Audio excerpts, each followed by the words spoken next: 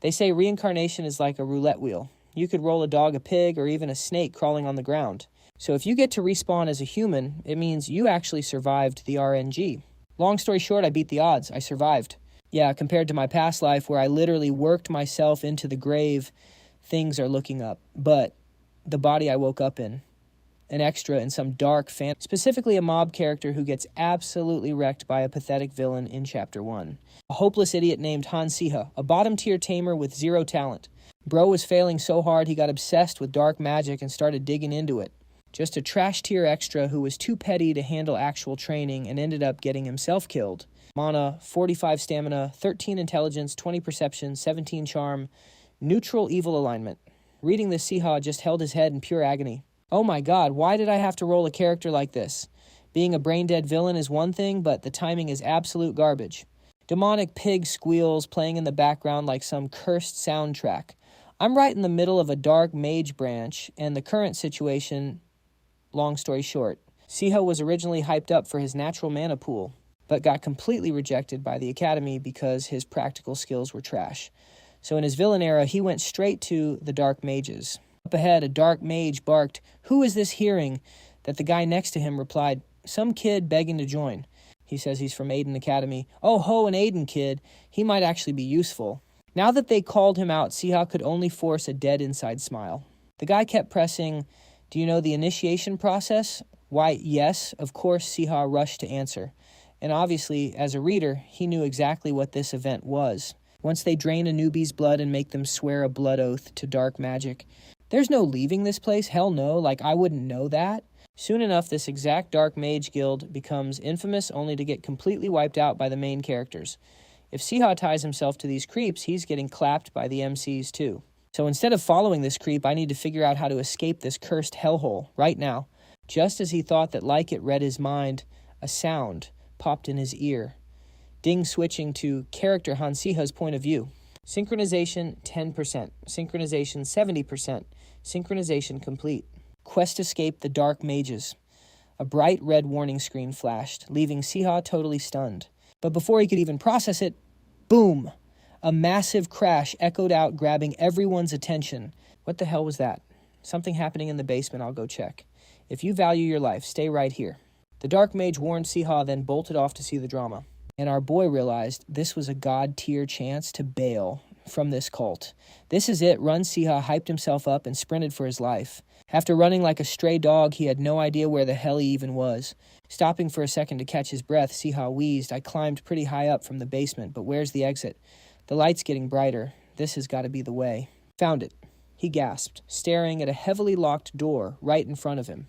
But right at that moment, just a few steps away, voices echoed. Siha instantly ducked behind a stone pillar to eavesdrop. "What's going on down there?" someone asked. "Some kid just escaped from the basement, said he was from Aiden Academy. Think he's a spy," the other guy guessed. Siha peeked his head out, realizing the two guards had already left. Ignoring them, Siha pushed the door with everything he had, but with his weak-ass stats, it didn't even budge. "Are you kidding me? It's literally stuck." He shivered, then took a step back. "Use your brain." In this situation, the only thing I can trust is my memory. Even a trash character like Han Siha can do that much. I gotta think, actually Han Siha had zero talent for light magic, but he was born with an absolutely cracked mana pool. He just didn't know how to use it, meaning I just need to control it.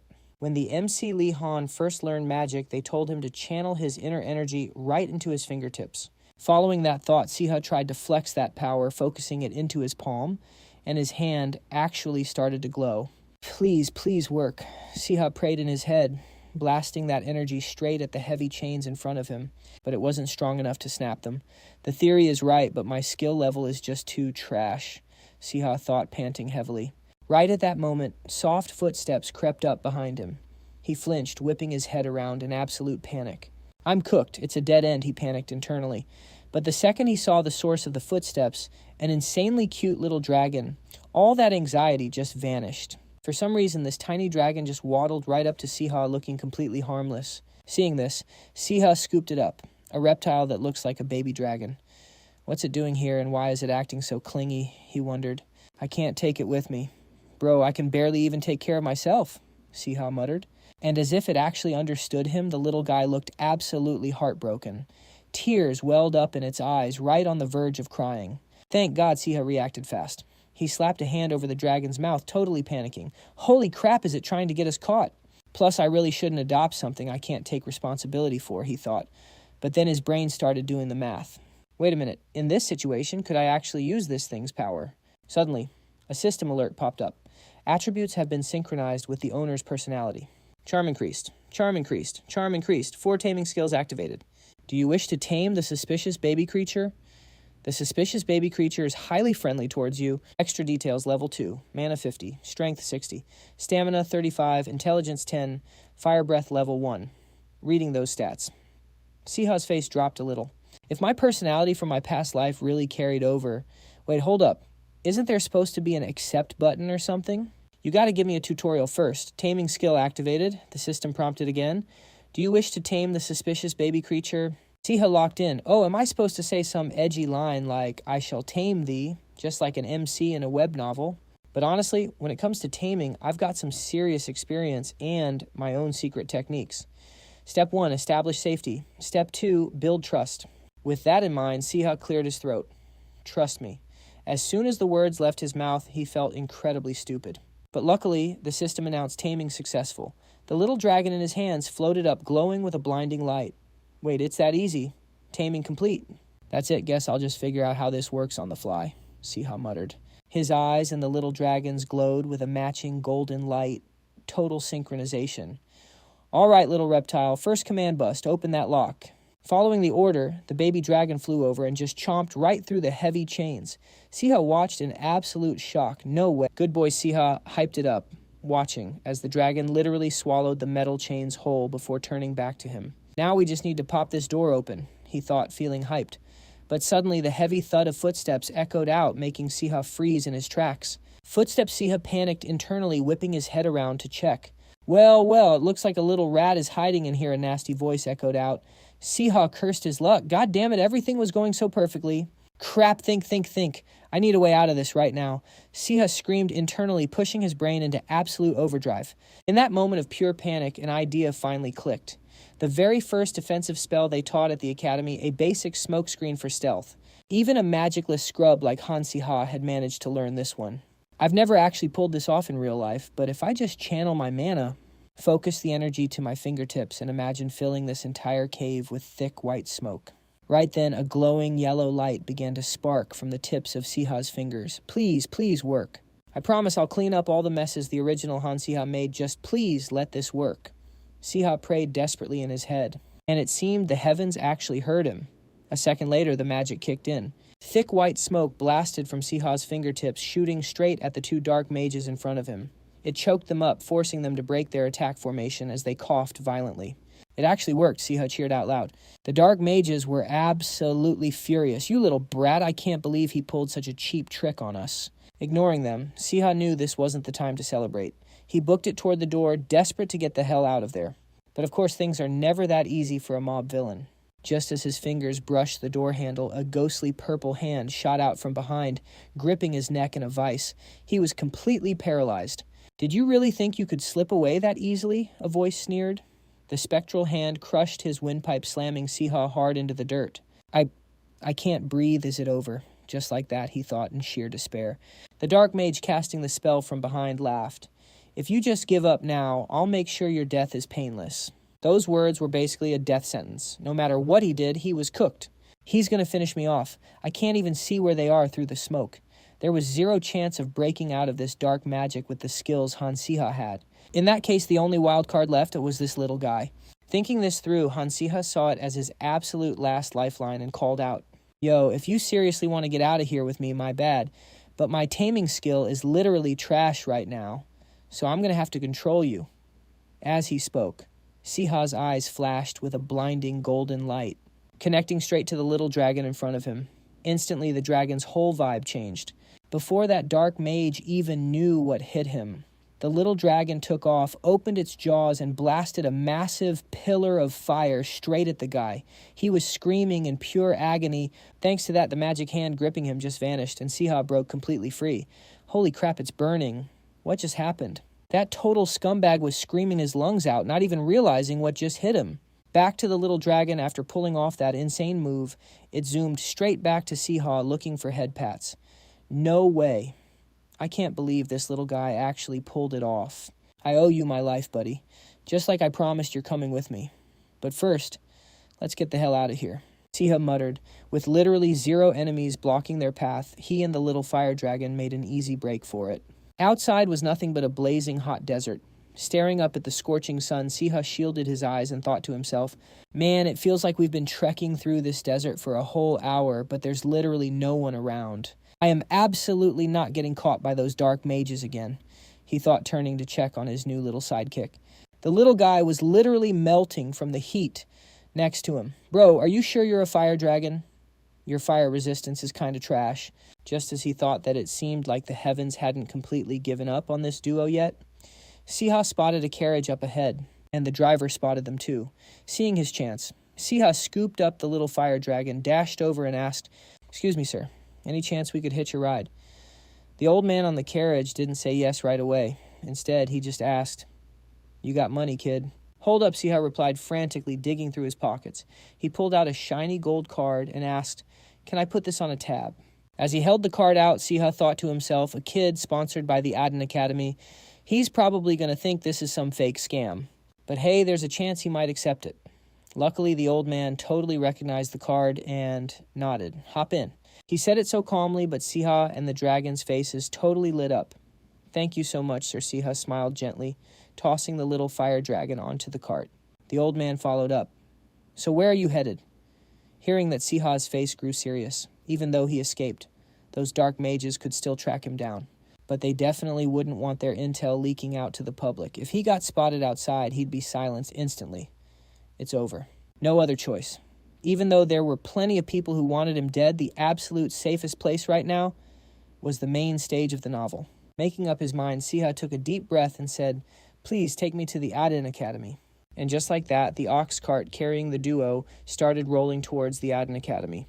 Cut to the academy's main gates. A woman's voice rang out. Honestly, every time I look at it, it's just breathtaking. This gorgeous woman was none other than the second-year associate professor of Adden Academy.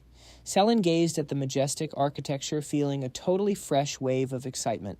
Luxurious marble floors, elegant chandeliers, even the vibe coming from the student uniforms felt prestigious and OP. But what the heck is that? She just stood there, completely dumbfounded, frowning hard at the sight. Following her gaze, there was a dude literally rolling onto campus in a beat-up ox cart, covered in dirt, super messy, completely radiating broke energy. In this sacred academy, how is there such a completely unrefined student? She was absolutely shell-shocked. Professor Selin rubbed her chin, thinking, who on earth is trying to wreck the prestige of Adden Academy on the literally first day of the semester? The more she thought about it, the wider her eyes got as she squinted to see which student had the absolute audacity to pull this off. Then she saw Siha clumsily trying to stuff the little fire dragon into his shirt, and it all clicked. Ah, it's him, isn't it, Han Siha? The kid who literally can't control his innate magic and is one step away from getting expelled, she thought to herself. Meanwhile, back to Siha. He could feel someone staring daggers at him. Who's that? She looks like an academy professor. Siha gave a quick, awkward bow and nervously asked, Am I late? Just a bit? Selin replied coldly, her inner voice already judging him. If it were anyone else, I would have yelled at them on the spot. But I seriously do not have the time to deal with a total failure like him. Whatever he's trash anyway, not worth the headache. That kid gives off totally creepy vibes. There's literally a rumor going around that he practices dark magic every night with life-sized dolls. Nah, getting involved with him is a terrible idea. With that in mind, she just lightly tapped Siha's shoulder and said, hurry up and get to class. Siha flashed a bright smile. Thank you, Professor. I'll make sure to be early next time. And with that, he bolted towards the building. That smile literally caught the professor off guard for a second. All right, it's the second year now. The vibe actually feels totally different, she thought to herself. Cut to the lecture hall. Just like always, the absolute second Siha walked in, he was hit with the ultimate judging stares from every single student. Yo, it's Han Siha. Still looking creepy as ever, I heard he literally rolled up in a junk cart today. Damn it. Why is he here on the first day of the semester? Did he seriously not drop out yet? Siha just kept to himself, while the rest of the class immediately huddled up to start gossiping. Wait, is that Han Siha bro really showed up late on the first day of the semester? Well, at least he beat the professor here. How did he even advance? Wasn't he supposed to fail out, bro? Probably begged on his knees to pass, they whispered among themselves. Little did they know Siha heard every single word. Honestly, he was just as curious about this Han Siha guy. Maybe his rich family bribed someone, or some professor actually saw his absolutely broken magic potential and wrote a recommendation. Either way, he barely scraped by into the second year. Siha thought, whatever, who cares? I just need to figure out how to survive in this totally wrecked novel world. He shook his head hard to snap out of it. While waiting for the professor, Siha locked in on his main goals. All right, let's break down the survival plan into 2 steps. Number 1, just live a quiet, peaceful life. Han Siha was a third-rate trash villain, violent, completely useless, and fated to get brutally buried alive by the main characters later in the Academy arc. The craziest part, the exact reason for his death wasn't even written. He just died because, well, he was the bad guy. That's honestly terrifying since I don't even know what triggers my death flag. So laying low is the only play. I'd rather work myself to the bone twice over than get buried alive. Number 2, safely graduate from the academy. Why? Because I still need to make a living in this crazy world. The original Han Siha came from serious money, but his absolute trash behavior got him completely disowned. A diploma from Aiden Academy is basically my golden ticket for a comfy retirement. Aiden Academy grads are literally top tier. Rich merchants would actually drop to their knees and throw bags of cash at them just to hire them. Instead of getting tangled up in the main cast's drama and getting myself cooked like in the original story, I'm just going to be a totally average background character. Just quietly dodge every single death flag that pops up. Thinking this, Siha clenched his fist, completely locked in. But right at that moment, bam, the door swung open. A man stepped into the room. The second they saw him, the students instantly chorused, "Good morning, Professor." Then the room dropped into nervous, panicked whispers. Wait, is that Professor Green? He's taking the second years. Looking at the man's face, Siha knew with 100% certainty. It was definitely him, the man in charge of the second-year placement exams, Professor Green from the magic department. I heard his exams are absolute hell. Just look at his aura. It's terrifying. Someone whispered in fear, making Siha crack a strained, wide grin. All right, now I remember. Professor Green's exams were so insanely brutal that even the main character Li Han struggled, Siha thought to himself. Back to the professor. He slammed his cane against the floor and barked, "Silence." This year's second-year class is quite impressive. I've already spotted a few standouts. Well, Siha thought with a smirk. That's because the entire main cast is in the second year. But with the class level being this cracked, surviving was going to be pure hell for Han Siha. His spot in the academy was already hanging by a thread. Aiden Academy, a brutal 6-year training ground for students aged 14 to 19, famous for having an insanely ruthless curriculum. Because of that, the competition was absolutely cutthroat, turning the whole place into a massive survival arena. Only 10% of the students actually graduate with decent grades. Siha let out a heavy, depressed sigh. This is ridiculous. How am I supposed to compete against literally broken main characters? In the original novel, Han Siha used dark magic to power level. But since I'm trying to live a quiet life, using forbidden hacks like that is completely off the table. Oblivious to Siha's inner panic, Professor Green continued. Of course, there are also students who fall completely below the standard. Starting from the second year, incompetent dead weight will be dropped. He casually glanced over at Siha, basically throwing the shade right at him. Siha definitely caught that look. Wait, did he just glare at me? Brushing it off, Professor Green announced, "I will now reveal the schedule for the placement exams." He slammed his cane into the floor again. Instantly, a glowing, translucent paper materialized in front of the students. It stated, "Choose 3 subjects and complete both written and practical exams." Staring at the prompt, Siha thought to himself, whoa, he just projected an announcement using illusion magic. An illusion this insanely precise. Is this really the standard magic level at Aiden Academy? Wait, more importantly, students were free to pick their own exam subjects. Does that mean anyone can just pick what they're good at for an easy pass? But Siha quickly shut that thought down. Hell no, there was 0 chance Professor Green's exam would be a free win. Right on cue, Professor Green elaborated. Now listen closely regarding subject selection. Every single subject has a strict capacity limit. It is strictly first come, first served. The order in which you pick will be decided purely by random draw. He casually pulled out a raffle box, leaving Siha absolutely speechless. Are you kidding me? a literal raffle box at an elite magic academy. That is so incredibly scuffed, but from Professor Green's twisted point of view, nothing in the world was fairer than pure dumb RNG. I will personally be drawing the balls with your names today to determine the drafting order. He reached his hand deep into the box while the entire class watched in pure anxiety. Siha let out a heavy sigh. Are we seriously leaving my entire future up to a gotcha roll? Since my magic knowledge is basically zero, I absolutely need to get picked first to snag an easy class. Otherwise, I am completely cooked. Damn it, I literally almost died just trying to dodge those crazy dark mages. Back to Professor Green. He pulled a ball from the box, read the name, and announced, the very first student to pick is Han Siha. He spun the ball around, flashing the name to the entire dead silent room. With that, his piercing eyes locked dead onto Siha. You are Han Siha. Are you not caught totally off guard? Siha scrambled to his feet to answer. Oh, thank God I am saved. He breathed a massive sigh of relief. Right after a system screen with a course list popped up in front of Siha, waiting for his selection. Now this was the perfect time for Siha to flex his real-world experience. Since my mana control is literally garbage right now, I'll skip the practical combat classes. Let's see. Dropping the ones that weren't in the original novel, and definitely dodging anything that looks like a headache. Bruh, why are these class names so ridiculously long? Scrolling down, Siha spotted a class called Hydrology and Ritual Studies. Sounds sweaty, but honestly, it's the easiest one on the list. Plus, it's pure theory. If I just memorize the textbook, I should survive. Without a second thought, Siha instantly locked it in. What he didn't realize was that the other students were already snickering behind his back after seeing his pick. Bro, he actually picked Hydrology no shot, just let him cook. He's basically lowering the curve for the rest of us. Thanks for the free A, loser. Ignoring the trash talk, Siha stayed totally chill, scrolling for his next target. If they knew what the original Han Siha was really like, they'd definitely act exactly like this. I just need to snipe my last two classes and lay low. Scanning the list one more time, his eyes suddenly locked onto something. Hold up.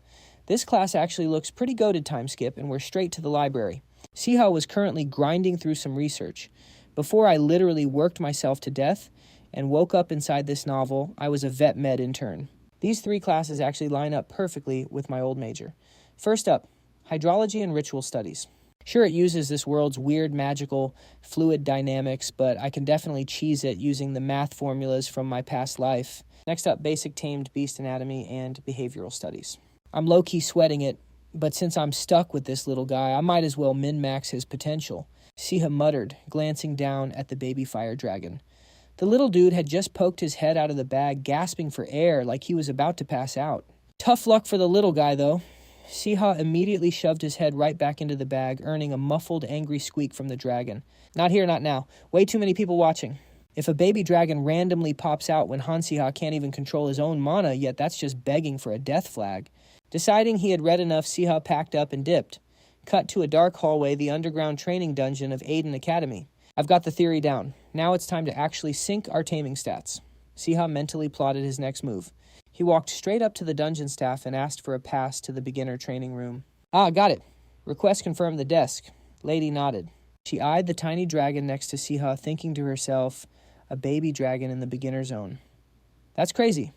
Please state the names of both party members entering the dungeon. She requested. I'm Han Siha, second year, and this little guy's name is, It suddenly hit him. He literally had not named the thing yet. He looked down. Wait, what is your name again? The baby dragon, who was busy scratching its ear with its hind leg, just stared at him blankly. Siha stared back. Bro, why are you looking at me like I'm the crazy one? Wait, you want me to name you? The little dragon let out a tiny chirp of agreement, and somehow Siha perfectly understood the vibe. You want a badass name, huh? Since you are a dragon. How about Longari, Siha muttered. The dragon immediately hit him with a look of pure disgust. Catching the attitude, Siha pivoted. Okay, what about Carcharodon Taurus? That was literally peak naming. Back in my day, he beamed. Absolutely offended by his garbage naming skills, the baby dragon unsheathed its razor-sharp claws, ready to absolutely wreck him. Seeing its glowing red eyes, Siha immediately backed down. Okay, nah, to that one too. Man, you are picky. All right, how about the Basilisk? The second it heard that name, the fierce dragon turned into an absolute puppy eyes, sparkling with hype. The mood swing was giving Siha whiplash. The crazy part is that you actually understand me? Siha thought, turning back to the desk lady. Watching them finish their little debate, she spoke up. All right, I will register him as Basilisk. The room cap is 2 members, and there is currently 1 other person inside. Also, we offer free weapon rentals for all students. She pointed to the weapon rack on the wall. One glance and Siha knew this gear was absolute trash. Man, these are horrible. But hey, free is free. Beggars can't be choosers right now. I will take whatever I can get. With that, Siha casually grabbed a basic shield and a wooden club. He nodded at her. I'm good to go. Opening the gate to the beginner training room, now 2nd year, Han Siha. You may enter, she said. The moment she spoke, the massive gate in front of Siha glowed to life. Stepping through the portal, he instantly found himself standing in the middle of a forest. Siha's eyes went wide. The graphics were completely insane. No way this quality is actually cracked. Pushing deeper into the woods, Siha immediately spotted a bunch of colorful jelly cubes bouncing around. Slimes. Total low-level mob trash. But we take those. But did they really have to make it look this cheap? He sighed, turning to his pet. Anyway, Basilisk, look at those blocks over there. Now we're going to blow them wide open, Siha said calmly, making the tiny dragon shake like a leaf. Or, well, at least for now. But 3 seconds into the fight, its whole vibe flipped. It was like the dragon instincts inside Basilisk had awakened. The timid creature was completely gone. It was totally in its element. That works, Siha said I should get some training in too.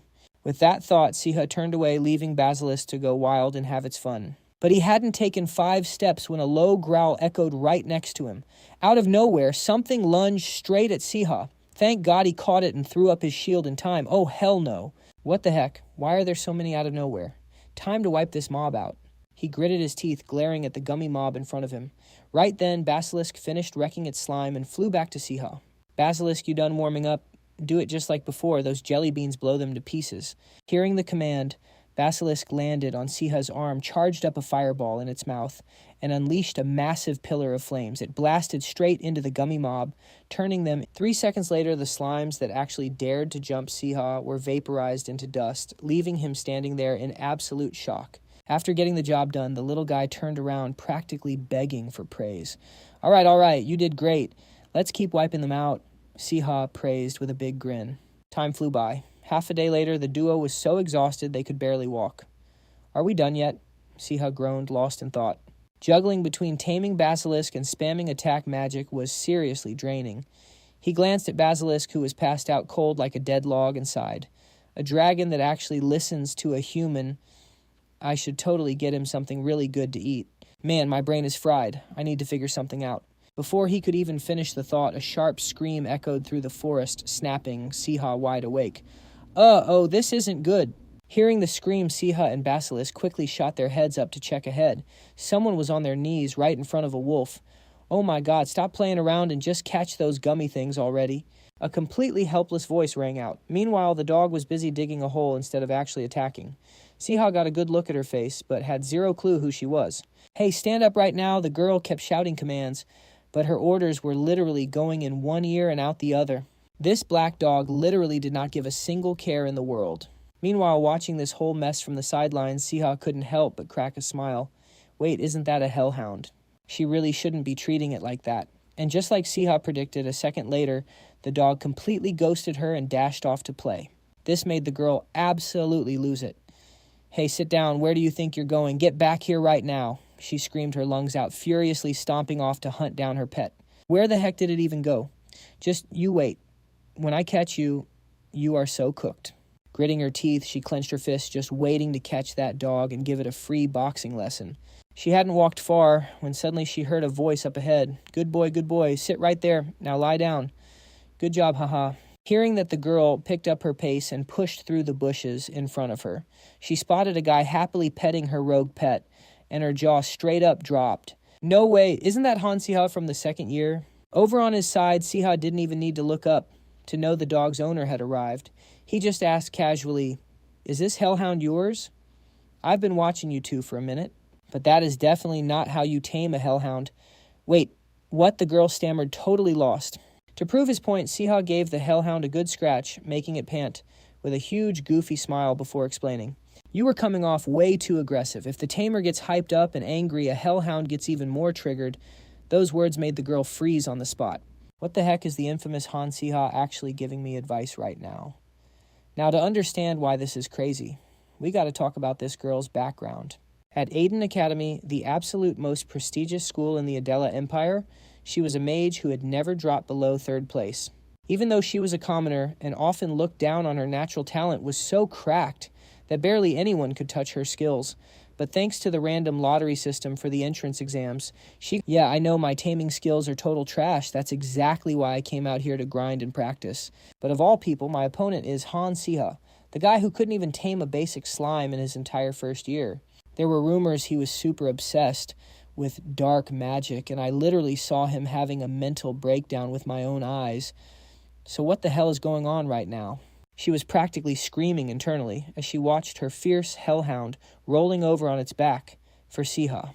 Unable to hold back her curiosity, she blurted out, "How exactly did you even do that?" Siha just shrugged it off calmly. "It's really simple. Anyway, looks like he's chilled out now. You can take him." Hearing that, she awkwardly scooped the hellhound into her arms, not forgetting to mumble a quick, "Thank you." She sounded pretty embarrassed, but Siha didn't care at all. He just tilted his head and asked, "But why pick a hellhound anyway? That's way too hardcore for your first taming class. It's a high difficulty monster, which means the reward points for it are going to be massive. I have to secure 1st place in the basic taming exam," Adela explained. But for some reason, Siha just casually blurted out the most random thing. "Oh, I just figured you were really into mud baths." The second those words left Siha's mouth, Adela's eyes snapped up, glaring at him like an absolute demon. "Are you kidding me? Has this Han Siha guy always been this much of a jerk? He's a noble, but he's talking to me like a totally normal person, even though I'm just a commoner. And what in the world is that thing next to him? Is that a baby dragon? He's just a 2nd year and he's already tamed a dragon and takes it everywhere. This is not the Han Siha I used to know." I ended up tagging along with Han Siha, but honestly, it's not half bad. I might actually pick up a few tips on taming a hellhound. Thinking this, the two of them suddenly stopped. Adela turned to him and asked, "Is this where you were hanging out earlier?" "Oh, yeah," Siha quickly replied. She brushed aside the branches blocking their view, only to find a massive swarm of slimes that had been gathering forever. Looks like they totally respawned after being nearly wiped out. "So this is the training ground, watch. Closely, 1 shot is all it takes." Saying that, Adela drew her sword. The slimes instantly took that as a threat, completely aggroed. The whole mob rushed to attack Adela all at once, seeing that she pulled her sword back, shifting right into a baseball batting stance. The second the red slime stepped into her strike zone, she swung her sword with insane force, sending it flying backward like a literal cannonball. The hit was so powerful it carved a massive trench straight into the ground. Siha watched that insane display of power, staring ahead in absolute shock, muttering, "That is totally broken. Do you have some weird fetish for burying things alive, or should I just bury you right along with them?" Adela snapped angrily, "Whatever." "Good. Let's go, Basil," saying that she and her familiar turned around to leave. But right at that moment, a slime launched a sneak attack at Adela from her blind spot, only to explode midair. The one who pulled the trigger was, of course, Siha. It was sneaking up right behind you. Siha's warning made Adela a little embarrassed. "I obviously knew that already," she shot back. But in her head, she was panicking. "I honestly had zero idea a monster was sneaking up on me. The accuracy of that bow magic just now, that's definitely not the level of a total noob. Who on earth is this guy, really?" Suddenly, the sky above them turned pitch black, putting them both on edge. "Has this trap always been in the dungeon?" Siha asked. Adela was just as clueless. "I'm really not sure." The ground beneath their feet began shaking violently for no obvious reason. Meanwhile, in another location, a panicked staff member rushed right into the principal's office. "Principal, it's an emergency." Something's completely wrong at the beginner dungeon training ground. Hearing that, the principal immediately shot up from his seat. "Oh no, is it a magic system error? Who's currently inside the dungeon?" The staff member instantly reported, "It's the 2nd-year students, Adela and Han Siha, sir." The principal's face grimaced, and he gritted his teeth. "This is really bad. If it's Adela, she might be okay. But for Han Siha, it's probably already too late. Complete trash with zero talent and absolutely nothing to offer. He stands zero chance of surviving a glitched dungeon. If an error occurs in the dungeon's magic formula, the monsters will become abnormally massive and insanely stronger than the dungeon's actual rank. Han Siha's survival chances are literally zero. We'd better prepare for the worst," he stated coldly. Cutting back to Sia's group exactly as the principal predicted, after the dungeon glitched, the normally tiny and weak slimes suddenly mutated into absolute giants. They became incredibly tough to handle. The duo was now completely surrounded by several oversized slimes. They had managed to take down a few, leaving huge piles of disgusting goo all over the ground. Wherever the goo landed, the grass immediately started smoking black, making Adela's eyes go wide in shock. Look at how those glitched slimes are scorching the grass pitch black. No matter how many I wipe out, they just keep endlessly respawning. When I get out of here, I swear I am never touching slime salad ever again, she screamed. Meanwhile, standing behind her, Siha heard the words, slime salad, and cringed a little. He looked at the girl's expression beside him and thought, even though we're literally getting mobbed by slimes, she looks weirdly perfectly fine. Her taming skill is only at the basic tier, but she's casually dropping high-tier magic. Could her true identity be an earth mage destined to become the grand mage Adela? Siha secretly theorized in his head, but quickly shook it off, denying it. Nah, no way. That fierce Adela wouldn't be struggling in a beginner training ground like this. Plus, earth attributes are pretty common anyway. Most importantly, unlike in the original story, she actually seems like a really nice person. Sure, she can be a little cranky, but she hasn't looked down on the famously trash loser Han Siha, so she's definitely a good person. Right, he questioned himself. But right while Siha was deep in thought, Adela turned and complained, "Why are you just standing there, nodding to yourself, instead of actually fighting? You're being totally creepy right now." Hearing that, Siha snapped out of his daze and replied, "It's nothing, I was just calculating the time. If we count from the moment we entered the dungeon, it's got to be over 3 hours by now. But why haven't we heard anything? Do they seriously not know we're trapped in here?" Siha said this while looking up at the sky, observing their surroundings. To that question, Adela explained, "If you think about it, only about 30 minutes have passed outside, so there's literally nothing we can do. They designed the time inside the dungeon to flow slower than the outside so we could get proper training in." Oh crap, so that's how it is. Siha cursed under his breath, putting the pieces together. So even if they realize the situation and come save us, we still have to hold out for a few more hours. But trying to survive like this honestly felt impossible. Turning to Adela, hearing Siha casually dropping all this bad luck talk, she couldn't hide her irritation. "What? Hey, why are you jinxing us right now? You just want to sit here and wait to die, or what?" "Hell no." "Hey, buy me some time," Siha requested, completely confusing her. Buy time for what exactly, she asked back. But the main character had zero intention of over-explaining. "You'll see. Just keep these slimes from getting any closer. Won't take long." With that, Siha dashed ahead. That vague-ass answer had Adela absolutely fuming. "Hey, you want me to solo all these slimes by myself? What the hell are you going to do? Hey, Han Siha, are you even listening to me?" Hearing her shout, Siha kept walking forward, not even looking back. Getting ghosted like this pushed Adela's patience to its absolute breaking point. "If you can't fix this after I burn through all my mana to buy time, you are cooked," she threatened. Siha just shrugged it off. Honestly, she wasn't a bad person. There was no way a girl like her could be the ruthless Adela from the lore. Beside him, the little guy Basilisk let out a few squeaks like he was asking for orders. "Chill, I've got a plan." Clearing a bugged dungeon was literally part of the original plot. This was the exact episode meant to highlight the massive skill gap between the main character Li Han and Han Siha. In that specific scene, Han Siha tried a certain strat, but ended up failing miserably. Thinking about this, Siha pushed aside the bushes in front of him and cheered, "Found it." He grabbed a handful of herb-looking weeds and ordered his little buddy Basilisk, "Round up every single vine that looks like this and bring them right here." Hearing the command, the little dragon Basilisk flapped his wings and zoomed off to do the quest. This was exactly the strat Siha planned to use to wreck this problem. Han Siha used this exact method and got dragged by the readers for the rest of his life. But honestly, I don't think Han Siha was that trash. With that thought, he gripped the vines tightly and headed back to Adela. While Siha was plotting his move, Adela was fighting for her life against the massive slime monsters.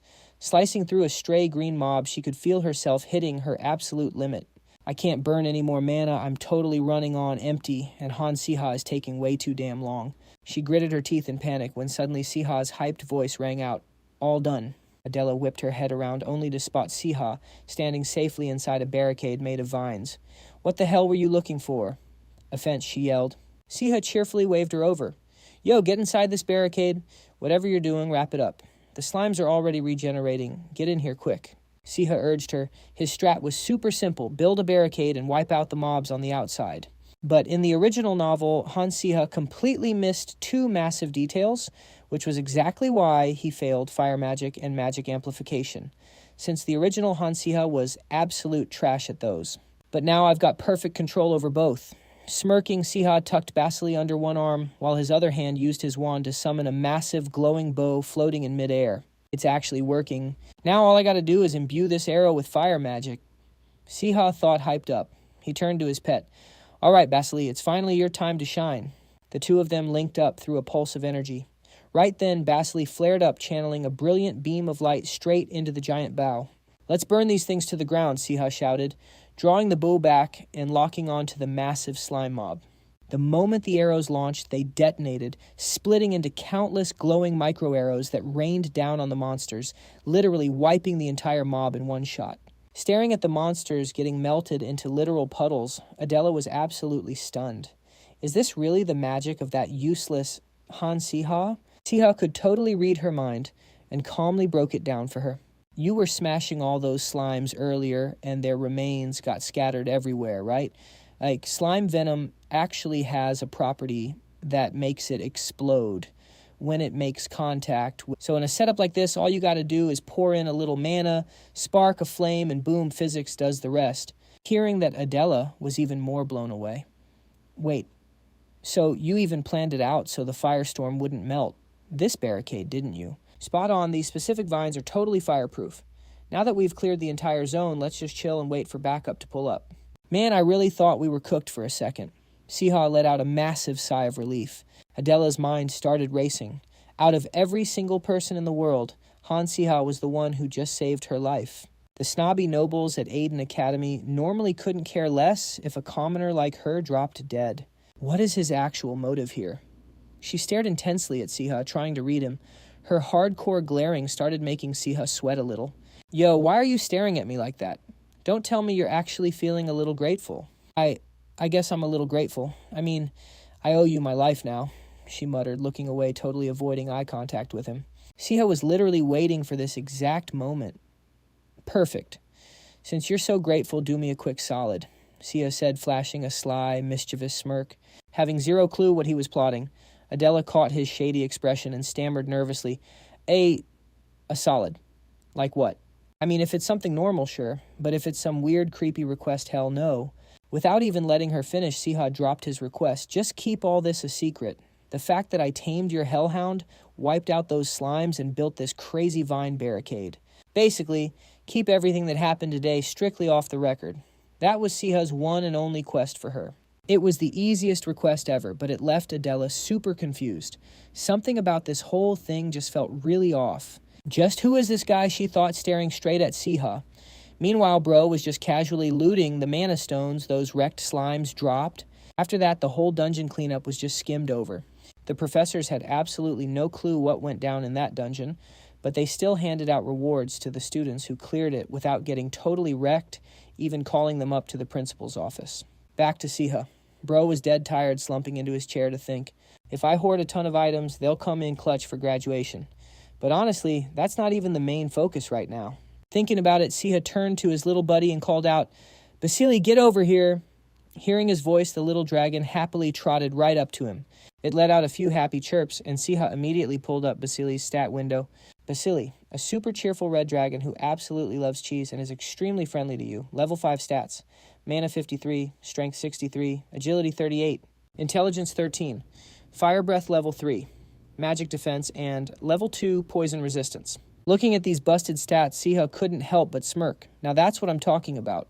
His Fire Breath skill leveled up big time after spamming it in the dungeon. Plus he got Poison Resistance. That skill definitely popped up after fighting those glitched slimes. Thinking about it, Siha remembered where Basilisk came from and felt a bit uneasy. Man, I have zero clue what those dark mages were actually raising down in that basement. But this little guy isn't just any dragon, he's a baby dragon with absolute peak potential. Insane growth rate, perfect breath control, and a massive mana pool. He's literally a broken monster in every single way. And now he's in my hands, I've got to raise this little OP beast right.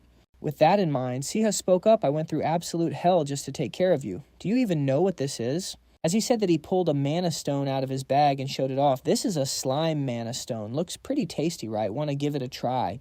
He smiled, trying to bait the little guy while thinking, but in the original plot, this item is seriously OP.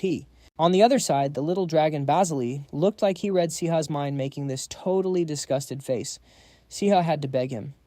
Why not? It's actually fire, just try it. You won't know unless you take a bite. Come on, just try it, bro. Of course I haven't tried it either. Hell no, I wouldn't eat that even if I died, Siha thought to himself. Hyped up by the bait, Basili glared at the magic stone in his hand with massive suspicion. Then, like giving his master one last chance, he squeezed his eyes shut and gulped the stone down. The second his tongue touched the stone, the little guy's eyes snapped open, like he just unlocked a whole new world. Right after his tiny belly made some really weird noises. In the end, Basili ran to the side and threw up everywhere. He was cooked. Siha watched this feeling low-key bad for tricking the kid. The taste must be absolute trash. But keep eating Basili's stats shifted. Poison resistance leveled up to rank 3. Mana went up from 53 to 54. The slime core is totally broken. It condenses slime abilities to boost the user's stats. Just eating one raises base mana. That usually takes forever to grind. He definitely noticed the buff. Siha smirked. What's up? You're hooked now, aren't you? Siha laughed, watching Basili dive straight into the bag, devouring the magic stones even though they tasted like straight garbage. The instinct for a power spike totally overpowered his taste buds. The sound of stats leveling up was as sweet as a bank notification on payday, Siha thought to himself. But before he could even think, there was a knock on the door, not even waiting for an answer. Adela kicked the door open and barged in. Han Siha. So this is where you've been hiding. Looking at her, Siha thought to himself, that short-haired girl, was she called to the principal's office for a reward drop too? Adela stepped up. Do you really not care at all? You literally soloed the whole thing. If you just let me take the credit for clearing those glitched slimes, I would have gotten way more loot. Hearing this, Siha just scratched his head. Did you really barge in here just to say that? I literally don't care, so could you lower your voice? My ears are ringing, he thought to himself. Staying alive is way more important than some item drop. An average student at Aiden Academy closing a glitched dungeon, and it's Han Siha, the guy who almost got expelled. That kind of info is too crazy. The rumors would go wild. People would start asking, did he use dark magic? Did he use some cursed item? Yeah, I definitely don't want to be famous like that. But seeing Siha's totally unbothered look, Adela snapped, if you're feeling guilty about it, forget it. I don't need your pity anyway. What is she even talking about? Siha was so confused, he thought for a second, then asked, guilty bro, I don't even know who you are. You don't know who I am. Are you kidding me right now? Adela yelled, looking completely dumbfounded. Siha was getting annoyed, too. Am I supposed to know who you are, so what's your name? I am Adela Stevia, she stated calmly. That answer literally made Siha's soul leave his body for a second. It took him a moment to process the info. Oh, I get it now, Adela. The only absolute genius mage from a commoner background, always ranked top 3 at Aiden Academy. The ruthless main character, the one who literally buried Han Siha alive in the original plot. Seeing Siha's shocked face, Adela teased him. So thinking about it now, do you know who I am? Hell yeah, obviously I know. She's literally the one who's going to end me in the future, Siha thought. Talking smack right in front of the girl who's going to dig my grave. Honestly, I'm surprising myself here. Am I speedrunning my own death right now? Adela wasn't thinking that deep into it. As long as she didn't feel guilty, it was fine. Do you ever look in a mirror? Adela asked. Look, she said dragging Siha in front of a mirror to prove her point. Just look at the state of you right now. I literally can't even imagine. Who walks into the principal's office to claim a reward looking like a total mess? In the mirror, the reflection of a dirty, unkempt Siha made him jump. What the hell is this? Why do I look like straight-up trash? Anyone would think I'm totally creepy. Wait, so people weren't avoiding me because they were scared, but because they were grossed out. Okay, gotta fix his hair first, Siha muttered. Time flew by, and soon it was the next day inside the academy classroom. Usually, Siha would just quietly slip into class, but today hit different. The whispers about him had completely flipped. Wait, that guy with that hair color, he's a second year, right? Is that Han Siha? Someone whispered, but got shut down immediately. No way that face belongs to that creepy Han Siha, right? He looks like a completely different person. Talk about a glow-up, another agreed. I can literally hear you guys, Han Siha thought with an awkward smile. Just then a red-haired dude stepped right into his face and sneered. Is this actually Han Siha? Did you get some polymorph work done? Come on, tell me where you got it. Good stuff is meant to be shared, right? The guy's tone was dripping with disrespect. Siha instantly recognized him, the red-haired commoner. Driven by his own inferiority, complex over his background, and painfully average talent, he used to bully the old Han Siha like a servant just to feel superior. Seeing Siha ignore him, the guy pointed a finger right in his face. What's wrong? Too shy to drop the details. Getting a fresh cut doesn't change the fact that you're totally pathetic. Listening to him yap, Siha's eyes flashed with pure annoyance. I don't want to talk to you, he replied coldly. What the hell did chopping your hair off make you lose your damn mind? He snapped, totally caught off guard. But too bad for him, the current Siha was not the Siha from the original plot. He had zero reasons to be scared. Is there any reason I should be playing nice with you? This guy's actually insane. A trash mob kicked out by his own family, only acting tough with his mouth. The bully yelled. To shut down losers like him, Siha instantly decided to show him who was really the boss here. Ah, there we go, Basili Siha muttered, unzipping his bag to let his little buddy out. He locked eyes with the red-haired punk. You got anything else to say? All around them, the rest of the students' jaws literally hit the floor the second they saw Basili pop out. A literal dragon? No way. It even looks like a red dragon. What the heck? How does a totally average student get his hands on something like that? They all huddled together, whispering like crazy, and the guy feeling the most humiliated right now, none other than the red-haired punk. Seeing Siha casually pull out Basili, the guy could only let out a super awkward forced laugh. Ha, ha, ha, I heard you got kicked to the curb by your family, but I guess you still got that heavy wallet, huh? You really think you can just throw money at a dragon and magically tame it? His voice was dripping with disbelief, and honestly, the rest of the class probably felt the exact same way. Catching on to this, Siha made up his mind. I was just going to lay low and live quietly, but that absolutely does not mean I'm going to let myself be some easy target. With that thought, Siha switched up his tone, dripping with pure arrogance and disgust. Hey, you stupid hick. Right on cue. The second the red-haired guy heard that, he completely lost it. What the hell did you just say to me? Seeing him absolutely raging, Siha chuckled on the inside. Bro is way too easy to bait. Just 2 words and he's totally losing his mind. Super effective. With that thought, Siha casually gave Basili a little pet and kept going. Even if he's a baby dragon, there's 0 chance he'd just sit this still if he wasn't actually tamed. Have you literally ever tamed a beast before? What are you scared he's going to bite you? Relax. I wouldn't go that far. Siha flashed a cocky smirk, making the red-haired guy literally grind his teeth in pure rage. Completely snapping, he started running his mouth. Are you out of your damn mind? You don't even know your damn place. But before he could even finish his rant, Siha cut him right off. If you've got a problem with me, let's just settle it right now. Let's use the opening exam results. We'll see who comes out on top. Siha suggested with a cheerful grin. If you actually manage to beat me, I'll literally bark like a dog for you. You bastard. Siha recalled the punk's earlier trash talk and just shrugged. Whatever. Now I just gotta wait for the day I get to watch that loser bark. He smirked to himself. Just like in his past life, he was an absolute pro at cleaning up the mess after starting a fight. The mad dog of the boarding school, that was literally his nickname back in his past life. Whenever he saw some totally unfair BS, he'd throw hands and never lose. Right at that moment, a mocking voice echoed from behind him. Yo, Han Siha, word on the street is you made a bet with Chris. Even if you miraculously dodged flunking out, do you honestly think you can actually beat him? I literally cannot wait to hear you bark like a dog. The brown-haired guy laughed. That cocky attitude made Siha's gaze turn instantly cold. Tsk. Isn't it the exact same story everywhere? The second a kid starts leveling up, all the haters come crawling out, he thought with an exhausted sigh.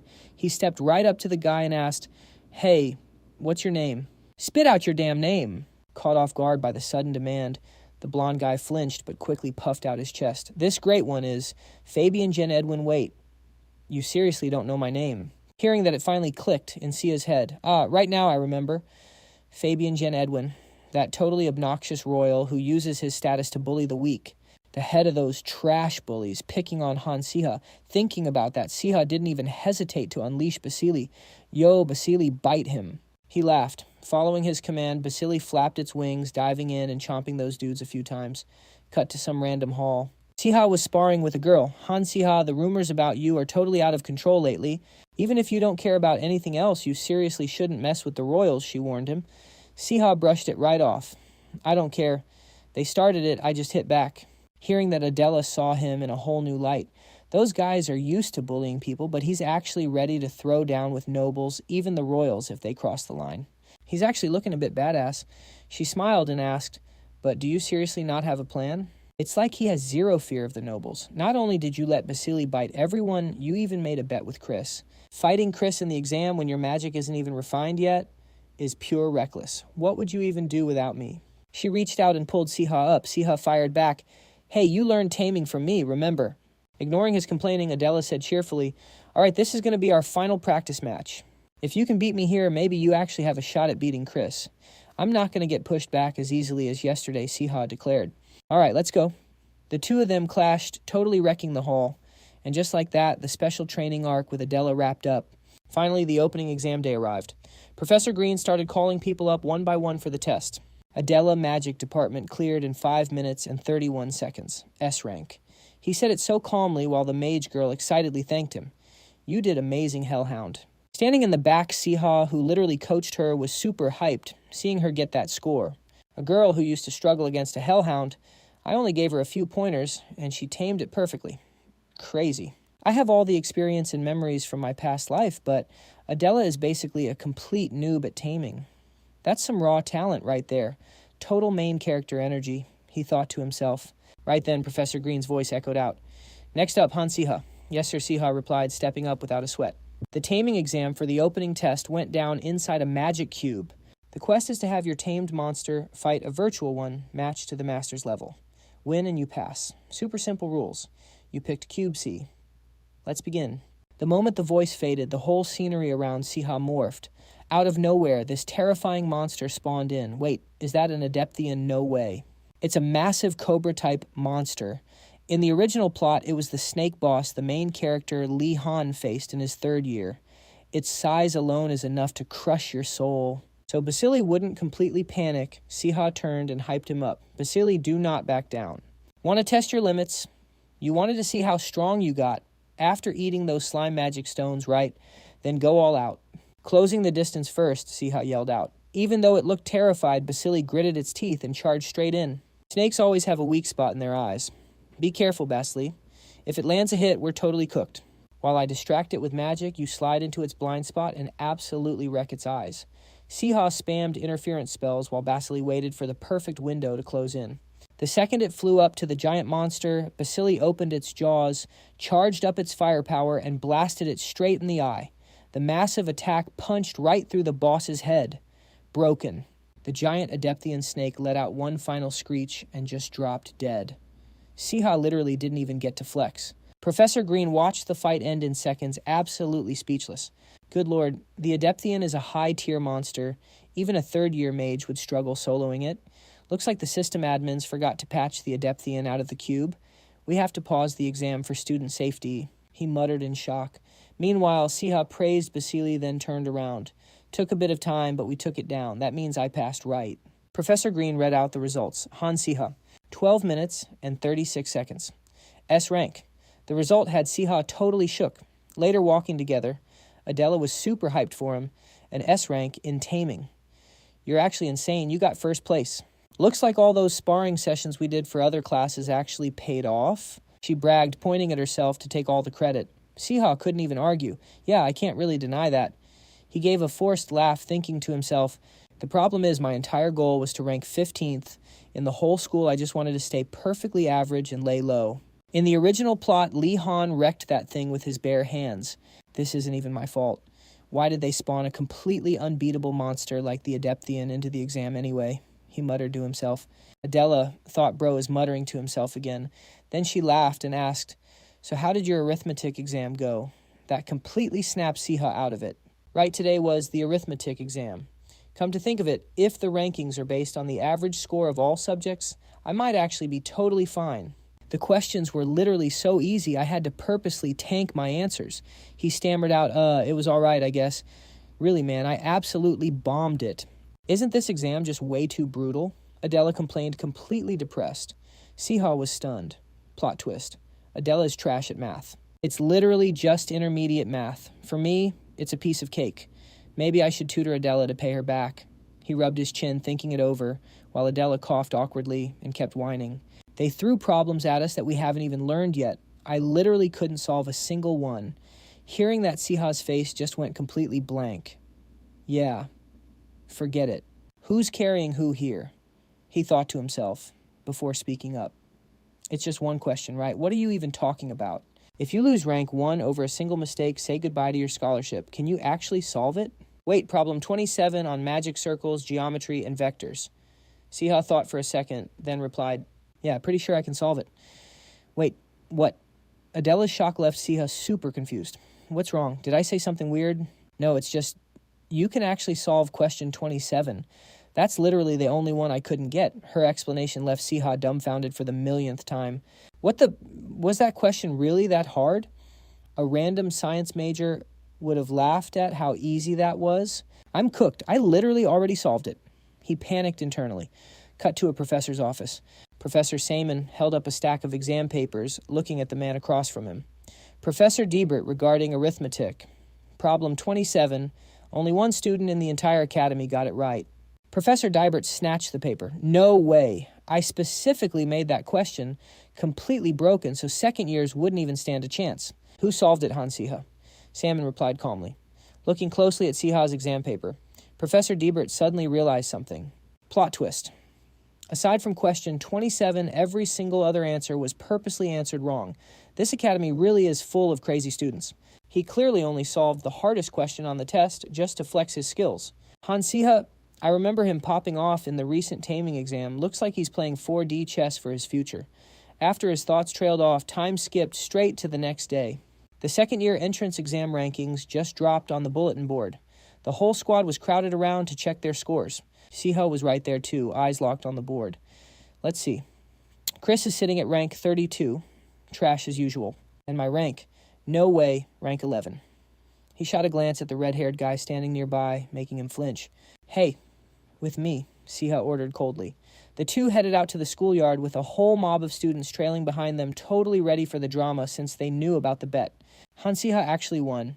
Damn that punk. Chris is totally cooked. Bro was always flexing and bullying people. I literally knew this was going to happen. Meanwhile, the red-haired Chris couldn't even muster up the courage to look Siha in the eye. Siha smirked. What do you think 1 plus 10 is, huh? 11, you second-rate commoner. Chris snapped back, making Siha just shake his head. Wrong, it's rank 11. Got it. Rank 32. Siha's absolutely savage flex made Chris grit his teeth. His face turned beet red from absolute embarrassment. Watching him seethe in pure, helpless rage didn't surprise Siha one bit. Seriously, though, Chris hasn't leveled up at all falling for bait that easily. Even though I hate the guy's guts, he's basically just a low-level mob who starts beef sometimes. I'm not some weirdo who gets off on making people bark like dogs in public. I need to milk this for all it's worth. With that thought, Siha flicked Chris right on the forehead, making him yelp. What the hell was that? Why did you just hit me? That wasn't part of the bet. If you think I'm going to actually act like a dog, you've lost your mind. Siha just thought to himself, whatever, I'll just call that payback for all the nonsense you've put me through. Siha totally cut him off. Zip it. Meet me in the abandoned club room down in the basement later. I've got a job for you. Dropping that, Siha just spun around and walked off. Even though he hated it, Chris had no choice but to follow him to the club room. Once inside, he snapped. Why did you drag me down here to save your face, idiot? Did you actually think I was going to make you bark like a dog in front of the whole academy? Is that some weird kink of yours? Siha shot back. Shut up. Then what exactly do you want from me? Chris ground his teeth. Before that, do you even know who my dad is? Siha asked. Duh. The absolute legend who founded the Aden Empire blood count Han Siha, the guy who literally wiped out the dark mages during the Black Magic War. Chris looked confused. Why are you even bringing this up, trying to flex your noble status on me? But unlike what Chris was thinking, Siha only asked because he genuinely had zero clue. Oh, right, that guy. Pretty sure he's got a massive villa out in the Kastika estate. Was Han Siha actually a trust fund kid? Siha finally dropped the quest. You've got connections everywhere, right? I need you to leak some rumors. Wait, rumors. What kind of rumors? Chris was completely lost. Siha whispered something that made Chris's face turn dead pale. Bro, what, you want me to actually go around telling the students that? Yep. And do it ASAP. And not just in our grade. The entire academy. Let it spread like wildfire. Got it. All right, I'm out. Siha casually walked out, leaving Chris standing there, thinking the guy had completely lost his mind dropping an insane request like that. Time flew by. Cut to a massive castle. Right outside the head of the family's office, a voice called out, Count, we just received a report regarding the young master from the Aden Academy. The man inside responded coldly. Come in. What's the status on my pathetic excuse for a youngest son? The man sitting there with absolute boss energy was Count Han Siha, the Blood Count. The butler bowed respectfully before answering. The situation doesn't look great, my lord. Although you've covered his tuition and room and board, you completely cut off all his other financial support. He's completely broke and basically starving. Tessu couldn't care less, keeping his eyes glued to his paperwork. And yet the kid's still breathing. Let him suffer. He needs a harsh reality check to fix his brain. If he ever dares to praise black magic in front of me again, I won't hesitate to end him myself. Even if he is my own flesh and blood, the butler quickly chimed in. Well, it seems his attitude has completely shifted. He actually scored higher on this exam than he ever has before. With barely enough to dodge dead last, Tessu scoffed, cutting him off. Actually, sir, he ranked 11th. The butler corrected him in a rush. The bombshell news had Tessu so stunned he literally dropped his pen. Seeing his absolute shock, the butler explained that the kid's reputation had recently taken a massive turn. According to the latest rumors going around Aiden, the young master is now known as kind, righteous, and incredibly handsome. Tessu's brain totally blue-screened for 3 seconds before a thought hit him. Did that brat blackmail someone into spreading these crazy rumors? Haha, hell no. The butler chuckled, totally shutting that down. He confidently confirmed that the young master was genuinely turning over a new leaf. Hearing this, Tessu actually had to stop what he was doing and give it some serious thought. Up until now, since the kid got mixed up with dark magic, I've been super strict and harsh, just trying to knock some sense into him. But if he's really changing, after mulling it over, Tessu finally spoke up. That's actually great news. After all, he's the only one who can inherit the Kastika estate. The magic department. If that boy gets assigned to the magic department at the upcoming promotion ceremony, I'm restoring his entire allowance. He said it cheerfully, thrilled to see his trash-tier son finally stepping up. Meanwhile, back to Siha, who was currently standing in front of some random kiosk. Turns out this was a literal ATM designed specifically for magic stones. Not caring about the machine right now, Siha was practically shaking as he gripped his bank book and thought to himself, looking at my exam results, I heard they were actually refunding some of my cut allowance, so I had to go check. With this kind of cash, I'm set for the whole semester. Count Hansu is all about his pride and honor, so getting Chris to spread those good rumors totally paid off. I knew I was an absolute genius. The more he thought about it, the more Siha was internally screaming with joy. And right as he was shaking with excitement, Adela's voice cut through the air. Han Siha, what the heck are you doing? Get to the auditorium. It's time for the promotion ceremony. Hearing that, Siha quickly shoved his bank book away and replied, Oh, right. Following right behind Adela, he took a moment to go over things in his head. Here at Aiden Academy, once you become a second-year student, you get sorted into a department that matches your abilities. The magic department, that's the one dealing with a massive range of magic skills and tons of hands-on combat practice. The natural sciences department, that's where they mix magic with research experiments and pure science. Third is the theology department, combining magic with spiritual abilities like prophecy and fortune-telling. And finally, the necromancy department, the literal only place in the entire Aiden Empire where you can legally study dark magic, totally specializing in combat. Meanwhile, inside the auditorium, all the students were already lined up perfectly. Up on the stage, Principal Ernest's voice echoed through the room. Second-year students, welcome. We will now begin the promotion ceremony. When your name is called, please come up to the stage and place your hand on the magic dice.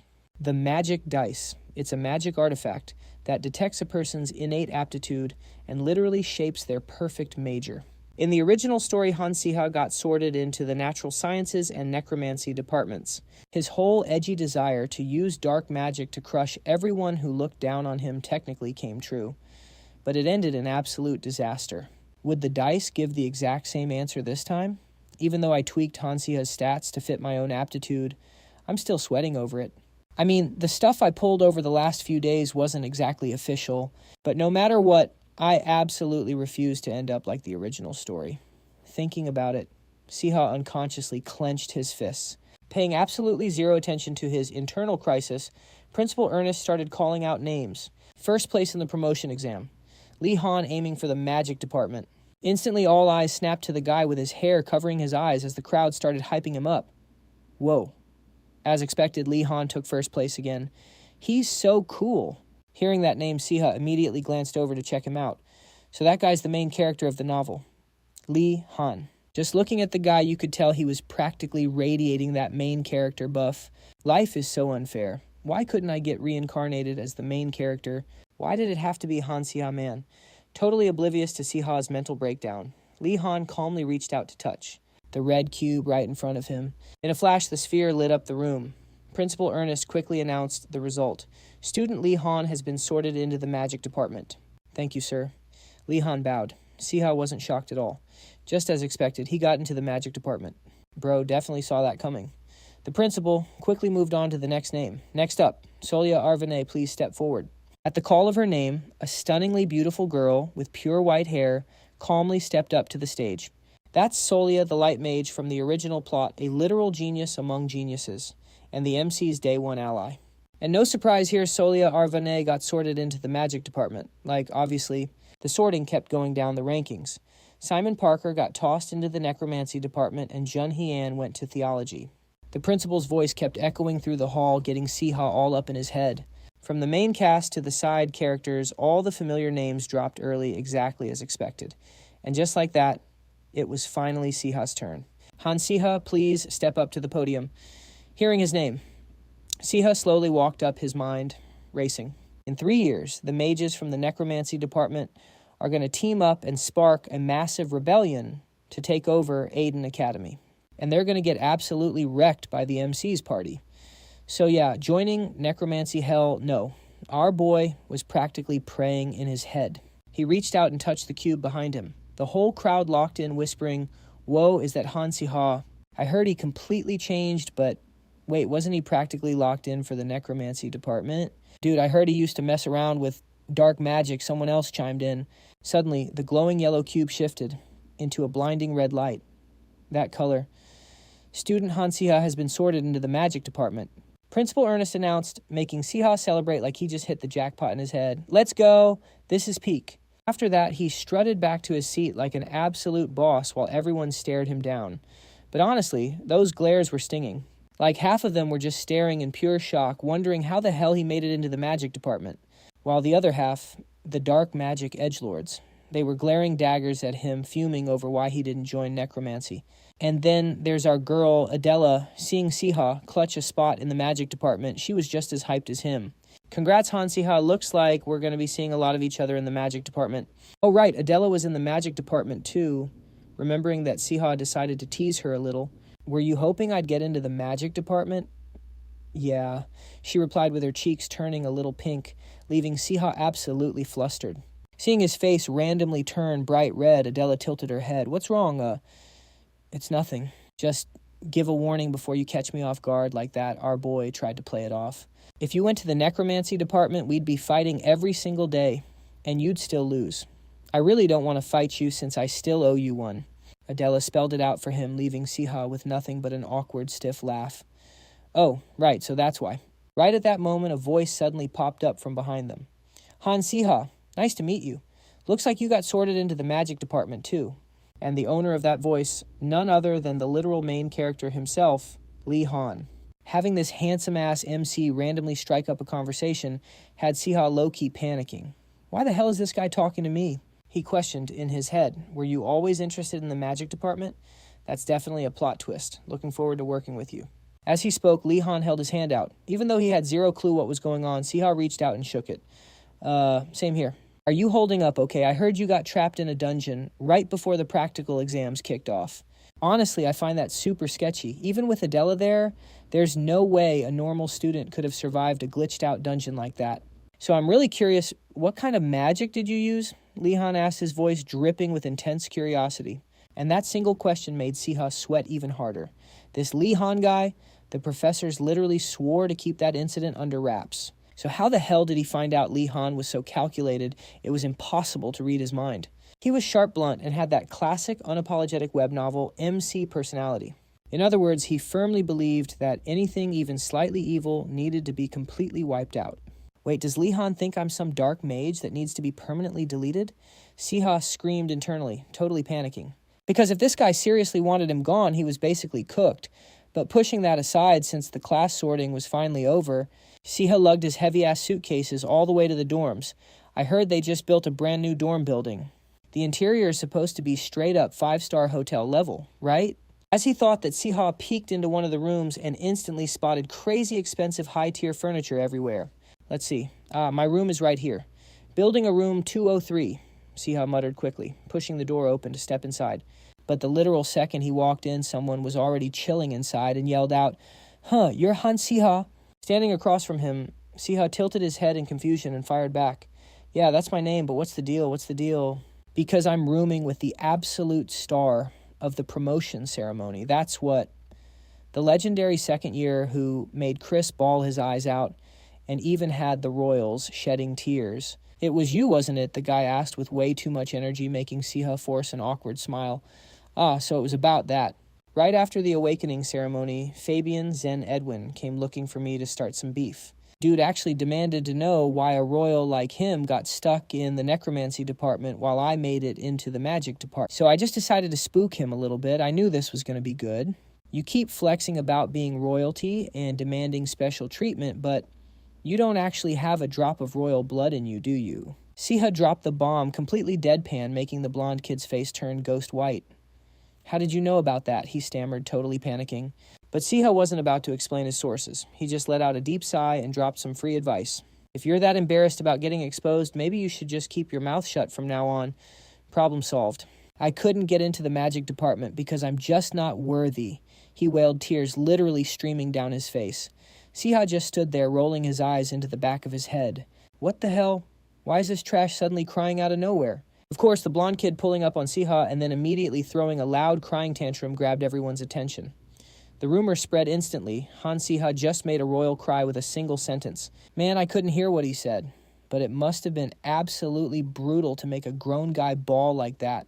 All those whispered judgments flew straight into Siha's ears, making him want to smack the living daylights out of the crying idiot in front of him. "Fabian, you absolute trash. My master plan was to lay low, be a model student, and graduate safely. Is everything about to go up in flames now?" Our guy was literally screaming internally, letting out another heavy sigh as he snapped back from the memory. Back in the present, the orange-haired guy finally spoke up to introduce himself. "Oh, right.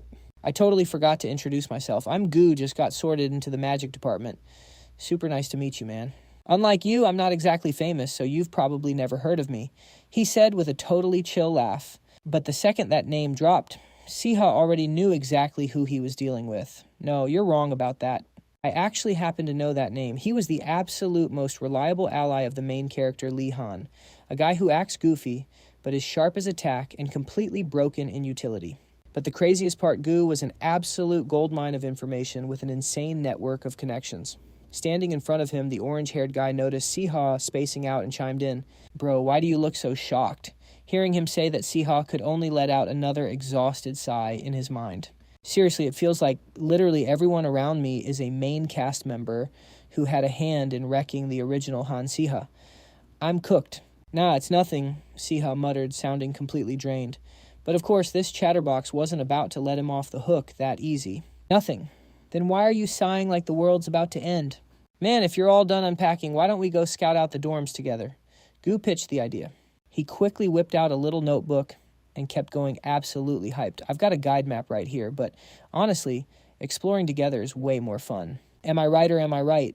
Looking at the guy literally glowing with golden retriever energy, Siha knew straight up, if he said no, his ears would never know peace again. So he just threw in the towel and caved.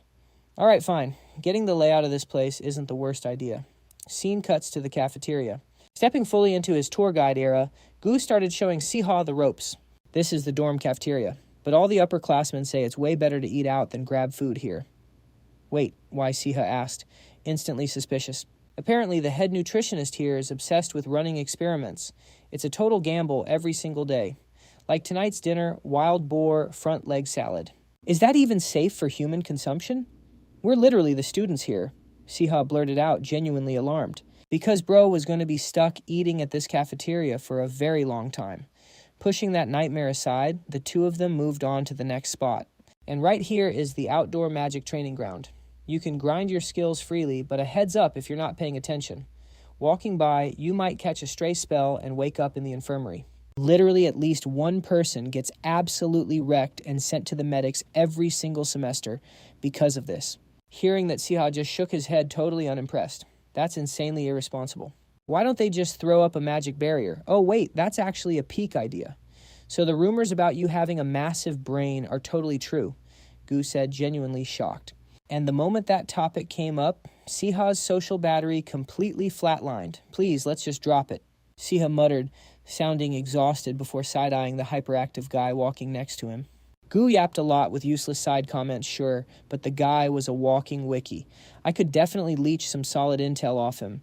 He's actually insanely useful. Thinking about all that, Siha completely lost the motivation to keep walking around. Let's just head back to the room. Yeah, I think that's enough for today. The orange-haired guy nodded, totally cool with it. But they hadn't even taken 10 steps when the sky suddenly pitched black. Gu looked up, totally confused. Wait, is it about to rain? It's getting crazy dark out here. Beside him, Siha narrowed his eyes, staring up at the clouds as the gears in his head started turning. Nah, bro, that is definitely not a normal storm cloud. A second later, the sky completely opened up and started pouring. But the messed up part, the rain crashing down, was pitch black purple. Even Gu noticed something was wrong and nervously said, "It just started raining out of nowhere. Something's totally off. We gotta run back to the main building and tell the professors right now," saying that Gu immediately spun around to make a run for it. But Siha just grabbed his shirt, pulling him back. "It's too dangerous," Siha muttered to himself. He remembered this exact same creepy vibe. The entire lawn was soaked and muddy from the black rain. This wasn't just some normal shower. It was raining deadly toxic poison. But the real issue wasn't the toxic gas. That was just a smokescreen. The actual threat was right in front of them. The other students started realizing how bad things were shouting at each other. "Everyone get inside, hurry. We'll be safe if we take cover inside the building." "Oh no, students are missing someone," yelled in absolute panic. "Calm down, missing who?" someone else asked, and the panicked voice immediately answered. "It's Adela and Solia from the magic department. They completely vanished." At that exact moment, a system notification suddenly popped up right in front of Siha. Quest 2, Dormitory Kidnapping Event. The Dormitory Kidnapping Event has begun. Find the missing students. Time limit, unknown. Reward, unknown. Penalty for failure, unknown. Cut to some random spot deep in the forest. Right now, the two kidnapped girls, Adela and Solia, found themselves trapped inside a massive hollow tree trunk, and they were completely tied up by the branches. "Damn it," Adela yelled, struggling as hard as she could, but it was totally useless. Beside her, the noble girl Solia saw this and calmly advised, "Don't waste your energy. These vines aren't going to snap that easily." "What? Why didn't you say that sooner?" Adela snapped in frustration. In response to her outburst, Solia kept her cool and answered, "I've been trying to find a weak spot, but I haven't found a single good opening yet." "Ugh, yeah, I get it." Adela let out a heavy sigh, already starting to overthink things in her head. First off, why the hell did that guy in the black cloak lock us in this giant tree and just ditch us? I've literally never ticked anyone off enough to make them want me dead. And I don't even have a reason to be targeted. Not like Solia over there. I'm literally just a commoner. Zero family backing, zero connections. So, why me? Adela thought, glancing over at Solia beside her. Then a memory hit her, the time she got stuck in that glitched dungeon with Siha. She couldn't help but smile. This totally reminds me of being trapped in that broken dungeon. Honestly, what would Han Siha even say in a mess like this? But thinking about that, Adela suddenly got low-key mad out of nowhere. Why the heck am I even thinking about that jerk right now? Why am I thinking about a guy who probably doesn't even realize how bad this is and is just snoring away in his dorm? The more she thought about it, the more furious she got, basically fuming. Solia, looking at her, was just confused. "I already told you not to waste your energy. Anyway, moving on." The beautiful white-haired girl then spoke up again. "Adela, I have a theory. I think this tree is afraid of the light." As she spoke, she stared up at the pitch-black sky through a gap in the branches, that black fog covering the sky. That was the last thing we saw before getting snatched.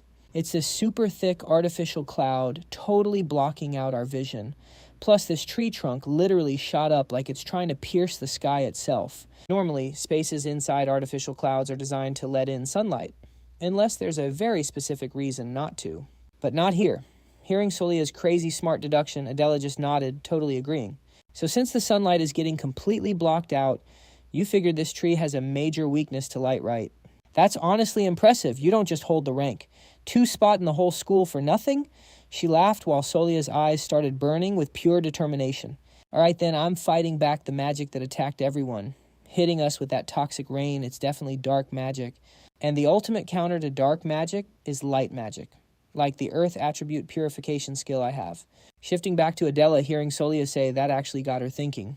I heard Solia's earth purification is still only level 2, but in a tight space like this, it might actually do the trick.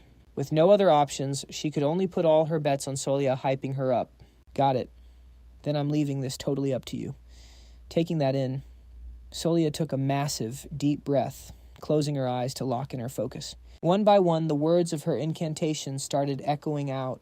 For the peace of the earth, the prosperity of the earth, and the blessings of the earth, I command. With every single word, a blinding, powerful light started radiating from her body. With that crazy amount of light, is this actually going to work? Adela thought, totally on edge. But right at that very second, a massive shout completely shattered the silence. Stop messing around. The sheer volume of the shout completely caught Solia off guard. But before she even had a split second to react, shadow tentacles violently lashed out at her, ripping a scream of pure agony from her throat. Solia Adela screamed, watching her friend get absolutely wrecked. Meanwhile, that voice from earlier started pulling back its tentacles and kept talking. You really thought that would work? I don't care how much potential you're packing. You're still just a second-year student. As for Solia, she was absolutely losing it, totally overwhelmed by all that dark energy swirling around her. I can barely breathe. This black mist is creeping into my head. It feels like someone's trying to scramble my thoughts. She gritted her teeth, trying to focus. Right then, a creepy face morphed onto the tree trunk right in front of her. I have an offer for you, one far sweeter than death, Solia Arvena. I'll bring your fallen family back to its former glory. You've been through hell at the academy, losing absolutely everything in the blink of an eye. You've been holding on for dear life all this time, but you're pretty much at your breaking point, aren't you? I have the power to easily rebuild your house. Sounds like a pretty sweet deal, doesn't it? The tree kept spitting out its toxic temptations. And thanks to that black mist messing with her head, Solia was completely losing her grip on reality. My family, she mumbled, completely zoned out. Thank God Adela noticed something was off and screamed, Hey, have you lost your damn mind? Snap out of it. You think my life is a walk in the park. Then she instantly turned her aggro to the tree monster. What the hell are you doing to Solia? You piece of trash, you think I'm some easy target. On the flip side, the tree monster was genuinely shocked to see Adela still holding on to her sanity. It let out a surprised gasp. You broke free from the mist's influence without even using mental magic. So this is what makes top-tier academy students so different, huh? All right then, let me make you an offer instead. Hearing that Adela secretly celebrated. Perfect. If this freak focuses on me, Solia will finally snap out of it. That mental magic feeds on a person's deepest desires. So as long as you've got insane willpower, you can totally fight it off. Let's see what your darkest desire is. The tree monster hissed, but before it could even finish, Adela completely shut it down. Shut up, you piece of trash. Like I'd ever care about a deal from some rotting piece of bark. Solia, seriously, wake up already. If I can just stall for a little more time, my magic cast will be flawless. She prayed internally, immediately trash-talking to distract it. By the way, your actual body's got to be hiding around here somewhere, right? You gonna stay holed up like a coward forever. Stop hiding behind that trunk and come out. Who knows? Maybe you're just all talk trying to scare us. Adela totally mocked it, and you could actually see the tree's creepy face twitch in anger. What did you just say? Don't try to play me. This form is more than enough to crush you. Then it sent an insane amount of branches whipping straight at Adela. She slammed her eyes shut, bracing for impact. Damn it. I can't dodge this. Somebody please help me. And right on cue, as if the universe actually heard her cry, a loud voice echoed out of nowhere. Flash boom! The second the word dropped, a blinding beam of light blasted straight down from the sky, punching right through the tree trunk. The monster shrieked in absolute agony. Light magic. Wait, is that Solia? Adela thought. No. Solia is still completely brainwashed. Then who the hell is it? Adela wondered. Then a voice spoke up. Thanks for the tip about its weakness to light. That worked like a charm, Siha said with a cocky grin. His sudden entrance left the usually battle-hungry girl completely stunned. Han Siha, how the hell did you find us? And what was up with that insane light beam just now? Cut back to Siha. Hearing her rapid-fire questions, he just had to tease her a bit. For someone who was just about to get packed up, you sure talk a lot. As for that light magic, let's see. Minor light magic is just basic stuff. I just pulled a magic magnifying glass out of my bag to boost its power. Anyway, you good. Standing across from him, Adela immediately got her arrogant vibe back. Obviously. Who do you take me for? I'm perfectly fine. Siha smirked. Glad to hear it. Well then, Let's wreck this thing." With that, Siha whipped out a sword from out of nowhere and tossed it straight to her. Catching the shiny blade, Adela instantly recognized it. It was the exact same sword she always used for practice. "Han Siha," she muttered, staring at him. Meanwhile, our absolute mad lad Siha hit her with a proposition. "You into that sort of thing, getting buried alive?" Looking at that smug grin on his face, Adela practically popped a blood vessel. Right, what did I even expect from a guy like him? She sighed internally before speaking up. "All right, fine. Besides, if we're up against a dark mage, there's absolutely zero reason to hold back," saying that she aggressively tossed her scabbard aside. And since Siha had totally blasted that fake tree to pieces, the dark mage's true body finally revealed itself right in front of them. So he finally decided to show his ugly mug, huh, Siha thought to himself. Meanwhile, this dark mage was glaring at him like a rabid dog, ready to snap, completely creeping Siha out and making him subconsciously take a step back. "Bro, why are you staring at me like that?" "Want me to pop out that other eye too?" Siha threatened, but that just made the dark mage absolutely lose his mind. "I'm going to slaughter every last one of you." The moment those words left his mouth, he manipulated the massive swarm of branches to shoot straight up, completely sealing off the exit so no one could escape. Siha instantly caught onto his plan, locked them in, and wiped them out. Instead of attacking right away, the very first thing he did was lock down the area. He was setting up the terrain for a massive field advantage. Back to the dark mage, once the trap was fully set, he locked his sights on Siha. "My power is finally back. You're next, you little brat." With that, he sent a massive wave of black mist rushing straight at Siha to hit him with a mind control spell. The moment the mist hit, a barrage of voices started whispering right into Siha's ears. "A useless trash abandoned by your own family. A total failure who can't even graduate.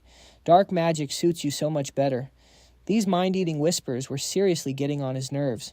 So this is the brainwashing magic, huh? Looks like he's trying to trigger me by feeding off Han Siha's scattered memories. Too bad for him that garbage talk had zero effect on me. With that thought, Siha just casually waved his hand, swatting away the dark mist around him like it was absolutely nothing. And naturally, the dark mage's eyes practically popped right out of their sockets in pure shock. No way. The brainwashing magic didn't work. All the conditions were perfectly met. He yelled in disbelief. Hearing this, Siha hit him with a look of absolute disgust. "It's probably just because you're weak and I'm totally cracked." "You arrogant little punk." The dark mage gritted his teeth, cranking up his dark aura to the max. But our MC already knew exactly how this guy's power worked. That dark mage had fully fused with the tree. And if my memory is correct, the true form of this giant baobab is actually an ancient waxwood tree, a twisted hybrid created by dark mages using enhanced healthy saplings. It has a massive resonance with their brainwashing magic, designed to insanely boost their mental attacks. The counter strategy was pretty simple. Mental-type monsters rely way too much on their mind games, meaning their physical defense is straight-up trash. Realizing this, he glanced over at Adela, who was frantically swinging her sword, slicing up any roots that got too close. "Adela, this tree is weak to light magic, right?" Yeah, exactly. "But you know what else plants hate fire, Why are you bringing that up right now?" Adela yelled back in confusion. But Siha didn't bother explaining. He immediately linked up with his little dragon and gave the command. "Let's go, Basilisk." Across from them, the dark mage figured out Siha's plan and instantly sent a massive wave of roots crashing toward them. At that exact second, the little dragon opened its jaws and blasted a massive stream of fire. But the firepower just wasn't enough. The impact sent both Siha and Basilisk flying backward. Damn it, that actually hurt. Siha groaned through gritted teeth, quickly checking his little buddy to make sure he wasn't injured. Basilisk looked up at him, big eyes welling up with tears. He looked absolutely pitiful. Looks like me shielding him absorbed most of the impact. Thank God Siha let out a huge sigh of relief. But before he could even get back on his feet, the dark mage launched another assault. "This is no time to be zoning out, kid," he cackled. When Siha snapped his head up, a deadly swarm of branches was already inches away from his face. Wait, when did the main trunk get so close? He froze in shock. But luckily, the Grim Reaper wasn't ready to collect his soul just yet. At the very last split second, Adela dashed in and slashed through the entire cluster of roots, clutch saving his life. "You owe me big time for that," the absolute queen reminded him. Meanwhile, Siha and his little buddy had practically suffered a heart attack from the jump scare. Haha. I swear I just saw my life flash before my eyes. Brushing that off, Adela's eyes instantly went dead serious as she laid out the situation. "Listen, Han Siha, I'm doing everything I can to clear out the main trunk, and you hit it pretty hard with Basilisk. But If we want to actually end this, we need a massive finishing blow. It looks like Solia finally snapped out of it, but at the end of the day, we're still just ungraduated students going up against a high-tier dark mage. By all logic, this is an unwinnable boss fight. But since it's you, I have a feeling you know exactly how to break this impossible situation. Right. She said it with absolute confidence, and Siha just nodded, confirming the hype. Yeah, I got this. Suddenly, rain started pouring down out of nowhere, catching the dark mage off guard. What the hell is this rain magic? You try to burn me, and now you're making it rain. You might have some cheap tricks, but a brat is still just a brat. Once the light is gone, this place becomes my domain again. Perfect. With a flick of his wrist, he sent roots surging forward, completely trapping Siha's legs. Gotcha. You're totally cooked now. The dark mage laughed, but Siha Bro didn't even flinch. Not a single drop of fear. He even chuckled to himself. I can't believe you actually took the bait. Are you losing your mind out of fear? Or what? The dark mage frowned, but Siha completely ignored his trash talk. Instead, Siha pulled out an iron rod and jammed it straight into the roots, crushing his legs. Then he shouted, lightning. The second he said it, a massive surge of electricity shot right through the roots, heading straight for the dark mage. And right on cue, a giant pillar of lightning crashed down from the sky, hitting him dead on. Boom. Leaving the guy barely breathing. Even now, he was in total denial. He couldn't accept he got wrecked like that. No way. With such a trash-tier basic spell, how does it have this much power? The brainwashing magic should have worked. This is all your fault. He gritted his teeth, glaring at Siha. Hearing that, Siha just sighed internally. Here we go again. The classic empty last words of a trash villain. Siha turned around to leave, but before he could even take 3 steps, he suddenly froze, because he heard the dark mage muttering, "This is bad. I have to hurry. I need to find the cube." Hearing that, Siha immediately spun back around. Hey, what did you just say? Unfortunately for him, before he could even finish his sentence, the dark mage crumbled into ashes, leaving Siha absolutely devastated. Damn it, I've heard about that cube. It was mentioned in the original storyline. Just then, Solia's voice called out to him. You said your name was Han Siha, right? That strategy of yours was actually insane. We need to talk. She tucked a strand of hair behind her ear. Siha just gave a smooth reply. I've heard a lot about you, Solia Arvanet. Thanks to you. Siha smiled, which made the white-haired girl quickly wave her hands in denial. No, I'm the one who should be thanking you. You were the one who suggested stopping the fire from inside to prevent it from spreading. And you even used the damp environment to buff a basic lightning spell to a whole new level. Even so, if you hadn't cast that light defense spell, I would have definitely been electrocuted. Siha shook his head. Well, I only made that call because I knew you could cast a solid barrier. Pulling off such a bold spell in seconds. He must have a crazy good understanding of light magic. Han Siha, I totally underestimated you, Solia thought to herself.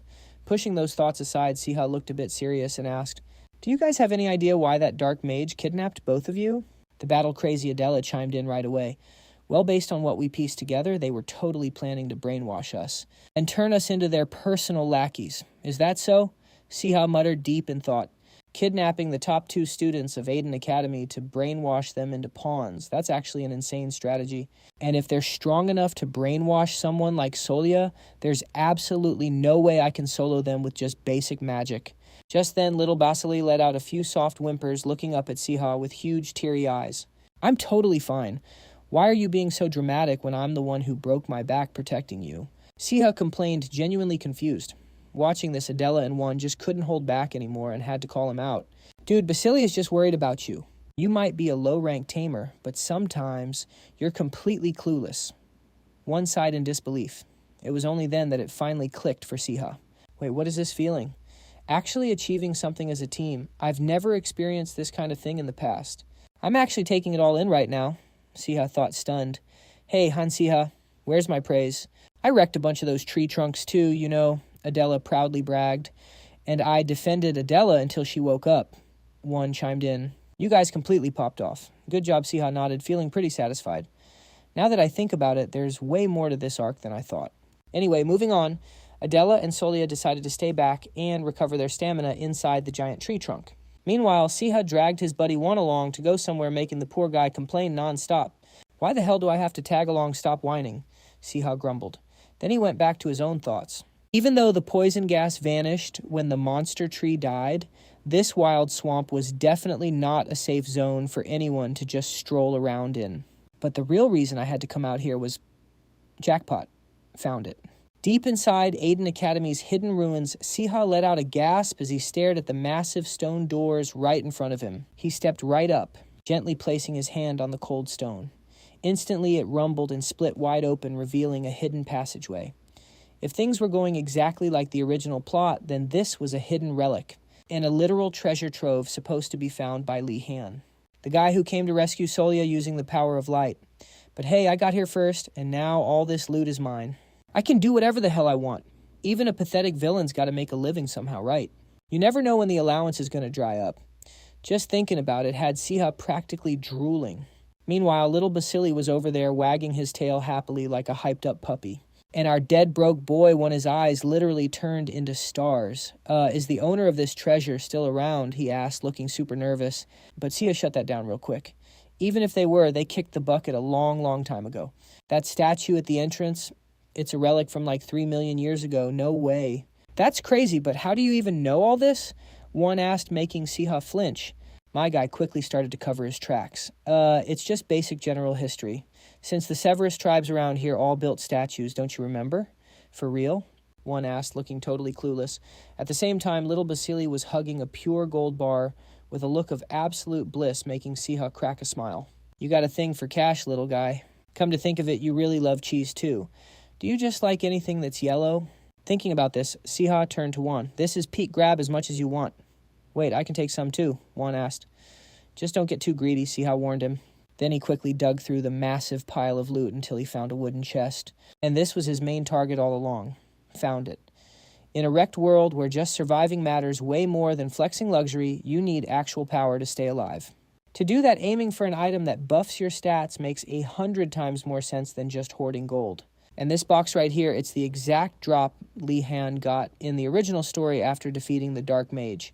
While thinking about his master plan, Siha slowly opened the chest. One watching from behind rushed over to be nosy. What's that? It looks like a spell book, let's see, Siha replied. But after just one glance, one screamed, Basic Dark Magic Spellbook. You'll put that down right now, it's definitely cursed. Or maybe you still haven't given up on dark magic. Whatever you're plotting, bro, it's a terrible idea, he tried to warn him. But Siha didn't give a damn. He just started quickly flipping through the pages of the book. And right after that, something crazy happened. The book suddenly flew out of his hands, floating in midair and glowing with a blinding golden light. At the same time, a system notification chimed right in Siha's ear. The book changes based on user preference, synchronizing with the basic magic spellbook. Once the light faded, the book dropped right back into his hands, looking completely different. Now read the title again, Siha said with a grin. One leaned in to take a closer look and was absolutely stunned. Wait, what basic magic spellbook? Yep, looks like it's a spellbook that literally adapts to the user's affinity. Siha nodded, explaining the mechanics while his mind raced. Whether the original Dark Mage left it here or not, this is super OP. If it holds every single basic spell, the value of this thing is off the charts. I literally just hit the jackpot. A high-tier spellbook that recommends the most essential skills based on user traits and lets you learn everything inside it instantly, just like using a scroll. In other words, this is a cheat code to instantly master all the basic spells that Aiden Academy students bust their asses learning for a whole year. Yeah, studying is way easier when you've got the broken items to carry you. Thinking about his massive W, Siha couldn't stop smiling. It took him 3 full seconds to chill out before saying, all right, we should head out. Hold up, let me just grab one more bracelet. Yeah, just take it all. One nodded eagerly, while Siha turned to his little buddy. Basili, let's head up. The guys upstairs are probably getting bored to death. Hearing his master, Basili turned around and gave a happy little chirp in agreement. But before Siha could even step out, a sudden voice echoed in his head. Intruder. Hearing the ominous sound, Siha quickly scanned the room, looking confused. Am I the only one hearing that? At that exact moment, the spellbook in his hand started glowing brightly once again. It got him thinking. Being called an anomaly didn't feel like a total coincidence. To the anomaly who crossed into this world, every single move you make will change it. That sudden system message made Siha's face instantly drop. Change the world? Is that for real? Yeah. Even my smallest, most random actions could completely wreck the original plot. I was never supposed to be here. Originally, I was literally meant to be a dead-end mob character. If this book really knows every hidden truth, then it's basically a prophecy. The Book of Cayman is the absolute truth. No matter how much I deny it, whatever it says will happen. Does that mean I should just stop interfering with everything now? As an outsider, I should have just stayed completely out of the main storyline. But coming to Aiden Academy just to survive, that was purely my own selfish ambition. Siha thought to himself, right as that voice started echoing again. However, Anomaly, if that is the role you were given, accept it, so that you may guide the miracles of this world. If you do nothing, this world is doomed to destruction. The second the voice faded, the book literally dissolved right in front of Sia's eyes, and instantly a massive wave of dizziness hit him like a truck. What the massive surge of power just flooded into my body. Is this the price for hearing the prophecy? Just like that, Siha's vision started blurring and he straight up passed out. Time flew by. Cut to the infirmary where his buddy One was already complaining. Bro, you have no idea how much you freaked me out when you just dropped dead like that. My bad. I'm really sorry. Can you just let me rest for a sec? Our boy muttered awkwardly from the bed. One knew Siha needed some time to bounce back, so he turned to leave. All right, get some rest. I'm going to go grab something from the convenience store. Back to Siha. Thinking about everything that just went down, he suddenly went totally silent. My head is an absolute mess right now. The things I did, they triggered a massive butterfly effect. Because of my actions, the main characters might actually die, and the Dark Mages could literally win the war. And in the end, the Aden Empire might completely collapse. And there is zero chance I'm surviving in a destroyed world. No matter how you look at it, that's the absolute worst-case scenario for me. My whole plan was just to lay low and live peacefully until the story ended. But if my destiny is to stir the pot, and man, I've had enough of that in my past life. By getting involved in stuff I should have stayed out of, I just ended up making people hate me. I faced betrayal and got pushed into absolute despair. I am never living a life like that again. Hell no. It got to the point where I was literally begging for my own death. But if the world is really going to end because I'm a variable, I can't just ignore this heavy guilt in my chest. Wait, why am I even sitting here overthinking this so hard? If a similar situation pops up, I'll just face it head on. That's right, I'm literally the only person who knows how the main storyline of Aden Academy plays out. A reincarnated soul, an outsider playing the role of Han Siha, but also not Han Siha. So, who am I really? Siha asked himself, but pushing that existential crisis aside. After finding out the mastermind behind the kidnapping was a dark mage, the Academy wanted to sweep it completely under the rug. After we recklessly ran off to save Adela and Solia 1, and I got totally busted for skipping classes without permission. But hey, we also got praise for bravely rescuing our classmates, so we did get a reward in the end. Honestly, though, it would have been way better if they just paid me in cash. On top of that, our very first assignment in Magic Practical class is a group project. To see how that news hit like an absolute jump scare. I literally just got discharged from the hospital, and I'm instantly slapped with a group project. Are you actually kidding me right now? He mentally raged. Group projects. It's basically one person carrying the team while the rest go AFK. Between the deadweights and the trolls, there's always that one guy wrecking everything. They literally find every excuse in the book to dodge work. Oh, I was way too busy, so I couldn't send my research. Nah, I have to go to round 2 of drinks. Hello. What are you even saying? I tried doing it, but I don't get it at all, so I'm just going to copy off you. It's basically a real-life survival game, dealing with the absolute worst. Honestly, group projects are way more terrifying than hunting actual monsters. These group assignments in Magic Practical class are a huge deal at Aden Academy. The quest is to retrieve specific items from different dungeons. Clearing a higher difficulty dungeon gives you bonus points, but there's a massive risk of getting a flat 0 if your team wipes. And because of the strict time limit, right then up at the podium, Professor Green clapped his hands to grab everyone's attention. I expect to see some truly outstanding teamwork from all of you. Furthermore, you are completely free to form your own teams. You have exactly 10 minutes to pick your members. Go. Up at the front, the second the professor dropped that bomb, the students started losing their absolute minds, wailing like it was the end of the world. Meanwhile, our main character was just yawning his head off. Man, what a drag. Who's going to carry the team this time? Right. Then a familiar voice suddenly piped up next to him. Siha, hey Han Siha, want to join my group, the guy making the offer. None other than the original main character himself, Li Han. Hearing that offer, Siha woke up real quick. All that sleepiness gone. In the back, the other students caught wind of the conversation and started whispering, Wait, why is Li Han picking Han Siha? He got top marks in Beast Taming, someone chimed in to explain. Back to Siha, he just forced a super awkward laugh. Haha. So, you want to do the group project with me? Yeah. My answer is a hard no. That brutally blunt rejection left Lee Han completely stunned. Bro's face just froze. The atmosphere instantly got heavy, but Lee Han somehow managed to keep that smile plastered on his face. Fast forward a bit, we're now chilling in Siha's room. His buddy Won, after hearing that Siha actually rejected, Lee Han was crying tears of blood on the inside. Ha ha ha. Bro, how could you reject him flat out like that? Right next to him. Adela was cracking up. Han Siha, I had no idea you were so cold-blooded. Back to Won, he couldn't hold back his burning question. Like, we literally came to you asked to join your group and you didn't say no to us. Wouldn't it be a massive flex to team up with a genius like Lee Han? Why the heck did you turn him down? I just didn't want to. I'm way more comfortable with you guys. Siha quickly covered it up. But honestly, it was all because of those crazy warnings from the Book of Prophecy earlier. Comfortable. Yeah, right. I'm just terrified of getting dragged into the main character's messy plot lines. Realizing he was overthinking, he hit the brakes and totally flipped the subject before they could dig any deeper. Oh, hey, come to think of it, are you guys rocking the new uniforms? Yep, sure are. Starting from year 2, the ties and robes change depending on your department. Since we're all matching, it actually feels like we're a legit squad now, they said, with massive grins. Seeing them so hyped over something so small made Siha let out a huge sigh of relief. Honestly, whether they were the main character or top-tier prodigies at the end of the day, they were still just kids. Seeing them get so happy and smiley over the little thing snapping out of his thoughts. Our guy brought them back to business. All right, let's pick a dungeon for the assignment.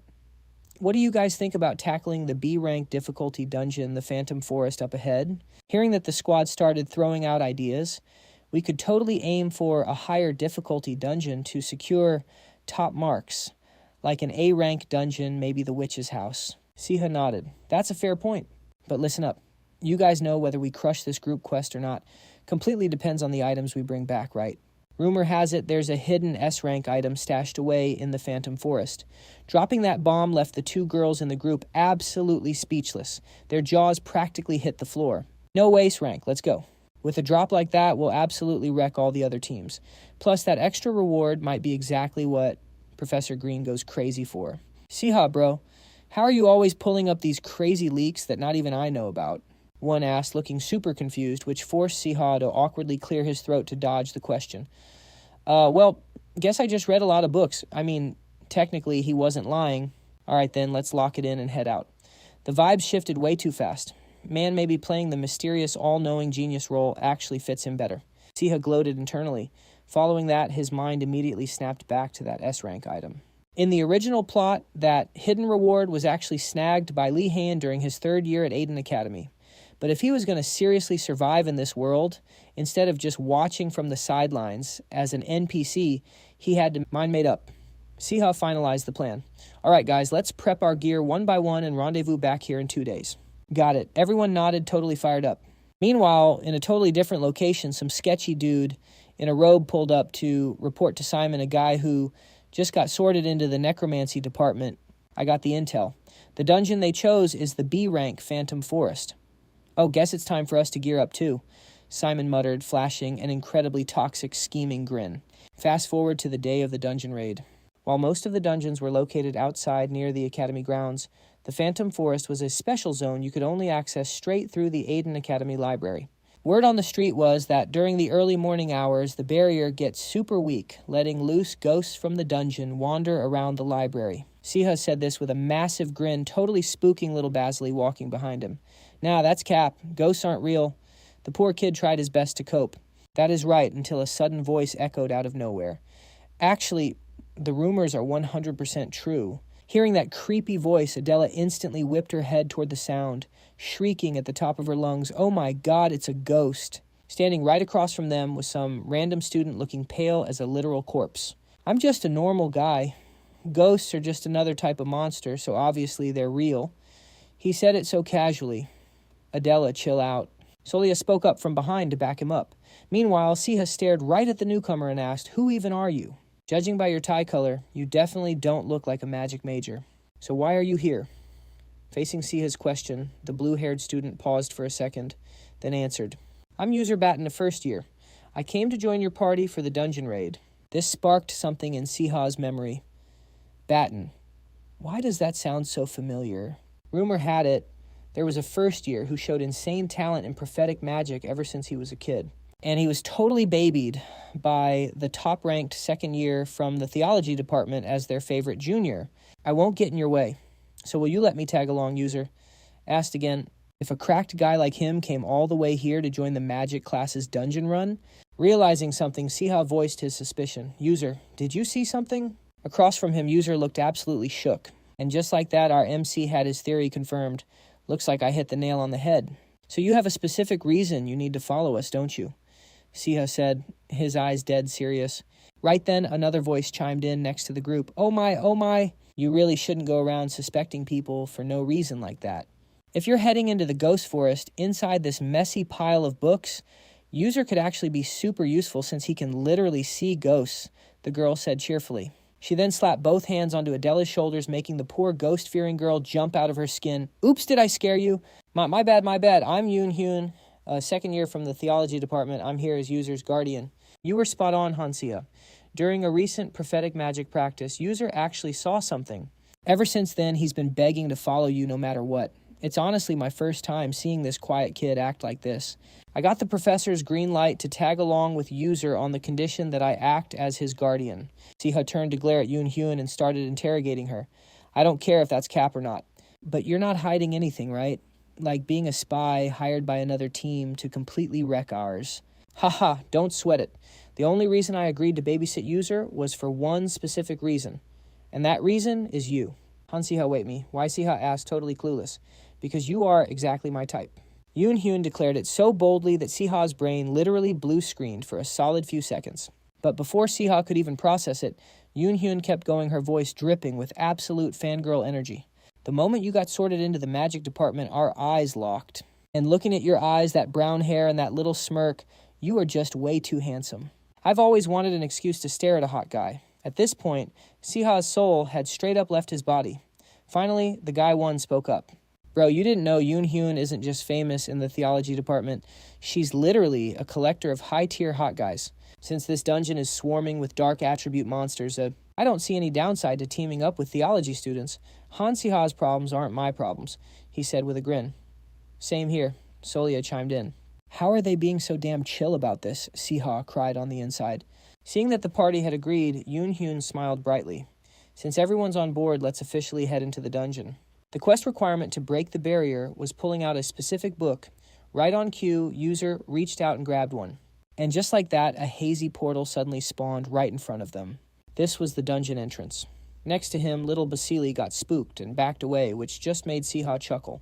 Basili's only dungeon experience was with those weak slime training zones, so seeing this was probably a massive shock for the little guy. All right, let's roll, he said, scooping up his little buddy. And with that, the whole party stepped through the portal. It didn't take long. Barely a minute after stepping inside, they triggered monster aggro and instantly dropped into combat mode. Watching the squad absolutely styling on the mobs up front while wearing blindfolds, Siha just chilled in the back, observing and running the numbers. Professor Green definitely didn't hype up the importance of teamwork for no reason. They were only given exactly one special item to enter this dungeon, and without it, you literally couldn't even see the ghost-type monsters. Inside a dungeon, if the party lacks teamwork, or only cares about personal points, they're bound to clash. Before facing the monsters, the team had already decided who would wear the blindfolds. We gave the scouting roles to Adela and One, since they're the most agile. Meanwhile, Solia, who counters dark attribute monsters, and Basil, with his fire magic, took on the DPS roles to quickly wipe out the smaller mobs. It was an absolutely perfect plan. Siha thought to himself as he pinned a ghost under his foot and started casting his magic. He was about to finish it off, leaving the ghost literally crying. But from a distance, Usher and Yoon Hyun were quietly watching them in absolute awe. They're absolutely cracked. They're handling everything without even needing us. What's even more insane is Han Siha. He didn't even take any theology classes, and he doesn't have any special items. How is he reading the ghost movement so easily? It's like he walked onto the battlefield without a blindfold. Meanwhile, Usher was silently thinking to himself, yeah, the revelation I got that day wasn't wrong. The outsider from the magic department is going to save the world. Just then, he suddenly felt a massive surge of energy and frantically shouted a warning. Han Siha, There's a massive energy spike rushing in from your right. The moment he said that, an incredibly suspicious purple smoke erupted from the wooden cabin right in front of them. What is this chilling vibe? This pressure is completely different from fighting a mob of monsters. Could it be a boss? The Phantom Forest boss's signature move is a psychological attack that reads its opponent's memories. That's why Solia and I decided to tank the boss's attacks. We've dealt with a similar attack once before. In the back, the rest of the team saw the skeleton appear and quickly backed up to keep their distance. Yelling out a warning, Solia Siha, the boss is making a move. Are you guys ready? At the exact same time, the skeleton swung its scythe, launching a purple blade of energy straight at Siha. He couldn't even react before the attack landed, so this is a real boss. This attack speed is insane. Stay calm, this isn't a physical attack. There's no need to panic. Just ignore the voices we're hearing and hold on tight to our fading consciousness. Siha reassured himself right before his consciousness was suddenly thrown into an incredibly bizarre, pure white space. A strange sensation where even his physical senses vanished. A space filled with darkness, a world of absolute nothingness. So this is a psychological attack. It's just like the ultimate skill of a high-tier ghost monster, Void Room. Siha thought to himself as he looked around, but then he suddenly noticed something was off. Wait, something's not right here. A B-rank dungeon is no joke. But there's no way this boss is strong enough to use a skill like this. What the hell is going on? Are the others okay? He muttered. Right at that moment, a voice suddenly rang out, making Siha flinch. You killed him, you absolute scumbag, I'm sorry, but if you think you can't handle it, you should just quit. Wait, are these my actual memories, Siha guessed as he stared at the shadowy figures behind him. Even after all this time, they haven't changed at all. How awful. Let's take a quick look into Siha's memories from his past life. At that moment, 3 people were gossiping among themselves. Is that the bastard who backstabbed our senior? Hey, don't mess with him. He's a total psycho in the intern world. Every single judgmental whisper echoed clearly, and Siha, who was hiding just a few steps away, heard every single word of it. Kids these days, they literally have no fear. I never regretted what I did. I was just doing what had to be done. The guy I reported was a psychiatrist who used abusive medical practices and killed countless innocent people. So I exposed his crimes to the professors, the med students, and the hospital board. But he had massive connections and vastly outranked me. The medical field is a really small world, so no matter which hospital I went to for my residency, everyone avoided me like I was a snitch. Even though I was recognized as a genius, all I got was hate and insults for ruining the career of a senior they worshipped like a god. As this nightmare dragged on Han Siha, what's wrong with you? We need to get into the operating room right now, another doctor yelled frantically. But Siha, standing right across from him, was trembling uncontrollably. I don't know why my hands are doing this. Even when he tried to force them to stop the shaking, just wouldn't quit. The scene shifted to another memory, where a man who looked like his superior was screaming in absolute rage. This is absolutely pathetic. A surgeon who can't even stop his hands from shaking. Don't let that guy anywhere near the operating room. Looks like his pent-up stress is turning into hand tremors the second he steps inside. Someone chimed in to explain. That's got to be it. We can't fix this overnight. We'll just have to monitor his progress. How did I end up like this? Why did I even come here for my residency? Where did you even get the nerve to apply for clinical practice? A surgeon with shaky hands. You were a top-tier student back in college. You weren't this pathetic. Someone threw out the question, shrinking away under their glaring eyes and harsh whispers. Every single day was destroying my mental health. I left that hospital weak and completely useless. But now, I'm Han Siha, a student at the Aden Academy. I've been stuck in my own head for way too long. I thought I'd be okay, but I guess it still haunts me. Suddenly, a flash of light burst right in front of Siha's eyes. And right after little Basilisk literally popped out of nowhere right in front of him, Siha was completely stunned. Basilisk, we're literally trapped inside the Void Room, a mental attack created by the boss. How did he even break into someone else's mental space? Siha wondered to himself, reaching out to catch the little guy. And then staring into those glowing eyes, it was like a massive connection just clicked. Siha finally understood. I get it now. The taming skill literally links the hearts of the mage and the beast together. He could faintly sense all my negative emotions and my anxiety about the past. Thinking about that, a genuine smile spread across Siha's face, and he gently pulled Basilisk into a warm hug. Seriously, what kind of dragon is this emotional? He acts just like a puppy. He mumbled softly, and then a thought hit him. I get it. The reason I made that choice back then, it wasn't just because I hated some senior doctor, and it definitely wasn't just some edgy teenage rebellion. I just couldn't betray my own little sense of justice. I wanted to save those fragile lives simply because I refused to lose. With that thought, Siha lifted Basili way up high and grinned. All right, let's break out of here, Basili. Thanks to you, I'm completely wide awake now. Right on cue, little Basili started pointing his tiny paw to the side, signaling something that made Siha super curious. Is there something over there?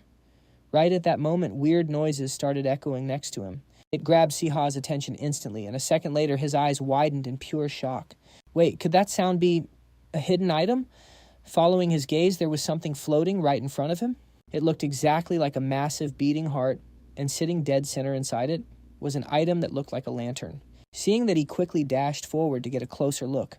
I get it now. We're literally inside the monster's body. Things you'd never be able to see from the outside are completely exposed right now. According to my memory, that's the hidden item, the Phantom Lantern. And for this monster, that lantern is its literal heart, which means if we rip that thing out, we insta-kill the boss. Basili, lend me your power, Siha roared. With that, he channeled his magic, materializing two massive glowing bows right in midair. Right beside him, Basili's whole body flared up, engulfing the arrows in roaring flames to buff them. Triple Shot Siha yelled at the top of his lungs. Boom! He unleashed every single flaming arrow straight into that giant heart. And Basili didn't hold back either, blasting a massive breath of fire to combo with it. The impact hit and the heart shattered instantly. An ear-piercing screech echoed through the space. Definitely the boss's death cry, right after the lantern slowly floated straight into Siha's hands. He smoothly reached out and caught it. Yep, this crappy old movie reel's finally over. Take that, you bastard. Siha smirked to himself. Han Siha, you're finally out. Solia broke out a while ago, but you were stuck inside the boss for so long, we were terrified. Adela cried out, totally stressed. Meanwhile, his buddy One was practically vibrating with excitement. Did our main character seriously just solo the boss? Siha just gave a cool nod. Yeah, just look at this. He swiped his hand, showing them the system prompt. System alert. You have successfully cleared the Rank B Dungeon Phantom Forest, seeing that One's eyes literally sparkled like stars. Bro, that is absolutely peak. Meanwhile, Solia walked over her eyes, locked onto the lantern in Sia's hand. Wait, is that a hidden item? She gasped, totally mind blown. I didn't even think those actually existed. Even One was having a hard time wrapping his head around it. Honestly, Siha, I totally thought you were just capping. The drop rate for finding a hidden item inside a dungeon is stupidly low.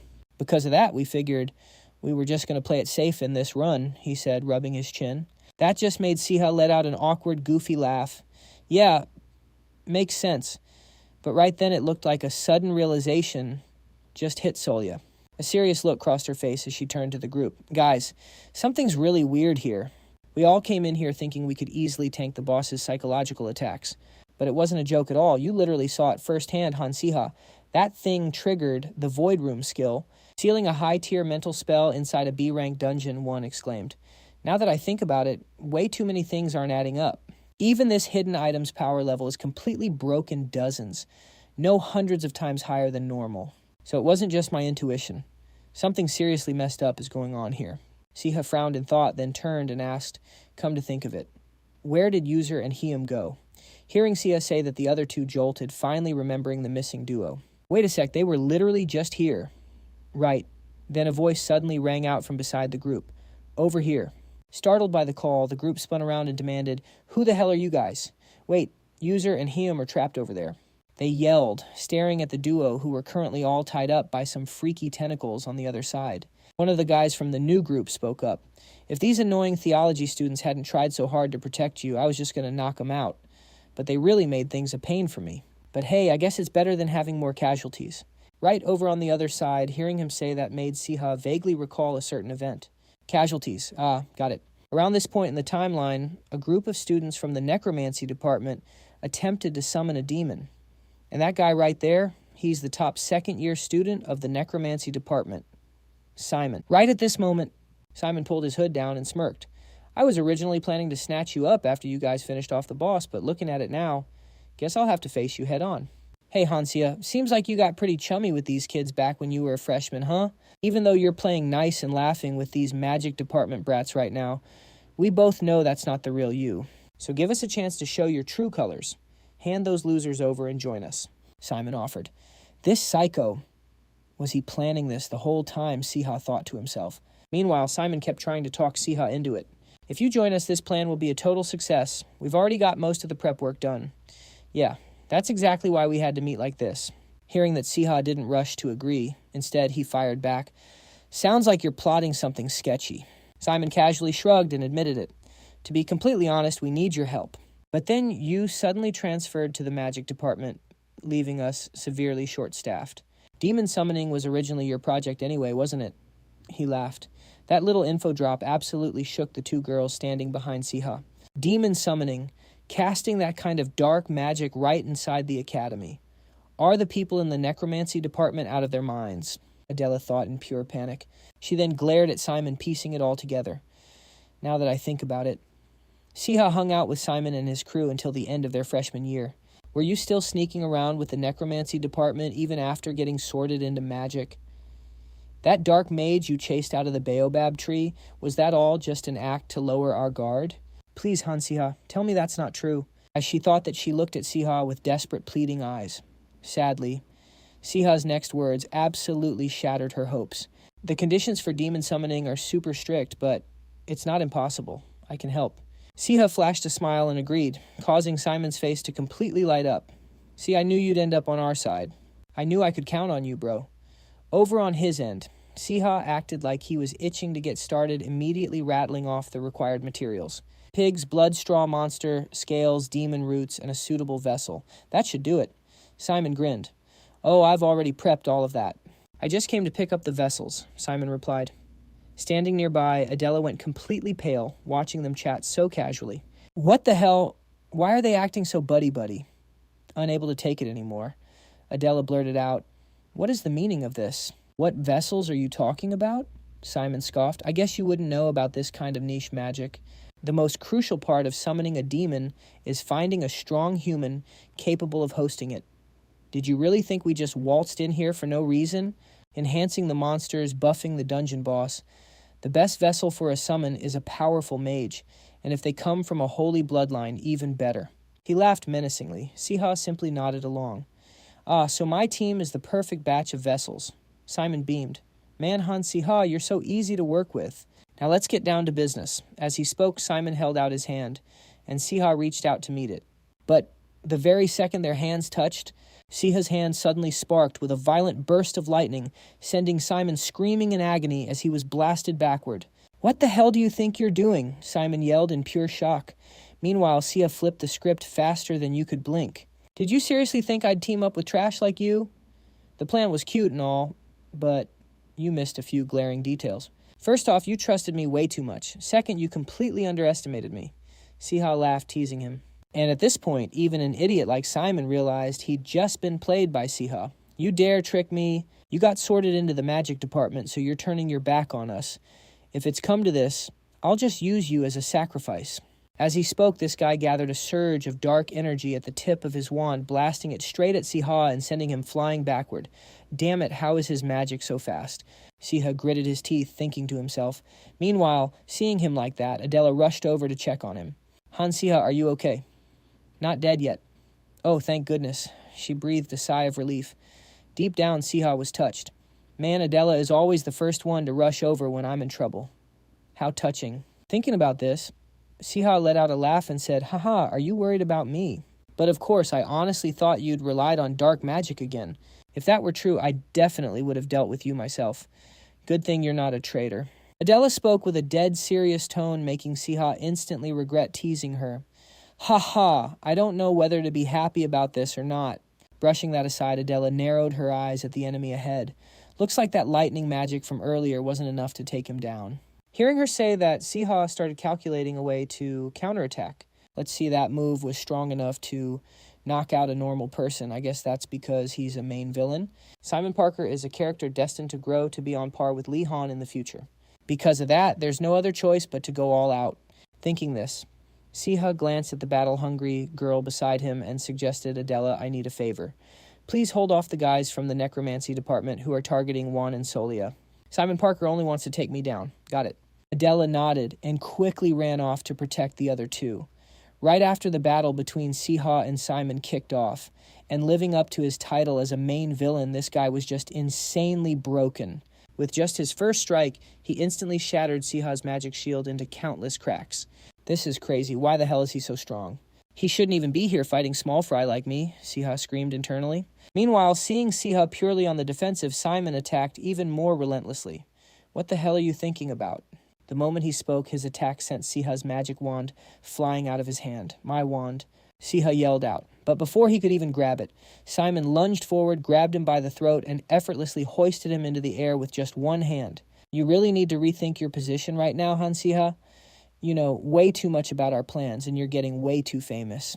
In that case, taking you out early might actually do us a favor. He laughed while Siha was literally on the verge of suffocating. It's not easy going against the laws of the original story, and I knew from the start that he wasn't an opponent I could beat. But what if there's a tiny variable, like Basili over there, for example? Right on cue, the little dragon Basili opened his mouth behind them and spat a pillar of fire straight at Simon, leaving him zero time to dodge. He shrieked as he was roasted. "I'm on fire, you crazy dragon." He screamed internally while frantically trying to put out the flames. And thanks to that, Siha finally broke free from his grip. "Thanks, Basili." The guy gasped, taking huge gulps of air like he'd never breathed before in his life. Right at that moment, Siha suddenly got a system notification. Basiliatasis has reached level 10. New skill unlocked. Skill acquired.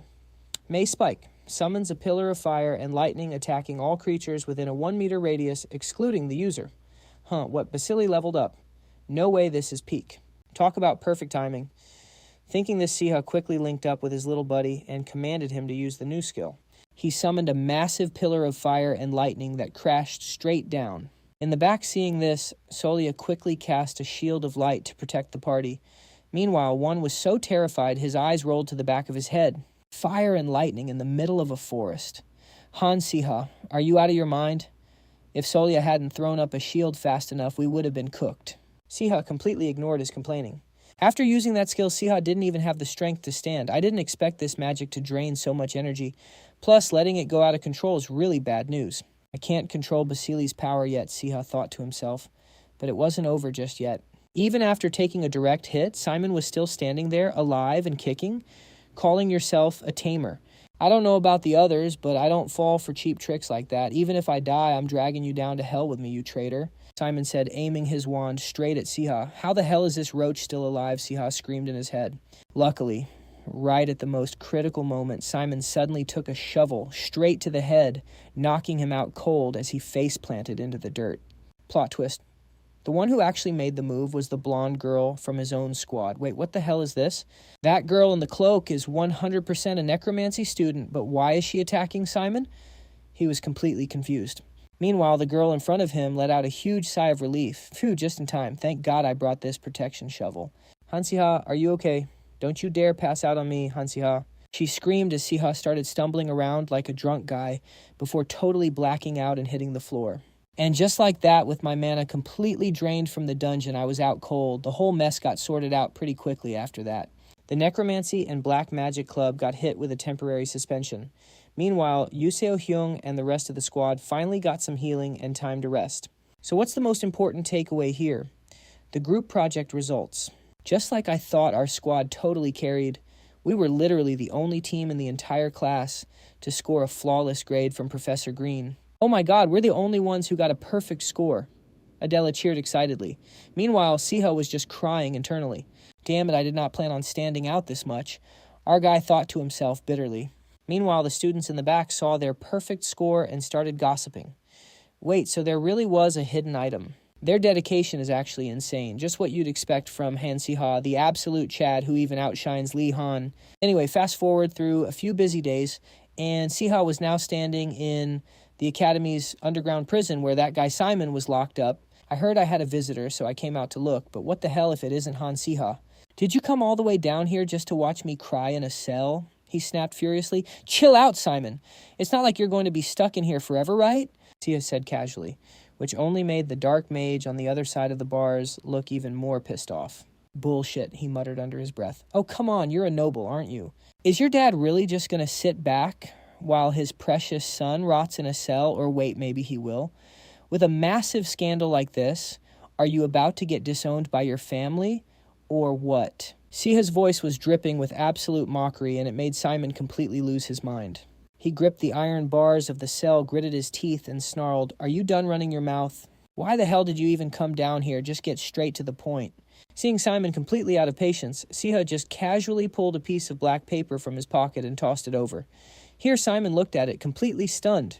Siha didn't even bother explaining. He just turned his back to leave. "Your dad will bail you out soon enough. After all, you're the only son who absolutely dragged your family's name through the dirt. And your family is famous for being utterly ruthless to anyone who stains their precious honor. Who knows what they'll do to you? Honestly, you're probably cooked." Siha just shrugged, and since he hit the nail right on the head, actual panic started washing over Simon's face. Seeing his reaction, Siha couldn't help but smirk to himself. Bro is literally just a kid. Guess you weren't scared of messing with dark magic, but the thought of getting disowned absolutely terrifies you, huh? With that in mind, Siha decided to drop some knowledge on the guy. "You still haven't figured it out, you idiot. If things go south, just hand over that letter. It's proof that a dark magic syndicate was threatening you. I mean, it's completely fake, obviously, but I stamped a legit dark magic seal on it so anyone who sees it will think it's 100% real." With this, the whole tragedy of a poor necromancy student getting forced into a demon summoning ring is wrapped up nicely. Plus, it gives your family a super easy excuse to sweep everything under the rug. Meanwhile, Simon's moment of pure relief faded, and he shot Siha a highly suspicious look. "Wait, why the hell are you giving this to me? And where did you even get it, bro? Who else in this entire academy would actually go out of their way to save your neck?" Siha replied, flashing a super knowing smirk. Fast forward a bit. We cut to the principal's office, where the headmaster had called Siha in for a little chat. "Did you hand it over?" "Ah, yes, sir. And it's all thanks to your help," Siha replied with a bright smile. "So right after I woke up, the crazy principal actually pulled me aside for a private meeting and offered me the most. Totally stepping out of character, he told me he would literally give me anything I wanted. But when I dropped my answer that I wanted to let Simon Parker off the hook, he was completely shell-shocked. I know I said I'd give you anything you asked for, but that boy is the president of the Dark Magic Society. He's literally the mastermind behind this entire disaster. This isn't something we can just brush off with a simple suspension. It seems you see some kind of potential in Simon." Siha's expression instantly shifted to dead serious as he explained, "Simon is the kind of guy who scales directly with his own hatred. The more he hates, the stronger he gets. If we just expel him from the academy, he's going to hold a massive grudge, go completely rogue, and start using his insane talents to become an actual villain. But if you show him some mercy and play your cards right, the Dark Magic Society would naturally get disbanded and Simon's crazy talent could finally be used for good. Honestly, I was just making sure that guy wouldn't come back to bite me," Siha thought to himself. Too bad Principal Dean had zero clue what he was actually thinking. The old man looked super impressed by Siha's words. "Seems like you've got real potential to be a teacher, my boy." "Han Siha, I totally agree." The blonde girl who saved Siha's life earlier suddenly chimed in, grabbing his attention. "Oh, right. I almost forgot this was Natalie. In the original story, she was this super bright and adorable girl that literally everyone in the academy loved. But right before I passed out, she popped out of nowhere in the necromancy department holding a freaking shovel. Yeah, that scene was actually wild. So, what's your real deal?" Siha asked straight up. Hearing this, the blonde girl blinked in surprise. "Oh, wait, I never actually explained that, did I? I'm actually in inside contact, sent by Principal Dean to infiltrate the Dark Magic Society." "Ah, so she's a spy," Siha realized internally. He then turned his gaze to Principal Dean and said, "Looks like you've been keeping a close eye on the dark magic studies in the necromancy department." The principal just nodded, casually admitting to it. "Having a lookout is necessary. Monitoring dark magic research is crucial so our students don't end up going down the wrong path just out of sheer curiosity. But honestly, this whole incident nearly gave me a heart attack. It seems the demon summoning plot was a strict secret known only to Simon Parker's inner circle." Bringing the attention back to Natalie, she chimed in. "I didn't even know the exact details until we entered the labyrinth. If Siha hadn't carried me back there, I completely would have failed the quest. And the magic department students definitely wouldn't have made it out completely unscathed like this. Seriously, thank you so much." Her voice was so incredibly genuine that it made Siha feel a bit awkward. "I literally just did whatever it took to keep myself alive, though." Moving past that, Principal Dean suddenly dropped a new proposal. "Siha, my boy, I have a special request for you." A request I've got a really bad feeling about this, Siha thought to himself. And exactly as he predicted, the principal hyped it up and said, "You are going to represent Aiden Academy at the International Magic Research Symposium." Damn it, I knew it, Siha groaned internally before frantically trying to reject the offer. There's absolutely zero way I should be chosen as the Academy's representative. Principal Dean, shouldn't you pick someone with actual top grades for this? The real reason Siha was fighting for his life to say no was simply because he wanted to dodge any annoying drama. Too bad the principal was fully locked in on making him go. Haha, I thought the exact same thing, but guess what? In order to recognize your massive contribution during the magic training camp, Professor Green actually gave you bonus points. Hold up. Bonus points on top of a perfect score. Siha was utterly dumbfounded. So right now you're officially ranked 3rd in the entire magic department. For context, the number 1 spot belonged to Lihan, and number 2 was Adela. Just like that, Siha left the principal's office looking like his soul had completely left his body. He was so zoned out he didn't even notice his little familiar Basilisk literally gnawing on his head. "Hey, Basilisk, I think your master finally lost his mind," his friend one muttered, while the little guy just innocently shook his head, looking completely clueless. Following their gaze, Siha had straight up started punching the wall. "I hate being in the spotlight, but now my rank shot up. I'm just going to attract more attention. Second-year students, why the hell aren't you guys studying harder?" Siha screamed internally. Finally, unable to just watch his bro absolutely lose it, one had to step in and ask, "Is this massive breakdown because of the upcoming tournament?" Hearing him ask that, Siha temporarily stopped abusing the wall and replied, "I wasn't even aiming for 3rd place. Annoying stuff just keeps happening to me. Damn tough break. Though, if Solia, who's literally always been 3rd, heard you say that she'd probably be crushed," one pointed out. And at that moment, Siha actually felt a spike of panic. Because if Solia did overhear that, she would absolutely talk his ear off for hours on end. Thankfully, one understood the assignment and quickly reassured him. "Don't sweat it, man. I won't tell Solia. But in exchange, you gotta open your personal dungeon reward. It might cheer you up." Hearing Juan say that, Siha suddenly remembered he hadn't even checked his loot yet. "Oh right, the individual reward. I never got the chance to open it since I kept getting dragged left and right." On top of the hidden items, there were also personal rewards handed out to individuals who cleared the dungeon. At least I get a little dopamine hit from the RNG gacha. In this wasteland, I heard some people actually pulled some pretty OP gear. I wonder what I got. After all that garbage I went through, what if I actually pull a top-tier item? "Please, system, I am begging you," Siha prayed internally as he cracked the chest open. A flash of light burst from inside, and the drop Siha got was some random dinosaur egg. An A-rank egg, guaranteed to hatch the legendary creature Terra with a 100% success rate. Back to Siha, he was frantically digging through his memories, trying to figure out what the heck a Terra even was. It didn't take long to find it in a book, but the moment he saw its picture, Siha was absolutely done. Oh my god, another reptile next to him. His buddy Guan was literally laughing in tears.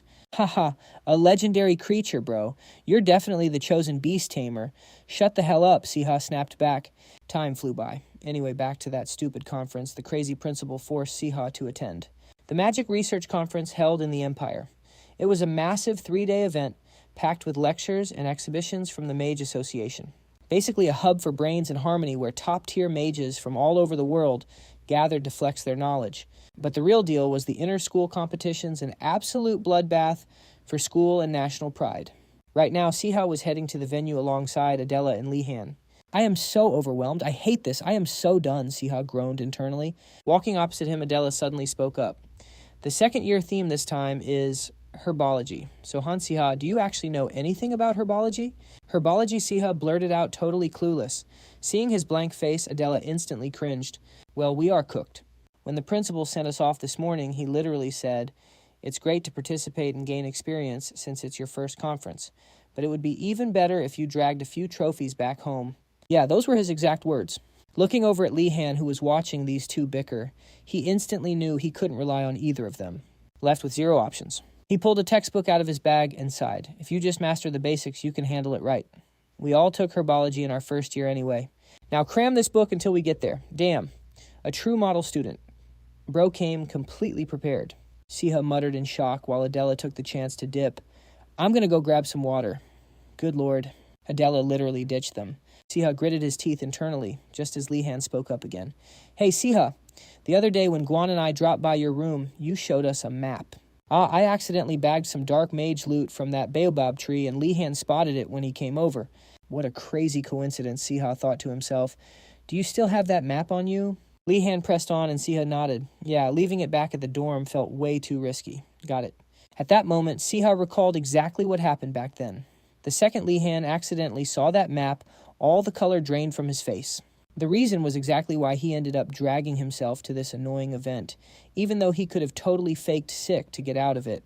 But the cube, even though Aiden Academy was packed with top-tier white mages, how the hell were dark mages still able to trigger such massive incidents and absolute chaos right inside? The answer: dark mages had been collecting supreme artifacts known as cubes scattered all over the world, completely flipping the script. The cube was a massive magic amplifier forged by hyper-concentrating pure dark magic. An insanely dangerous item that could turn some trash-tier mage into an absolute archmage.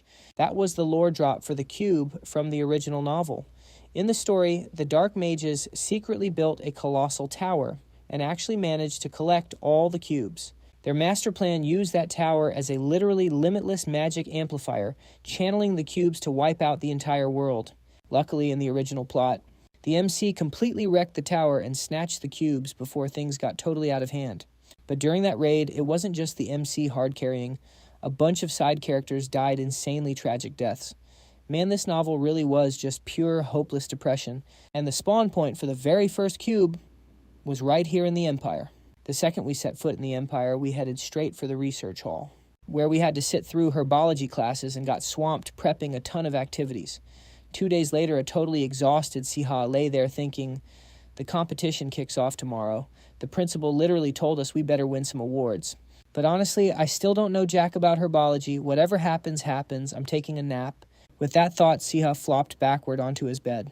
But right at that exact moment, Siha heard a weird noise and instantly snapped up. Over there. Who's there?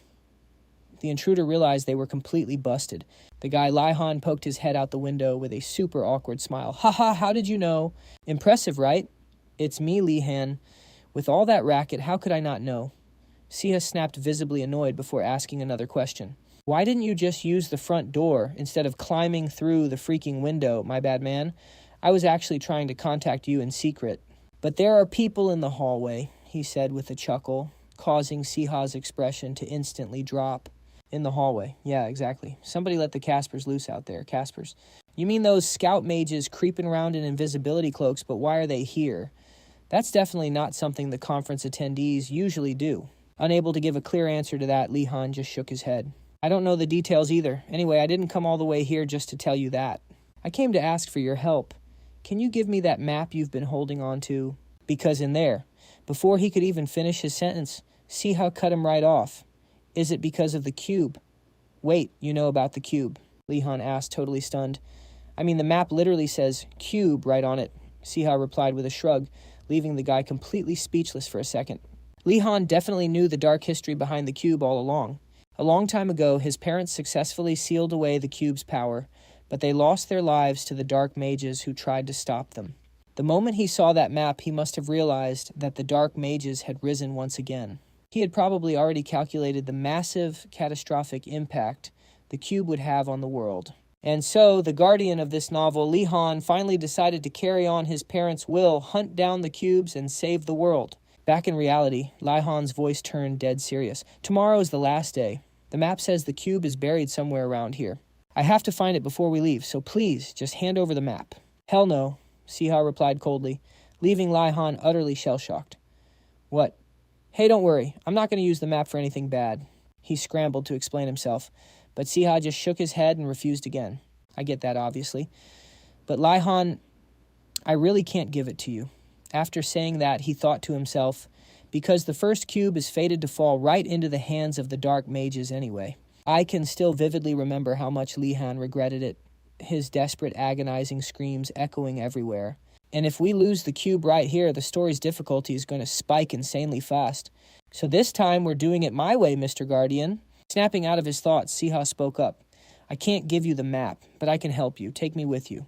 Listen to me. I can't explain all the details, but the cube is an incredibly dangerous item.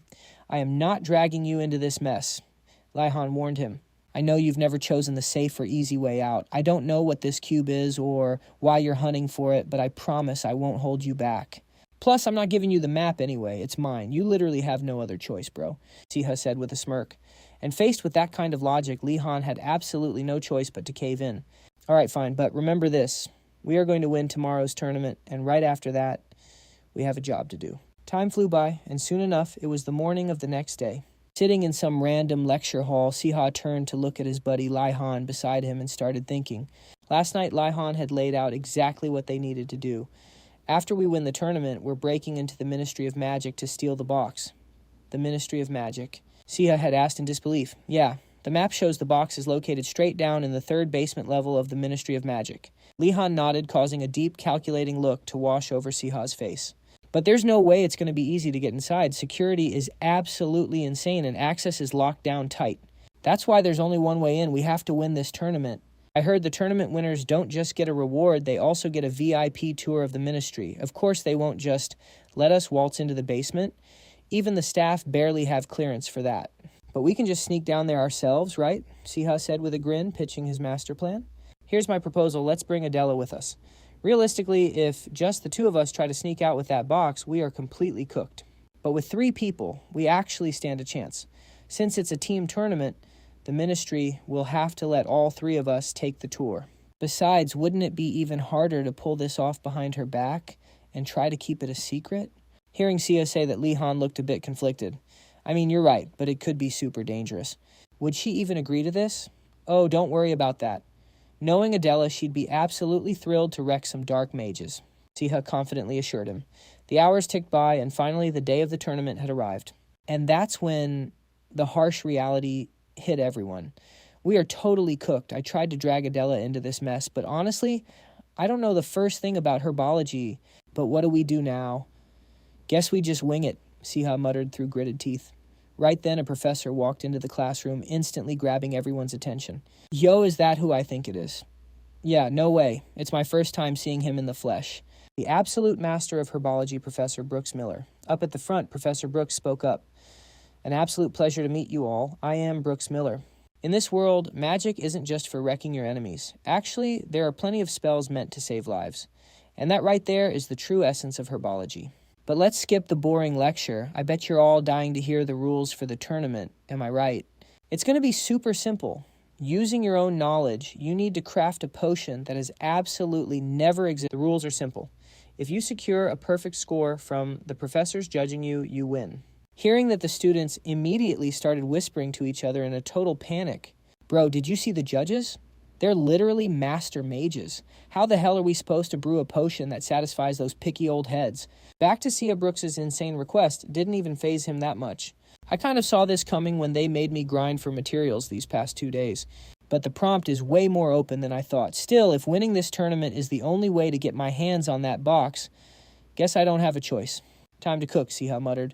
Time flew by. Cut to the carriage ride. That's when Adela's annoyed voice broke the silence. Han Siha, did you seriously ditch all your herbology classes?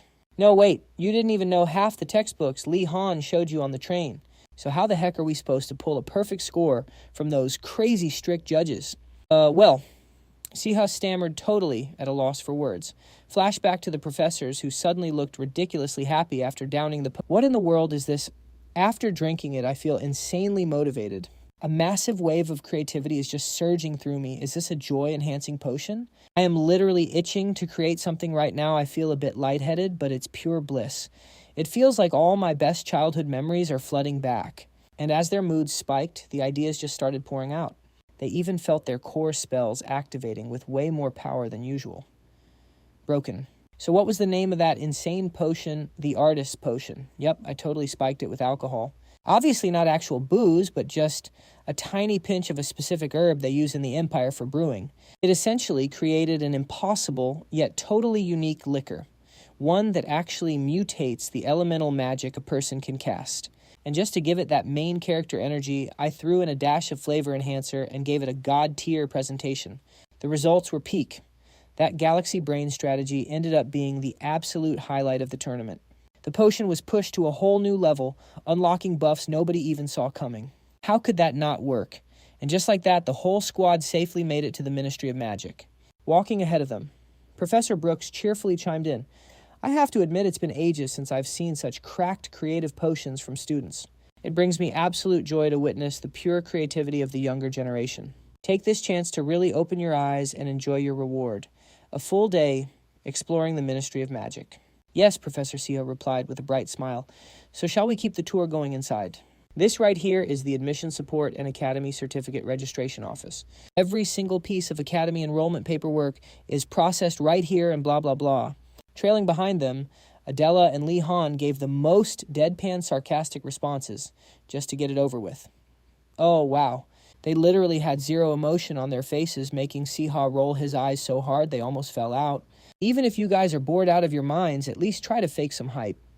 Up at the front, Professor Brooks seemed to catch on that these kids couldn't care less. Knowing they hated the paperwork talk, he just smiled and said, You all are truly such passionate students. All right, then I will show you the promenade and the training grounds instead. Professor, you are way too oblivious right now. We literally do not have the time to be trapped in this boring tour, Siha screamed internally before finally speaking up. Professor, this tour is honestly super fascinating and all, but could we maybe take a quick break? We're feeling a bit burnt out. I suppose that's perfectly fine. The Ministry of Magic is quite massive after all, he said with an understanding nod. Just then, from way down the hall, a girl's voice called out, Professor Brooks, could you help us out for a second? Hearing his name, he glanced over his shoulder. Looks like another professor is looking for me, so you guys just wait here for a sec, okay? Just like that, the second Professor Brooks left to handle his business, the trio locked eyes. They already knew what was up. No time to waste. They immediately dashed off to hunt down that cube. Where's the door to the basement? Adela asked. I already checked. I have no idea when the guards will show up, so we gotta move fast. Li Han said, panicking. Because this squad, they only had one single shot at this. Caught or not, they had to grab it and dip, and just like that, by sheer dumb luck, the whole squad actually made it down to the third basement level without running into a single guard. Phew, looks like we're still in the clear. Siha let out a massive sigh of relief in his head. Meanwhile, Li Han pulled out a scroll, handed it over to the two of them, and explained, Siha, Adela, come here and take this. It's a teleportation scroll. All the guards are grouped up on the 4th floor where the double key is, so basement level 3 shouldn't be too crazy, but stay sharp. But wait, there are only 2 of these. What about you? Look, I tried my best. I tried to buy more, but they are way too insanely expensive and rare. Siha, you literally tagged along just for me. And Adela, you don't even know much about this box. You only joined in to stop the dark mages. So the absolute least I can do is give these to you guys. If we don't get caught, it's all good anyway. Shall we go? Wait, something's glowing over there. After that, the squad rushed straight down the tunnel, heading right for whatever was glowing at the very end of it. Does that look like a safe to you guys? Adela asked, totally confused. Let's get closer and check it out. Li Han suggested right before his foot snagged on some random tripwire. And boom. Blaring sirens immediately went off, making the whole squad jump out of their skin. No way we made it all the way down here just to trigger the alarm. What do we do now? Make a run for it? We don't even know if that's the right box. Adela panicked. No, I am 100% sure. Siha confidently confirmed, which just made Adela even more confused. What? How do you even know that? How could I not know? Siha clicked his tongue in annoyance, staring dead at the System Quest screen popping up right in front of his face. Main storyline, Episode 2, the first box. Retrieve the sealed box from the underground safe.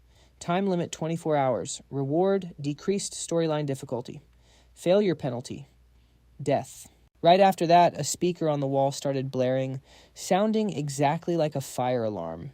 Warning. Intruders detected. Activating explosive magic around the vault for security purposes.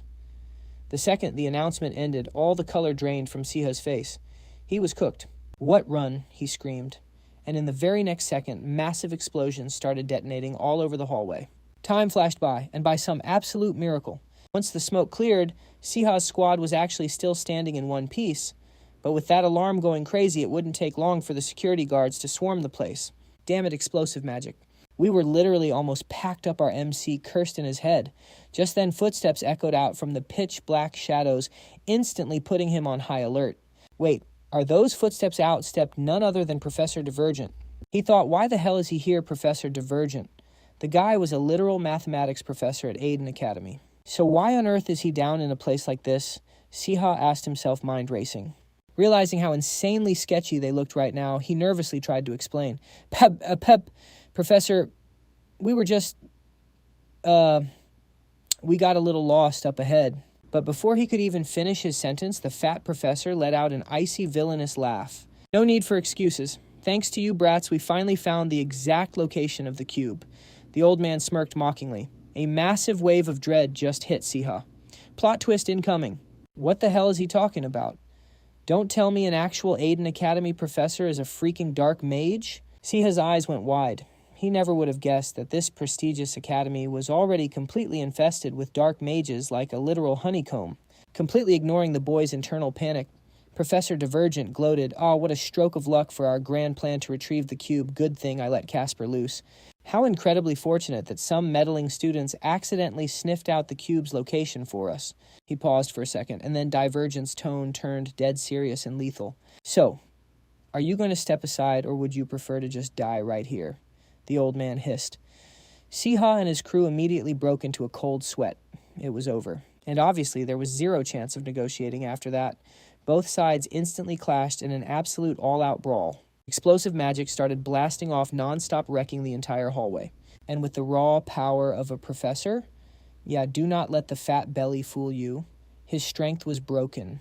He completely overpowered these weak students. Have you reached your limit already? Why not just give up? He taunted, firing off a vicious barrage of magic bullets straight at Adela. And even though she barely managed to pop a shield to protect herself, but the pressure alone was enough to make her cry out in pain. "Adela, are you okay?" Lai Han asked, totally panicking. But there was literally zero time to worry about that right now. Meanwhile, Siha was holding the cube, frying every last brain cell to figure out a way out of this. Thank God I grabbed the cube before the dungeon completely collapsed. But outrunning the professor with the cube, impossible, if that's how it is. Thinking fast, he straight up tossed the cube to our main guy Lai Han and yelled, "Take it and get out of here." Siha's master plan let Li Han take the cube and use the teleport scrolls he had prepped beforehand to make a run for it. But plot twist, there were only 2 scrolls. Realizing this, Adela freaked out. "Siha, wait, what? What about you?" "Han Siha, hurry up," Lai Han yelled. Left with literally zero choices, Adela reluctantly pulled out her own teleport scroll. "Damn it. You better make it back alive or I swear I'm going to kill you myself." With that, the 2 of them activated their teleport scrolls and vanished right in front of Siha. Meanwhile, Professor Devort watched his prey slip right through his fingers. He was absolutely furious, storming over to settle the score with Siha. "You dare steal the cube right from under my nose. You've got a lot of nerve, Han Siha. Sacrificing yourself to save your little friends. How touching. But I can't let you walk away. I might have lost the cube, but you have the map marking the locations of all the others." "Where is the map? Answer me." While screaming, the old geezer waved his wand, summoning 2 magic chains that tightly bound our MC. Even in this deadly situation, our boy still had the guts to talk back. "I don't have it. You got the wrong guy." He shook his head, denying it like his life depended on it, making the old professor almost burst out laughing. "Ha ha, you are but a child. Are you so terrified that you've lost your damn mind? Where exactly is all this fake confidence coming from?" "What makes me so confident?" "It's because I trust my partner." "Basilisk used flamethrower," Siha screamed. And right on cue, the little dragon Basilisk appeared. Out of absolutely nowhere, right behind the old geezer's neck, opening its jaws to unleash a point-blank dragon breath. Boom. Thanks to the hit, the professor completely lost focus. His binding spell shattered into pieces, leaving the old man raging. "Oh, you stupid little reptile!" the old man hissed through gritted teeth. Back to Siha. He stared down at the professor, who had just collapsed in front of him. He was seriously debating if he should just finish the guy off right here. "All right, Basilisk got some good damage in. If I can just end this guy now, but all by myself. No. For my own sake, I absolutely cannot let this guy live." But the more he thought about it, the more torn Siha felt. Finally, he just gritted his teeth and cursed, "Damn it!" Time was ticking fast. Cut to the edge of the forest. Who knows if Siha actually pulled the trigger on Professor Devort back there, but right now our boy was running for his life. With a whole squad of masked dark mages hot on his heels, they're right behind me. 1, 2, 3, 2 guys pushing from the left. He frowned, calculating his next move. "Don't let him get away. He's heading for the back gate," one of the dark mages screamed. At that exact second, a deadly energy blast fired straight at Siha's back. Luckily, it was perfectly blocked by an energy shield he managed to throw up just in time. But Siha knew the bitter truth. Just playing defense and tanking hits wasn't going to be enough to shake these guys off. But before he could even think of a counterattack, an agonizing wave of pain suddenly washed over him, draining every single drop of strength from our MC's body, forcing him to collapse to his knees in the dirt. This is bad. I'm completely out of mana. I can't. Damn it, the damage from that last hit is way worse than I thought. If this keeps up, I'm literally cooked, Siha panicked. Meanwhile, the dark mages trailing him saw Siha drop and instantly hyped up. The target is Downfire. Without hesitating, one of them channeled their magic, drawing back a bow and firing a glowing arrow that ripped through the air straight for our MC's head. And just as he was completely out of gas to dodge, the little dragon Basilisk threw itself right in the line of fire, blocking the attack for him. A massive spray of red blood instantly burst out, leaving Siha absolutely paralyzed in shock. His faithful companion, Basilisk, now had a massive gaping wound right on its stomach. But even then, the little guy fought through the agonizing pain, unleashing one massive, desperate dragon breath straight at the squad of mages. It's a dragon. It's an actual dragon. Damn it. He's a Beast Tamer. We need to take him out first to deal with the dragon. Focus the Beast Tamer first, the mages ordered each other. But while they were completely pinned down by the raging flames, Siha scooped up Basilisk in his arms and booked it. Sprinting for his life, his mind was racing in pure panic. What do I do? What do I do? Basilisk got hurt, all because of me. Just as he was losing hope, a familiar voice suddenly echoed from the side. Han Siha over here, hearing his name being called. The MC scans the area and realizes the one calling him is none other than Adela, the girl who used teleportation magic to dip out earlier. Phew, I think we finally lost them. You're safe now, Han Siha. This place is safe. I totally thought you were cooked. Don't ever pull a reckless stunt like that again, she complained. Meanwhile, Siha gently sets his little buddy down on the ground. My bad. That was the only thing I could think of at the time. More importantly, Basilisk is in critical condition. He took an arrow trying to protect me, saying that looking at Basil's endlessly bleeding body, our MC grits his teeth, beating himself up over it. After he got hit, I should have healed him right then and there. But we had to run, so I missed the golden window. Even if he's a dragon, any creature gets pierced through the heart and it's over. Obviously, he's in critical condition and things are looking super grim. Unwanted memories start echoing in his head, way too familiar. It's not going to work. Stop trying, are you crazy? You're going to wreck your reputation on the operating table. People love to show off when they get a tough case. If there's no hope, just look out for yourself first, you idiot. The blaming voices of his former colleagues from his past life start ringing out. No, I have to do something. Siha tells himself, turning and holding his hand out to Adela. Give me the recovery potion you have, now. Hearing this, Adela looks totally flustered. Wait, no, what are you doing?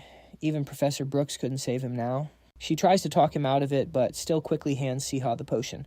I'm going to save him, he declares immediately, downing the whole bottle himself. This buff potion lets you temporarily create something out of thin air.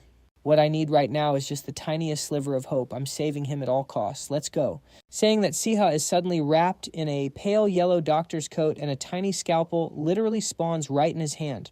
As for Adela watching Siha desperately trying to save Basilisk, she honestly can't wrap her head around it. I don't get it at all. I know red dragons are insanely rare, but there are plenty of other monsters out there to tame. When he barely has enough energy to save himself, he's draining all his magic trying to heal a monster that's completely beyond saving. I need to stop him. If something goes wrong, I could lose Han Siha too. But looking at those eyes, how could I possibly stop him? She struggles with her thoughts as she looks into Siha's eyes packed with absolute determination. Meanwhile, after fighting off the Grim Reaper, he turns and says, all right, I got the arrowhead out. Now I just need to stitch up the wound, and we're done. Saying that, he carefully starts stitching up Basil's wound. And while doing this, for some reason, all of his previous fears just vanish. In my past life, no matter how many times I did this, dozens, hundreds of times, just standing in front of the operating room made my hands shake like crazy. I ran away I don't know how many times until I couldn't even hold a scalpel anymore. But now, these hands that used to shake are moving with total confidence. I feel so relieved. Looks like I can actually save him. Done. Siha breathes a huge sigh of relief as he finishes the surgery. At this moment, Basilisk's face down below gets its color back, looking a million times better, leaving our guy Li Han completely baffled as to how Siha managed to snatch Basilisk right out of the Grim Reaper's hands. That is absolutely insane. You literally took apart and patched up a dying dragon's body just to bring it back to life. That method is unheard of. Wait, is that some kind of hidden magic? He asks curiously. It's not magic. Siha shakes his head. At the same time, Adela leans down, looking at Basili's stabilized condition, her face lighting up with joy. I didn't even use a healing spell, but Basili's breathing is steady and the bleeding has completely stopped. You did amazing. Turning back to Siha, seeing how shook those two are, he starts thinking to himself, seems like treating monsters with actual surgery instead of magic is totally foreign in this world. I get why they're so shocked. Just a minute ago, with the shape Basil was in, he should have been cooked. If it wasn't for the combo of magic and medicine, this surgery would have been a lost cause. Most importantly, if this was South Korea, I'd get reported instantly for zero hygiene standards. But hey, this isn't South Korea. Basil isn't a dog, he's a dragon. And I'm not the Han Siha of the past anymore. All of this came together to pull off an absolute miracle. Siha reflects on this right before a system prompt pops up in his vision. Healing light has been successfully applied. Binding conditions are now in effect. The notification literally just popped up right over Basili. A soft, glowing aura wrapped around him and the dude's face finally looked completely at peace. Seeing that Siha quietly prayed, "Please just pull through." Right after that, like all the heavy pressure had just completely vanished, he straight up collapsed and passed out cold. And just like that, time flew by. When I finally opened my eyes again after blacking out, yep, I was staring right at a super familiar ceiling. Turns out I was out cold for a few days straight, chilling in the Aden Academy infirmary. According to Adela, who was glaring at me with this totally terrifying look, the whole time the school had already stepped in to clean up. Still, there was absolutely no stopping the rumors from spreading like wildfire. Everyone was whispering about how the top-tier students of Aden Academy got jumped by complete outsiders, and how it might be tied to all the crazy chaos those dark mages have been stirring up lately. Honestly, though, the rumors were pretty spot on. The higher-ups are probably losing their minds trying to sweep this whole thing under the rug. Well, not my problem anyway. I'm not the adult in the room anymore, Siha thought to himself, completely unbothered. Right around then, his buddy Lihan, seeing that he was finally awake, smuggled the cube into the infirmary to have a serious talk. There are so many factions hunting for this thing, man. The magic department, a bunch of other academies, too. I can't say for sure, but those dark mages are probably tearing the place apart looking for their missing cube, too. Hearing that, Adela tightly clenched her fists. We literally risked our necks to get this thing. There's no way we're just letting someone snatch it back. I'm with you on that, but we literally have a trial tomorrow at the magic department over this whole mess. Lihan dropped the bomb, making the other two flinch hard. Because at the end of the day, no matter how you spin it, they totally swiped this artifact right from under the school's nose. So it's really come down to this, huh? But it's in my hands now. Hell no, I am not letting them take this cube away from me. Siha swore to himself. Time flew by again. 1 week later, inside the magic department's courtroom. Right then, a magic department professor named Louis Marin was going absolutely ballistic, completely flaming Siha's squad. I object. These kids need to face severe consequences. How on earth do mere academy students have the audacity to break into the underground vault and steal an artifact belonging to the magic department? This is completely unacceptable. Standing right next to him, Professor Brooks saw Louis throwing a massive fit and quickly threw his hands up to play peacekeeper. Whoa, let's calm down for a second. These kids really aren't the type to pull a stunt like that. There's definitely got to be some kind of huge misunderstanding here. A misunderstanding. Since when does a so-called misunderstanding involve totally wrecking a secured, safe Professor Brooks? Louis fired back with heavy sarcasm, making Brooks look super awkward. Look, I already explained that this whole thing was just an accident caused by my own carelessness. These kids are still young. Just giving them a strict warning and making sure they never pull a stunt like this again is more than enough. He tried to talk some sense into him again. But too bad Louis was absolutely not having it. Those words just went straight out the other ear. You have to rip this problem out by the roots. Professor spitting that out, Louis snapped his head towards Siha's trio and basically barked at them. I am going to ask you all one more time. What exactly did you steal? Cut back to Siha. Over the past week, our boy had already run through a million different worst-case scenarios for this trial. Since literally every artifact in the magic department is kept strictly classified, absolutely nobody, except the owner of the safe, even knows what's locked inside. In other words, the magic department itself has zero clue what actually went missing from that vault. So our one and only game plan for this trial was crystal clear. Since they have zero solid proof, we just deny absolutely everything. With that play in mind, Siha just straight up started lying through his teeth, without even blinking. We seriously didn't steal anything. The safe getting wrecked was a total accident. I swear. An accident that's complete garbage. Lewis spat back his eyes, practically screaming that he wasn't buying a single word of that. Meanwhile, Siha, completely unfazed, just kept feeding him excuses. We got totally lost down there, and while we were casting a tracking spell to find the exit, we just accidentally smashed it. Back to Louis. Staring down this bunch of students, he was totally done arguing with them and immediately spun around to the judge. What kind of blatant absolute garbage are you brats trying to feed us? Your Honor, that underground vault was found completely empty. We are dealing with major property damage and a missing artifact down on the 3rd basement level, and the absolute only outsiders in. What more proof do you even need? Hearing him pop off like that, the presiding judge finally chimed in. If that's the case, we'll just have to wait for the actual owner of the safe. We've already called them in as a key witness, and they should be arriving any minute now. Literally, the second he said that, the courtroom doors swung wide open, and just like that, the star witness made their entrance. But the moment everyone caught a glimpse of who it was, the whole room instantly blew up into shocked whispers. No way. Bro, how is that even possible? That's Principal Ernest. Well, looks like our dear students have really stepped in at this time. Ernest just casually dropped that comment like it was nothing, but his sudden arrival made Professor Lewis flinch hard. Principal, what are you doing here? When it comes to discipline, you don't need to personally show up for just a bunch of students. This entire mess falls under the magic department's jurisdiction. Actually, I had to be here because I'm the one who owns that safe. The old man stated it calmly, dropping an absolute bomb right as Siha listened in. It was honestly pretty nerve-wracking. Yet Principal Ernest was actually the very first person to start collecting and sealing away the cubes at Aiden Academy. But bro, who would have thought he'd stash them right inside the magic department's safe? Realizing this, our boy could only wait and see what the principal was going to pull out of his hat. But completely blowing everyone's minds, Ernest actually stepped up and covered for the trio. Plot twist. These students went down there under my direct orders. I told them to follow proper protocol to retrieve the cubes, but it seems they got lost, stumbled upon the safe by accident, and rushed to bring them back. Just your typical rookie mistake. Your honor here is the list of the missing items along with the proof of ownership. With that said, Principal Ernest handed the judge the list. And honestly, who knows if he was just scared of Ernest's authority, but the judge barely even glanced at it before nodding in agreement. Yep, since both the evidence and the rightful owner of the missing items were totally cleared up, there was literally zero reason to keep this trial going. Han Siha, Adela, and Lihan. These 3 students will receive a level 7 penalty from the magic department. Writing an apology letter and completing 30 hours of community service. Do you guys have any objections? If not, this is the final verdict. Hearing the judge say that Louis was grinding his teeth in pure frustration, but there was absolutely nothing else he could do, bro was cooked.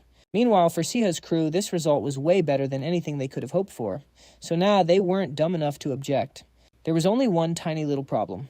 After the trial wrapped up, that very night, Principal Ernest called Siha up for a private tea session. Sitting there, the old man didn't try to grill him too hard. I'm not going to ask any questions, just take this. Saying that he handed our boy a piece of paper, making him pretty curious. Even though he knew the missing item was a cube, he just let it slide without asking a single question. Just how much did Principal Ernest actually know? Thinking that he quickly grabbed the paper, took a quick glance and asked, "What is this?" Sitting across from him, Principal Ernest cut right to the chase. The math research professor here at Aiden Academy, Divert Brunoy, suddenly vanished from campus to attend a conference, and he still hasn't come back. That incredibly calm drop from the principal made Siha's shoulders jolt. Who knows if he even noticed Siha low-key panicking, but Principal Ernest just kept talking. The academy has to take the blame for not catching on to Professor Divert's true nature sooner, so I'm not going to deny that at all. But I do have one question for you. Were you the one who took him down? How the heck did you survive? You were up against a whole professor. There is no way a normal second-year student could fight him one-on-one and make it out alive. Back to Siha. Hearing Ernest lay it all out like that, he figured the principal already knew most of the story, so there was no point hiding it anymore. If I managed to survive as a Beast Tamer, it was all thanks to someone else, mainly my teammates. Honestly, I just got lucky. He stammered out awkwardly, but the principal was absolutely not buying it. Not at all, Han Siha. You've got real talent. Thank you, sir, Siha replied. That wasn't just some polite compliment. I mean it. I guess I'll find out soon enough if I'm overestimating you. once you decode that note. Ernest chuckled, making Siha stare hard at the confusing math formulas scribbled on the paper as he started thinking. This note looks like some kind of cipher. Sitting across from him, Principal Ernest explained where the paper came from. I found it right on Professor Devert Brunoy's bookshelf. It's some sort of arithmetic code, but I can't make sense of it at all. And then it hit me. Maybe you'd be able to crack it. As he said that, he looked right at our MC with eyes full of pure expectation, which honestly just made the pressure even worse. You're really putting a ton of pressure on me, sir. But wait, if this cipher was left behind by a dark mage disguised as a professor, could it be pointing to the location of another cube? Thinking of that, and just to save his own skin, Siha nodded. Let me take a look. He replied, but his eyes never once left the paper. And honestly, seeing that serious expression gave the principal some major peace of mind. That's it, Siha, that exact attitude of yours. Staring down an impossible challenge with those calm, totally unfazed eyes, acting like it's no big deal. That kind of vibe is exactly why not just me, but everyone else can't help but suspect you. Time flew by, and we cut to a random room. Right now, the original game's MC Lehan was sitting there talking to a mystery girl. So how is that project with Han Siha going after all your suspicions? She asked, and facing that question, Lehan actually stayed completely silent for a few seconds before answering. I still don't trust him. Han Siha is still totally sus. Hearing that the mystery girl didn't look too happy with his answer, throwing him a little pout. But you're the one who came all the way here to ask me about him. Bro, how many times has it been since the semester started? Plus, didn't you basically show Han Siha your entire hand already? Wait, what? Who said that he jumped, making the mystery girl crack up and point straight at her crystal ball? Bill said that. Yeah, can't even argue with that. Lihan muttered awkwardly, deep in his own thoughts. Whatever. I got some solid intel on the cube's location, so I guess leaking my hand wasn't a total throw. Brushing it off, he started spilling his real thoughts about Siha to the girl. But the way Han Siha acted all through freshman year was super sus. Literally wouldn't shock me if he snapped and went full dark mage at any second. And then boom, sophomore year, he pulls a complete 180. Hanging out with him now, I'm starting to think he's not actually a villain. But if you're asking me if he might stab us in the back, yeah, that's a whole different story. Sitting across from him, the mystery girl looked intrigued and pulled down the veil covering her face. Plot twist. It was Jun Ham, a second year from the theology department. All right, so you're asking me to check if the prophecy about Han Siha is still the exact same as before, right? Don't sweat it. You did hook me up with that bread after all. Plus, I could never say no to a favor from a cutie like you. I'll keep an eye on whatever crazy stuff is about to go down on campus. Consider this my daily fresh bread delivery service, she said with a huge grin. Wait, delivery service? What was that last part?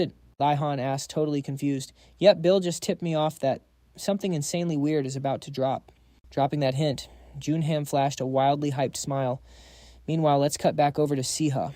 Right now, he and his girl Adela were absolutely breaking their backs doing the punishment they got from the trial. 30 hours of community service? This is literal torture, Adela whined. Oh, really?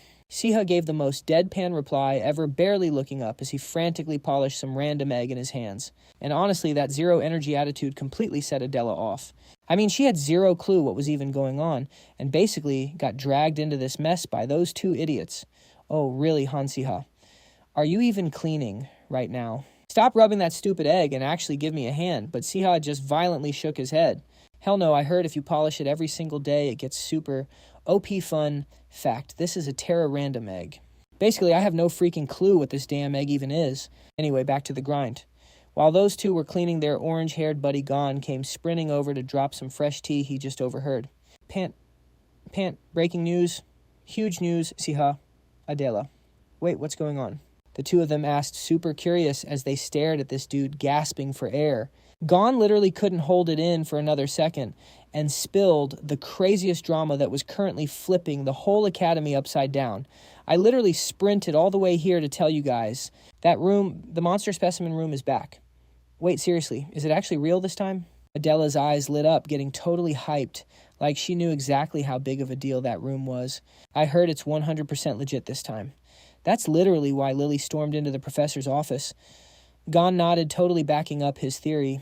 Standing right there, Siha obviously knew exactly what the deal was with that monster specimen room. The monster in the basement specimen room. The whole drama started when someone screamed their lungs out about a monster spawning inside the room. At first, everyone just thought it was your typical generic school ghost story. A literal monster, right inside Aiden Academy. Yeah, and it's not some tiny pet either. I heard a student almost got totally wrecked. That was the wild rumor all the students were gossiping about. But in the end, since there was zero actual proof, the whole thing got debunked.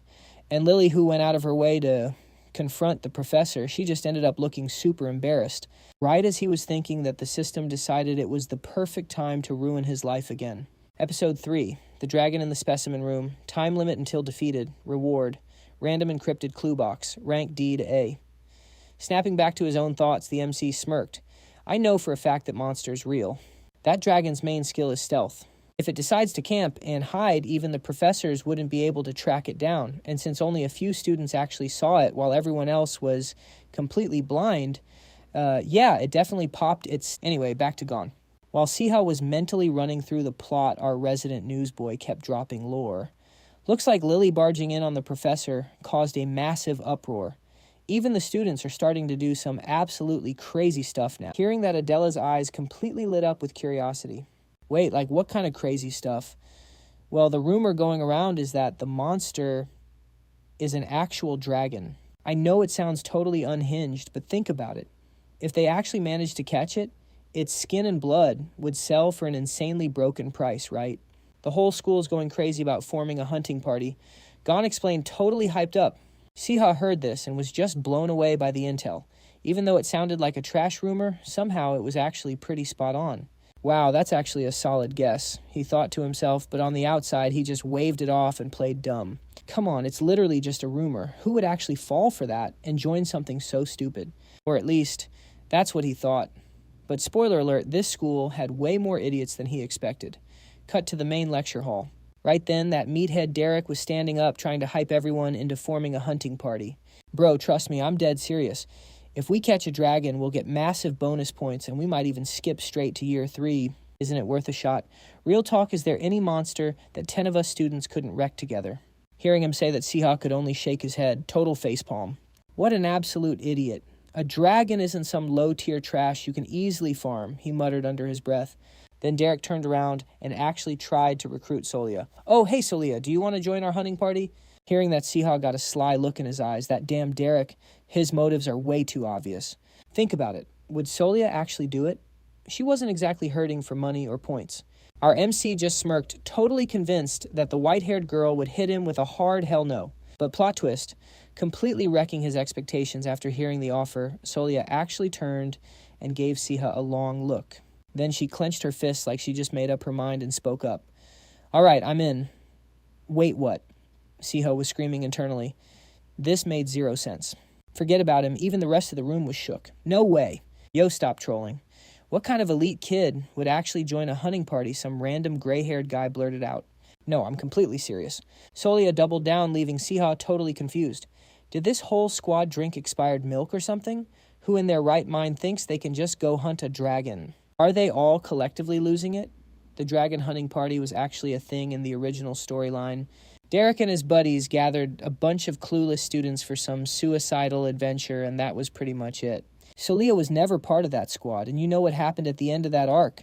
The whole hunting party got wiped, every single one of them. Never came back. Time fast-forwarded straight to late afternoon. Right now, the perfect honor student Solia was still grinding away at her studies. But then whatever she was thinking about made her let out this heavy, depressed sigh. Her dad's words started echoing in her head. Purification magic comes from a pure heart. My daughter, the path to becoming a noble mage means you must stay completely unfazed no matter the situation. Never show weakness in front of your enemies and wield your magic without greedy desires. Remembering all that, Solia gave herself a reality check. I've never forgotten your teachings, Father. A noble mage must be strong and pure. You built our entire family's legacy with magic, and you've always drilled that into me. But I'm so sorry, Dad. I don't think I can do it. Our family has lost all its glory now. The very name you were so proud of. The place I was born. The only way to restore our rep is if I become a top-tier mage. And yet, for the first time ever, I lost my rank 1 spot, and I lost it to him, Han Siha. I only barely survived at Aiden because I grinded nonstop and researched magic like crazy. It was just 1 loss, but 1 time was enough to realize the truth. I don't have the confidence to beat Han Siha in the final, but if I join that dragon hunting party and farm those bonus points, I might actually have a tiny chance to clutch the win. With that thought locked in, Solia stared intensely at the book she was studying. Turns out it was literally a massive lore book all about dragons. Dragons are super cautious mobs, but they have a massive weakness to fire and light, since they operate best in the dark. They're probably roaming around the underground specimen room right now. Plus, from what I've seen, there's absolutely zero real talent in that hunting party. When the dragon actually spawns, I'll be lucky if they don't get in my way, let alone actually help. So this is my ultimate chance to prove I'm the top tier light mage, because my abilities are literally the perfect counter for fighting a dragon. I am going to grab this chance with my own two hands, Solia said, gritting her teeth. Looks like Siha's butterfly effect completely derailed the original plot. Cutting back over to our absolute legend of an MC. Since Solia's sudden decision totally flipped the script, he actually ran off to find that girl Junam, asking her to do a tarot reading on their actual odds of survival. As for the success of this hunt, the only answer he got was a head shake from Junham. No way, Solia can't solo that dragon. Is that what your star told you? Siha double-checked. Sitting across from him, Junham nodded bluntly, making sure to remind our guy, yep. And just so you know, my prophecies don't come cheap. A single piece of bread ain't gonna cut it. Hearing that Siha had no choice but to hand over a massive bag of cash, making her face completely light up. But then right after pocketing the money, Junham gave him a confused look. Wait, why are you suddenly asking for a prophecy about Solia anyway? Don't tell me you actually have a crush on her, she gasped. What are you, crazy? Hell no, it's nothing like that, our MC frantically denied. But deep down, Siha had his own reasons that he couldn't just say out loud. Solia was my absolute favorite character back when I read Aiden Academy, but that was when I was just a reader. Now, I just want to stop a totally busted main character from getting killed off way too early. Solia can't solo that dragon. If that's really the case, thinking about it, Siha's expression grew dead serious, like he was trying to figure something out. Time quickly flashed by, flashing back to the dragon hunting party. Just like they planned, the whole squad was creeping down into the specimen room. And right there, they came face to face with an absolutely massive shadow. Light shield! Solia screamed out, channeling her magic. Instantly, a glowing barrier formed right in front of her. At the exact same second, something enormous, like a monstrous tail, whipped out from the darkness and slammed straight into her shield. She managed to block it, but the impact was so insane that it blasted a massive hole right through her light magic. If I hadn't thrown up that barrier in time, God, we'd be dead. Solia thought, completely shaken. Realizing this hunt wasn't going to be the cakewalk that arrogant jerk Derek had been bragging about, a girl in the squad nervously spoke up. We need to stop, guys. 2 people from our hunting party are already badly hurt. Nobody knew the specimen room would be pitch black or that the dragon would be this cracked. We need to pull back, please. Hearing that, Derek immediately snapped back. Hell no, we are absolutely not leaving. We already rigged the whole room with traps. There's no way we're backing out now. If we can just bait it into stepping on those traps, that monster is completely cooked. But this whole time that dragon has been attacking while perfectly dodging everything. It's almost like it knows exactly where the traps are. The girl shook her head. That's impossible. Dragons aren't even that smart. Derek suddenly shouted, Hey guys, wait. The noise is getting closer. Solia yelled out a desperate warning. And the very second those words left her mouth, bam, all 3 of them got brutally slammed by something and sent flying. It was only then that Derek finally woke up to reality. What the hell is happening? No way. This makes 0 sense. Unless someone is actually controlling it, he guessed out loud. And plot twist, he was absolutely right. Because hiding deep within the shadows of the room was the dark silhouette of a cloaked figure. He was Hugh Stanner, a 5th-year Beast Tamer. Watching the squad pathetically struggling in front of him, a sick, smug smirk spread across his face. Just like I predicted. The professors totally abandoned the specimen room, and these dumb students just blindly charged in. These pathetic mages from Aiden Academy, they're all exactly the same. Not a single idiot from Aiden even realizes that this dragon is being perfectly controlled by a Beast Tamer. 15 years ago, those Aiden Academy scumbags ruthlessly slaughtered the Dark Mages during the Mage War. This right here is payback for my father who died on that battlefield. Let's see how you little rats squirm right before you die. Cutting back to Solia stranded in the pitch black, she still had absolutely no clue who the real enemy was. Her whole body was violently shaking as she stared at the lifeless bodies of her classmates knocked out all around her. The others are completely down. I'm the only one left. Honestly, I knew from the start I was going to have to solo this. What do I do? Is it even possible to win this? No, even if I can't win, I am not just sitting here waiting to die. I have to burn through every last drop of my mana. Please, just work. Muttering to herself, she thrust her wand high into the air, desperately channeling her magic. But right before the spell could even form, a hand suddenly shot out of nowhere, gripping her wrist tight and yanking it straight down. Hey, you trying to get yourself killed? Hearing that totally familiar voice, Solia quickly looked up at him. Wait, Han Siha. Save your mana. Every single one of them is already down, and you're the absolute only light mage left. Just stay ready to cast your spell on my mark, got it? Siha ordered firmly. How did you even get down here? The white-haired girl blurted out in shock. But Siha had absolutely zero time to explain. His eyes were locked on the massive, shadowy silhouette of the drake lurking in the dark. Those movement patterns, I am 100% sure there's somebody pulling the strings from the shadows. No matter how hard they try to hide those slick taming marks, real recognizes real. Tamers just know. All right, Bet, let's see who's the better tamer here. Eat this. As he said that, Siha lobbed an energy orb straight at the drake. Out of nowhere, the beast turned around, lunged at the energy orb, and swallowed it whole. That crazy move actually got that tamer. Hugh sweating a bit. Why isn't it listening to my commands? And what the heck was up with that orb? Back to Siha. Seeing the dragon absolutely devour his energy orb completely washed away his worries. The absolute basics of taming. Understand and exploit the monster's habits. A dragon's instinct is to snap first at anything moving fast. But hey, you really shouldn't just eat whatever strangers throw at you. That dizzy orb tastes pretty good, right? The time is now. Without hesitating for a single second, he yelled out, Solia target, the dragon's heart in the back. Right now. The white-haired girl knew this was a god-tier opening, so she was already locked in and ready to cast her magic. Got it. Judgment, she screamed, unleashing a massive pillar of light energy straight at the drake. The moment the hit connected the tamer link between the beast and Hugh instantly cracked. No way. How is this possible? It's going berserk because our tamer link got severed. If this keeps up, I'm cooked too. I have no other choice. I really didn't want to use this since it completely wrecks my body. But I'm going to have to use the power of dark magic for a forced tame. Pushed completely into a corner, Hugh activated his dark magic, wrapping the drake's entire body in this eerie, faint red smoke. That immediately gave Solia a massive bad vibe. Somehow, that dragon looks like it's in even worse shape now, she said, totally worried. As for our MC, he instantly recognized what was going on. Hold up!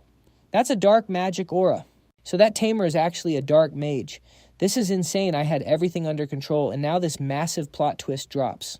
But before Sia could even brainstorm a counter, the system stepped in for a clutch save to bail our boy out. You have awakened a new skill. Do you wish to use Tamer's Plunder? What the heck is this now? Sia read it out loud, totally curious. Forced bonding enhancement. Specimen Room Dragon. It has a master, but can be taken. Do you want to temporarily tame the Specimen Room Dragon? The system's prompt left Siha absolutely stunned. Wait, I can just steal a monster someone else already tamed? Well, hell no, I'm not turning that down, but is this actually going to work? Siha was a bit skeptical, but he quickly smashed that confirm button, and just like that, an invisible link formed between him and the drake right in front of him. The system instantly flashed a confirmation. You have successfully tamed the target. Just like that, this massive drake turned completely docile, stepping up and bowing its head so Siha could pet its face. Meanwhile, our white-haired girl Solia was standing there totally clueless about what just went down. Wait, what? This dragon, why is it suddenly acting like a puppy? No way. Han Siha, did you seriously just tame this dragon? But how, she asked, staring at our MC with piqued curiosity. Hearing that, of course, Siha couldn't exactly expose the system's existence to her. So he had to completely bluff his way out of it with a random excuse. I guess I just really vibe with reptiles. Now back to the dark mage Hugh. Seeing his very own monster betray him to side with Siha Bro completely lost his mind. He was not accepting this. Impossible. Do you know how much effort I put into taming this thing? That dragon is mine. Screaming that he forced his dark magic onto the drake once again, making its eyes instantly glow a blood red. And boom, the temporary link Siha had built was completely shattered. What the taming failed, Siha panicked, literally, sweating bullets. Meanwhile, Hugh's face lit up with absolute joy. That's right, I am your master, you absolute fool. But the very second those words left his mouth, plot twist, the drake lunged forward and chomped straight down on him. His body just twitched a few times before going completely stiff. Let me go. It's soaking wet and smells disgusting. Somebody help me. Over on the sidelines, Solia shrieked in pure horror, while Siha was practically in tears, cringing, telling the beast, bro, spit him out. That is literal trash. Fast forward a bit. So, to wrap up this whole chaotic event, after the dragon took down Hugh Steiner, who was already running on empty from spamming dark magic, the situation was cleared up super quick. Principal Eris showed up right after getting the report, and the pure horror on her face was absolutely priceless. When they found out a dark mage was still lurking around the academy, they personally came over to thank him. Looks like those dark mages lurking in the academy haven't given up yet. Thank you, Han Siha. Next up, every single person involved in that illegal dragon taming, totally cooked, they all got punished. As for our boy, he got massive props for saving the students' lives, and their parents absolutely flooded him with gifts. MC Diff, right there. Looking at the massive mountain of gifts stacked up on his bed, he was hyped. Thank the sun god. Guess I won't have to worry about pretty generous stuff. Exactly what you'd expect from the newly rising Holy Mage class. He nodded before turning his attention to check out his brand new skill. Anyway, this new skill I got from the fight, it's absolutely broken, a skill I never even saw in the original plot Taming Touch. It's a skill that lets you temporarily tame monsters mid-battle, instantly boosting your bond with them. You can only tame one monster at a time. It lasts for 3 hours, and it only works on monsters 10 levels lower than you. Reading that, Siha turned to look at little Basilisk, who was looking super grumpy right next to him, and let out a heavy sigh. It's honestly so weird that they gave this skill to me, a literal Beast Tamer. Honestly, it would have been way better if I could have tested this skill out on that dragon I tamed. But whatever, it's a time-limited skill anyway. Plus, Basilisk totally hated the dragon, so I just handed it over to the professors. But I got way more than just a skill from that crazy fight. Here we go, the moment we've all been waiting for. Opening the reward box. Volume 3 of the Specimen Collection is complete. A random rank D to rank A box will be rewarded. Do you want to claim it? Looking at the system. Prompt. Siha obviously had zero reason to say no, so he claimed it instantly. Right after that, a wooden reward chest popped up in front of him. Before opening it, bro literally had to pray to his ancestors 3 times before he even dared to pop the lid. I'm not asking for much here, but please, even if it's not an A rank, just please give me a B rank or higher. He prayed hard in his head, and the system definitely did not let him down. The item he pulled from the box was a bag. An A rank spatial bag, no way. Staring at the reward, Siha was absolutely stunned. He literally couldn't believe his eyes. This is way better than I thought. It's not just OP for combat, but super clutch for daily life too. If I went out to buy this, it'd cost way more than just a few gold coins, he said, totally hyped. But wait, that wasn't all. To reward our MC's insane carry and massive contribution in this event scenario, the system dropped a bonus reward. An additional reward. A bonus reward for minimizing casualties will now be given to you. Please check your inventory. Note 0 casualties occurred. Back to our boy. The sudden bonus drop caught him off guard for a second, but he instantly figured out why. Want to know the reason? A bonus reward. I get it now. In the original storyline, that entire hunting party was completely wiped out. No one survived. But this time around, even the most critically injured students got healed in time and actually made it out alive. Is this like a hidden bonus for clearing a massive difficulty spike? Unable to hold back his curiosity, Siha literally flipped the bag upside down. Out dropped a red piece of paper covered in some weird, freaky math formula. What the heck is this A note? Let's take a look. It's a math problem. This is the exact equation from Professor Divergent's lecture, the one he always puts on his exams. But wait, why does this formula look so insanely familiar? Siha muttered to himself. Then it clicked. A light bulb literally went off in his head, and he yelled so loud that little Basilisk jumped out of his skin. Why didn't I think of this sooner? That code on the note Principal Eris gave me, I decoded almost all the symbols, but I've been completely stuck on the final puzzle for days now. All this time I thought I was supposed to find the hidden meaning behind the symbols. But nah, I literally just had to solve the equation. This is insane. It wasn't about the symbols' meanings at all. It was about crunching the actual numbers inside them. Did I really lose sleep for days over a math problem that a literal middle schooler could solve? Thinking about it, Siha honestly didn't know whether to laugh or cry. And just like that, with his big brain doctor-level math skills, this simple equation was an absolute joke. One quick scribble with his pen and boom, done. I've got the answer. The results were two numbers, 205 and 014. Following this huge clue, Siha immediately tracked down room 205 and locker 014 to investigate. No matter how you looked at it, room 205 belonged to the dark magic department.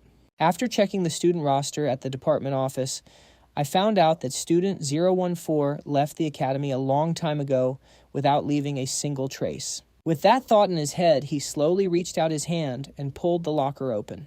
A blinding light burst from inside, lighting up Siha's face. I freaking knew it. This is it, another cube. Professor Divot Grunui definitely got this from those dark mages and stashed it. I'd better throw this into my spatial bag before it gets lost. Hiding a cube all by myself is way too stressful. I need to lay low and stay off the radar for the next few days. Siha muttered to himself, quickly dipping out of the room before anyone could catch him.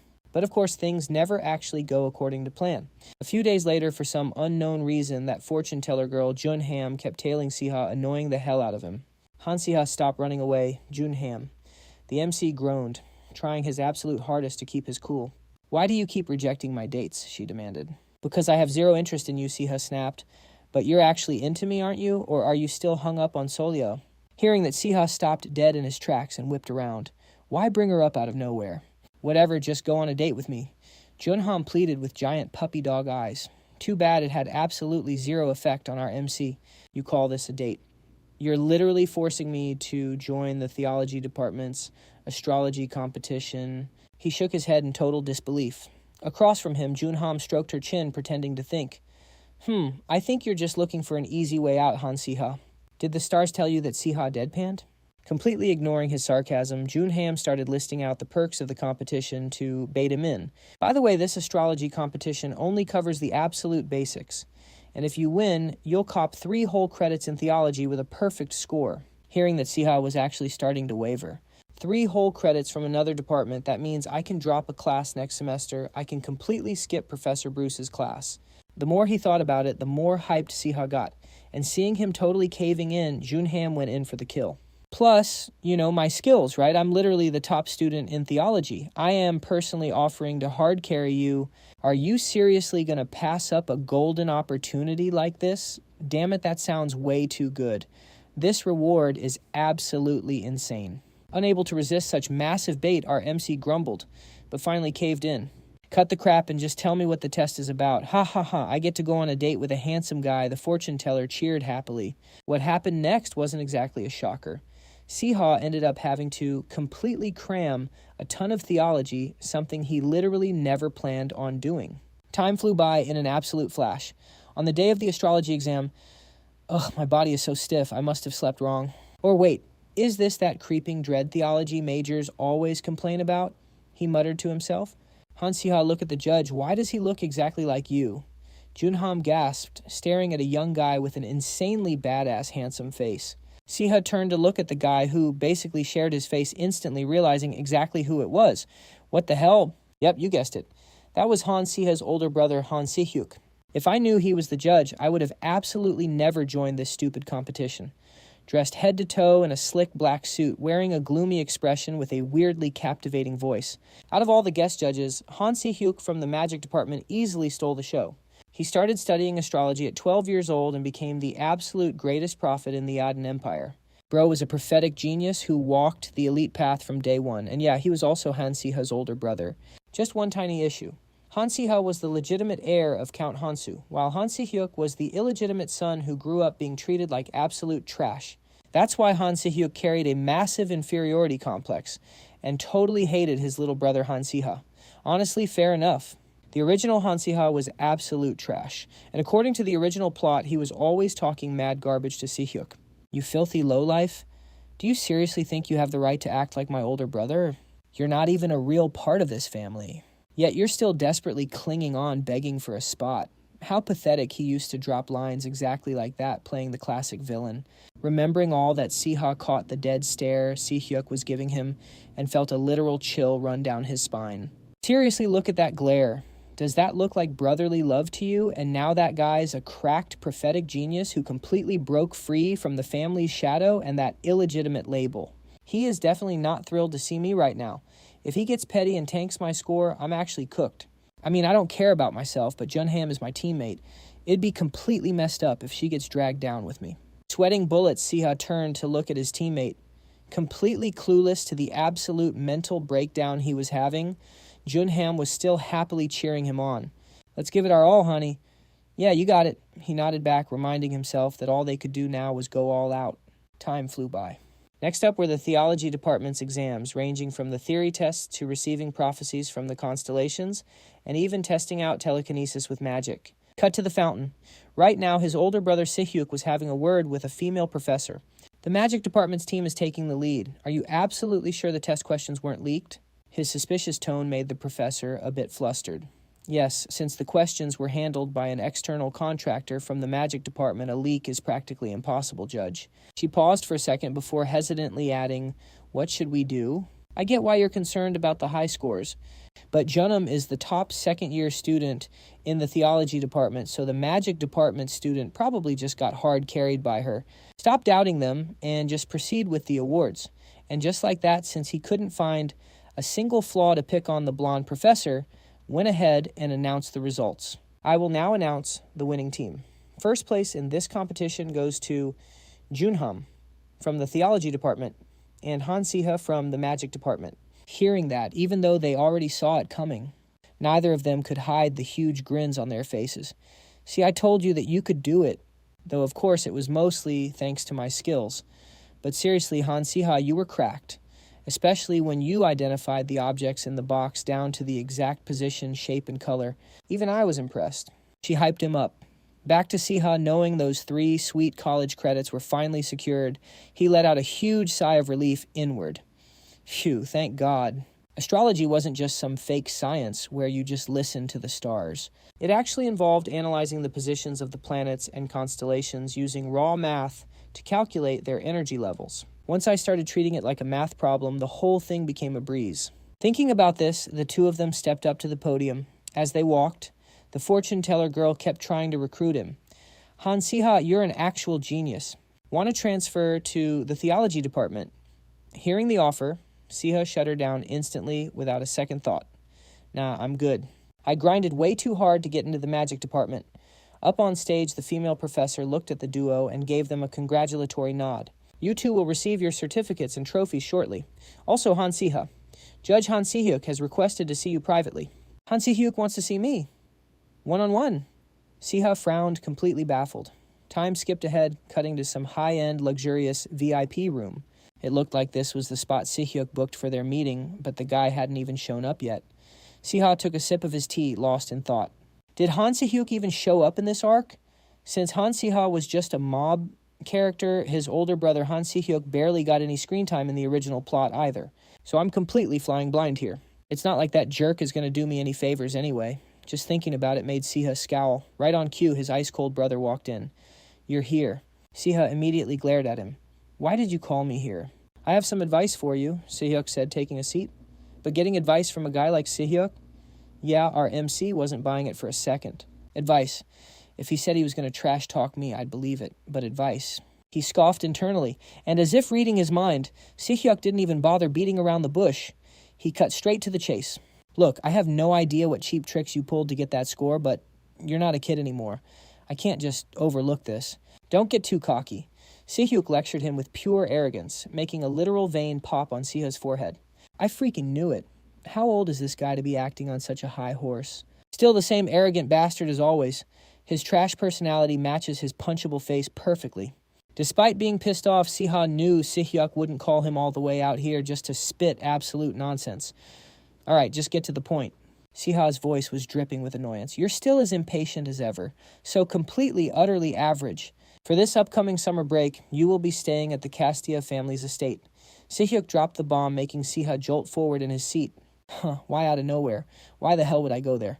Instead of explaining, Sihyuk just hit him with a cold, absolute order. If I tell you to stay there, you stay. If you have any gratitude for winning that award, you'd better listen to me. Oh man, if Siha could deck this guy in the face right now, he wouldn't hesitate for a microsecond. Did he seriously just take credit for my award? Junham and I literally got the highest scores, and the other judges gave us top marks too. Yet this guy's acting like he purposely handed the win to me on a silver platter. That's all I had to say. You're dismissed. Si-hyuk basically kicked him out the second he was done talking. And honestly, Siha wasn't about to stick around with this insufferable jerk anyway. Kicking me out the moment he finishes talking. Typical. Typical him. With that, he quickly stepped out and slammed the door shut. Just like that, after Si-hyuk left, a few days passed and the first semester's final exams finally wrapped up. Vacation was right around the corner. Staring at the magic practice book in his hand, Siha didn't hesitate for a second and yeeted it over his shoulder. Whatever, I've got enough credits from that astrology tournament anyway. I'm totally dropping Professor Brooks' class next semester. Right then, the ever-energetic Adela ran over to catch up. Hey, Siha, how'd your exams go? Hearing her, our MC turned and nodded. Not bad. What about you? Adela beamed. I absolutely crushed it, obviously, saying that she glanced over at the luggage Siha had packed up. Your bags are packed full, huh? She asked. I'm heading back home to my family. Siha explained, which made Adela genuinely happy for him. No way, really. Are you and your family on good terms again? That's amazing. Seeing her so hyped, Siha felt a bit awkward and couldn't bring himself to tell the whole truth. Well, we're not exactly at the face-to-face hangout stage yet. Thinking about it, he recalled Si-hyuk's strict instructions to stay at the Kostia family estate. Siha pondered for a second. Well, since he was so stubborn about it, I guess I'll just listen to him this time. Doesn't seem like there's any shady scheme going on anyway. Figuring things weren't too bad, he flipped the question back to Adela. What about you, Adela? Heading home. The girl just smiled and shook her head. They aren't exactly thrilled about me visiting, so I'll just be chilling in the dorms. Hearing that, Siha let out a silent "oh" in his head. She was playing it cool, but the reality was probably a lot messier. Adela's family background was totally skipped over in the original storyline, and she was always a loner. She never showed it, so it was super hard to read her. Still, our MC wasn't about to go digging up someone else's trauma. He just waved goodbye. All right, then, catch you after the break. Yeah, see you in a month. Take care. Adela nodded. And just like that, it wasn't long before our guy grabbed his bags and hopped on the train. The train headed straight to the Kastia family estate. But the second he arrived and laid eyes on the absolute unit of a luxury castle in front of him, our MC just stared blankly, cursing the original body's owner under his breath. Holy crap, Han Siha, how is your family? This loaded. Bro was literally a young master. Why the hell did he waste his time learning dark magic at school? If it were me, I'd just coast through a chill life until graduation. Muttering that, he leaned in slightly. He greeted the head butler. I'm home. But the old man immediately threw his hand up, stopping him right in his tracks. Please wait a moment. The Count has left strict orders for the young master. Do not enter until I give the word. That is all. With that, the white-haired old butler went right back to standing at attention. He stood there like a literal soldier while Siha, standing directly opposite him, had his jaw practically hitting the floor. Wait, what? He's seriously locking me out. His own kid who just got back after a year and a half away. And so time dragged on until late afternoon, all because there was still zero word from his old man. So there Siha was stuck, sitting out in the yard with all his luggage, waiting around like a dog waiting for a bone. Looking at his absolutely tragic state, the maids started huddling up and gossiping. Hey, look, he's seriously still waiting out there. If it were me, I would have dipped and found somewhere else to stay by now. Gotta respect the dedication. Those little whispers drifted over. But none of it escaped Siha's ears, making him feel both pissed and embarrassed. Hey, I can literally hear you guys, Our guy grumbled internally. Right at that moment, the mansion's doors suddenly creaked open instantly, grabbing his and Basilisk's attention. Stepping out next was none other than Count Han Siha's father. You've arrived. Come in, the older man said casually. Instead of being happy, our MC instantly felt suspicious. Why is he suddenly letting me in now? Hearing that, even though he had no clue what kind of mind games his dad was playing, Siha just grabbed his stuff and followed him inside. And waiting for him in the dining hall was an absolutely massive feast. Even though they were sitting at the same table, the father and son were sitting a solid 20 meters apart. Mid-meal, Tessu finally spoke up. I heard the magic department stirred up a massive scandal that led to a full-on trial. Give me the report. Sitting way across from him, Siha finally connected the dots on why he was left to rot outside. Now I get why I was locked out.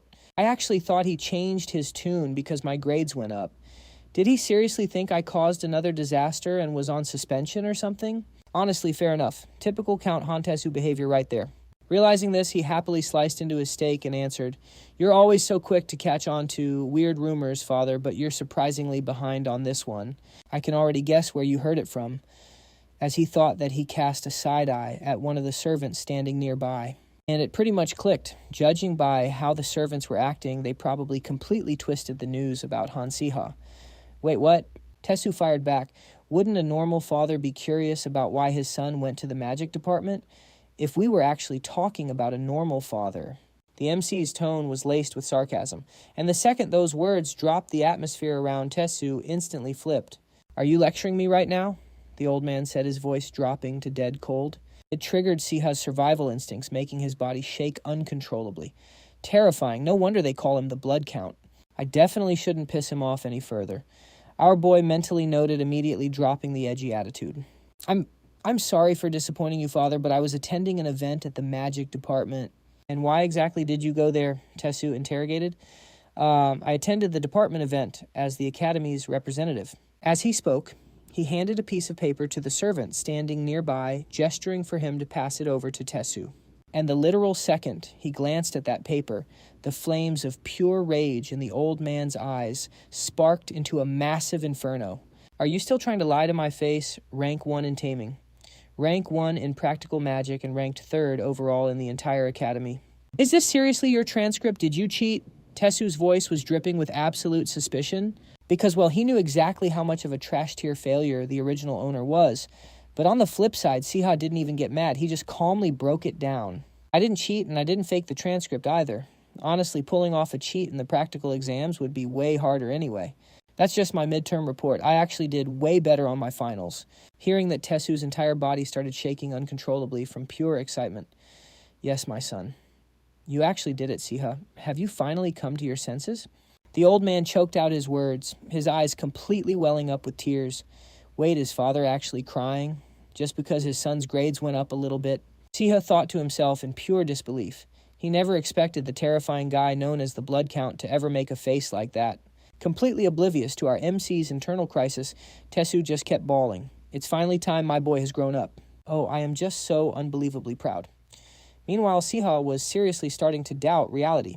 Is his character setting completely breaking down right now? A bit of time passed. In the days that followed, Han Tessu's attitude did a complete 180-degree flip. Even the servants who used to ignore Siha were now looking at him with extreme caution. Looks like I won't have to hear about being the family's abandoned trash anymore. Having Count Han Tessu's backing is going to build a solid foundation for my future. I hate to admit it, but Han Si-hyuk was actually right this time. I definitely needed to come back to the family estate for this break. 2 days later, while sitting down for tea, his father brought up Siha's future plans. Is there anything else you want to study? Tessu asked. How about taming? Siha replied. Hearing that the old man instantly gifted him 10 horses and even asked if he needed anything else on top of that. And since his old man was already flexing his wallet, Siha decided not to hold back at all. I'll need some high-quality gemstones, crushed up as fine as possible. Everything he asked for was straight-up prep work for the egg that was about to hatch. It's almost time for the Terra egg to hatch, so I better get its food ready. Today's taming trivia, baby Terras grow by snacking on crushed gemstones, and Terra eggs have a guaranteed 100% hatch rate. Well, a 99.9% hatch rate anyway. Cut to Siha's private room. To make absolutely sure the incubation went smoothly, he'd been guarding that thing like it was his own kid. I've got the temperature, the humidity, and the environment dialed in perfectly, so the hatching process shouldn't be much of a sweat. There's a reason Terra eggs are classed as A rank after all. Their combat abilities are pretty weak, but they're super useful for transport, and once you manage to tame them, they're insanely loyal. But the catch is, they're actually harder to tame than dragons. There's way more to consider than I thought. A newborn Terra can take anywhere from 1 to 2 weeks to fully... Man, that's way too long. An untamed Terra can wreck absolutely everything around it, so this is definitely not going to be easy. Right as he was stressing over it, the egg sitting directly in front of him suddenly started shaking violently. It looked like it was about to hatch right then and there, catching our MC completely off guard. Wait, I didn't shake it. Is it really happening right now? The more he thought about it, the more panicked Siha felt. And boom, right on cue. The second the egg reached max vibration, its outer shell shattered into pieces, followed instantly by a massive explosion inside the room that completely blew out every single glass window. Thankfully, in the very nick of time, Siha managed to cast his magic to suppress the blast radius. Oh boy, did I seriously just bag an A-rank monster? I absolutely cannot let this thing fly away. It immediately tried to flee the second it was born. Yep, a monster is still a monster, our MC muttered under his breath, staring down at the tiny baby Terra that was busy yawning in front of him. And the magic cage surrounding it was put up exactly to keep this little runaway from escaping. He took one look at all the wrecked furniture scattered across his room. It looked like a literal tornado had just ripped through. Siha's soul nearly left his body. The raw power of a literally newborn monster is absolutely insane. Even bound by magic, this thing broke free. Usually with my affinity, taming monsters is an absolute breeze. But not this Terra. It literally just hatched. Looks like I'll have to handle this the hard way. First things first, gotta chill it out. It's way too hyped from the new environment. Time to hit it with a sleep-inducing hypnosis spell. No hesitation. Siha immediately fired off his hypnosis magic straight at Terra. 1 second later, boom, its face went completely blank like it was drunk and it just flopped onto the ground. Seeing that Siha walked over, gently scooped it up and cradled it in his arms. It actually worked. This is my opening. I'll imprint my scent on it. Keep physical contact. The key here is making it realize I'm absolutely zero threat. Man, my past experience is seriously carrying me right now. There's no way I can tame this guy in just one go. I'm going to have to keep this routine up for about a week, but hey, it's summer break, so time is the one thing I've got. And at the end of the day, this absolute wreck of a room was still Han Siha's domain. Just like that time flew by. Before he knew it, break was over, and it was time for Siha to head back to the academy.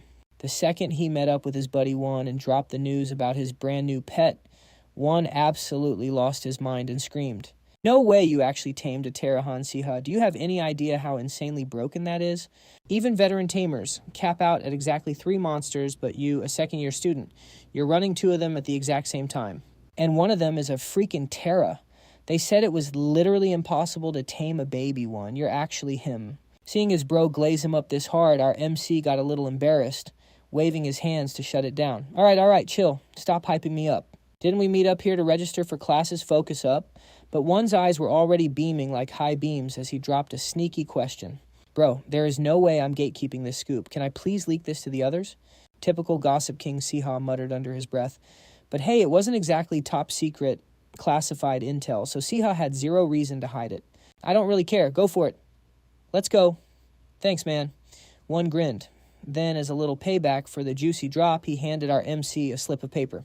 In exchange, I'm hooking you up with this. One explained, it's a schedule, an absolutely flawless game plan. Perfectly optimized free periods pulling only the highest rated professors. It's the ultimate god tier combo. How the heck did he turn a college schedule into a literal masterpiece? Siha's eyes sparkled like stars and he immediately threw the info broker a massive thumbs up. I am copying this instantly. One nodded with total confidence. We are definitely clutching this. Putting that aside, Siha glanced around the area and was genuinely mind blown. Yo, it's super early, but the crowd's already packed. Course registration here is a total bloodbath, huh? At Aiden Academy, course registration drops on a specific day at an exact time. And everyone has to camp out at a spot called the Magic Center. The system requires you to find a location linked to your personal magic circle, verify your login, and then spam the registration button. The catch: the Magic Center constantly shifts locations every single day. Before the registration war even started, Siha had already gotten the cheat codes from his info broker buddy One. You know, tomorrow is registration day, right? Listen, not all magic centers are built the same. Some have crazy good magic flow, others are pure trash. Luckily, I got a tip from an upperclassman about an insanely OP spot with maximum flow.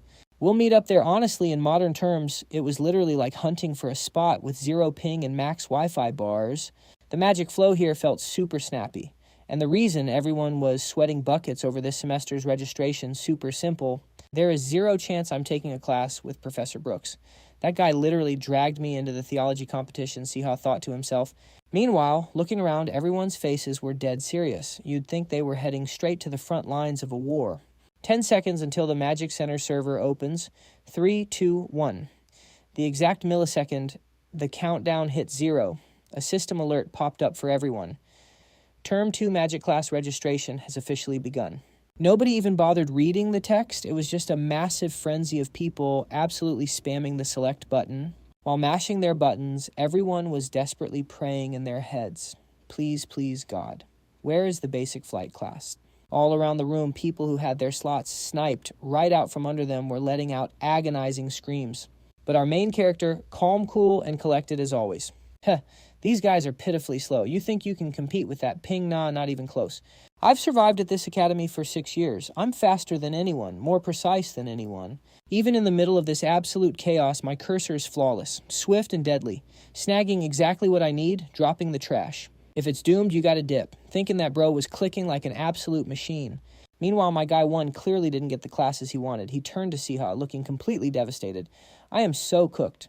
I panicked and ended up taking Professor Brooks' class. What about you, Han Siha? I got everything. Siha grinned, totally flexing his perfect schedule.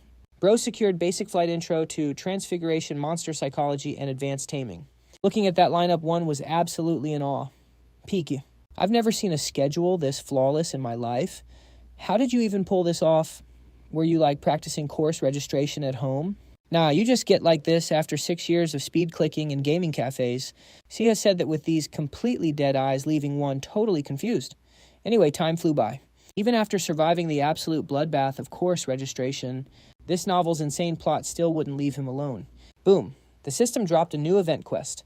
Main Episode 4, The Dark Mage of Dormitory 1. Time limit until the enemy is defeated. Reward Aiden's staff. Penalty for failure, death. Literally, the second Siha got back to the academy, the main quest kicked off. 0 breaks. The Dormitory Necromancer. Basically, necromancy students got brainwashed by dark mages and had the audacity to summon skeletons right on campus. This arc wasn't even supposed to happen in their second year, but since Siha kept wrecking the dark mages' plans, they fast-forwarded the original plot.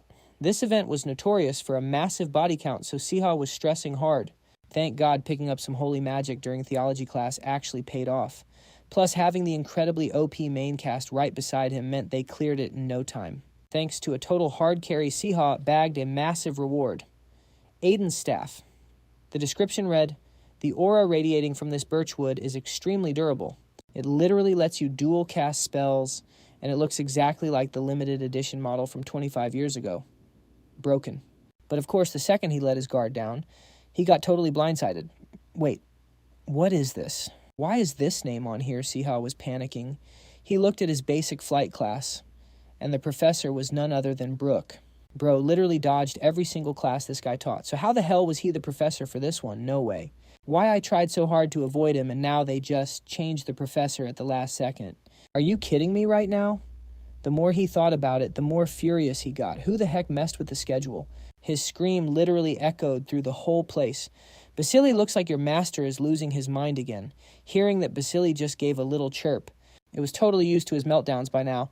Anyway, moving on. Whether it was the main quest or Siha's garbage mood time kept ticking and the camping trip finally rolled around, it was a massive tradition. For the second semester at Aiden Academy, basically all the second years pack up and go camping. They head outside the Aden Empire alongside the seniors. Long story short, it's like a hardcore school field trip or some crazy boot camp. The theme, always survival. And the drop zone for this year was the distant tree fields. Basically, they just dump the students into some brutal mountains and force them to team up if they don't want to die. It literally felt like being in one of those wild YouTube survival challenges. The professors probably set up this whole system so the two batches could bond and grow together. But plot twist. The reality was way worse. You had to grind out assigned quests. And the seniors literally held your grades hostage by evaluating your performance. The points went straight to your GPA and the rewards were actually insane. So skipping it? Hell no. But honestly, it was just the perfect excuse for the upperclassmen to totally power trip and bully the freshmen. Right on cue, some arrogant voice boomed out, "Everybody stand up straight unless you want your grades tanked. You brats better watch your step. You hear me? I'm Kassan, third year. I heard rumors that you second years were a bunch of cocky punks. But I didn't think your attitudes would be this trash. It's tradition. When we get to camp, aren't the juniors supposed to roll out the red carpet and hand over all the food from their survival kits to us upperclassmen?" This Kassan guy was spitting pure arrogance. Hearing his absolute nonsense, Adela stepped up and snapped back. "But we have to survive off those kits for days. If we give you all our food, what the hell are we supposed to eat?" Before she could even finish, Kassan instantly cut her off. "Shut up. Back in my day, that's just how it was. How dare you talk back to your senior? Your attitude is completely unbelievable. Hey, you in the front row, empty your bag right now. Hand over all your food and anything actually useful." All the other students around them just went dead silent, too scared to fight back, and slowly started pulling out their gear. Seeing them cave, Kaysen smirked like he owned the place. Yeah, that's what I thought. Should have been like that from the start. Hurry it up. Unless you want to pack your bags or get dead last in grades, do your jobs right.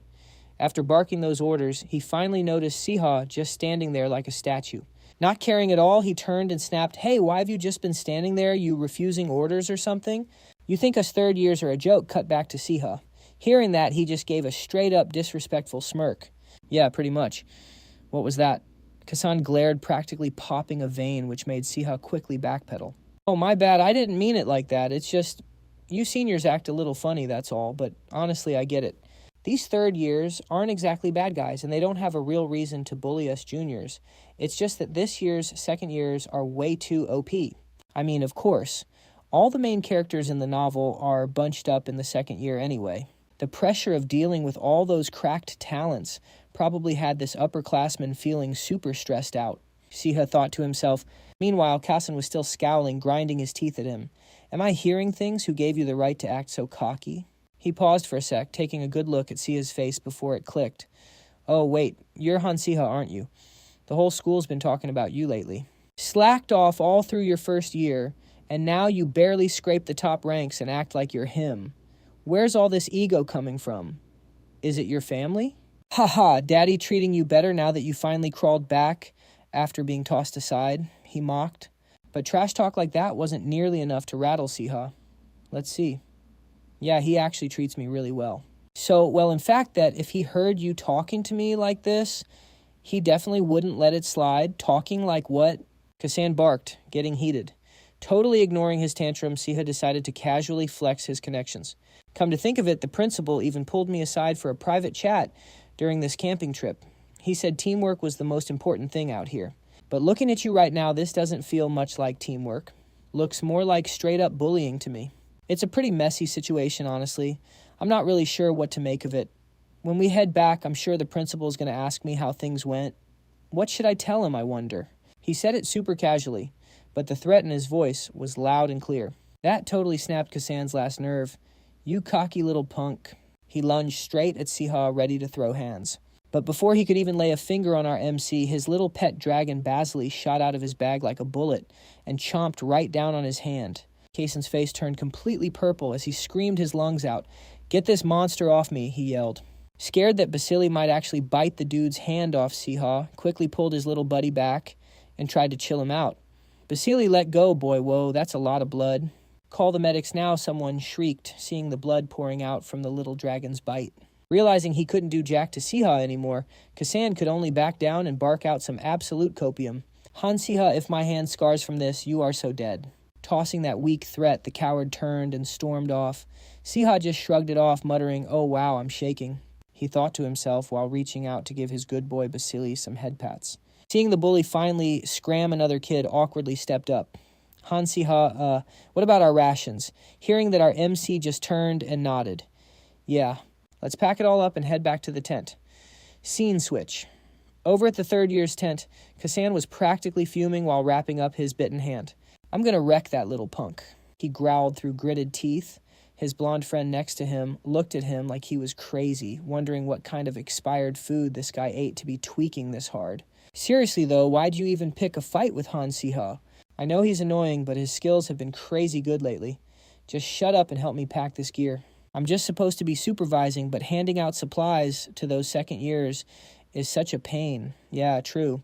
I can't just let this slide. I gotta do something, Kasan snapped, absolutely seething. But then he paused. A super toxic idea just flashed in his head, and he turned to his buddy with a wicked grin. Yo, Riven, you're the one sorting out the rations for Han Siha's squad, right? Yeah, what are you planning? Riven asked, hearing that Kasan snatched the supply bag right out of Riven's hands. Trash like him needs a reality check, don't you think? We can't just let these kids disrespect their upperclassmen like this. If he's really as OP as the rumors say, he should be fine surviving out here without food or water for a bit, right? Hold up 5 people surviving on just one single bottle of water. Are you insane? Riven yelled, but that petty scumbag Kasan. This dude was already too far gone to think straight. He even turned around and snapped at his buddy, what the hell's wrong with you? Riven, don't tell me you're actually siding with those cocky second years, hearing that Riven frowned and muttered under his breath. Still swiping all their gear and leaving them with just one water bottle is way too far. That's just your opinion, bro. These punks need to learn the hard way. Suck it up, you trash. He smirked like he owned the place. Fast forward to the next morning. 6 days on the clock. Survive, and you clear the quest. Get critically injured or give up and run home. That's an instant fail. Meanwhile, after checking the supply bags they were given, Siha's squad was dead silent for a hot minute. Is it just me, or is our bag crazy light? We literally only have one water bottle, a rope, a heating stone, and a cooling stone. One forced the words out, staring at their pathetic pile of gear. Our MC was just as confused. Why did his squad get the absolute worst loot, survive 6 days with just this crap? Are they completely out of their minds? But then it clicked. Siha quickly figured it out. Yeah, this is definitely because of me. Right next to him, Adela shot him a dirty look, full of pure disgust. Every time I get stuck with you, things go straight to hell. I swear it's not even a coincidence anymore. Hearing that, Siha rubbed the back of his neck, feeling a bit awkward. Hey, say whatever you want, but you've got to admit I've actually helped you out a bit. Our MC stammered awkwardly.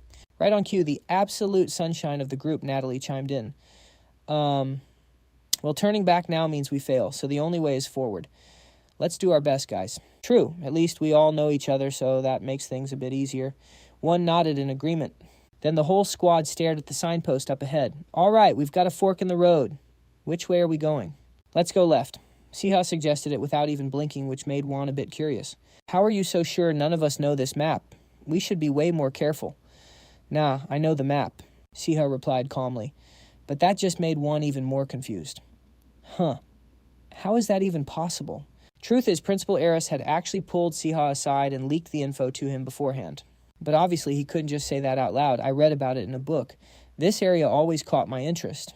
Hearing that flex, Natalie stared at him from behind her eyes, literally sparkling with admiration. Whoa, that is so cool. That's our Han Siha for you. You always pull through with the clutch info right when we need it. One laughed happily. With a literal tour guide carrying the squad, they thought it would be an easy stroll in the park. Spoiler alert, it wasn't. The sun was already starting to set. The whole squad was dead tired, but they still hadn't found a single spot to camp. Are you guys feeling dizzy too?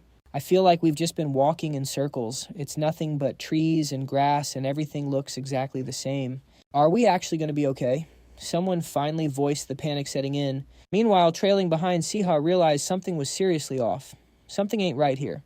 I was told taking the left path was the safest and fastest route. Master Eris isn't the type to lie to a student. So what the hell is actually going on?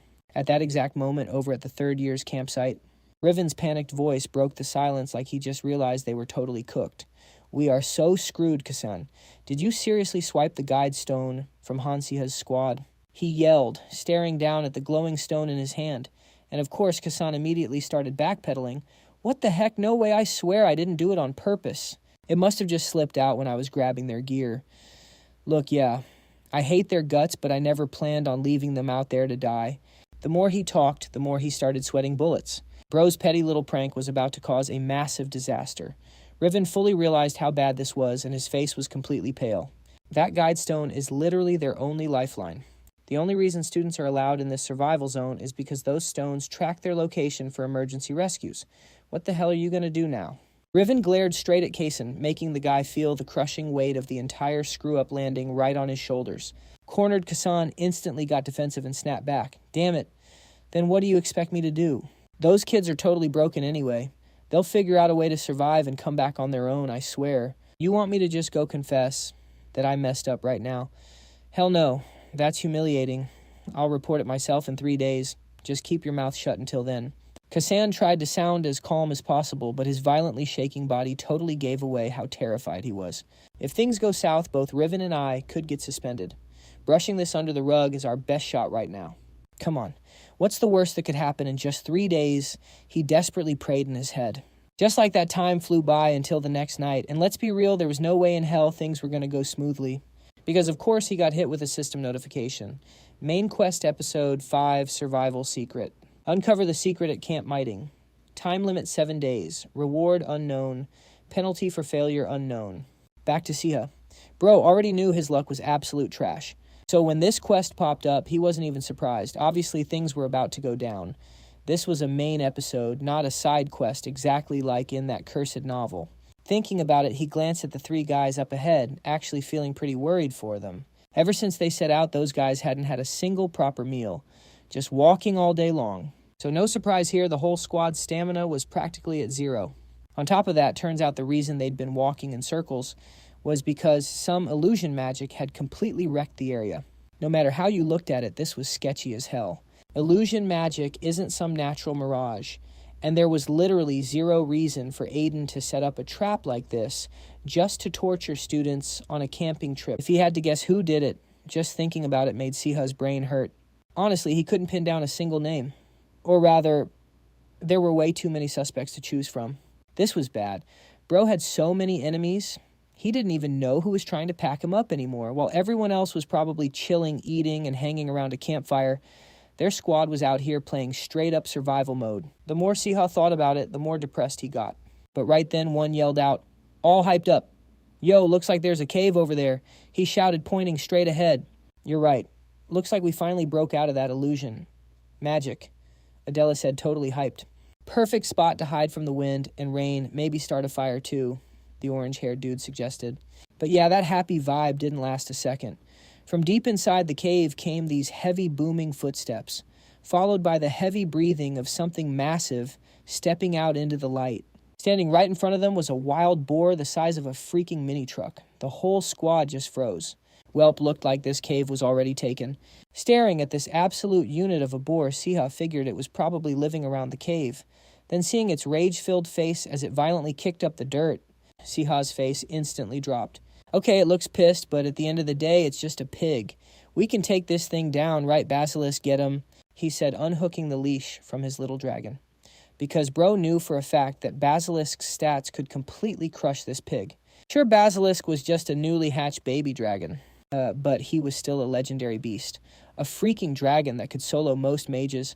There was absolutely 0 chance he'd lose to some trash-tier pig, right? Bro was just nodding to himself.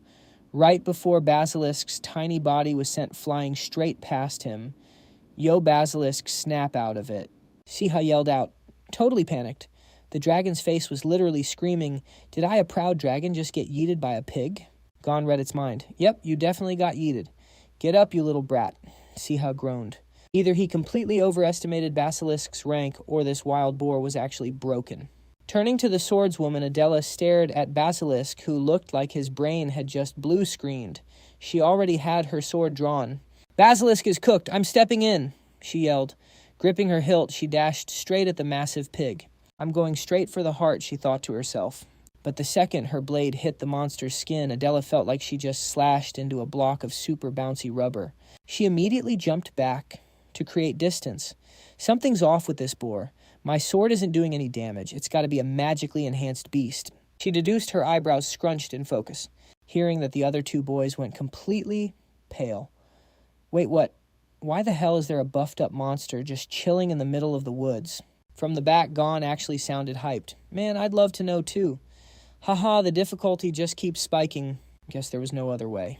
Siha turned around to hype up his little bro. "Yo, Basilisk, you back with us. Let's run that back. Try hitting it one more time. Don't use the AoE skill like before. Let's hit it with that new technique we just grinded out." Context check, Basilisk used to just spam his breath attack for wide-range damage. But lately, they'd been training a new skill that focused all his power onto a single target. Because obviously single target DPS is way higher. They just didn't expect to bust out this new move so early in the game. "Basilisk, let him cook," Siha screamed, thrusting the tiny dragon forward. Right on cue, Basilisk squeezed his eyes shut, charging up. It was like it was charging up its energy. Then the moment it opened its eyes again, boom, a massive pillar of fire and lightning struck straight down from the sky, blasting that wild boar and making it thrash around like crazy. But literally 2 seconds later, bro threw in the towel. It face-planted into the dirt. And honestly, who knows if it was even still breathing. Only when they saw it completely wrecked like that did Siha, Gon, and Natalie finally dare to creep closer and check it out. I've seen that move before, but damn, it never gets old. A baby dragon can actually pull off an attack like that, Gon said, totally mind blown. Well, Basilisk isn't exactly your average baby dragon, right? That was peak. Natalie praised, making the little dragon look so smug. Anyway, right after that, this insanely rich, mouth-watering smell filled the air, and suddenly somebody's stomach started growling. Wait, do you guys smell that we're having roast wild boar for dinner tonight? Our MC said that while wiping away a literal waterfall of drool, And so after a whole day and night of starving, the squad was finally about to get a decent meal.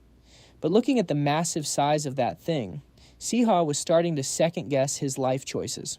So I hunted the boar and now I gotta butcher the damn thing too. But out of everyone there, he was probably the only one who actually studied proper anatomy. Man, this sucks. I did not go to med school to become a butcher, our guy grumbled. But honestly, survival first, he broke his back getting the job done. And when he finally finished, Siha turned around and asked, "All right, I'm done. Is the fire ready?" "Yep, Basilisk helped us light it up," Natalie said with a smile. So basically, those three didn't lift a finger. Siha and his pet literally carried the whole team. After that, they carefully skewered the meat on sharpened sticks and set them over the fire. It didn't take long before the smell of barbecue filled the whole camp. "I think the meat is done. Let's dig in." Finally, real food. The squad cheered, hyped out of their minds. The second they took that first bite, they looked like they had ascended to heaven. So good, way better than I expected. Siha nodded in approval while tossing a few pieces to his little buddy. Meanwhile, Gon was literally crying as he chewed. I seriously thought we were going to starve to death, but now I feel totally reborn, hearing that Siha couldn't help but crack a soft smile. Hiking all day with no real food or water. Yeah, everybody was completely drained. Realizing this, he turned to the group. "Let's camp here for a bit. I'm going to scout the perimeter. You guys set up your sleeping bags by the fire." "Got it." They nodded. While doing his rounds, Siha started stressing over their current mess. What the hell are we supposed to do tomorrow? It's going to take a while before the academy even gets the memo that we're missing. And that's only if those third-year guys actually notice something's wrong and tell the professors right away. Even then, we're stuck here for at least a week. While we wait, we might get hit by more illusions or run into more weird buffed-up monsters like that boar. I feel like I need to make a move, but I honestly have no idea what the play is here. Thinking about it, Siha let out a heavy, stressed-out sigh. Just then, the swordswoman Adela's voice suddenly called out from behind him. "Siha, what are you doing zoning out like that?" Hearing her voice, our guy snapped out of it and turned around. "Oh, Adela, what are you doing out here? I just couldn't sleep." "Huh. Well, want to look at the sky with me?" She pointed up at the night sky where 3 shooting stars were streaking across the dark. "Looking at the shooting stars reminds me, you know how people say that your magic reflects your soul? Sometimes I wonder, I'm an earth attribute mage. Is it because I'm just a commoner that I feel more connected to the dirt than the sky?" She murmured softly before turning to Siha with a curious spark in her eyes. "What about you? Why a Beast Tamer? Isn't that class like super unpopular?" Hearing that, Siha's eyes literally glazed over. "Well, in my past life, I was a vet, and then I just randomly woke up inside this novel as a Beast Tamer." But obviously, he couldn't exactly say that out loud. Scrambling for an excuse, he just blurted out whatever came to mind to cover it up. Honestly, it's just way easier to chill and let someone else do the heavy lifting." "Ah, so that's why you make Basilisk do all the grunt work." Adela said, her face lighting up like she just discovered the secrets of the universe. "I mean, if you can pawn the work off on someone else, why do it yourself, right?" Anyway, back to the topic. Hearing Adela open up like that actually got him thinking. Magic answers to those who desperately crave it. That was the absolute golden rule of this world. So why did Adela have such a broken ability, literally second only to the MC? He wondered. But before Siha had to guess for too long, the swordswoman started sharing her story. "Han Siha, to be honest, I know exactly why I awakened as a mage when I was little, even before I knew what magic actually was. My entire village, buried straight into the ground. Nothing left. Zero. Then the rumors started flying around. They said some dark mage was hiding in our village or that the whole place was cursed. But honestly, none of that mattered to me. The only thing that mattered was my people. They did absolutely nothing wrong, but they just vanished in a single day for no reason, leaving me all alone." Saying that, Adela's face showed an emotion I couldn't even describe. This short brown-haired girl in a school uniform just staring at all these clues, finally clicking together into one massive picture. Now it feels like every single puzzle piece is finally locking into place. Everything's making sense. Why didn't Adela ever bring up her family in the original plot? Adela had this cold look in her eyes, but it was so heavy with sorrow. Why did someone like her have absolutely nowhere to return to? Why stay locked up in the academy all break, just grinding her training? Han Siha stood there staring at his phone screen, watching her look so incredibly lonely. He couldn't help but ask himself, why didn't she have any other choice? A moment of total silence, but it hit so hard. Her deep blue eyes were filled with so much isolation, showing a girl who was forced to grow up way too fast. You don't have to rush it like that. Han Siha looked at her with such soft eyes, but you could tell he was hesitating, totally at a loss. Suddenly he noticed something happening right in front of Adela. He tensed up, completely frozen in shock. No way. He couldn't believe his eyes. What the hell is this? Boom! A massive explosion hit huge boulders crashing down. Total chaos everywhere, debris flying in all directions. Han Siha got slammed hard. Sitting on a small rock, rubbing his head, he felt like his bones were completely shattered. Then a voice echoed out, Han Siha. Adela peeked from behind a boulder, looking suspicious. You saw something glowing on the floor just now too, right? He was sweating bullets. Yeah, I did. It looked super familiar, but I just can't put my finger on it. His expression turned dead serious, gripping a small piece of paper. He asked her quietly, Hey, remember that weird piece of paper Li Han found last time in the secret tunnel at Aden? It straight up matched the runes on this thing. She cut him off sharp, Han Siha. Didn't Li Han say he found that when he was tracking down those dark mages at the academy? They both looked absolutely stunned. Plot twist. They just connected the dots. Could it be on that giant, weird-looking boulder that looked exactly like a monster? Right on its chest, a gem was pulsing with this crazy glowing red light. It's right here. Han Siha reached out and snatched the cube. Han Siha and Adela instantly realized the massive stone monster was starting to move. They totally froze. Bro, please don't tell me it woke up just because we took the cube. She thought there was no way. Cracks were already spreading all over the monster's body. It started shifting. Adela stood behind him, completely paralyzed by what she was looking at. Han Siha was losing his mind. Are you kidding me? First that insane wild boar, and now a freaking golem? I am way too exhausted to even deal with this right now. He let out a nervous, panicked laugh. Yeah, we are totally cooked if we try to fight that thing. What the hell do we do? Adela stayed totally chill, reading the room. What kind of question is that? Get over here and grab my hand right now. He completely panicked, his face turning bright red. What? Why would I hold your hand? She just gripped her wand, staring dead at him. Are you seriously that dense? She grabbed him and bolted at light speed while he was still clutching the cube for dear life. Run. She was speeding so fast, without looking ahead, that bam. She totally face-planted straight into the wall. He looked like he was about to pass out. How is a flying stone golem this freaking fast? This is broken. How did it launch me hard enough to smack my head on the freaking ceiling of all places? There was an open gap up above. She looked pretty annoyed by his complaining. I literally just saved your life, and you're still whining. She looked up, thinking deeply. Hey, Han Siha. I just pictured the absolute worst-case scenario for us right now. He was stressed out too. Yeah, no kidding. That insane red monster is out for blood. A brutally OP golem just woke up from a centuries-long nap, all because we stepped on the wrong floor tile. Now it's literally wrecking everything in sight with zero chill. And this entire cave is about to cave in. Seeing how totally screwed they were, the two of them sprinted like their lives depended on it. Well, that sounds like our reality. Just run. Meanwhile, back at the camp, Li Han and Natalia were just chilling, warming up by the fire inside the cave. When out of nowhere, Han Siha and Adela came bursting in. He looked completely lost. Hey, what the heck did you guys even do to get here, and why is the whole place shaking like an earthquake? They looked so utterly confused. There's zero time to explain. We need to bounce now. It was pitch black all around them. Everyone was panicking, but Adela stayed ice cold. Wait, hold up, stop, she shouted to the group. We can't run any further. There's an active illusion magic field right ahead of us. Li Han was stressing hard now. Then what do? You literally just said there's some giant boss monster chasing us. Adela gave off this fiercely badass aura, totally resolute. We only have one option. We face it head on. What else can we even do? She forced herself to stay perfectly calm. She calculated in her head, honestly, it's probably way slower than I thought. She unleashed her skill, totally fearless and completely decisive. Rock melt. The golem tanked a ton of her hits, but honestly, they were still getting massively outplayed. Adela's voice was shaking. I hit it with everything I had, but it didn't even leave a single scratch. If physical attacks don't work, what the heck do we do? But right then something clicked in Han Siha's eyes. He suddenly blurted out, Adela, thanks. She was totally lost. But I literally didn't do anything. Bro definitely had a light bulb moment. Your attacks weren't useless at all. Thanks to you, I got a clue. If Adela's raw power couldn't do anything, then Basin's fire wouldn't matter either. A golem stacked with magic buffs wouldn't even flinch at a firestorm. Han Siha called out, "Natalia, get over here and help me." She was terrified, totally doubting her own skills. There is no way I can pull off heavy-hitting attacks like Adela. He hyped her up. "It's fine. What matters is your water magic compatibility."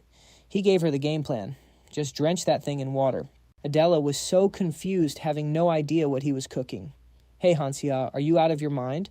She totally doubted his strat. Earth and rock-type monsters have insane resistance to water magic. He just kept cheering Natalia on. "I am telling you it is going to work. Just trust me." She looked super stressed, but locked in anyway. "All right, Han Siha, if it is your plan, maybe it will actually work." Natalia went all out and blasted it with a massive water splash skill. The golem took the hit and staggered back completely soaked. "It honestly just feels like I gave it a nice cool bath." "Is this actually doing anything?" He hyped her up. "Yeah, that was absolutely perfect."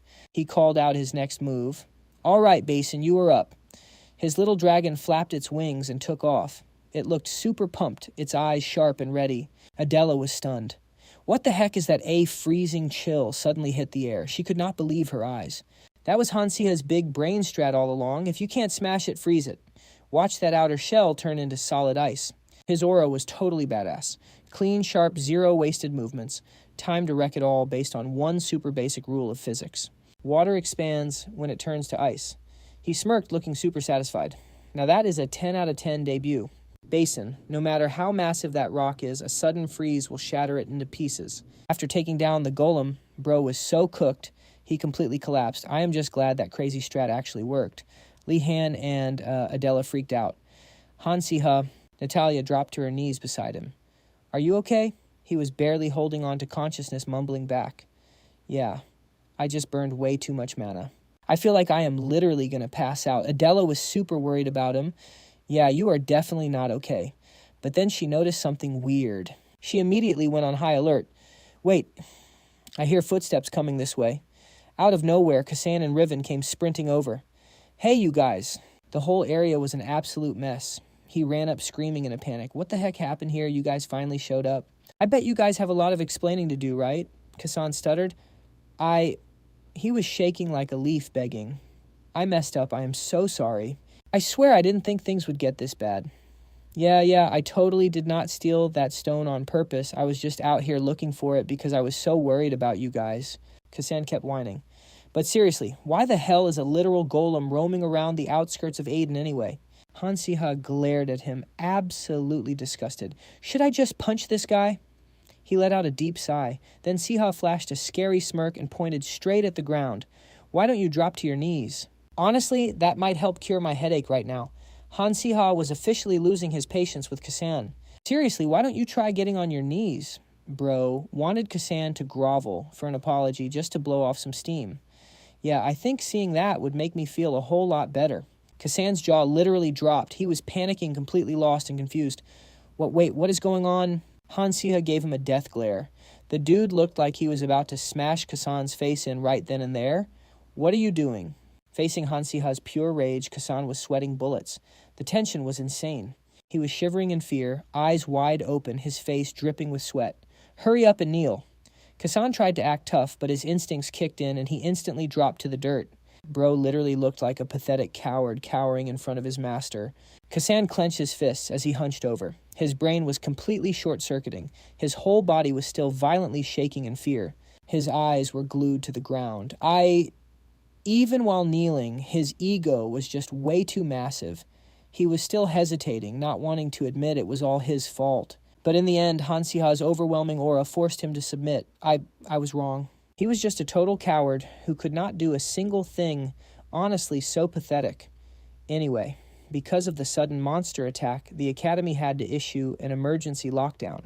Before the 1-week deadline set by the Academy even ended, an emergency evacuation order was sent out. Meanwhile, the absolutely gorgeous spell trapping the golem was lighting up the entire night sky.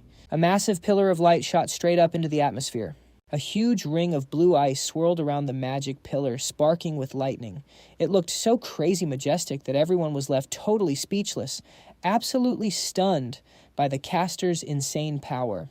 The binding spell on the golem was so top tier that literally every single student in the forest and back at the academy noticed it. But since the situation was already under control, nobody stressed over it too much. Honestly, since everyone made it out safe, this whole mess was probably just going to end with a penalty fine, but the higher-ups actually dropped specific orders to sweep everything under the rug quietly. They said they'd look into those boars and golems that spawned out of nowhere, but honestly, I highly doubt they'll dig that deep. Our MC had no clue how the orders were being carried out. But whatever. Right now, Han Siha was holding a cube glowing with this crazy mystical red aura. Brought one of the cubes back. Li Han immediately replied, "I heard what happened. Han Siha, you seriously clutched up." He handed the cube over to Li Han, gears turning in his head. Plot twist. In the original storyline, the third cube was never found here. It was supposed to stay with the... He thought hard about it. If that cube actually belonged to those dark mages, and they had it stashed away in that forest all secretly... While Li Han was completely hyper-focused on inspecting the cube, our boy's high IQ brain instantly connected the dots. If we found it and brought it out, then the illusion magic, the barrier, even the boars and golems, it all makes sense now. Suddenly, Li Han turned to Adela, needing some answers. Wait, speaking of illusion magic, did you feel anything off while you were wandering through the forest, hearing that it instantly clicked for her? Yeah, it's kind of hard to put into words, but I definitely felt this weird mana flow, something I've experienced before. Li Han immediately jumped in with his theory. From what I know, you can't cast that kind of spell from far away. The whole room caught on. Han Siha went dead, silent. Adela spoke up, her voice tense. Then the caster. Were they hiding somewhere in the forest with us? With his absolutely busted intuition, our MC could practically feel the danger breathing down their necks. Those dark mages, I don't know why, but it feels like they're closing in on us. He frowned, running the simulation in his head. At this rate, both the cube and my own life are totally cooked. But then Han Siha's brow relaxed. A sharp smirk crept onto his face, his eyes locking in. Perfect timing. Honestly, who even knows what goes on in this guy's head? Everything was falling right into place. Wait, is this chapter 6? Han Siha instantly recalled the main storyline. Chapter 96. Aiden Holy Order. Quest protect the cube from the dark mage Graydon. Recommended party size 6 members. He was practically screaming with hype inside. The Aiden Holy Order. I've been waiting for this drop for way too long. He skimmed through his memory of the main plotline. But wait, in the original story, this was the party Li Han was supposed to build. Our boy was doing the silent math. What if the original plot is already wrecked? He started cooking up a master plan in his head. Let's kick things off right now with the majority of the cubes. He was locking in to face the upcoming boss, which means there's zero chance I can dodge this ultra OP enemy. Digging through his past memories, he pinpointed the guy's name, the dark mage Graydon. Know your enemy, know yourself, and you'll never lose. He was out here weaponizing that quote to the absolute max. A massive character, basically a mid-boss level threat, completely cracked at tracking and stealing. He knew the guy's main kit, a literal master thief. That means it literally doesn't matter how many cubes we farm first, they could just swipe them all for free. He clenched his fist, quietly weighing the risks and rewards, factoring in this wildcard cube. Our squad is actually way more stacked than I thought. That badass intuition was just built into his DNA. Alright, now it's the enemy's turn to make a move. Han Siha smoothly wrapped things up. Alright, let's call it a day and end the meeting here. He wanted the crew to heal up and recharge after that whole mess. Sounds good, everybody go get some rest. But inside his brain was still working in overdrive. If we play right by the system's status window, who do we actually need to draft? The questions just kept looping in his head. That was the ultimate win condition. Han Siha strolled down a long corridor, deep in thought.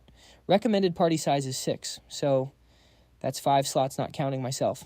If I go by the original roster, the profiles of the OG members flashed through his mind one by one. First off, Adela and Solia are hard locks. Now he just needed to scout the rest to fill out the comp. That left 2 open slots, and he was still stressing over the final missing pieces. There was Natalia, the absolute brain of the original party, and Li Han's most reliable hard carry support. Then someone else popped into our MC's head, but for some reason, the very first person that comes to mind right now is Yunha. They had survived some crazy stuff together, so he had a pretty good read on her. In the original web novel, Yunha doesn't even find out about the cubes until way later. Like at least a year or 2 from now, right? He quietly analyzed her based on everything she had done so far. But honestly, after carrying through all those dungeons and tournaments with her, he couldn't stop thinking about her raw talent. Yuna was a literal prodigy. Her skills were so cracked that she turned heads everywhere she went. And our MC was no exception. She had literally never dropped from rank 1 in the theology department, and every single professor had their eyes on her. One more name made the shortlist. As for the other guy, Simon Shimor was a total menace. Unhinged personality, and his role in the team was super vague. But Han Siha's past actions completely rebooted the guy's attitude. Ever since that day, when I broke him out of that underground prison, he totally dropped that whole reviving the dark magic club phase. No more griefing. He stopped being a public menace and just kept to himself. Right now, he was just laying low, quietly watching how things played out. Shimor was the absolute perfect missing piece Han Siha could think of. Bro already had some insanely cracked potential. And best of all, the way he is right now, there was one massive reason our MC decided to draft him into the squad. The guy would never ever backstab him. Han Siha going completely off script from the original storyline actually had him stressing hard about the future. I'm having some second thoughts here. Is building a squad with a completely different lineup from the original actually the right move? But honestly, no matter what I do, it's going to be a headache, and just sticking to the original plot would cause a ton of problems too. Instead of blindly chasing the original plot, he decided to walk the path he was most confident in. To survive this brutal storyline, I need to be perfectly prepared. Han Siha wanted the raw talent of these genius kids to completely change the story's ending. Discovering these naturally gifted kids way earlier is speeding up the plot, going to completely wreck the timeline.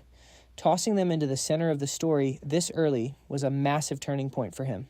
That would definitely lead to an ending completely different from the original story. But Han Siha, was totally confident in his decision. All right, let's just trust my gut on this. Step 1 is officially done. First off, the headcount issue was fully sorted. So what was his next move? The blinding sunlight beat straight down on the mountains. Let's try a little experiment. He arrived right in front of a cave. What is this? Everything else before this had already been perfectly handled. I already handed over the management of the cubes I collected to Li Han. Inside the cave was an insanely complex magic setup. The cubes were locked down by a heavy-duty barrier. Massive chains linked all the magic circles together. Out here in the desert, outskirts, where you wouldn't even see a single ant, Han Siha couldn't help but be totally amazed at the original MC's insane work ethic. Since when did they even manage to build a whole underground base packed with magic traps and barriers like this? Classic main character energy, just as expected. He stared at the cube suspended in the barrier. I finally found you. You did a great job, little cube. He carefully studied the artifact, his eyes full of hidden meaning. Even after going through absolute hell back there and almost dying, I only managed to scrape together 3 of these. His mind was racing as he thought about something. The dark mages only needed 5 of these cubes to drain massive amounts of magic power. With just 5 cubes, those dark mages unlocked an absolutely insane amount of power. I know this for a fact because I literally read the original story. Every single one of these cubes was seriously broken. The cube wasn't just some basic mana vacuum. To actually get its power, you had to pay a massive equivalent price. It's an item that offers the exact power I need, but demands a heavy toll, and even the original main character had to literally sacrifice his own eyes just to get his hands on this power. In the original plotline, Li Han gave up his eyesight completely just to trade it for the raw power inside this cube. The power Li Han traded for in the story was what actually hard carried him to the final victory. Because of that, we were able to clutch the final battle. Han Siha let out a heavy sigh as he looked at the cube in his hand. He had zero intentions of actually using it. But honestly, I have absolutely no plans to ever use this thing in the future. He wanted to figure out if there was some loophole to use the cube without taking massive damage. Anyway, it couldn't hurt to poke around and see if there's an alternative way to use this thing. Right at the center of the storyline, he controlled the cube, making it float around at will. This absolute god-tier item, the very thing every single faction was desperate to steal its legendary power, if it could actually link up with something else, making it way more than just a basic mana battery, Han Siha suddenly had a genius idea. Right on cue, the cube started glowing blindingly bright in midair. Like a literal light bulb flashing in his head, it helped our MC make his final decision. I'm gonna literally tame this cube. He immediately started trying to tame the artifact. Hey, stop wilding out, just chill for a sec. First off, the absolute golden rule of taming is communication. He, Han Siha, genuinely hoped this crazy plan of his would actually work. Gotta put up a barrier first. He awkwardly called out, hey. The cube literally gave zero reaction. Han Siha dropped to his knees in pure defeat, groaning. Bro, It's completely useless. The cube just kept floating there, practically mocking him. He reluctantly accepted his fate, his mind spinning in absolute circles. Okay, yeah, of course that wasn't going to work. But his ego completely refused to let him quit showing off that stubborn tamer's pride. I absolutely cannot give up here. Han Siha had literally read a mountain of documents for this. The one basic rule, literally, every textbook drilled into you, you have to actively communicate with whatever you're trying to tame. The core foundation of taming is genuine care and active communication. This was literally highlighted on the very first page, the absolute first sentence of Chapter 1. Rule number 1 in the Taming Handbook was underlined in bright red because it was the most basic of all basics. Han Siha desperately tried to talk to the cube again. Hey you, I'm heading out. Come on, give me a sign. But all his efforts were useless. Dead silence, no response at all. Every failed attempt was a brutal reminder that he was literally talking to a rock. I mean, obviously. It's a freaking rock. His brain was short-circuiting. He tore at his hair desperately, trying to figure out where he messed up. Wait, thinking back. Didn't their affinity go up when I called them by their names during a fight? Should I just name this thing? They definitely seem happier when you actually use their names. He stared anxiously at the cube. Hesitantly, he muttered, "Squarey." Han Siha kept his eyes glued to the item, wondering if it would actually react. It's literally a square, so I called it Squarey. He scratched his head, mocking his own stupidity. Man, reality check. What the hell am I even doing? He had no clue anymore. Am I just overthinking this? Suddenly the system lit up. Affinity increased. Han Siha was stunned. Huh. Wait, what? He couldn't believe his stupid logic actually worked. Are you kidding me? Ding, ding, ding, affinity increased. Affinity increased. Affinity increased. He stared at the system window, completely frozen. Why is the affinity actually going up? The system flashed. Do you wish to tame Squarey? Han Siha pointed aggressively at the screen, yelling, "Hell yeah, I do." He jabbed his finger at the screen over and over, smashing the accept button. The system kept spamming alerts. Squarey possesses no consciousness. It's literally just a mindless object. F rank. Mana 100. Intelligence F. Strength F. Special skill transformation. He noticed something didn't add up. Hold up. 100 mana. Han Siha frowned. Even Basin, a baby dragon with way more mana than your average monster, only has 70 mana. A triple-digit mana pool, that's the kind of power even dark mages would kill for. A smirk crept onto his face as realization hit him. Wait a sec. Seeing a stat that broken, I feel like I'm forgetting something super important. His eyes narrowed, but the cold sweat kept dropping. Did I seriously just tame a freaking cube? Hovering in the air, radiating a golden glow, the cube spun as he stood there in pure shock. A literal block, a massive, majestic palace loomed into view. And just like that, the top-secret cube taming project had officially begun. The first cube was red. Taming it, our boy Squarey didn't actually take too long. The next cube was yellow. But starting from this second one, the difficulty spiked hard. A system prompt popped up. Affinity increased. Affinity at 1.5%. Affinity increased. Affinity at 1.8%. Han Siha sat in deep thought, resting his chin on his hand. Bro, this is painfully slow. But I guess I can't really complain. He thought about all the familiars he'd collected so far. With Basin and now Squarey rolling with him, he had to give himself some credit. My rank is way beyond the scope of a normal Beast Tamer now. He knew for a fact that his power scaling was absolutely cracked compared to everyone else. But he caught himself. If he started whining about it now, every other tamer in the world would probably try to jump him. Han Siha reached his hand out. Let's just take this one step at a time. He spun the cube effortlessly in the palm of his hand. This one was the Void Cube. After taming it, I realized every single cube has its own unique skill. Take this Void Cube, for example. It uses mana to literally warp and create spatial dimensions. He smiled, totally satisfied as he gently caught the yellow cube. Just finding out this thing isn't just a basic mana amplifier is a massive W. Taming it was 100% the right move. He held the Void Cube, looking completely unfazed. Either way, I'm going to have to carry this thing around for a bit to grind its affinity. He thought to himself, with the whole Rebel Army storyline kicking off, who knows when or how this cube might get snatched. It's definitely safer to keep at least one of these glued to my side. Suddenly, a weird noise caught his attention. Han Siha snapped his head around. There, he saw a creature with a long tail, completely blue from head to toe. Then it hit him. Oh, right. Lately, Basin's been walking around looking like a giant blue smurf. It's so weird. The little guy had actually awakened a transformation ability. The system window popped up basic transformation. Transformation is basically magic that lets you shapeshift into different forms. He stared at it. But man, this basic transformation is painfully lame. He sighed, looking visibly disappointed as his familiar swapped from ocean blue to bright green. So you can't even change your actual shape, huh? You're literally just swapping color palettes. His familiar, meanwhile, looked absolutely thrilled. But then he did a double take. It barely changed its overall look, but wait, did you just give yourself a sharper jawline? He looked right at it, forcing a smile, completely baffled. Going from a red dragon to a green dragon. What kind of bootleg transformation is this? But suddenly a light bulb went off in his head. No, hold up. Even a minor cosmetic change could be totally broken if used right.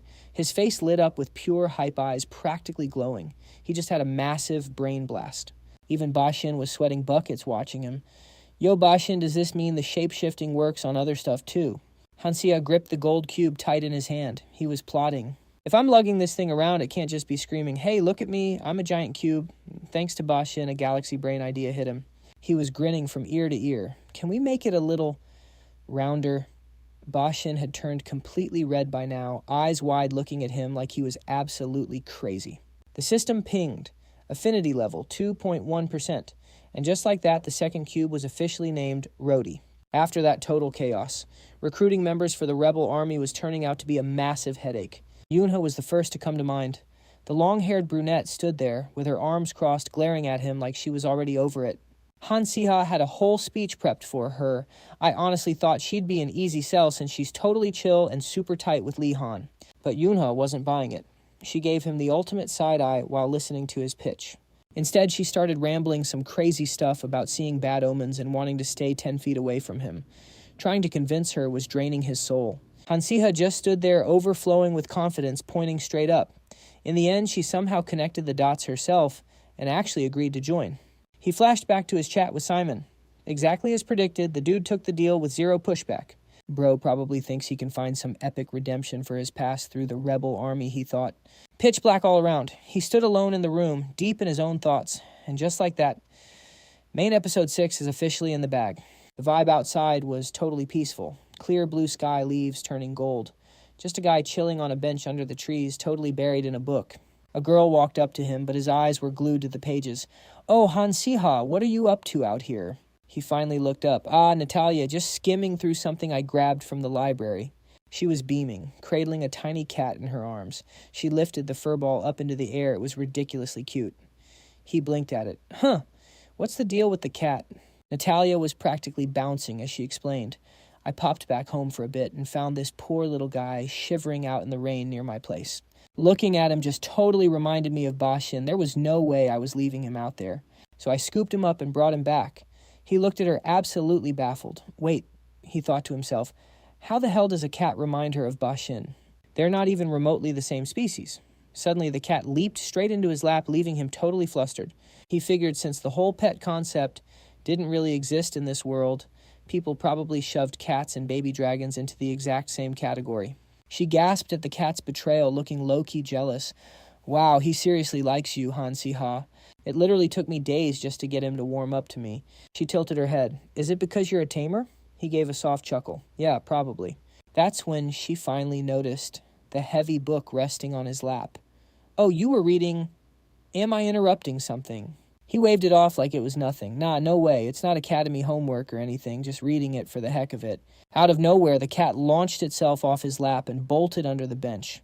He sighed. I grabbed it, because I figured if I want to handle the cubes better, I really need to study up on how artifacts work in this world. He was dead honest. But there's barely any books on artifacts, and the few they do have are way too cracked for a beginner to understand. It's brutal. Natalia plopped down right next to him, peeking over. Are you actually into this stuff? It looks insanely complicated. He gave a defeated nod. Like you said, it's so confusing my brain is basically frying. She leaned in closer to the book, totally zeroing in on the pages. Let me help you out then, she offered. For example, this right here is the broom classification chart. And just like that, Natalia went off on a massive tangent. It breaks down how the crafting process totally dictates what the broom is actually used for. Long brooms are for household chores while the short ones are built for sports. He just sat there completely stunned by the info dump. Wow, you seriously know your stuff. She blushed, looking super shy at the compliment. Well, yeah, my dad actually helped me craft one before. His jaw practically dropped. Wait, you've actually crafted an artifact before? No way, he thought. I had a literal expert sitting right next to me this whole time and had zero clue. Natalia kept going, breaking down every single detail for him. The items in the early chapters aren't that hard to make at all. They're just basic artifacts.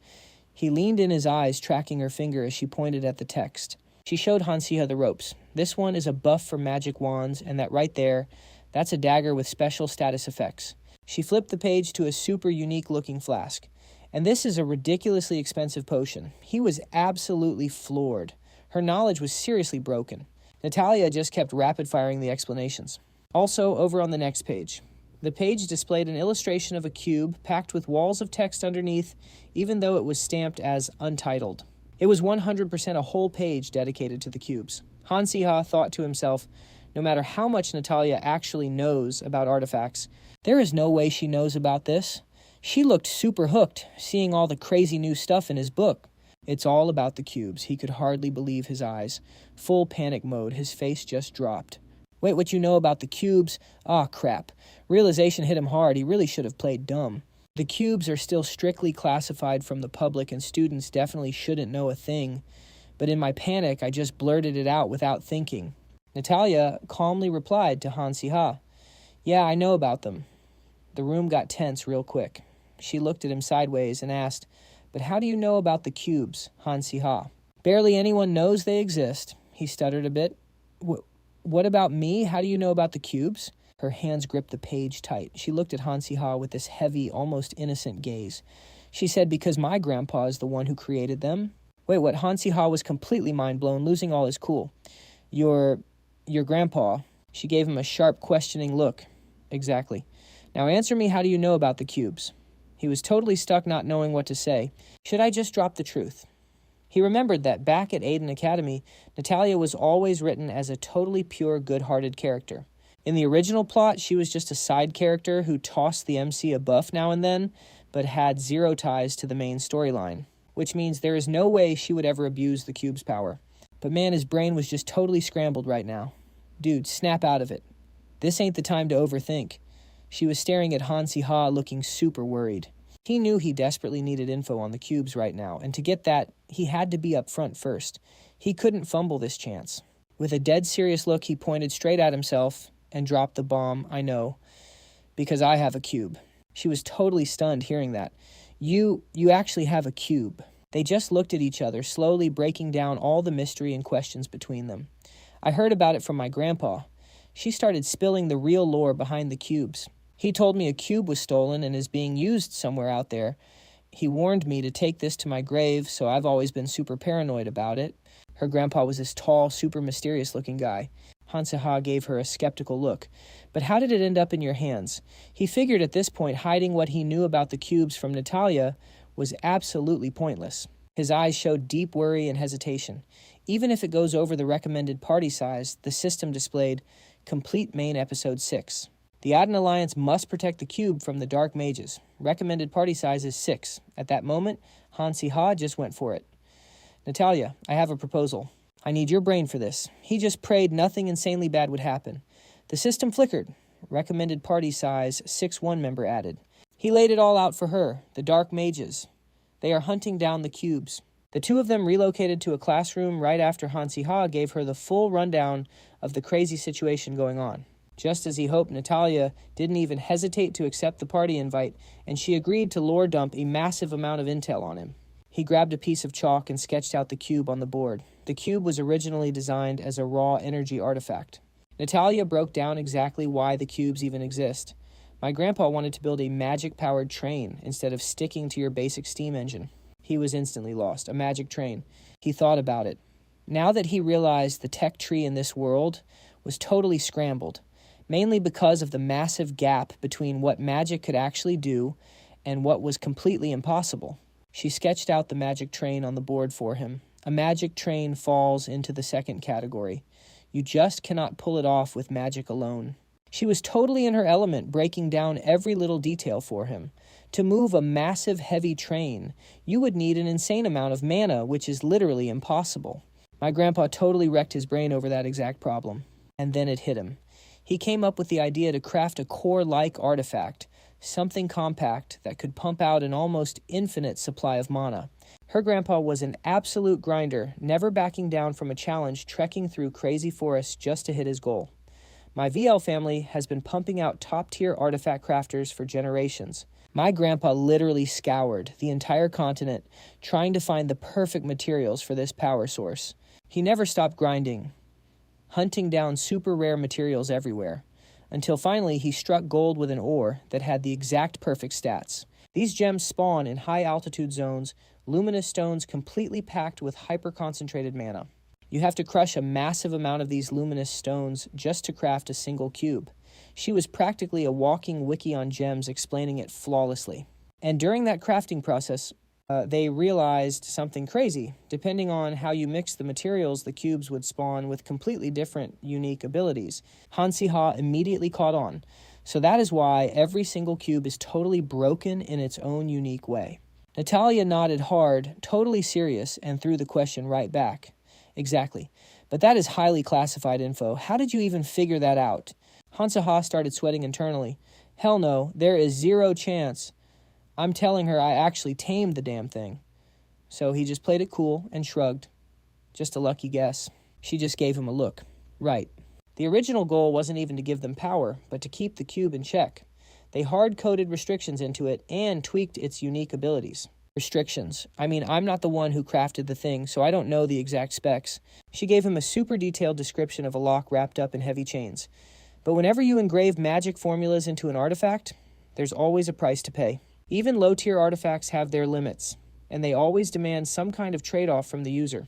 Like even your standard-issue magic staffs have debuffs, and they always take a toll on the mage. He stared right at her, looking dead serious, all while holding a tiny cat in his arms. He thought to himself, oh, I get it now. Like one of the cubes mentioned in the original storyline, the Living Soul Cube. That thing is broken. It can literally bring the dead back to life. An insanely OP power, but it costs the user's own life as a trade-off. Han Siha fell deep into thought-piecing everything together in his head.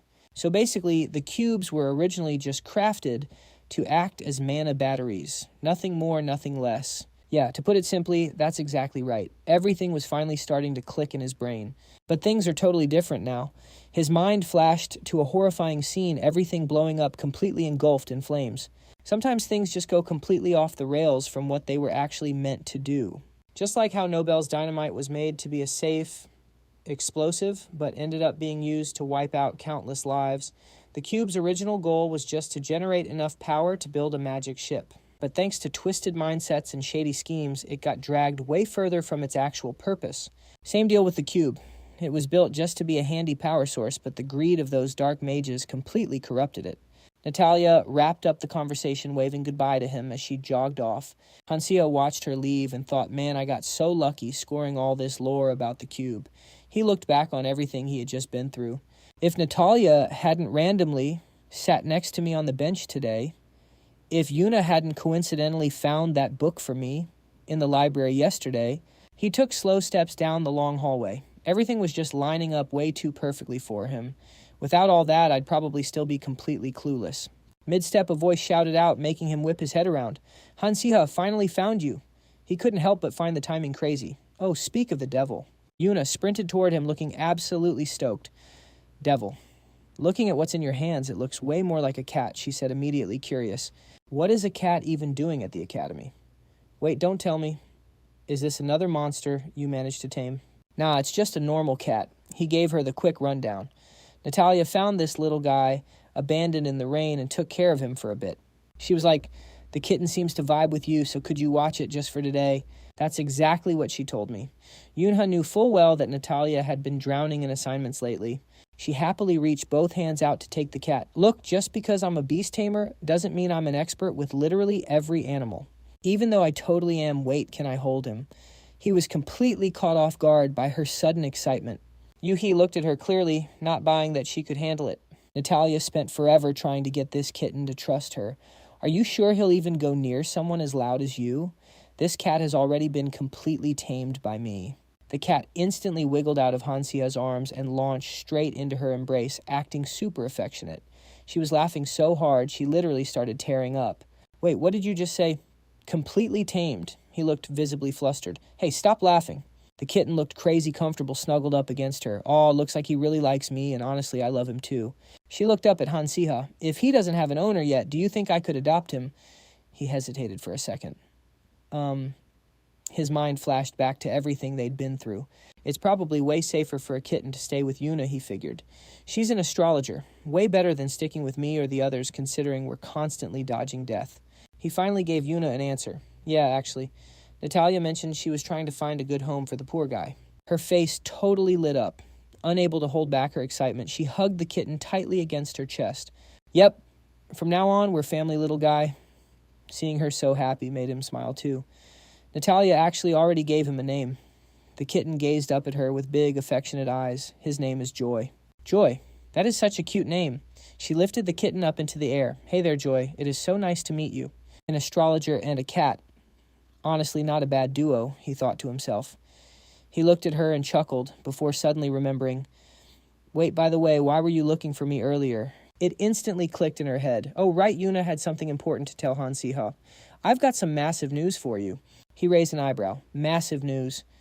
She looked right at him. Do you remember your older brother? The one we ran into at the astrology tournament? He just shrugged it off calmly. Yeah. She dropped the bombshell. Professor Han Sihyuk just got officially appointed. Cut to his office. Han Sihyuk was sitting there looking as ice-cold as ever. Yuna's voice kept echoing in the background. As an investigator for Ardell, Adela couldn't believe it, pressing him again. Han Siha, seriously, you didn't know.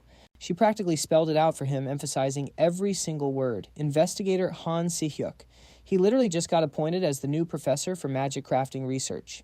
Adela spilled all the tea to him. He's not just teaching, though. He's still doing his thing at the Ministry of Magic, too. He straight up set up an office at the academy and is still working as an investigator. Han Siha said coldly, You sure know a lot about him, huh? Adela didn't miss a beat. Duh.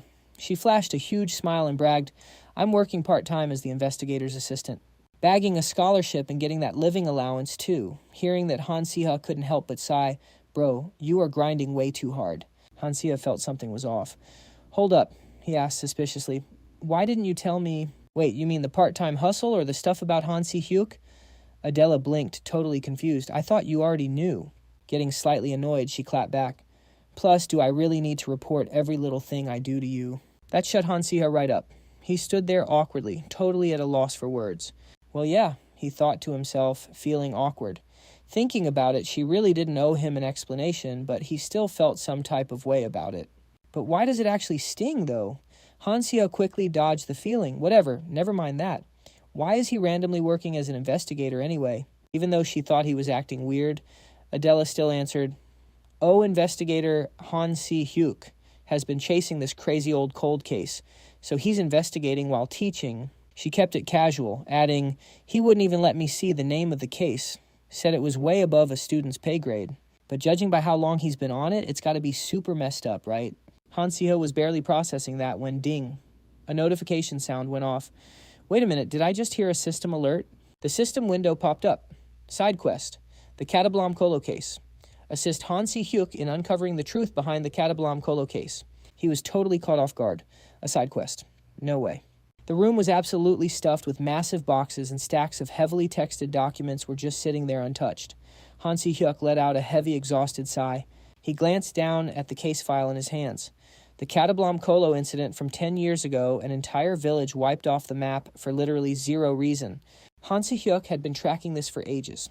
This case had straight up become his unsolvable obsession. The greatest prophet of the Aden Empire, Han Si-hyuk. That's what the whole world called him now, and he knew exactly what that meant better than anyone. Prophecy is the ability to see the future, but I know I can use this magic for way more than just predicting things. Just a simple shift in perspective, and the mana flow becomes absolutely massive. By using prophecy magic, I can just snatch clues from future outcomes and speedrun the solutions in the present. And that was exactly how Han Si-hyuk became him. Thanks to this method, everyone looks up to me now. Rocking the title of prophet, he kept proving his worth, climbing the ranks, until both the Ministry of Magic and the Empire had to put respect on his name. Still, it wasn't always smooth sailing. After getting assigned as an investigator, I abused this ability to clear cases lightning fast, slowly exposing Aiden's darkest secrets. But this case, the main reason it's still a cold case is Han Si-hyuk knew exactly why. Someone powerful was pulling the strings. The Ministry of Magic had straight up buried it. Nobody in their right mind wanted smoke with the ministry, so everyone just backed off. And that's why it stayed unsolved. But he wasn't about to just let it slide. There is no way I'm dropping this. He thought back to that glowing purple orb he saw when he was just a kid, a prophecy I witnessed back in the day. Little Han Si-hyuk had just stared at it totally mesmerized. Right there in the orb, the faces of Han Siha and Han Se-so had appeared. A glimpse of the future tied to Katablam Kolo. That's where I saw them. And right now, this was a once-in-a-lifetime shot for him. Now that they brought me in to teach at the academy, it's the perfect excuse to investigate under the radar. Escaping the Aden Holy Order, the ministry's literal watchdogs, Han Si-hyuk was locked in. I have to expose exactly what went down at Katablam Kolo 10 years ago. But something was still eating at him. There's still this nagging anxiety in the back of my head. Once I uncover the truth, will my life ever be the same again? Meanwhile, Han Siha was standing alone in a corner, brain going into overdrive. A side quest. From what he remembered, the main plot followed the Academy's original storyline. Most of the episodes were tied to black magic, carrying insane risks but dropping top-tier rewards. But this was completely off script, suddenly dropping a side quest, and it's about Katablam Kolo of all things plot twist. Han Siha remembered it clearly. That was the exact same village Adela brought up back in the cave. After a second of putting the pieces together, Han Siha realized in the original story, Adela got this massive grudge against black mages because of the Katablam Kolo incident 10 years ago, and later she straight up killed. So the system wants me to dig up the real reason why the original Han Siha got completely wrecked by the main cast. Han Siha weighed his options. I mean, it's going to be a headache, but I'm low-key curious. Plus, I could feed some useful intel to Adela. But hold up. Just then, he took a much closer look at the actual details of the side quest. Quest the Katablam Kolo case. Assist Han Si-hyuk in uncovering the truth behind the Katablam Kolo case. Han Siha suddenly felt annoyed. Assist Han Si-hyuk. Do I really have to deal with that guy outside of school hours, too? Meeting him last time was awkward enough. Suddenly a voice called out, Han Siha investigator, Han Si-hyuk is looking for you. Natalia yelled at him. He wants you in his office right now. Han Siha felt exhausted, sighing inwardly. Can I seriously not get a single second to breathe? Right then, in Han Si-hyuk's office, he cut straight to the chase. We are going to the royal banquet. Han Siha was totally caught off guard by the sudden news. Wait, what Han Siha asked immediately. Could you explain exactly what's going on? Han Si-hyuk handed him a file folder and said, It's just part of the investigation. Skimming through the file, Han Siha realized, So, this is about the Katablam Kolo case, right? Meanwhile, Han Si-hyuk spoke up. You wouldn't know the details anyway. Just gather some intel while we're there. He continued sternly, As you know, I am a public figure. If I go around the banquet openly asking about a 10-year-old case, I'll definitely raise some eyebrows. Han Siha only focused on his older brother's massive ego. Did he seriously just call himself that? That is why you'll be doing it for me. Han Si-hyuk continued explaining his reasoning. A young, bold, and talented student who caught the magic world's attention but is ultimately still just a kid. He confidently assumed that was the perfect cover to avoid any suspicion, and legally speaking, you are my younger brother, making you the ideal assistant for this role. Han Siha marveled inwardly. Wow, at least he knows how to acknowledge family. So mature of him. Whatever it benefits me too. I was planning to clear this side quest anyway. However, Han Siha's real concern popped up. But wait, a banquet? You mean like dancing, dining, that kind of party? Han Si-hyuk nodded in confirmation. Exactly. Since this is a royal banquet hosted by the emperor himself, don't draw any unnecessary attention. He didn't forget to drop a warning. And no causing trouble. That includes grabbing other adults by the collar just because they tick you off. Han Siha was completely speechless. What kind of person did he think Han Siha was? Having a brief moment of self-reflection, Han Siha chuckled inwardly and admitted, Yeah, I probably deserve that bad rep.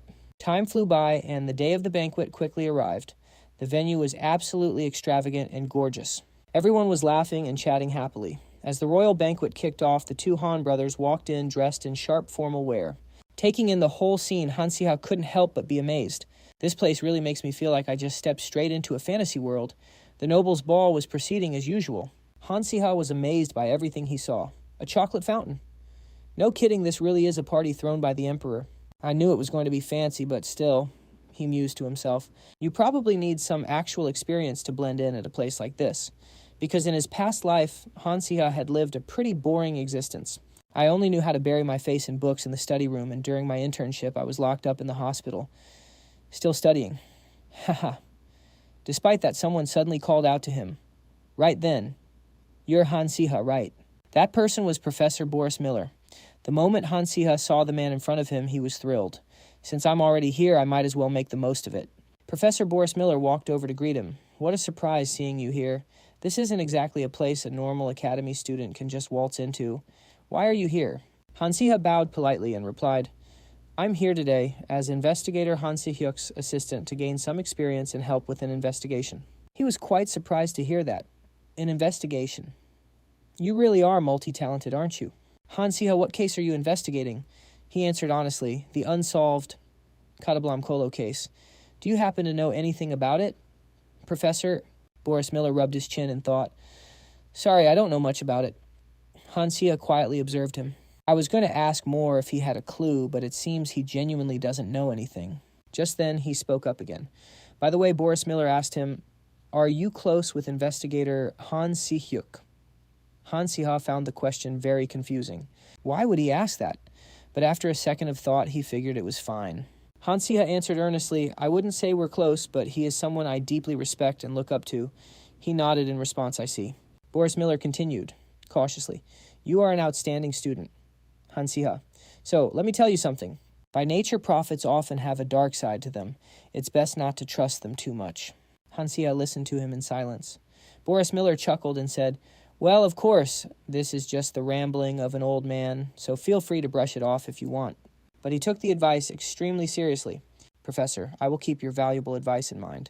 Before leaving, the old man smiled at him and said, Enjoy your time here. Watching Boris Miller walk away, Han Siha thought to himself, I wonder why he suddenly brought up Han Si-hyuk. His mind was absolutely racing. But wait, if even Professor Miller, a guy with crazy connections and top-tier respect, has zero clue about this case, who the heck am I supposed to ask? He kept scanning the room, hunting for any scrap of a clue. Let's see. Since I don't know a single soul in here, I'll just have to judge a book by its cover. He checked out one woman, then glanced over at a few others, looking for someone who stands out. You know, heavy VIP vibes, but doesn't look like a total jerk. Just as he was deep in his own head, bam, a hand dropped right onto his shoulder. The woman purred softly. Flying solo at a party like this, sounds pretty boring.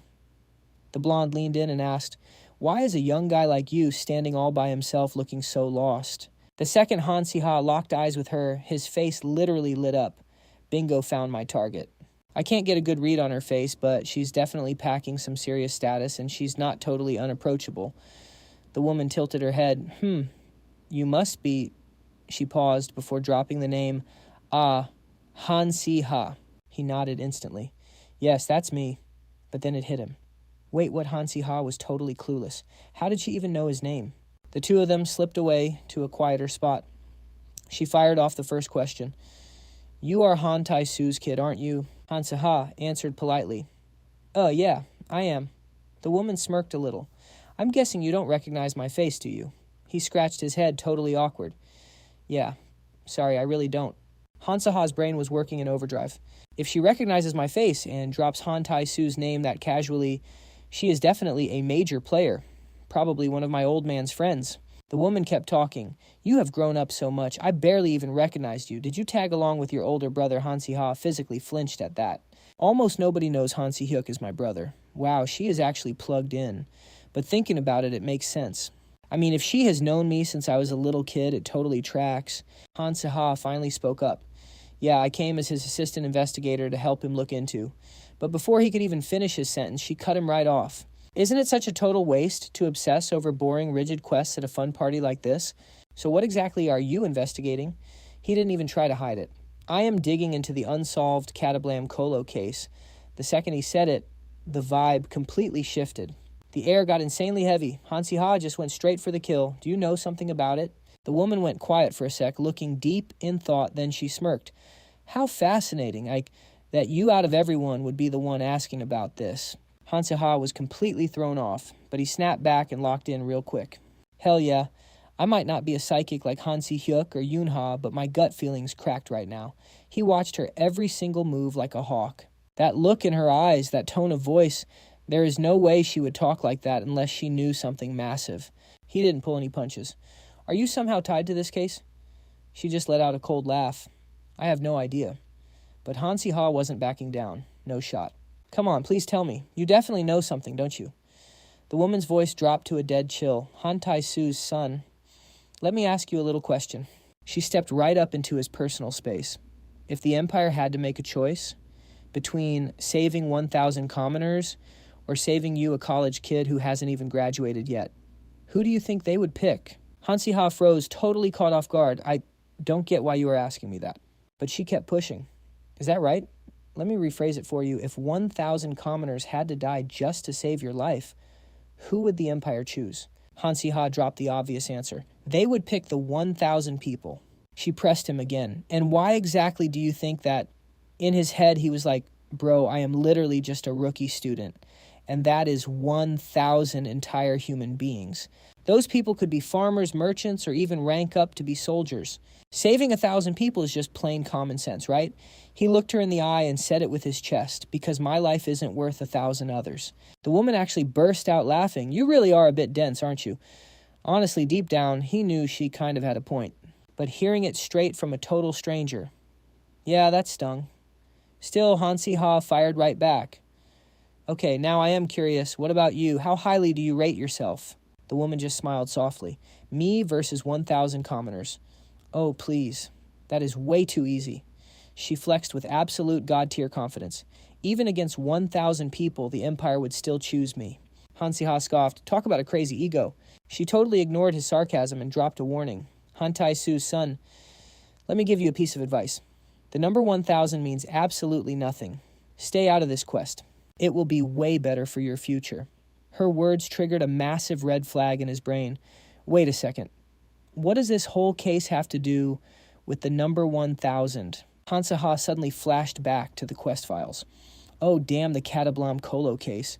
It had exactly 1,000 victims, and she somehow knows that. The woman kept spitting pure arrogance. Don't get it twisted. It is not that your life is so noble it is worth sacrificing commoners for. It is just that their lives are literally worthless. If sacrificing a bunch of trash-tier lives is all it takes to stop a dark mage, then obviously the Empire is going to do it. It finally clicked. Han Siha realized everything. So this is why people are absolutely terrified of the nobles, and why they despise them. The ugly truth. These elites look at human lives like they are stepping on bugs, hanging out at Aiden Academy, where everyone is pretty much equal. I completely forgot how busted the real world is. She gave him one last look. This case, it is really not worth you and your brother throwing your lives away for. Drop the act. Just go back and focus on your studies, son of Han Tai-Su. But bro just scoffed right back at her. That's disgusting. She couldn't believe her ears. Excuse me. He doubled down without hesitating. That whole mindset is absolutely disgusting. Han Siha kept going, spilling his exact thoughts. I'd never claim my life is worth more than 1,000 others.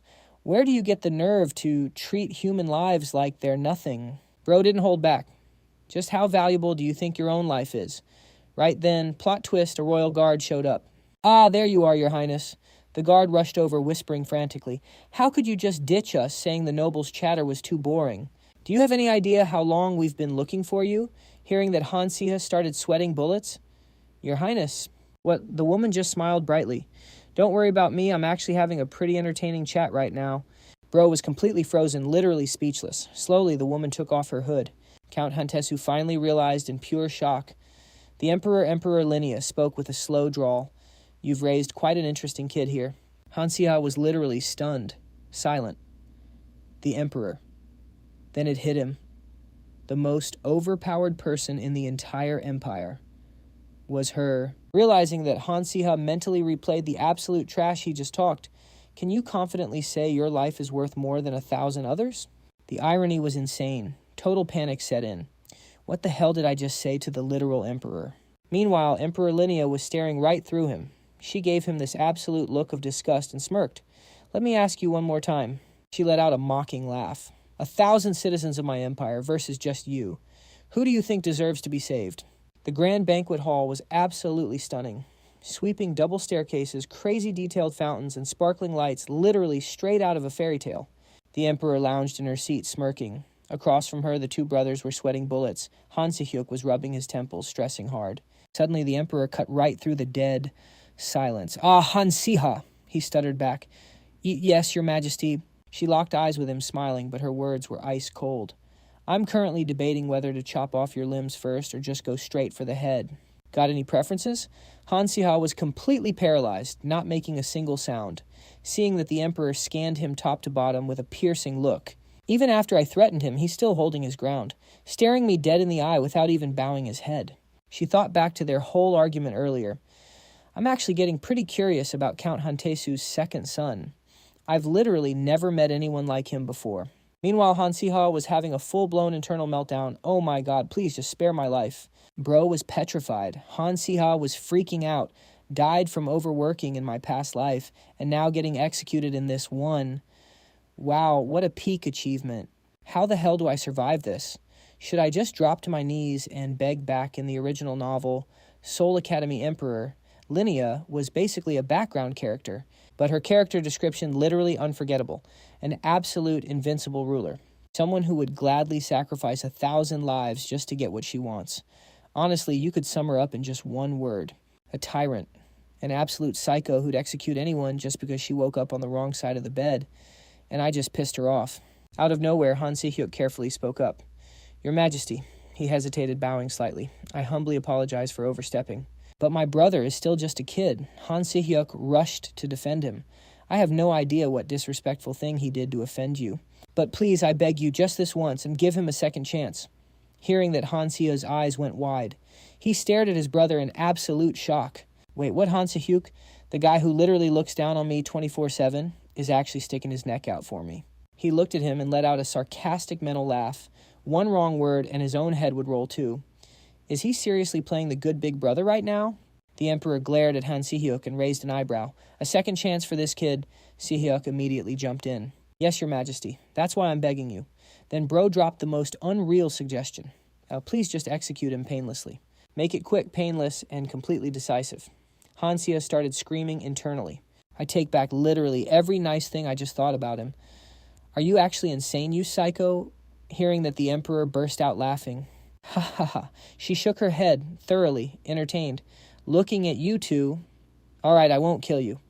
"Well, at least not yet. You're too entertaining, you little brat." But instead, the Emperor snapped her fingers, barking an order to her guard. "You there, bring me the hourglass." She slammed the hourglass down onto the table. "All right, I'll give you exactly 3 minutes." She glared down at Han Siha with a wicked smirk. "Convince me why you deserve to live." Hearing that, Bro just gritted his teeth, glaring right back at her in pure frustration.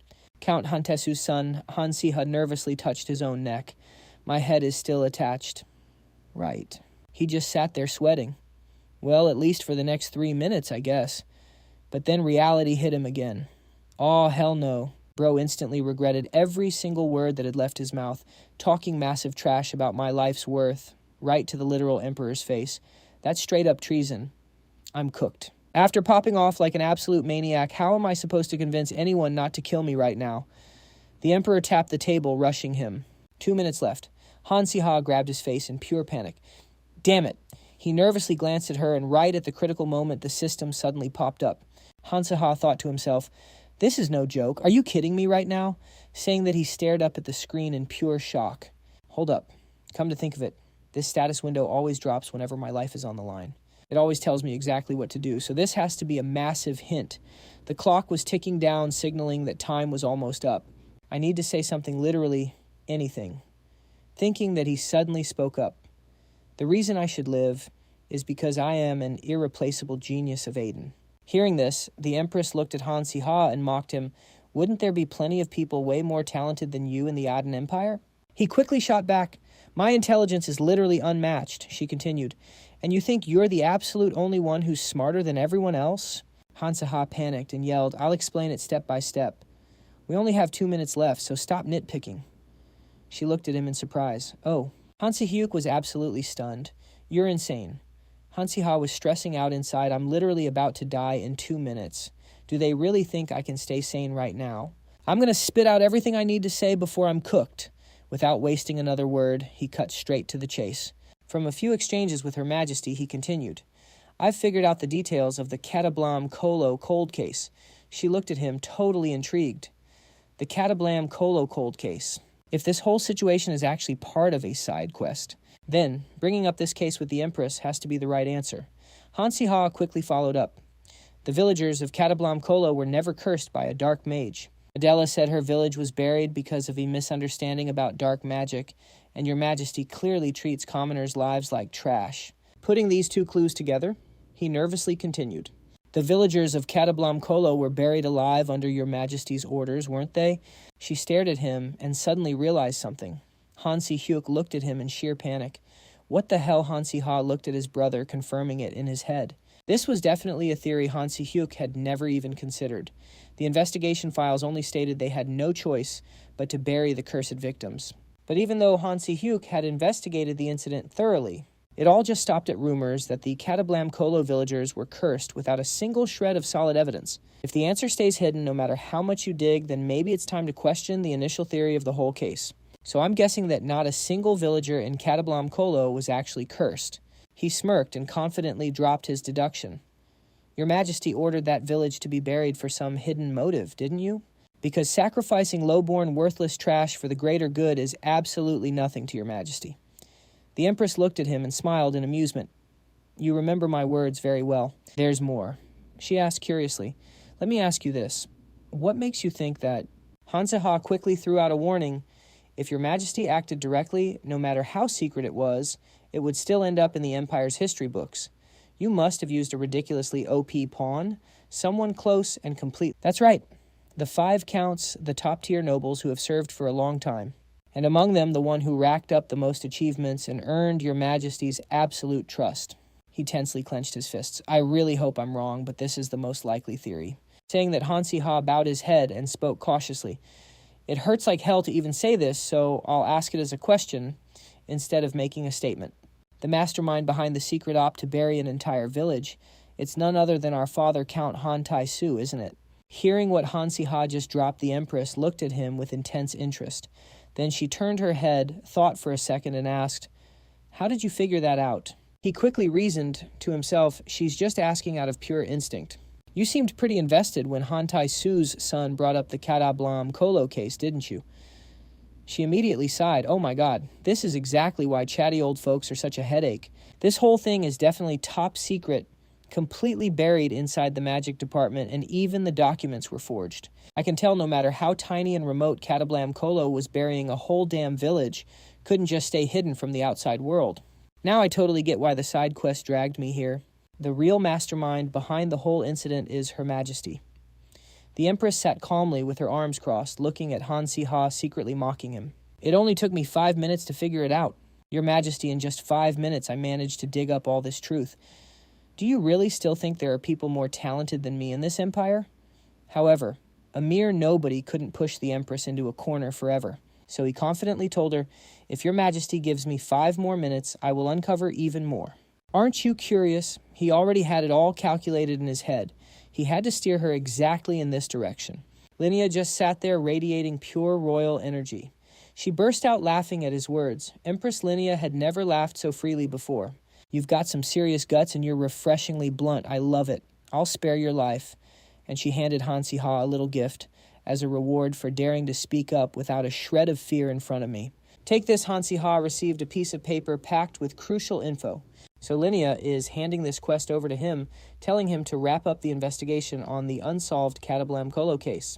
Listen up, Han Si-hyuk, especially you. The documents in that envelope contain intel that literally no one else knows.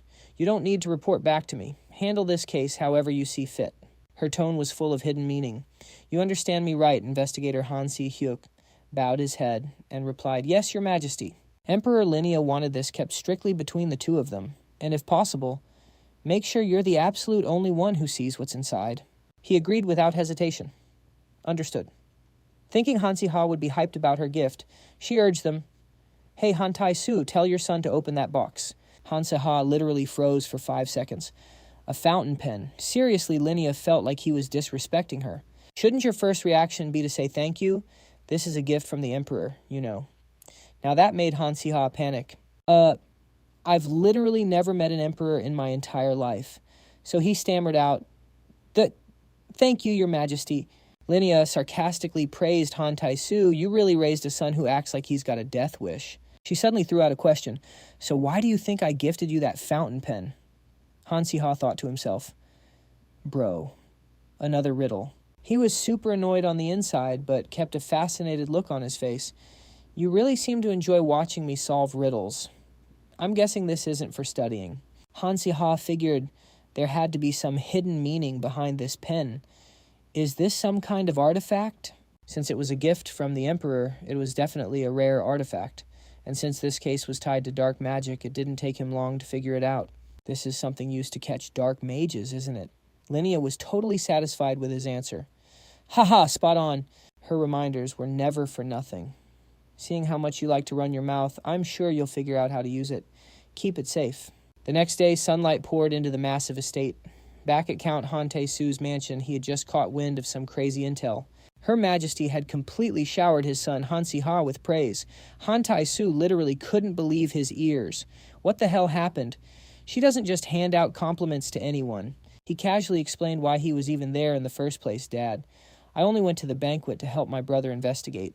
The Count was absolutely shook, seeing Han Siha recount the story so calmly. "But I didn't recognize Her Majesty, so I kind of let some inappropriate stuff slip." Han Tai-su was so mad he wanted to scream, but he somehow managed to hold it in. Honestly, Han Tai-su was just terrified for him, and yet your head is somehow still attached to your neck. Han Siha was always chill in the face of danger. I managed to smooth things over somehow. But the Count was still confused. "Wait, by the way, what investigation?" Han Siha didn't hide a thing. The unsolved Katablam Kolo case. But Han Tai-su was definitely not thrilled about his sons constantly throwing themselves into danger. "So that stubborn Han Si-hyuk is still obsessing over that case, isn't he?" He slammed his cane hard against the floor. Han Tai-su immediately connected the dots. "If you got a private audience with Her Majesty, you guys must have received some kind of classified intel." He kept it vague. "To some extent, yeah, the Count didn't push any further. I get it. We can't keep this buried forever." Meanwhile, Han Si-hyuk couldn't just sit still. 1,000 innocent people had been slaughtered on the Emperor's orders. That was exactly why no real details were ever documented, leaving the case completely unsolved. But that wasn't even the whole story. He stared intensely at the case files. "There's something way more important here." Han Si-hyuk was still wrapping his head around it. "Only Her Majesty and I know about the documents she handed over." He thought about it carefully. "She said there was something in here that I absolutely had to see." Han Si-hyuk scoured through every single page of the report. This was a highly classified file regarding the Dark Mage of Katablam Kolo, something only the Emperor had held onto since back then. These were records from over a decade ago that literally no one else on Earth knew about. The tension was insane. He was literally sweating bullets by the time he finished reading. Right from the very first page, the descriptions were completely different from the official investigation reports he knew. Han Si-hyuk's hands were straight up shaking. "A dark mage has infiltrated the Katablam Kolo district. Emergency action is required immediately." The dark mage Nox specializes in stealth and blending in perfectly with the villagers. Visual identification is next to impossible. A strike team under Arcanon's command was dispatched. The entire unit was wiped out. Another team led by Castica was sent in. Casualties reached 100 men. It appeared Nox was planning to use the entire village as a mass sacrifice for a large-scale spell. If he wasn't stopped, the fallout would be catastrophic. The sheer weight of that intel left him utterly paralyzed. The Empire had been forced to make a sick choice. Let 1,000 villagers become human sacrifices. Han Si-hyuk sat in heavy silence processing the nightmare dilemma. Now it all made sense. They couldn't isolate a high-ranking dark mage hiding among the civilians, so they just slaughtered all 1,000 of them. His raw emotions were completely clashing with his logical thoughts. "I thought finally knowing the truth would bring me peace, but why?" Han Si-hyuk was barely holding himself together. "This is completely sick." The sheer disgust crawling under his skin was unbearable. He had to force himself to breathe and find a way forward. "Get it together. I need to look at this logically." He just needed to finish combing through these case files. There had to be another clue hidden inside. The entire village had been buried alive. 0 survivors. Verifying the facts on a cover-up this massive was going to be an absolute nightmare. But Han Si-hyuk's sharp eyes caught onto a detail that could flip the whole investigation. Wait a damn minute. Even though the picture was blurry, that single detail gave him a massive surge of hope. Plot twist. How could there be a survivor when the whole village was supposedly buried alive?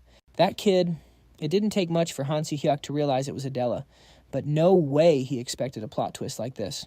That girl was literally his office assistant, an insanely talented Earth ability mage, and a top-tier student at Aiden Academy. Han Si-hyuk finally pieced it all together. I get it now. This must be the exact moment she had her awakening. But that just made things way more messed up. Adela had zero home left to go back to. She lost her parents, her entire family, gone. But right now his main focus was the future of the nation. And if she ever found out that the ones responsible for her traumatic past were Han Tai-su and the Emperor, with her broken power level, there's no way she'd just sit back and stay quiet. She could literally wipe Kostiga off the map for revenge. Han Si-hyuk locked in, determined to investigate everything. I can't let that happen. Now I see why this case had to stay completely buried. I need to verify the identity of the second survivor and then burn these files to ashes. Suddenly, Han Si-hyuk flinched, dropping the case files straight to the floor. The scene shifted. It was Han Tai-su spilling the absolute truth to Han Siha. When the order to lay siege to Kadablam Kolo dropped, I had zero intention of joining. He remembered the whole thing like it was yesterday. Nock was a terrifying dark mage, and they already had enough firepower to deal with him. But then, a prophet came up to me and said, "The prophet dropped an absolute bombshell. One of the survivors from that village will kill your son." Han Tai-su's face went dead pale hearing that. I couldn't just let others handle this. I had to see it with my own eyes. Call it the stupid decision of a father totally blinded by love. That's when he found Han Si-hyuk sitting all alone. But then I saw it. Han Tai-su couldn't even believe his own eyes even after the dust settled. His heart broke for Han Si-hyuk's tragic state. There was still one surviving kid sobbing his eyes out. Han Tai-su pulled him into a tight hug. In that exact moment, I just knew this kid was going to grow up to be the one from the prophecy, the guy who would kill my son. My first reaction was pure fear. I was terrified that one day, just like the prophecy said, this kid would come back for blood. So I wiped the kid's memories completely. Yeah, it was super illegal, but I didn't care. And I came up with a way to keep him right under my radar. Han Siha was totally lost. He couldn't wrap his head around why his dad would pull a stunt like that. I adopted the kid. The documents literally had Han Si-hyuk's face on them, backing up every word Han Tai-su confessed. I named him Han Si-hyuk and raised him as my own blood. He had no idea how to even process hearing this crazy truth straight from his dad's mouth. Han Siha confronted Han Si-hyuk, who was leaning on his cane, staring off into the distance. "Do you regret it?" Si-hyuk answered, without missing a beat. "Obviously I do." "But don't get it twisted," Han Si-hyuk muttered darkly. "I don't regret wiping out that village or catching those innocent people in the crossfire." He let out a sigh of actual frustration. "My only regret is not finishing the job. Leaving 2 survivors alive. They could literally kill you in the future." To Han Siha's head snapped up in pure shock. Si-hyuk's eyes went wide as he snapped back. "That was the absolute biggest mistake of my entire life." "But how could anyone actually do something so messed up?" Han Si-hyuk turned, hitting his little brother with an ice-cold glare. "Hate me all you want. I'd do it all over again." Back then, it was the best possible play to make. Han Siha cut him right off, more like the worst choice ever. The best choice back then had literally become the absolute worst. He stood there watching his older brother try to justify it all. I'm not a prophet. I couldn't have seen this coming. With that, Han Si-hyuk popped open a cabinet, pulled out a sword, and held it right up to Han Siha's face. "Take it." He stared at the blade, totally speechless. Han Si-hyuk quickly explained, "This is the Quake Sword, an absolute earth-shattering weapon for when things hit rock bottom." He kept going. "It's also the exact same sword that buried Kadablam Kolo 10 years ago." Han Siha awkwardly grabbed the hilt, instantly trying to pass it back. "I don't even know how to use a sword. Why are you giving this to me?" Si-hyuk didn't miss a beat. "You're going to have to." Leaning heavily on his cane, Han Si-hyuk hit his brother with a dead serious tone. "The day will come when you'll absolutely need its power." He locked eyes with him cold and sharp and barked Han Siha. Han Si-hyuk casually dropped a massive warning. "Han Siha, Adela and the others, do not get too attached to them." Han Siha shot his brother a highly suspicious glare. The second I took that sword, I hesitated. He couldn't stop thinking about that intensely sharp gaze. Han Si-hyuk definitely figured out the truth, hidden in the Emperor's files. But honestly, if Count Han Tai-su just handled things the way he always did, it wouldn't even be a big deal. But here's the catch. Han Siha zoned out picturing Adela's ridiculously happy smile. Should I actually tell her? Just thinking about it threw him into a total spiral. Han Siha gritted his teeth, piecing it together. Adela joined Aiden Academy and grinded nonstop just to get stronger. Looking back, it all traced straight back to the Catablam Kolo massacre. It was all just for revenge. He clenched his fists, completely torn apart inside. There's zero chance I can tell her that her entire family was buried alive by the Empire. At the very least, I gotta wait until she's actually ready to handle it. Suddenly, a crazy idea popped into Han Siha's head. Then, there's only one way out of this. His eyes darkened with absolute dread. I'm gonna have to lie to her face, over and over again. Meanwhile, the sky outside was perfectly mockingly blue. Morning sunlight poured into every corner of the academy. Han Siha casually lifted the blade, already feeling a headache coming on. I actually brought it with me, the earthquake sword. He stood there, arms crossed, quietly staring at the weapon hanging on the cabinet. Someone once told me, when you're not using it, keep it as far from the ground as possible. Don't let it get tainted. The more tainted it gets, the weaker the blade becomes. Sure, it's not as broken as it used to be. Time took its toll, but with enough willpower, it could still wreck the entire dorm. Suddenly, Han Siha snapped out of his thoughts. But this is a blade that buried thousands of bodies.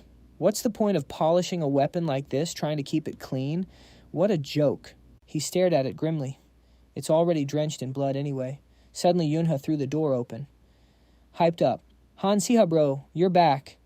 Surprised, Han Siha replied, Yo, long time no see. Yunha looked at him, grinning from ear to ear as he asked, Man, everyone was shocked when they heard you randomly got dragged into the Caustica territory.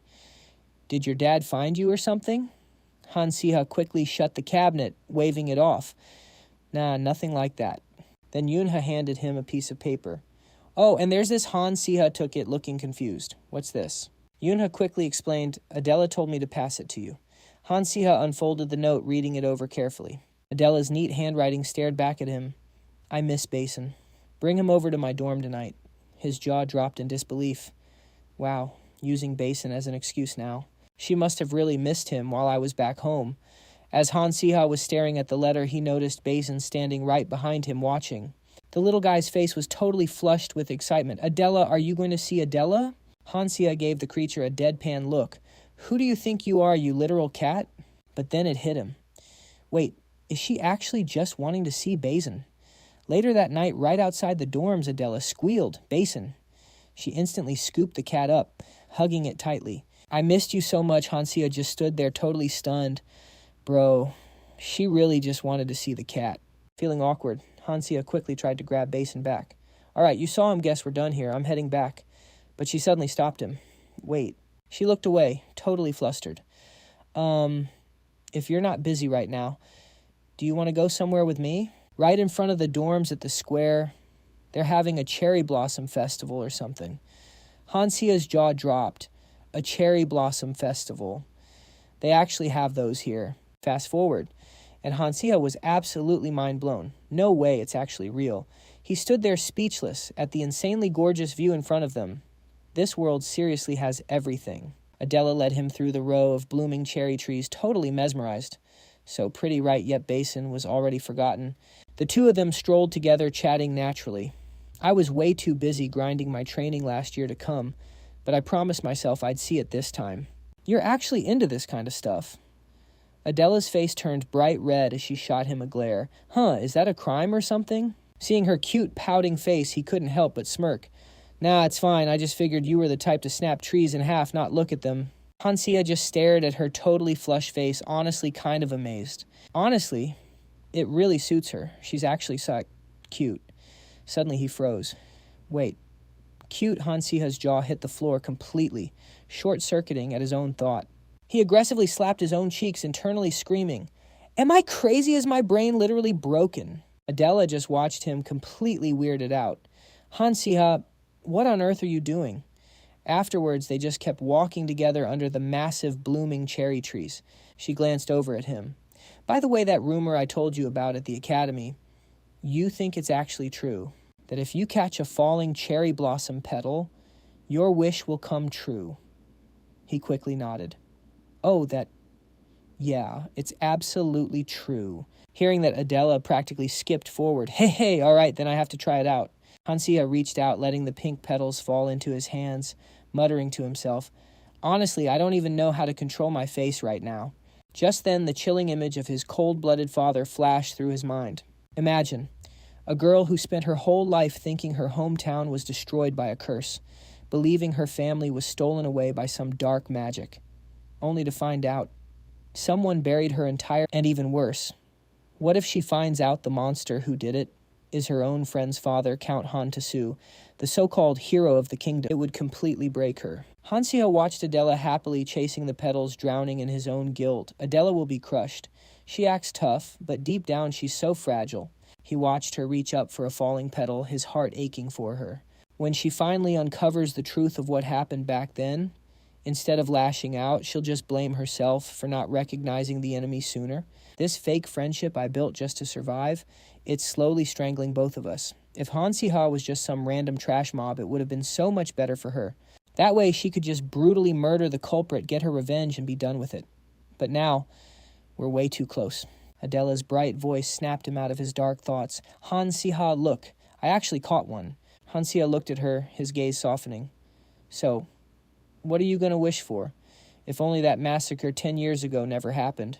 At least then I wouldn't be living in this total despair.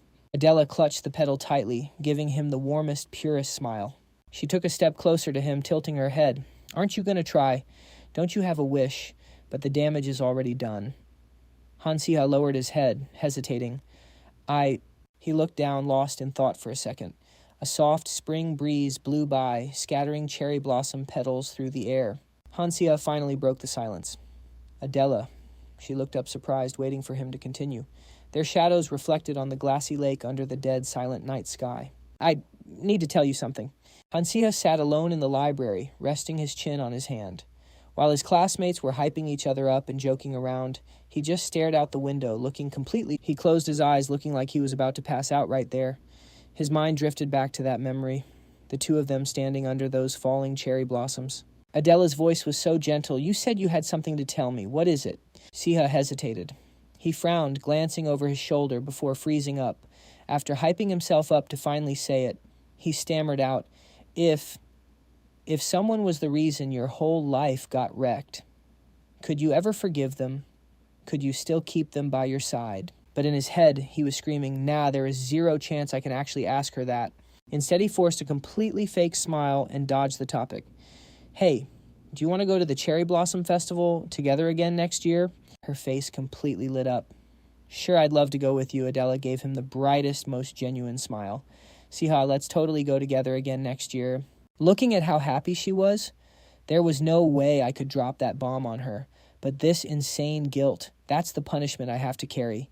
Me, Han Siha, the son of Han Siha. Still, even if everything between me and Adela goes up in flames, there's one thing I absolutely have to do. The main quest. To survive in this completely broken world, I have to clear the main storyline. Lihan, Adela. Solia and the rest of the Suicide Squad are all pushing forward to win this war against the Dark Mages. They are the ultimate bosses this plot is forcing us to fight. If I take the lead, since I literally have the cheat code of knowing every major event before it happens, our survival rate is going to skyrocket. MC diff right there. The biggest problem right now, according to the timeline, the Dark Mages are about to launch their official raid on Aiden Academy. Even though the butterfly effect of me being here has slightly shifted a few events, canon events are still going to happen. Plot armor won't save us from everything. This arc wasn't supposed to drop for another 2 years. But the fact that the Dark Mages are so obsessed with snatching back the cube, it means they've definitely figured out the absolutely broken power hidden inside it. The odds are straight up trash. The Dark Mages are OP. Taking down even one high-ranked Dark Mage requires an absolute miracle. And for our rookie Aiden Suicide Squad to actually protect the cube, we'd need like dozens of miracles hitting back to back. In the original novel, the main cast literally threw their lives away just to defend that cube. And what did it cost? Solia died. Adela got critically injured. And Lihan completely mentally broke. Yeah, hell no, I am not letting them get cooked like that. Luckily, since I binge read this unfinished novel right up to the end of part 1, I know exactly how to dodge that bad ending. The Dark Mage's ultimate goal, once they collect all the cubes, to activate the Machine Heart, a massive magic amplifier, and drain every last drop of mana from them. They want to use all that stolen power to wipe out the White Mages and kick off an entire era of dark magic. Han Siha spun his pen in the air. So the strategy is simple. Find the machine heart, the very thing that amplifies the cube's power, and absolutely wreck it before they even start. Those dark mages went off the grid for 10 whole years just to build a magical device insane enough to drain the cube's energy. In the original plot, the guy who crafted the machine heart literally died of exhaustion the second he finished it. So the odds of them just building a new one, Siha let out a long sigh. So, all I gotta do is find it and smash it to pieces. Sounds simple, right? Just break it and GG, but here is the plot twist that makes it an absolute nightmare. Siha dropped his head, gritting his teeth. He was pulling his hair out inside. How the hell am I supposed to explain this to the squad? He imagined himself just dropping the lore straight up. Hey guys, so there's this thing called the machine heart, and they're gonna shove the cube inside it to drain all its mana. Siha crossed his arms, visibly cringing at himself. Yeah, if I say that out loud, they're gonna think I've completely lost my mind. Best case scenario. They think I'm a delusional weirdo. Worst case, they think I'm a spy for the dark mages. He buried his face in his hands, spinning his pen. Ugh. No, I can't give up. I need to use my brain here. I can't just leak the machine heart intel, but what if I accidentally stumble upon its location? If we're on a mission together and just happen to find it, the squad is smart enough to piece the rest together. They aren't stupid. He stood up, the gears in his head still turning. Right. Instead of giving them some massive lore dump, dragging them there to see it with their own eyes is way more convincing. Siha slowly walked over to the map. All right. If I'm doing this, step 1 is locking down the exact coordinates of the machine heart. The original novel did mention its location, but it was so crazy vague that nobody could actually find it just by reading it. But there was one massive clue. The machine heart is literally sitting right inside the Dark Mage's main base. He bit his lip deep in thought. So the next play is to track down their base and strike first. The Dark Zone, also known as the Dungeon. After running the simulation in his head, Siha actually chuckled to himself. Strike first, win first, you guys are totally cooked. Cut to another dark location. A castle radiating pure dangerous mystery. This is the NGC zone. 5 dark mages gathered around a round table assessing the current situation. One of them suddenly broke the silence. Our forces are absolutely decimated. So many dark mages sent to find the cube got completely wiped out. He gritted his teeth, absolutely fuming. If we weren't forced to hide right under the Empire's nose, we could have rolled up and one-shot them to the ground. But right now, that's literally impossible. The mage across from him asked cautiously, So, what do you think is our biggest problem here? He looked up, his voice turning dead cold. There are a lot of variables, but out of all of them, he sneered, picturing a face he absolutely despised. That little punk, Han Siha, is the biggest pain in our necks. He's literally the core defense for the cube, guarding it way tighter than we ever calculated. He's just some trash academy student.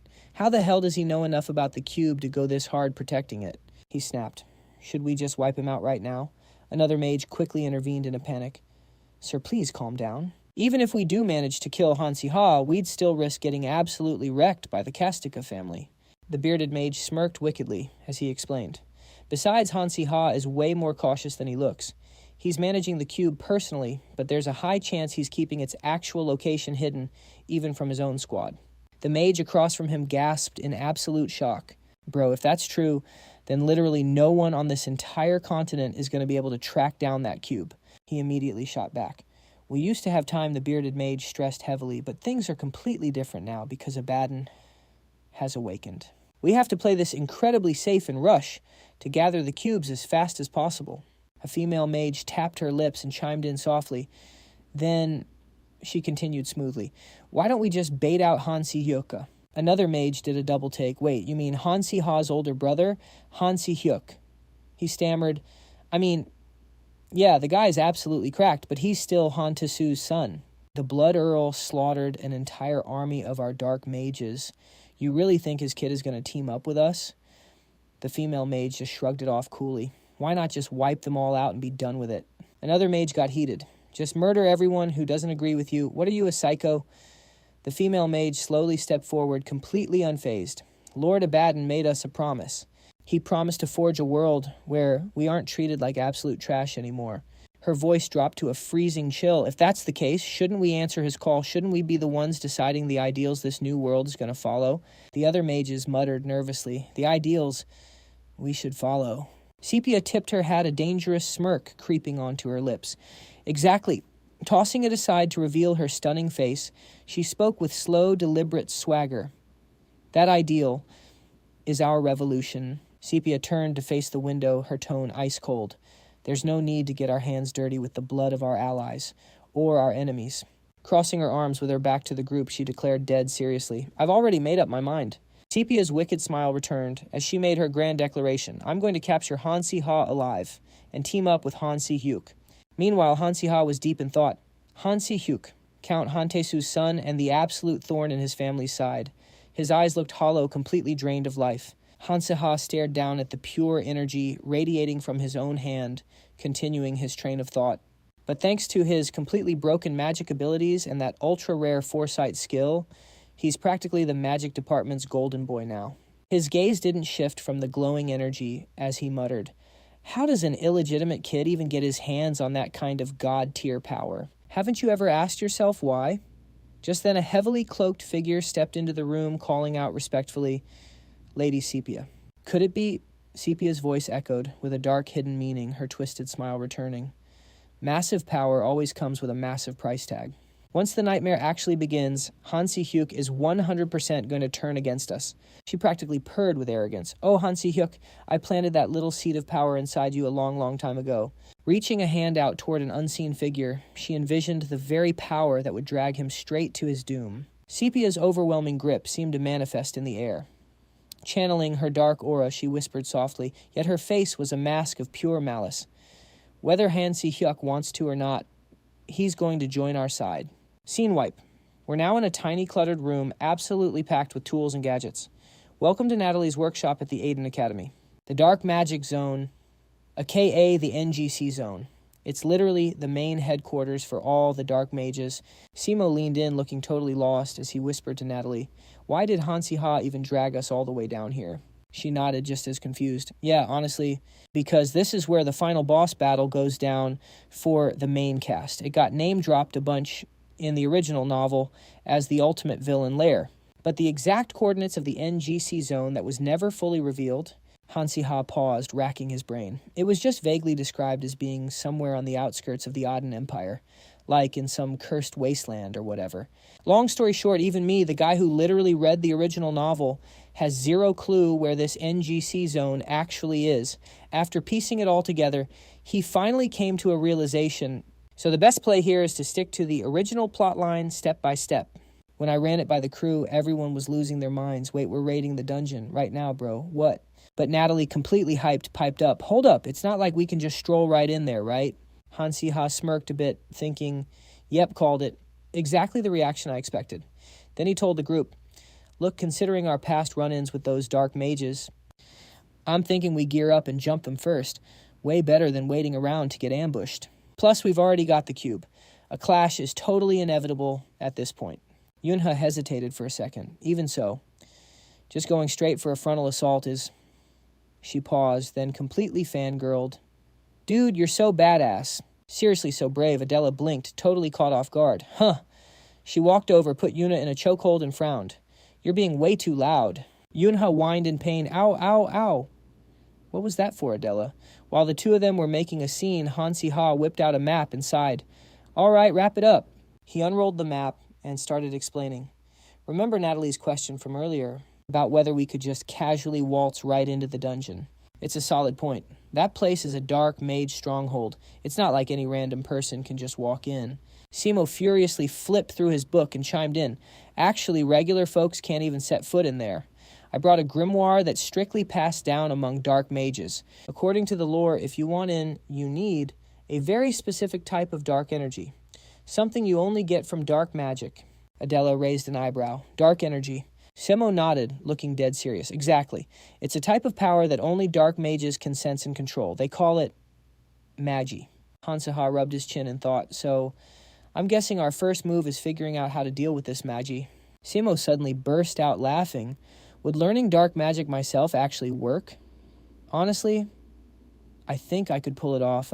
Seeing him totally sidetracked, Solia immediately snapped at Sepia to get back on topic. Adela cracked her knuckles, glaring daggers at him. If you don't want to get team killed right now, I suggest you shut it. Sepia flinched, visibly sweating. My bad. He scrambled back to his book and started reading again.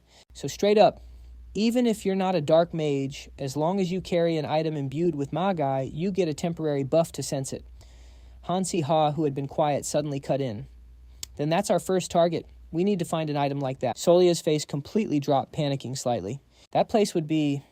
She pointed at the map. The old Akonan mine way up in the northern Kastika territory, also known as the Obsidian Mine. Rumor has it the mine is basically overflowing with magi. You can actually use the obsidian stones from there to temporarily control it. The dark energy flowing through those crevices is insanely strong. Records say that regular people get literal chills just getting close to it. It's straight up cursed land. Han Siha immediately jumped in. All right, first off, Solia, I heard the old obsidian mine got wrecked a long time ago. Do you know anything about that? Solia fidgeted nervously. I'm not completely sure, but since it's the Akonan region, my father probably knows a ton about it. Samo nodded in approval. Well, that's clutch. We'll have to scout the Akonan territory super carefully, but hey, at least we don't have to grind and learn that cursed dark magic ourselves. Solia nodded. Right. This sounds like it's going to be a long talk, so we're better off meeting him in person. Han Siha scrolled through the system interface and asked, all right, so when's a good time to go? Before locking down the exact spot, he turned to Solia and called out, Hey, Solia! Han Siha gave her a sly, knowing grin. Ready to skip some classes. The second she heard skip classes, she absolutely panicked. Wait, huh? Solia clenched her fist, biting her lip. Hey, this is literally my first time ever skipping class. Seeing her freaking out, Han Siha quickly tried to cool her down. Who said anything about skipping? We're just ditching dance practice. Chill. Solia let out a heavy, stressed sigh. What kind of student shows up to campus just to run away? Taking the scolding, Han Siha just stood there, thinking to himself, man, I knew it. She's peak honor roll material, but who knew she'd be this terrified of skipping? Skipping class isn't the end of the world. I ditched an entire semester, and I'm still breathing. He turned to her, softening his tone to reassure her. Hey, don't sweat it. They don't even take attendance in the main lecture hall. Plus, because we dipped early, we actually managed to grab a carriage out of here. Solia was still vibrating with anxiety. She gripped her hands together. That doesn't make me feel better at all, Han Siha. The carriage kept rolling down the long, dusty road, the old Akonan territory. Once they finally arrived, Solia let out a massive sigh of relief and smiled. We made it. She gazed out at the scenery for a moment. This is actually where I grew up. Honestly, seeing it again gives me such a warm feeling. Han Siha listened, flashing a soft, understanding smile as he thought to himself, even though her family went totally bankrupt and lost all their ancestral lands, the Akonans used to rule this entire massive territory. She looks so full of life now that she's back here. Breaking the silence, Han Siha gently asked, So where's your dad at? Solia pointed further up the path. He's just over there up the hill a bit. He followed her gaze and practically did a double take. Wait, no way. Solia's dad lives in that beat-up tent on the mountain. Han Siha stared at the shoddy camp for a solid minute, thinking to himself, Bro, I know they went bankrupt, but isn't this taking it a little too far? Crazy how we have to hide in a tiny corner of the land my family used to own, right? Seeing Han Siha's awkward face, Solia could only give a wry smile and say, It really is weird. Honestly, I was shocked too. After I enrolled in the academy, I literally had zero reason to come back here, so I only just found out my dad was living there.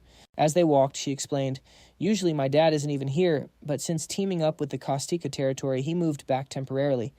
Hearing that, Han Siha gave a sympathetic nod. Makes sense. Getting stripped of his territory must have been a massive blow to a count like him. Right as they were cruising along, Solia suddenly stopped. She glanced up and asked, Oh, want to take a quick detour over there? She enthusiastically introduced the place. This is the market near the Akonan territory's village gate. The land here isn't great for farming, so trade is the main hustle. Han Siha actually found that pretty interesting. He happily blurted out, Oh wow, if trade is popping off, there must be a whole industrial zone, right? Solia nodded. Classic Han Siha. Yep, this place is totally famous for crafting too. Like, for example, she started breaking down all the details for Han Siha. Natalie's family actually has a magic artifact workshop right here. Sounds cliche, but it really is a small world. But then she hesitated, her voice suddenly choking up. They were definitely operating around here. Cutting her hyped story short, Solia suddenly dashed forward, shouted. Seeing her completely panicking, Han Siha rushed after her. Whoa, where are you running off to? After sprinting for a bit, she slammed on the brakes. Solia was panting hard. This is so weird. Han Siha finally caught up, completely lost. What's wrong, he asked. Solia just stammered in response. She finally caught her breath and pointed out that there used to be a whole pharmacy street right here.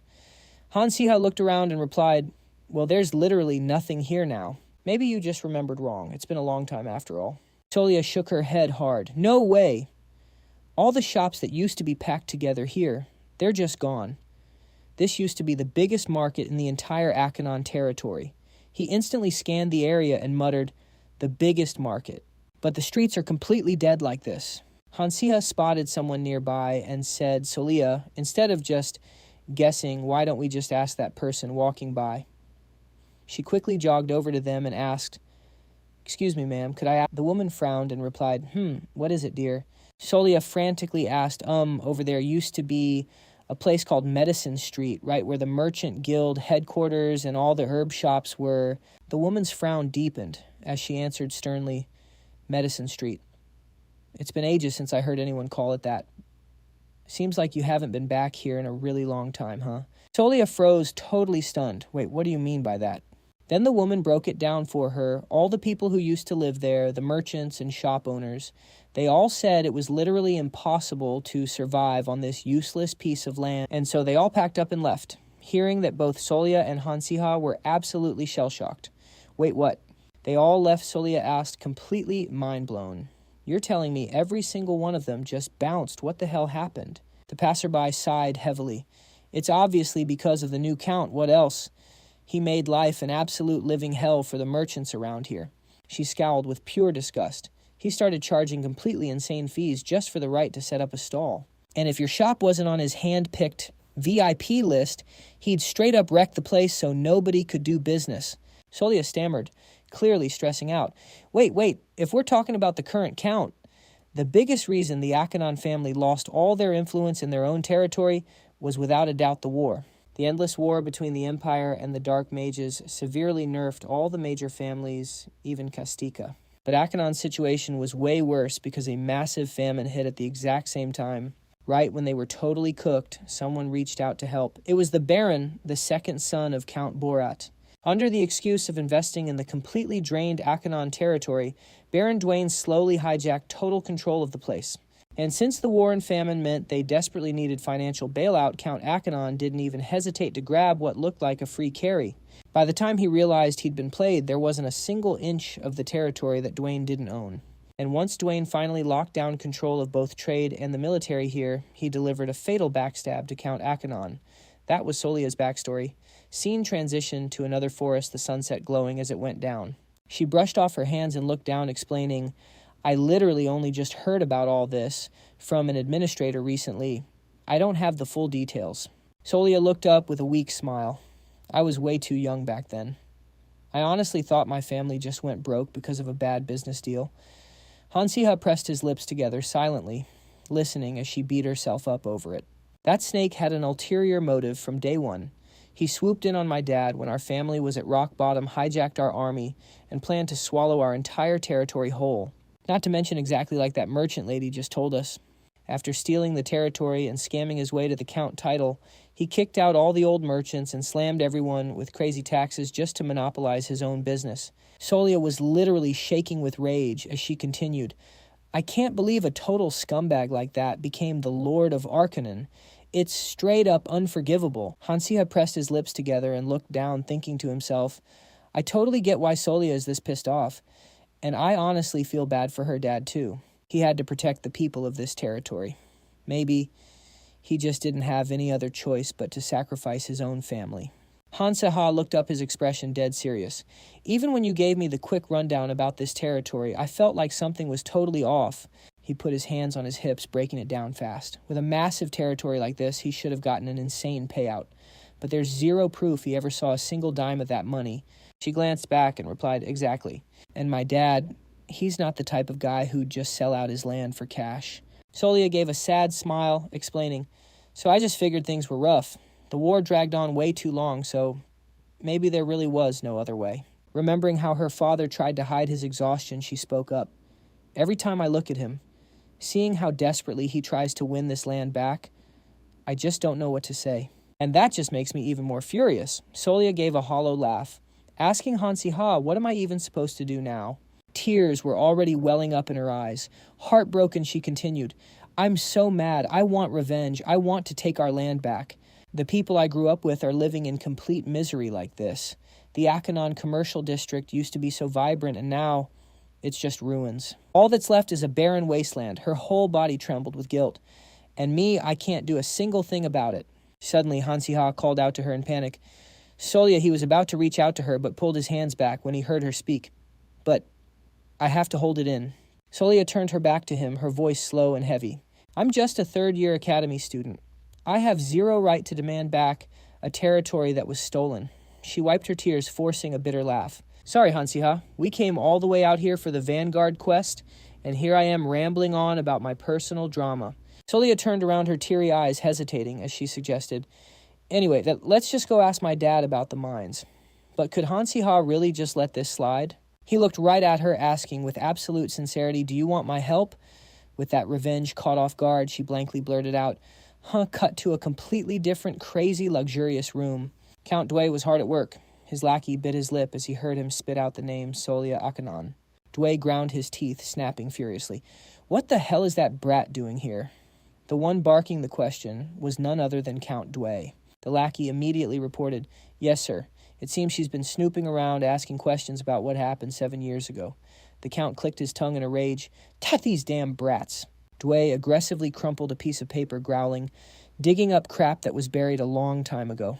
The lackey carefully asked, Do we need to take care of her? Sir Dway snapped back, You idiot. Just ignore her. What's the point of messing with an academy student? Dway narrowed his eyes, scheming in his head. Yeah, I'll admit I snagged that territory, but I've got the airtight legal contracts to prove it. Even if she comes crying and begging for her land back, absolutely nothing's going to change. He felt pretty smug about his own logic. Solia Akanon. I've heard the name. She's starting to make some serious noise across the Empire. Word is she's so gifted that sponsors are lining up around the block for her, and yet she comes crawling back to this old dump. A girl like that throwing away a totally paved path to success just to come back here, whatever, that's not my problem right now. I've got way bigger things to worry about. Snapping out of his thoughts, he barked an order. Just scare her a little and chase her off, that's it. The lackey bowed instantly. Yes, sir, crystal clear. However, exactly 1 hour later, a blood-curdling scream echoed through the castle. Count Dway shot up from his chair, furious. What the hell is all that racket? But suddenly, his eyes blew wide open in pure shock. Who the hell are you? Someone was casually dragging a beaten lackey across the floor. Another guard was cowering behind the door, too terrified to even move. Han Siha casually strolled in. Yo. He flashed a dangerous, chilling smile. We're here to see the Count. Dway was trembling with absolute rage, thinking to himself that arrogant look on his face. Thinking back on everything that had happened, Han Siha couldn't help but feel pure disgust. She's an academy student. She can literally one-shot monsters with a single staff, and you send a bunch of basic guards with nothing but swords and spears to deal with her. Are you underestimating her? Are you just plain stupid, or is it both? Dway pointed a shaking finger at him, roaring, What is with this absolute disrespect on someone else's property, no less? He glared daggers at the boy in front of him, his face twisted in raw fury. Dway finally noticed the girl standing behind Han Siha and barked aggressively, Solia Akanon. So this was your grandmaster plan all along, huh? Too scared to show up alone, so you had to drag some brat along to hold your hand, pathetic. She was so terrified and anxious that she couldn't even force a word out. Han Siha completely cut him off, unamused. The only thing pathetic here isn't Solia, it's your garbage business skills. Don't you agree? Count Solia, totally panicking, quickly called out Han Siha. He leaned forward, his voice dripping with absolute contempt. No, I'm literally just an average academy student, and yet I just took one quick lap around your territory and I already spotted a million things wrong with it. So I came here to give you a little piece of my mind. The Count scowled, absolutely fuming. You think you can act all high and mighty just because you're an academy student, causing a total riot on someone else's land and acting this cocky. You must be some spoiled brat from a famous noble family, huh? Well, newsflash, this isn't a playground for little kids. Han Siha let out a mocking laugh. Oh, you'll find out exactly what family I'm from soon enough, so don't rush it. I simply just want to take a look at that contract. Hearing this, Dway was completely caught off guard. What? Han Siha stepped up slowly and dropped the bomb. The contract you used to take over this land. The land that used to belong to Arkanon. I came to check it out myself. He leaned in close, smacked the guy, and hit him with that killer death glare as he went on, to see if it was actually a legit deal. The busted-up guard instantly started screaming, "How dare you!" The guard glared at Han Siha and barked, "Do you have any idea how disrespectful you're being with that attitude? You're just some trash student." Over on the side, Dway sighed, waved his hand, and ordered, "Enough. Put your spears down." He flashed a dangerous smirk and told him to get ready. "Let's see that contract then." A moment later, Han Siha was sitting right across from Dway. Reading the contract, he thought to himself, I figured a guy who'd backstab someone at their lowest had to be a scheming snake. Still reading, he let out a smirk and kept thinking, taking land legally isn't totally wrong. But even though this contract is super detailed, it's completely rigged. They made absolutely sure there are zero loopholes to fight back with. Han Siha tossed the contract onto the table and said, "I read it very thoroughly." Resting his chin on his hand, he went on. "But I also know that under imperial law, any contract signed under duress is completely void." Dway gritted his teeth, thinking duress. Meanwhile, Solia whispered next to him, "Wait, is there actually a law like that?" Han Siha whispered back, "Man, if I knew that I would have majored in law." Solia was totally confused. "What the heck? Then why are you acting so reckless?" Dway, now standing, started interrogating him. "A forced contract. And just how do you plan on proving that?" He kept going. "Did the former count put you up to this? Is that old fool really trying to use his own kid to stir up trouble?" Solia cut him off. "Watch your mouth." Dway furiously pointed his finger at her and barked, "Who's the one talking out of line here?" "Whatever I do on my turf is my own damn business," he snapped. "I even showed you the contract myself just to be polite. But even a kid should know that my kindness has limits." Right at that moment, Han Siha pulled out a pen. Dway barked his order. "Guards, drag that little punk down to the dungeon right now." But the second his eyes landed on the pen, he froze dead in his tracks. That's one seriously high-end fountain pen. Deep down realization hit Dway. Hold up. That pen, that thing is crazy expensive. And it's not just expensive, that crest engraved on it. He stared at the carving and his jaw dropped. That's the royal crest. The image of the royal flag flashed through his mind. Dway started sweating. I saw that exact crest when I visited the imperial capital. But why the hell would some trash student have a pen with the royal crest? The image of Emperor Linnea popped into his head as he remembered the rumors. Everyone knows the current emperor is insanely strict about giving out items with the royal crest. With his kind of temper, almost nobody outside the royal family is allowed to have one. His brain went into overdrive. A teenager, casually carrying around a pen, with the royal crest engraved on it. Realistically, there's only one explanation. He looked at Han Siha, absolutely terrified. No way, is this kid actually His Highness? Meanwhile, Siha just glanced to the side and thought to himself, all right, that's enough stalling. Before he could even say another word, a guard slammed the door open and rushed in. "Count Dway, we have a massive problem." "There's a massive army outside," the guard yelled in panic. "The knights from the Kastika territory are here." Dway started stammering. The Kastika territory. The guard nodded frantically. "Yes, and there's a ton of them. They said if we don't open the gates, they're going to breach them by force." Hearing that, Dway was completely losing it. What kind of sick joke is this? Why the hell would Kastika deploy their troops here right now? He instantly pictured the face of their commander, the Marquis of Bloodshed, Han Taisu, the guy literally famous for his brutal, blood-soaked expansion campaigns, but I never heard anything about him starting an unprovoked war like this, let alone marching his army all the way out here. As the panic set in, Dway slowly turned his head to look at Han Siha. They must be here to protect the prince. He started sweating bullets. Is he seriously about to start a full-blown war over this? Han Siha chimed in without missing a beat. I'm pretty sure he is. Dway felt his whole world crashing down as he screamed, "What?" Han Siha just shrugged and calmly dropped another bomb. I told them I was being held hostage. Dway stammered in absolute disbelief. "Held hostage? Did you just say hostage?" Han Siha nodded. "Yep, Dway was freaking out, but I didn't even... Of all the times, I'm getting framed for kidnapping the damn prince." He looked at Han Siha, his face completely flushed with panic. He dropped to his knees, begging, "Your Highness, I swear, I had zero idea you were the crown prince. If you could just find it in your heart to let this slide." Han Siha just turned his head and cut him off. "I'm not the one you should be begging for mercy right now. It's him." Heavy footsteps echoed through the hall. Dway was completely lost. Suddenly someone pushed the door open. Long time no see. Standing there was a white-haired man, the true Count of Arkanen. He glared at Due and spoke. It's been exactly 7 years, Count Due, ever since the day you stabbed me in the back and stole my precious land. Due sneered. Ha, you're looking pathetic, former Count. Throwing a tantrum now isn't going to magically make that contract disappear. Count Arkonin actually nodded. You're right, you're absolutely right. But then his eyes snapped open, deadly serious. But contract or not, who the hell cares? If I tell you I'm taking this land back by force, you might want to rethink your position. Due immediately flashed back to when he stole Akenon's land. He thought, damn it, he's using the exact same words I said 7 years ago. Back then, he'd smugly bragged, if I say I'm taking this land by force, what exactly are you going to do about it? Akenon kept the pressure on. The trap was set a long time ago. You've been sitting in a seat way above your pay grade for 7 whole years. Time to step down. Due scoffed. Huh. Above my pay grade, I'm the one who made this territory boom. Akenon snapped, know your place. He thought about the suffering citizens and laid out the facts. More than half the population has bailed over the last 7 years. The economy is worse than right after the war, and the markets are an absolute ghost town. If you had even a shred of conscience, wouldn't you be ashamed? Hearing that Due froze, he stepped forward and barked, cut the crap. Due whipped out a knife and screamed, I built this place. Did you really think I'd just hand it over to you that easily? Then he grabbed Solia by the throat. The other two yelled out, Solia! Due pressed the blade to her neck and threatened, take one more step and I'll kill the brat. Akenon and Han Siha didn't even flinch.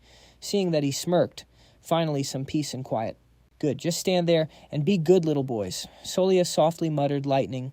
A massive bolt of lightning erupted, lighting up the entire room. Due got blasted straight into the wall. Looking at his pathetic state, Han Siha mocked him.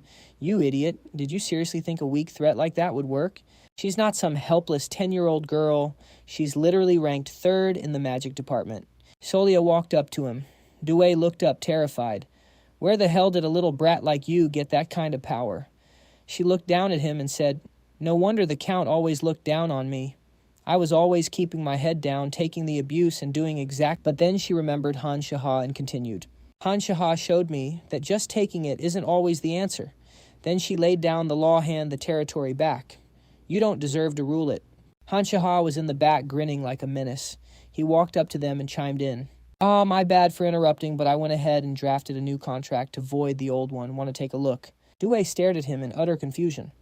Han Siha. He shoved the paper right in his face and smirked. A contract where you hand over all the land and rights and then get the hell out of here. How does that sound? Due instantly lost it. What? In your dreams, you little punk. Han Siha snapped his fingers. Oh, right. He grinned wickedly. What were we just talking about? Contracts signed under duress are completely invalid, wasn't it? So what do we do now? Oh, I know. Han Siha's expression instantly flipped to a totally unhinged smile. Hey, let's see a smile.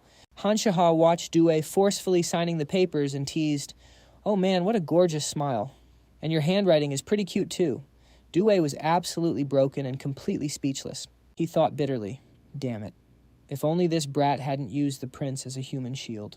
Han Siha clapped his hands happily. Now please get the hell off this property. We'll even call you a carriage.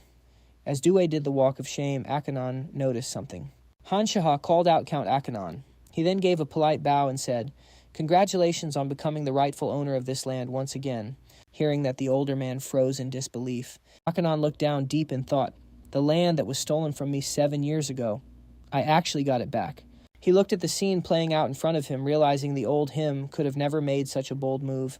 He flashed back to when he was in his library. A magic orb had suddenly popped up, projecting a voice. Count Akenon, I am Han Siha. Akenon had been totally confused. Why are you contacting me out of nowhere? Han Siha got straight to the point. I heard a brief rundown of the situation from Solia. Use my kidnapping as the perfect excuse. And bring reinforcements from Kastika to take back your territory. Do it right now. Akenon was completely caught off guard. What he had protested, this is way too sudden, Mr. Han Siha. But Han Siha wasn't having it. Sudden, I don't think so. Solia told me you've been secretly stockpiling funds and manpower to take this land back. He challenged the Count isn't right now the absolute perfect time. If you've got both the justification and the military power, there's literally zero reason to hesitate. Akenon was left totally speechless while Han Siha laid down his philosophy. When you're dealing with a coward, you gotta play dirty right back. Han Siha, who was standing right next to Solia while making the call, smirked. That makes it perfectly fair, right? The flashback ended. Akanon let out a long sigh and thought to himself, haha, just thinking about it again sends shivers down my spine. But in the end, every single thing played out exactly as Han Siha calculated. That level of absolute ruthless decision-making isn't something you normally see in our family. He then turned to his daughter. Hey, Solia. Akanon narrowed his eyes playfully. Exactly what kind of relationship do you have with that boy? Solia looked super confused. We're literally just classmates. Akanon just chuckled to himself. The youth, always so shy about these things. Akanon slowly drifted back to the old days, thinking, back in the day, me and Count Han Tae-soo, my oldest friend, we used to joke about marrying our kids off to each other. But when my territory went to trash, the engagement naturally fell apart. He then looked over at the incredibly smug Han Siha, realizing the magnitude of what the kid had done. Convincing his own father to mobilize an army just to intervene for another family, that's definitely not something you just do on a temporary whim. Akanon looked down at her, thinking to himself that his daughter definitely wasn't the type to be underestimated either. Then Solia asked in confusion, Dad, what are you even talking about? He replied, I am saying you are way too good to let go. Then his voice rang out, I give you my blessing, Solia. But Solia was still completely clueless. She exclaimed, What on earth is Dad saying? A little later, Solia was standing behind Han Siha. Han Siha remembered that he originally skipped class just to look for her. He looked at Akanon and thought, who would have guessed it would end with me helping the Akanon family? Then he told himself, but hey, it all worked out perfectly. Securing an informant who is 100% on my side, that is an absolute win. Akanon placed his hands on the table, stood up, and said, the official paperwork for returning the land will be handled later. I almost forgot. Thank you. He bowed to Han Siha and continued, Thank you so much, Mr. Han Siha. Thanks to you, I have finally fulfilled my lifelong wish. Han Siha replied, I just did what I had to do. Akanon continued to praise him. Not only is he incredibly skilled, but he's also so polite. Then he eagerly asked, oh, right, I heard you had a request. Just say the word. If it is within my power, I will grant anything. Han Siha thought to himself, what is up with that look? Outwardly, he said, in that case. Han Siha began, I heard there is an obsidian mine somewhere in the Akanon territory giving off a demonic aura. Could you tell me where it is? Akanon rested his chin on his hand and replied, Obsidian. I have heard of a place like that. He then asked, but as far as I know, obsidian is a pretty dangerous material. Why exactly do you need obsidian? Han Siha told himself. I can't tell him the whole truth. He explained, I am taking Professor Han Si-hyuk's magic crafting class, and I need obsidian as a material. In his head, he continued thinking, sorry, just borrowing your name for a bit. Akanon sat back down at the table and happily said, is that so? If it is just for school supplies, well, since it is in my territory, I know every area pretty well. He pulled out a map. He circled a spot in red and continued, this happened a really long time ago, so I am not 100% sure. But it should be right around this area. Sigh. Han Siha internally marveled, I can't believe things are going this smoothly. He glanced over at Solia. Man, I thought it would take forever to find, but he just pointed out the exact spot. No need to make a second trip. This is peak. Yeah, take this map and come back here with everyone tomorrow. Nearby, Solia beamed and replied, okay. The next day at the mine in the Akanon territory, Han Siha and Solia were standing in front of a cave. Yuna waved her hand and called out, Han Siha, over here. Basin was also in her arms. The moment it saw Han Siha, it jumped down to the ground. Unable to hold back, it dashed forward and leaped right onto Han Siha. He caught it and asked, oh, Basin, what's wrong? Did you miss me that much? It didn't make a sound, but immediately smacked him right in the face. After taking the hit, Han Siha yelled, what the heck? Why are you smacking me the second you see me? Yuna figured that was the price for neglecting his monster for way too long. Totally deserved it, Bu jumped up and agreed. Han Siha wondered, since when did you two get so close as they started approaching the cave entrance? Yuna spoke up. Anyway, I got here early and asked the locals around here. They said this is definitely the entrance to the obsidian mine.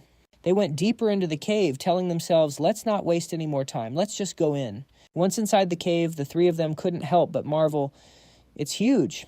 Yunha led the way. Solia looked around and guessed, you can tell this place has been abandoned for a really long time. Demonic energy is something only dark mages can sense or control. She started asking Yuna, is your detector picking up anything? Holding a device that looked like a metal detector, Yunha replied, it's super weird. Gripping it tightly, she said, The machine isn't reacting at all, the other two asked in confusion. Wait, what? Yuna guessed. It's almost like there is 0 obsidian buried here. The atmosphere started getting eerie. Meanwhile, back at the Aden Academy, it was already nighttime. Adela was lying in bed, her eyes shut tight, clearly having a nightmare. In her dream, she stood in an empty wasteland and called out, Mom, Dad, where did everybody go? From the void, a voice echoed, Adela, we are right here. Hearing that, she nervously looked around. Confused, she asked, where I don't see anything. The next sight made her jolt in terror. 2 corpses burst from the ground right next to her, saying, we are all right here. She woke up instantly in a sheer panic. Adela thought to herself, not again. Another nightmare about Katablam Kolo. How many days has it been? She wondered, are they showing up in my dreams? Because they don't want me resting peacefully alone? Adela remembered all the times she trained, realizing she had been blindly rushing forward, fueled purely by revenge. Opening her eyes, the image of Han Siha and her friends appeared in her mind. She told herself, but now, I actually have friends by my side. She smiled, feeling like she finally knew what true happiness and joy felt like. She recalled the moment she received the flower petals, smiling, but then kept wondering, they say your wish will come true. So why? Clutching her head, she continued, why can't I escape this crushing guilt? Meanwhile, at the Aden Academy staff dormitories, light quietly pierced through the window, cracks casting cold streaks across the stone floor. The long hallway was dead silent in the night as Han Siha slowly, dragging his wrecked body along the wall, his heavy breaths echoing in the dead silence. He doubled over, coughing violently, his fists clenched hard, trying to fight back the agonizing pain tearing him apart inside. Sweat poured down his temples, his face twisted in pure agony, gasping for air. He gripped the freezing wall just to stay on his feet. Sweat beaded on his trembling shoulders. With every heavy breath, his eyes totally clouded from the relentless pain. He thought to himself, why the hell does it hurt like this every single night? His chest throbbed like it was being crushed, his hand unconsciously gripping his shirt. Breathing heavily, his eyes full of confusion. I didn't even get attacked, and I definitely don't have any chronic illness. A faint sigh slipped out. Honestly, who knows if it was from anger, pure exhaustion, or just feeling totally helpless. He dropped his head, his hand still death-gripping his chest like he was terrified the pain would literally tear him apart. Seriously, where was this crazy pain coming from these past few days? Right then, boom! A sharp, freezing pang pierced straight through his heart. His pupils shrank. The air practically froze right in front of him. The familiar stone walls of the hallway completely vanished into some other dimension. He whispered, his throat completely dry. A blood-red hallway, the whole space trembling slightly. He flinched and looked up. Blood was literally dripping down the walls. Seeping from the cracks from somewhere deep inside, the stone, dark red drops slid down the surface. He choked on a cough, his whole body freezing up as he covered his mouth. The glowing red image got insanely clear. A literal sea of blood completely took over his vision. A wild thought flashed through his mind. This isn't real. It's a hallucination. Wait, is this a glimpse into the future? His breath puffed out in thin white clouds, completely swallowed by the crimson red. In the pitch-black night, all you could hear were the exhausted, heavy pants ripping from his throat. The blood-red color kept spreading without a single sound. No warning, no explanation.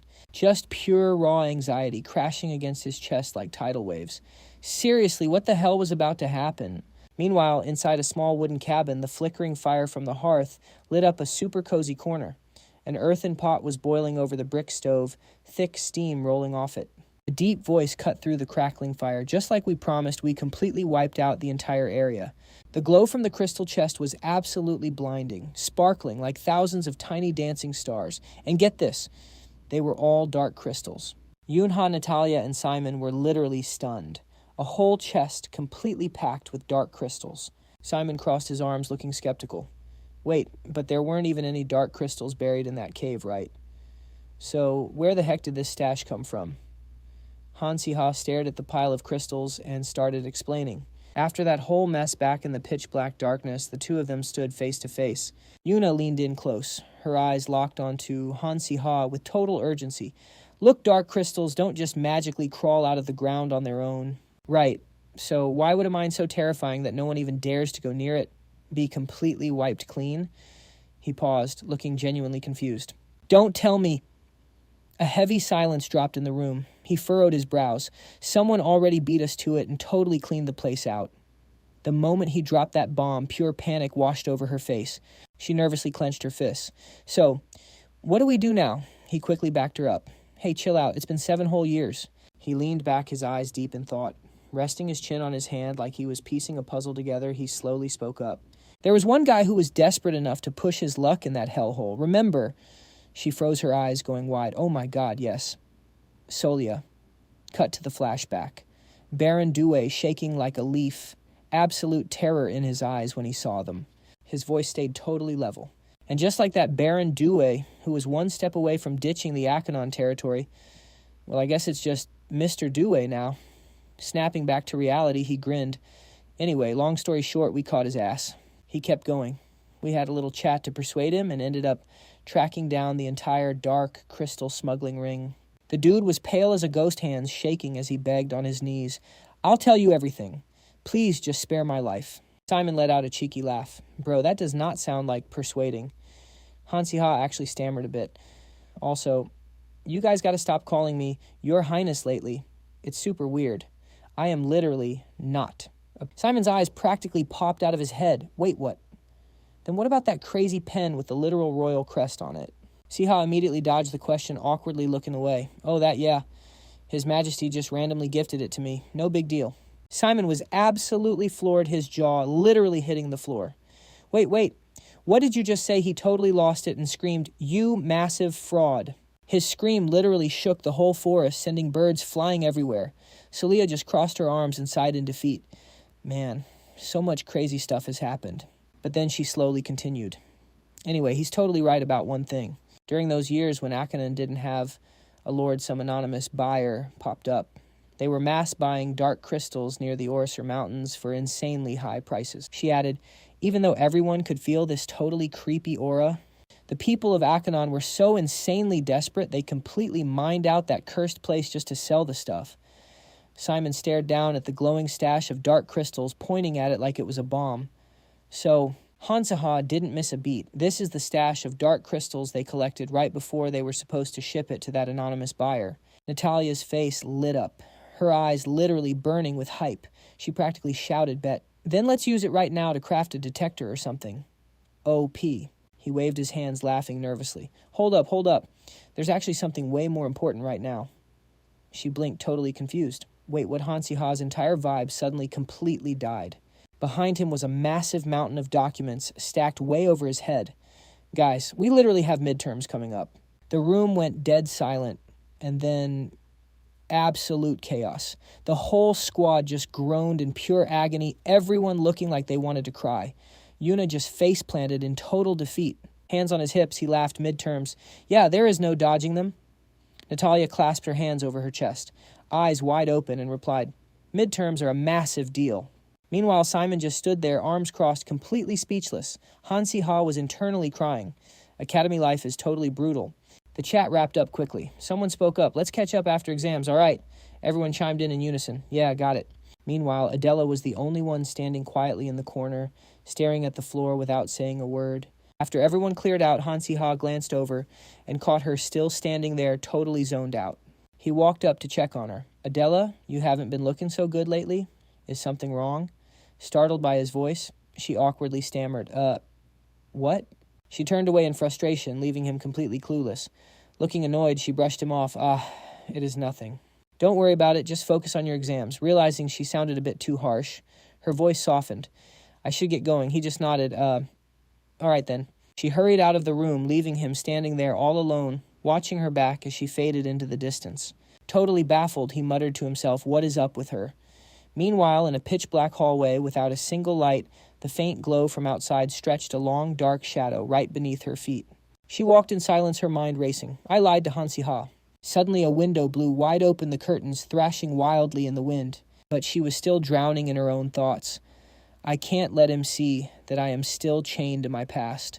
I do not want to look weak. It wasn't until then that the icy chill finally hit her. The sudden gust whipped her hair in every direction. She glanced over at the window. Where is this draft even coming from? All the hallway windows are supposed to be locked at night.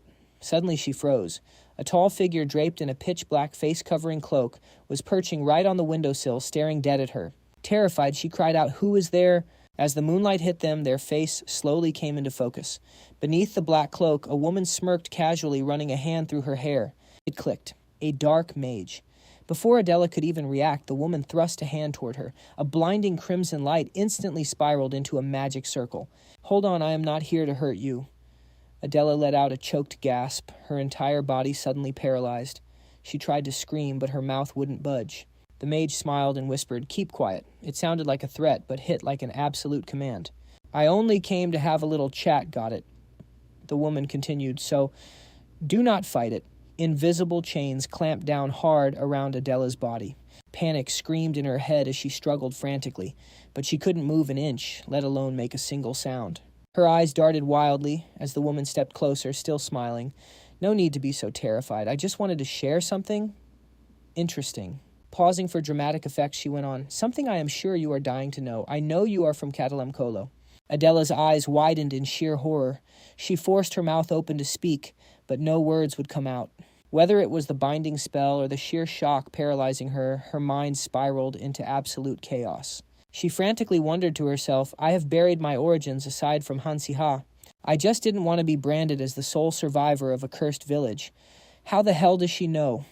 Right then, the mage waved her hand, dispelling the binding spell. But Adela was mentally shattered. She just stood there completely frozen. Seeing this, the woman pressed harder. "Do you not want to know who destroyed your village?" Adela flinched, snapping back to reality. Her voice trembled. Who are you?" "How do you know about my hometown? Don't tell me." "It was you." The woman tilted her head down the hood, casting a dark shadow over half her face. She smirked. "No, it was not me. But if you want, I can hand you the absolute truth. Are you not the least bit curious?" Years of buried rage finally violently erupted. Clutching her chest, she snapped, 10 years I have spent 10 years hunting down a ghost for revenge." The mage cut her off cold before she could finish. "Whether you believe it or not, this is what you need to hear." Feigning sympathy, the mage continued, "I know that bottomless hatred is still burning inside you." Her voice suddenly grew sharp and powerful. "An entire clan, massacred, wiped clean off the face of the earth. You must make them pay for that pain."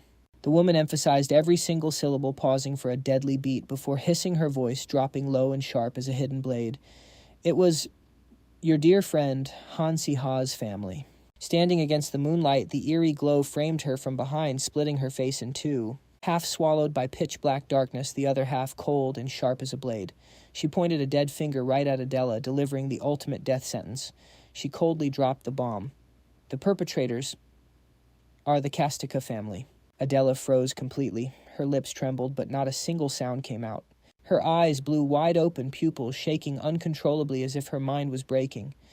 What did you just say?" Cut to Han Siha. He sat quietly inside a rolling carriage, bathed in the warm light pouring over the road. Lush greenery rustled softly in the passing breeze. The carriage wheels clattered steadily along the path, lulling him into a quiet rhythm. He tilted his head slightly, his gaze drifting aimlessly at the swaying trees outside. Seriously, what was her deal? He kept replaying that conversation with Adela in his head. Maybe because things ended on such a weird note, I just cannot shake this bad feeling. But his mind kept going back to when he waved, trying to talk to her, and she just turned away, like he wasn't even there. I really tried talking to Adela during the exam, he thought, feeling that sting of rejection. But she just kept dodging him. The memory slowly faded away. Right after finals, the Castica carriage showed up to pick her up, so they didn't even get a chance to have a real talk. He rested his chin on his hand with a heavy sigh. I just don't get it anymore.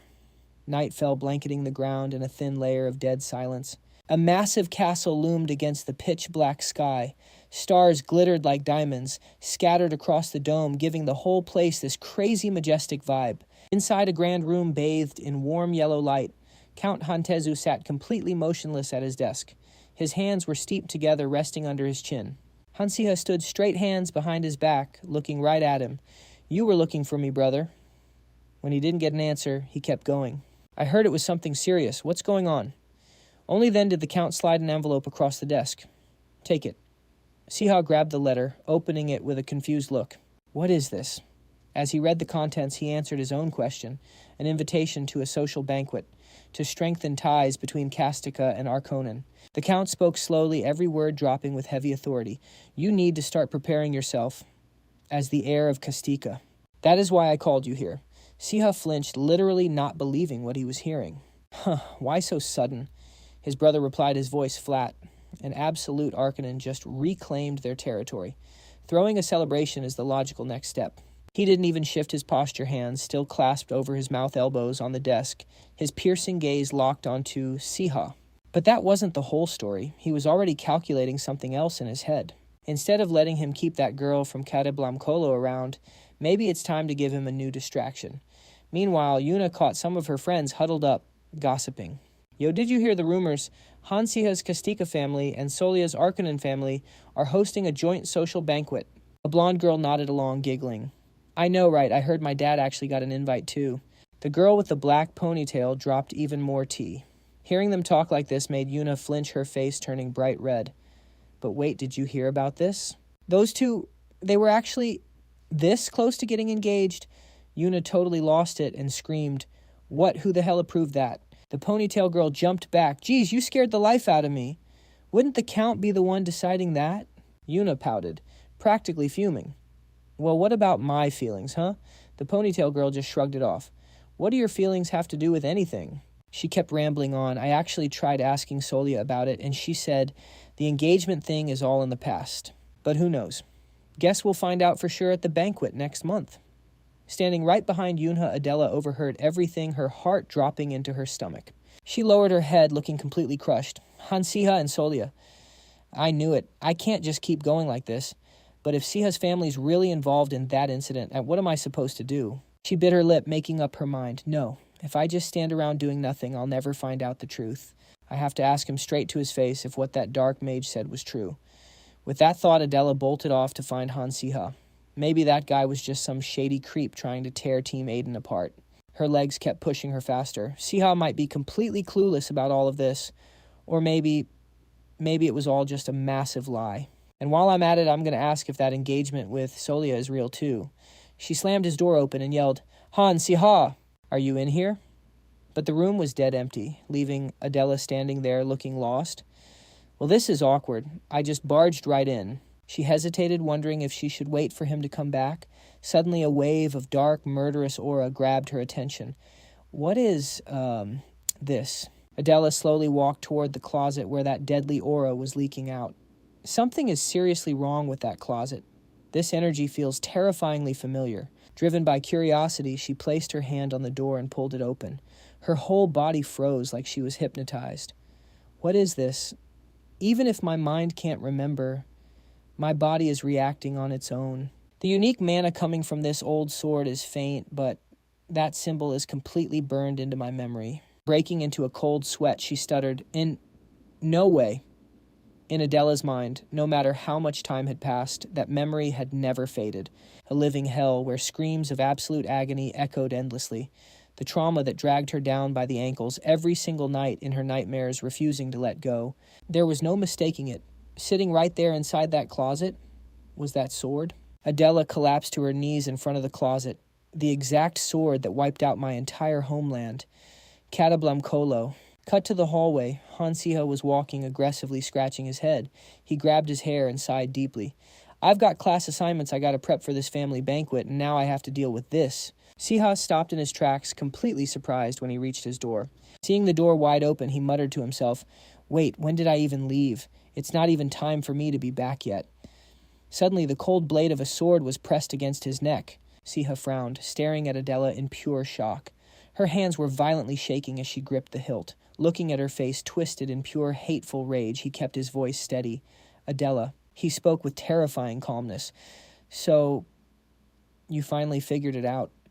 She gripped the sword tighter, her emotions totally exploding as she demanded answers. Then, why? Adela kept her head down and screamed at the top of her lungs. Why did it have to be you? It could have been literally anyone else. Faces of the others flashed through her mind. If it was someone else, I could have just fought them. I could have found a way to get my revenge. Even if it was Solia or Yuna or Natalia, I still could have faced them. But why? Why did it have to be you? Han Siha just stood there, completely silent, but inside he was getting torn apart. I just don't want to hurt you anymore. That's why I kept avoiding you. But man, it's way too late now. I should have just cut ties from the start. If it really has to end like this, then I'd rather just be your enemy. Just like the original Han Siha, that trash third-rate extra, I should have just followed the plot and let the main characters take me out. If I did that at least, I wouldn't have to see that look of absolute despair in your eyes. Adela was literally shaking, trying so hard to keep it together. Han Siha, I am giving you exactly one chance. Just tell me you didn't know anything. At this point, Han Siha had 0 excuses left. All he could say was, Adela. The room was pitch black with just a tiny sliver of light bleeding in. He dropped his voice and whispered, I am so sorry. Time flew by, and the day of the party finally hit. Solia just got there and called out, Han Siha, you're here this early. Han Siha replied in a smooth, low voice, well, I am one of the hosts, you know. He looked at her with a smile. Solia, you look absolutely stunning today. Solia covered her face, getting all shy. Thank you. Since the party landed on a holiday, pretty much every family tied to Kastika and Akanon showed up. Even some friends from the academy made it one. And Natalia happily cleared their schedules to come, while Yunha straight up said she was only showing up to cause chaos. But obviously, Adela didn't show. Han Siha knew damn well there was 0 chance of her walking through those doors. That day, Adela turned her back and walked away without even glancing at him once, and since then, they hadn't seen each other at all. Belle and Joy noticed him looking totally down, so they started nudging and rubbing against him. Reading their minds, he said softly, You guys comforting me. Thanks. He let out a heavy, tired sigh. Honestly, Han Siha completely understood where Adela was coming from. I mean, who in their right mind would actually want to go to a party hosted by the exact people who wrecked their homeland? Nearby, some noble walked up to greet Count Hantesu. Long time no see. I never expected the Akanon family to get buddy-buddy with you this fast. Was this whole thing set up from the start? Hantesu let out a fake, polite laugh. Not exactly. The 2 kids just hit it off, so I figured why not tie the knot as soon as possible. Han Siha, who was busy chatting up Solia, instantly froze. What the hell? He whipped his head around, absolutely furious. Did that old bastard really just say that out loud? But suddenly, a blood-curdling scream echoed through the hall. The white-haired guy looked completely caught off guard. What's going on? A squad of knights burst into the room shouting, Forgive the intrusion. We're under attack. The white-haired man panicked. Wait, what? A dark mage smirked, dripping with sarcasm. Man, your guards outside are absolutely useless. One of the knights yelled, They ambushed us from the inside using some kind of fog. Seeing them here had Han Siha totally tripping out. Why the hell are dark mages spawning in a place like this? No, wait. Gotta focus on the situation right in front of me first. He quickly scanned the room. Count Hantesu the Blood Count and Count Akanon. Guys who fought in the actual war, plus 2 generals who have literally wiped out countless dark mages. We don't need to panic. The rest of the crowd was already losing their minds with fear, but the real issue, way too many civilians. Things could go south real quick. Some dude with 0 survival instincts pointed straight at the mages and yelled, Who the hell are you? Do you have any idea where you are to just barge in like boom? Before he could even finish his sentence, the dark mages instantly dropped him. The people caught near the blast started screaming in agony. The head dark mage pointed his finger dead straight at Han Siha and shouted, Found you, you little cube thief. He didn't stop there. Lady Sepia ordered us not to kill you, but honestly, this is way faster. Han Siha's face locked up, grinding his teeth in pure rage as the guy mocked, Don't worry, I'll just slaughter everyone else here so you won't feel alone. Boom! A massive explosion ripped through the room. Flames swallowed everything, and thick black smoke filled the air. The mages synced up, casting a massive spell together. Han Siha gritted his teeth, throwing his arm up to pop an invisible shield and tank the hit.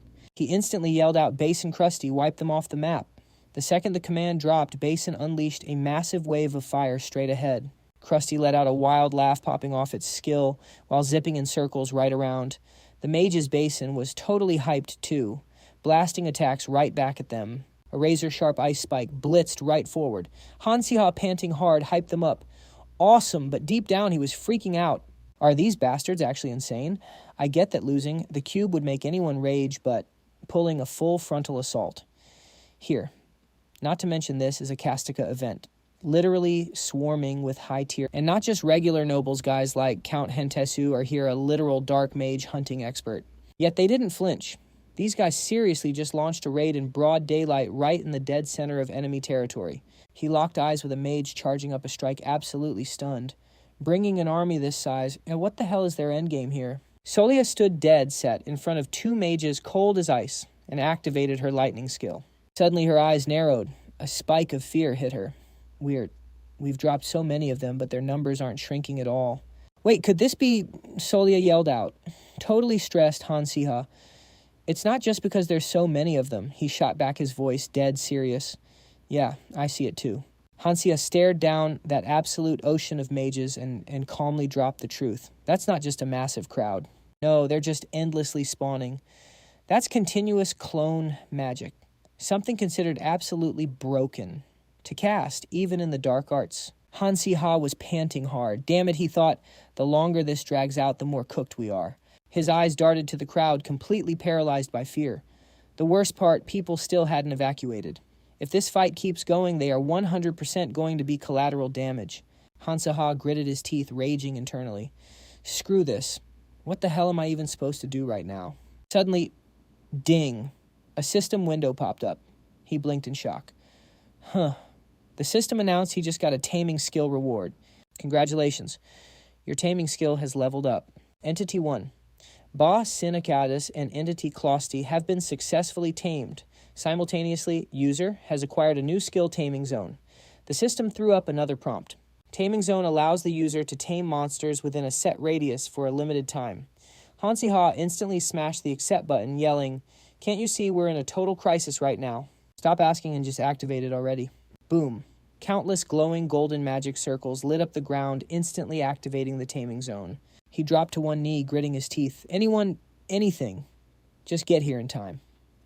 Nearby, a massive wolf with savage fangs snapped to attention, looking up at the sky as if it just heard a direct order. The golden magic washed over the entire area, and the wolf immediately bolted straight toward the light. Han Siha stood up, hyping them up as the pack arrived. Good boys. Now protect the civilians. He shouted to the crowd, "Follow the wolves. They'll lead you to the safe zone." The wolf pack instantly moved in to surround the people. Han Siha barked another order. Closti Basin, you two take the front and clear a path for them. With the innocent bystanders finally safe, he bit his lip, calculating. Okay, things are finally stabilizing, but we're still getting completely overwhelmed. Humans have a stamina limit. We're going to gas out way faster than these mechanical freaks. Han Siha's brow furrowed in deep focus. We need to find the real body right now. If they're controlling this massive of a swarm, the main body has to be hiding nearby. Time to drag them out of their rat hole. Without missing a beat, he sprinted forward, yelling his lungs out. Hey, you useless pieces of trash. Stop hiding like cowards and come face me. Han Siha slammed his foot onto a chair, screaming, What are you guys so insanely weak that you can only win by spamming numbers? The enemy mages were literally speechless at how childish he was acting. Sheeman scoffed, looking down at him with pure disgust. Just like the rumors said, what an arrogant little punk. She continued, dripping with confidence. Oh, don't worry. I have absolutely no intention of slaughtering everyone here. Han Siha's eyes widened for a split second before a cocky smirk crept onto his face. Bingo, he thought. The fake saint finally speaks. For the glorious future promised by Lord Abaddon, a few sacrifices are simply unavoidable. Just like we discussed. She reached her hand out, making a completely shameless demand. All I need is to capture you and find out exactly where that cube is hidden. So here's the deal. Come with me peacefully, and I'll let the rest of these survivors live. Han Siha let out a dark, mocking laugh. Ha, honestly, sounds like a sweet deal. But he gripped his magic wand tightly, his eyes flashing. Hell no. Being locked up really isn't my vibe. The second he said that, he blasted a spell straight at her, but nothing happened. Han Siha swore internally, completely enraged. Damn it, it's just another clone. Are you kidding me? Another fake. He stood his ground, staring warily at the sky. The enemy mages had cloned themselves so much they were swarming like ants up there. They dive-bombed him all at once, swish. A blade grazed right across Han Siha's handsome face. Caught completely off guard, he gritted his teeth, desperately blocking the insane barrage of attacks raining down from the mages. Boom! Another massive explosion rocked the area. Han Siha was fuming. Damn it, they literally will not stop spawning. He forced himself back onto his feet, his mind racing with dread. How much longer can I even tank this? Suddenly a voice cut through the chaos. Count, Han Siha yelled out frantically. Snap out of it. We have to hold the line. But right then, Han Siha felt himself slipping into total despair.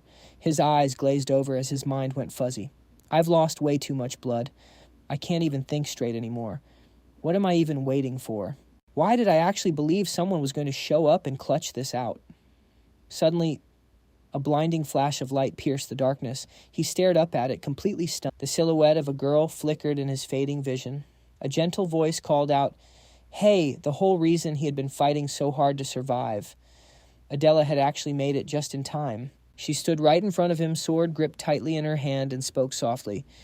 "Han Siha, I've been thinking about this so much. Even while I was rushing over here after the strike team sent out the SOS, it was the one person he had been desperately praying to see again."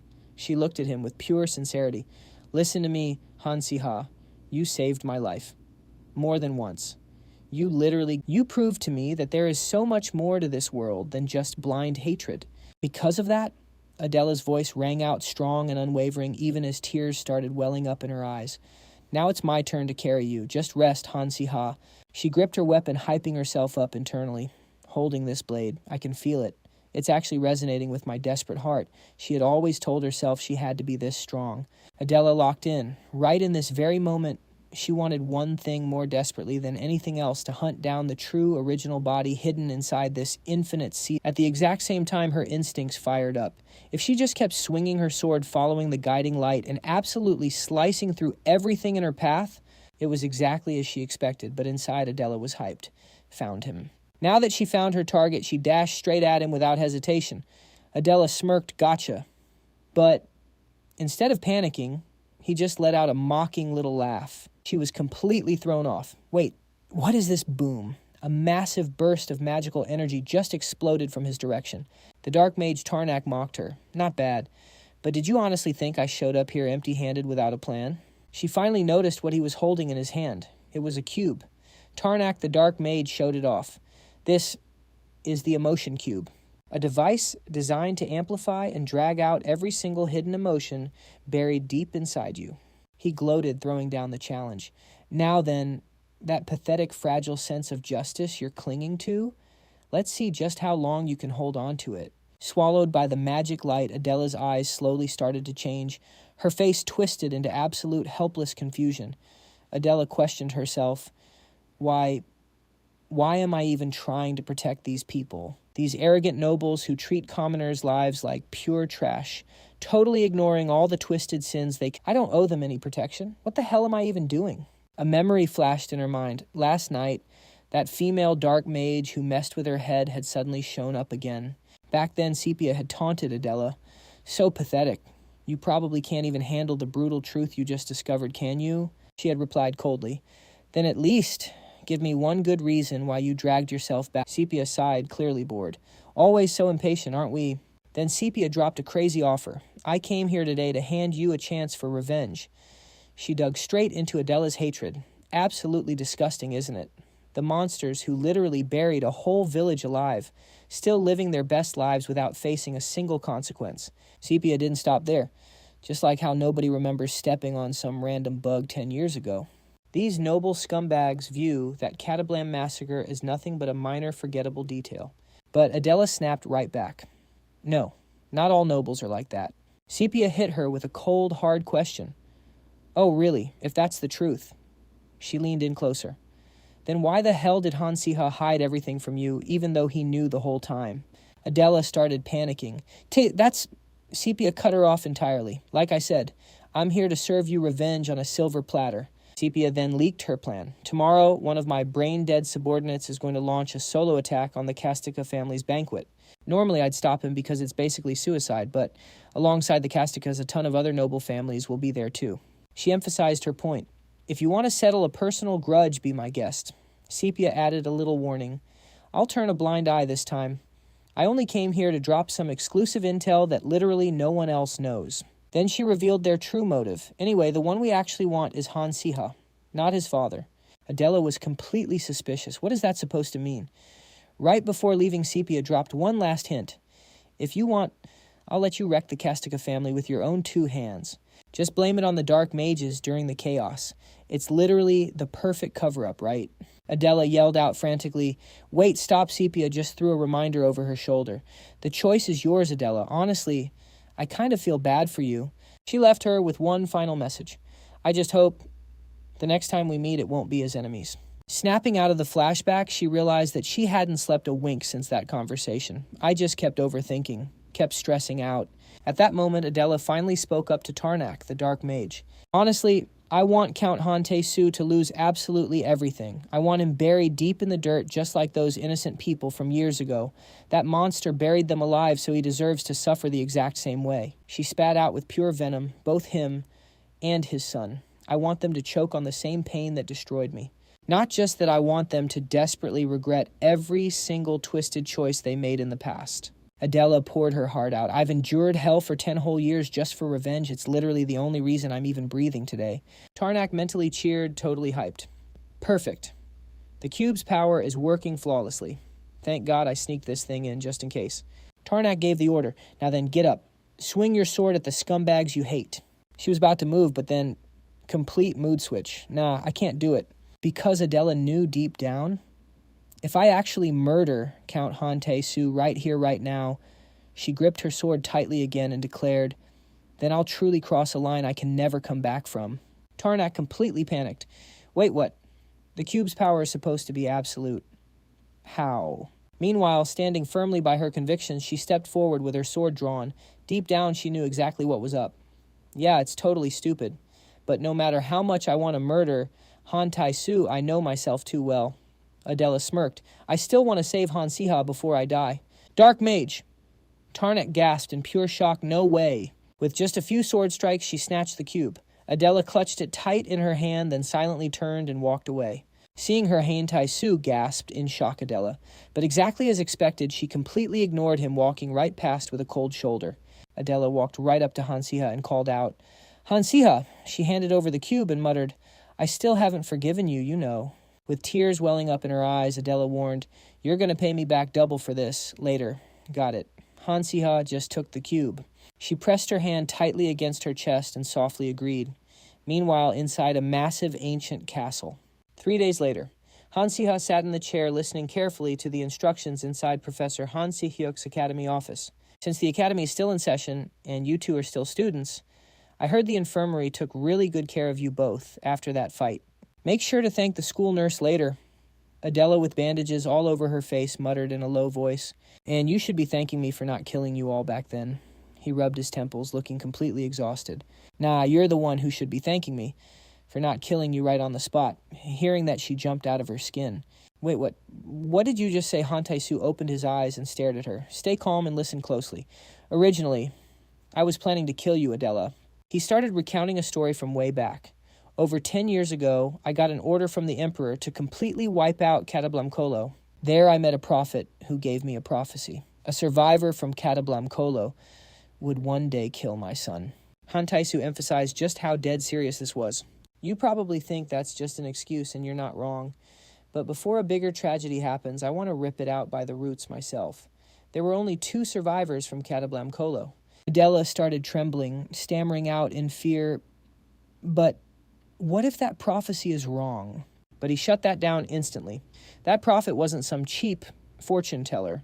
Han Tae-su emphasized every single detail. They are born with divine power chosen by the stars. They hear the voice of destiny itself, and they guide fate.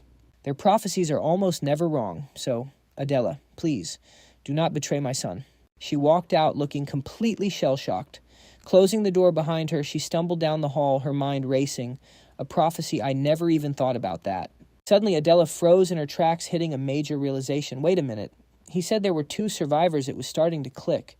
That's when Adela figured out the missing piece. Who was the other one? Suddenly a memory. Flashed a voice desperately yelling for Han Si-hyuk to run. Run. You have to run and survive. Go, just go, and never look back. Run far away from here somewhere. They can never reach you. She just kept begging. Please, Adela's hands were covered in blood, but she still clung to hope. Please, just stay alive. And then Han Tae-su's cold, harsh voice echoed. Live as if you were already dead. He gave the ruthless order. I've given you more than enough. Leave this family, and don't you ever let me catch sight of your face again. The desperate cries and bitter resentment haunted Han Si-hyuk. Please avenge me. It hurts so much. It's so unfair. It's so unfair. Why am I the only one who survived? He jolted awake in his bed, panting heavily. Han Si-hyuk's hands gripped the bed sheets for dear life. Please just make it stop. He knew exactly what he was going through. I finally escaped that nightmare. The villagers cursing my name, my father's absolute coldness. Then Han Siha slowly got out of bed. I made it all the way here. So why is this nightmare still haunting me? He clutched his chest in agonizing pain. Han Siha's eyes went wide as he writhed in agony. What is this feeling? It feels like every single drop of mana in my body is being drained dry. My heart feels like it's going to burst, and then Han Sihyuk figured it out. This is it. This has to be the power of dark magic. He desperately tried to get out of there. Yeah, that's definitely it. Ever since the hallucinations and voices started, I could feel this massive dark energy completely swallowing me up. I have no idea why. Han Sihyuk's face was dripping with sweat. He yanked the curtains open, struggling to think straight. But if anyone sees me like this, they'll drag me straight to the royal palace. Han Sihyuk looked absolutely pale and miserable. Even right now, the power surging inside me just keeps getting stronger. I cannot let this happen here. He dragged his feet, trying to get away. I have to at least make it off the academy campus. Han Sihyuk hunched over, begging helplessly, "Please." But a wave of dark mana just swallowed him whole. He was basically drowning in despair. It's too late. There's no fixing this now. He gave in to his fate. I can't hold on any longer. The next day inside a banquet hall, rumors were flying. "Yo, Han Siha, did you hear? A dark mage straight up broke into the investigation room last night." He spun around, completely shocked. "Wait, what? No way." But the guy doubled down. "I'm dead serious.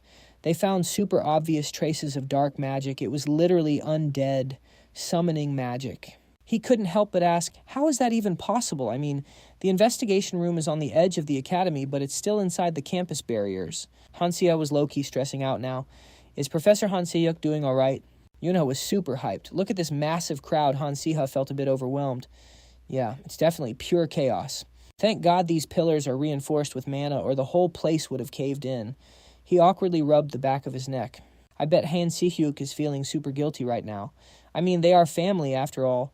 Suddenly a figure walked in, making the whole room start buzzing. "Look, the professor is here." Talk about speak of the devil. Someone immediately rushed up to check on him. "Professor, are you okay?" What exactly went down last night? Han Sihyuk let out a massive heavy sigh.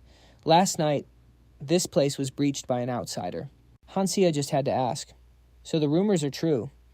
You look completely wrecked, Professor. Was the enemy really that OP?" He just stood there staring blankly. I thought the professor could easily solo that dark mage, but damn, the enemy was way stronger than expected. Han Sihyuk made it clear whose responsibility it was. What exactly went down and who was behind it, that was the professor's job to figure out. He dropped the announcement and turned to leave. "It's too dangerous out here. Head straight back to your dorms and lock the doors." The whispers started going crazy. The professor looks completely drained. It must have been a brutal fight with that dark mage. Someone else looked visibly terrified. If even a professor was struggling, the students were absolutely terrified. Doesn't this mean the academy isn't safe anymore? Hugo didn't sugarcoat the danger. This is seriously bad. Professor Hugo from the Magical Energy Science Department started barking orders at everyone. A dark mage actually breached the first floor of the academy. We need a full-blown, strict investigation to get to the bottom of this. Principal Nelson's mind was an absolute mess. Everyone was completely mind-blown, finding out Professor Divergent Brunouet was secretly a dark mage. Now, the entire faculty was on high alert, which totally made sense. But he actually looked incredibly confident. I heard Professor Han Sihyuk is already on the case. He's an absolutely cracked seer and an insanely strong mage. He's a legend in the magic department for wrapping up any investigation in under a month. If anyone can figure this out, it's him. Suddenly, someone raised their hand. Sorry to interrupt. But then he dropped a massive theory that got everyone whispering. Doesn't something feel off to you guys? The break-in happened, literally right outside his lab. So how did Professor Han Si-hyuk make it out without a single scratch? Didn't people say he just ran away? With his skill level, he must have used some insanely OP defensive magic. The guy started thinking deeply. Really, I heard a lot of professors actually look up to him now. But I didn't expect it to be on this level. Green glanced over. Got to admit, the guy had a point. He had been closely analyzing the crime scene since last night. I felt two distinct waves of mana. Ruin had already figured it out. There were 2 residual mana traces left behind. But Professor Han Si-hyuk's mana, it was completely overwhelming. And it wasn't defensive magic, nor was it light magic. He was insanely curious now. Professor Han Si-hyuk, just what exactly are you hiding? Later that afternoon at the estate, Han Si-hyuk slowly stepped into one of the grand rooms. He hesitated, clearly intimidated. His father, Lord Han Tesu, was already sitting inside. I'm here, he stammered, visibly shaken. Father, why did you come here? The old man didn't beat around the bush. Shouldn't you know the answer to that better than anyone, Han Siha? Then, with zero hesitation, Han Tesu coldly ordered him to pack up and leave the empire immediately. Count Han Tesu stared his son down in the study. Listen to me, Han Siha. Do you have any idea why I came looking for you? Han Siha bit back, practically challenging his dad. What is it now? Did I do something else to disappoint you? His father just lowered his voice and gave a single word. No. A few seconds passed before Han Tesu sighed, looking totally annoyed. Resign from your teaching position at the academy immediately. That is why I am here. Han Siha was absolutely stunned. He just lowered his head, memories flashing back. When I first got taken into the Kastika family, I busted my ass. I tried so damn hard just to get a single shred of affection from this man. But then it hit me. No matter what I did, he was never going to acknowledge me. Han Siha couldn't forget the day Han Tesu threw him out like absolute trash. He could still hear the old man screaming, "Get out of this family, and don't you ever show your face to me again." Thinking about it now made him feel sick to his stomach. My whole life back then, it was nothing but running away from Han Tesu. Finally pushed past his breaking point, Han Siha decided he was done taking it. His whole body was literally shaking with rage as he snapped back. Even without the family's backing, the magic world still respects me. I was planning to just keep my head down and live quietly at this academy exactly like you wanted. And now you want me to throw even that away. What kind of person even are you? His outburst actually caught his dad off guard. The old man stumbled over his words. Han Siha. Han Tesu slammed his hands on the desk and stood up, pointing straight at him. You are not resigning for me. You are not doing it for the family either. You are doing it because of what you did. Han Siha looked at him like he was crazy. What the hell are you even talking about? His dad just froze, lowering his head as he stayed quiet for a second. Finally, Han Tesu dropped the bomb. That dark mage attack at the academy. I know it was you. The words hit him like a literal truck. Han Siha flinched, practically screaming in absolute shock. He instantly went on the defensive. I have no idea what you're talking about. Left with no choice, his dad brought up Professor Brunouet. Look, Professor Brunouet already had his suspicions about you. The guy is incredibly sharp and insanely skilled. You might be good at covering your tracks, but one more suspicious move, and he would have exposed you for sure. You are just lucky I figured it out before he did. Han Siha was completely speechless. His mind went blank. He couldn't even form a lie. He just stood there in dead silence. A few seconds later, his voice trembling, he finally tested the waters. Father, what are you going to do to me? The old man stayed quiet for a moment before his voice boomed through the room. The Empire just passed a brand new decree. If a dark mage is discovered inside a noble family, all 3 generations will be executed on the spot. To protect the family, I am reporting you. This is the last time I'll see you.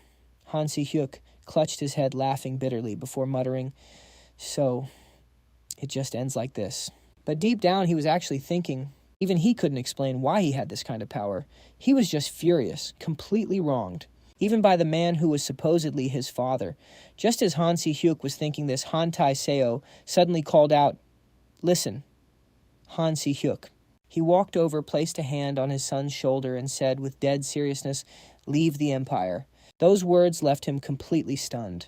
What Han Taiseo finally poured out everything he had been holding back to his son.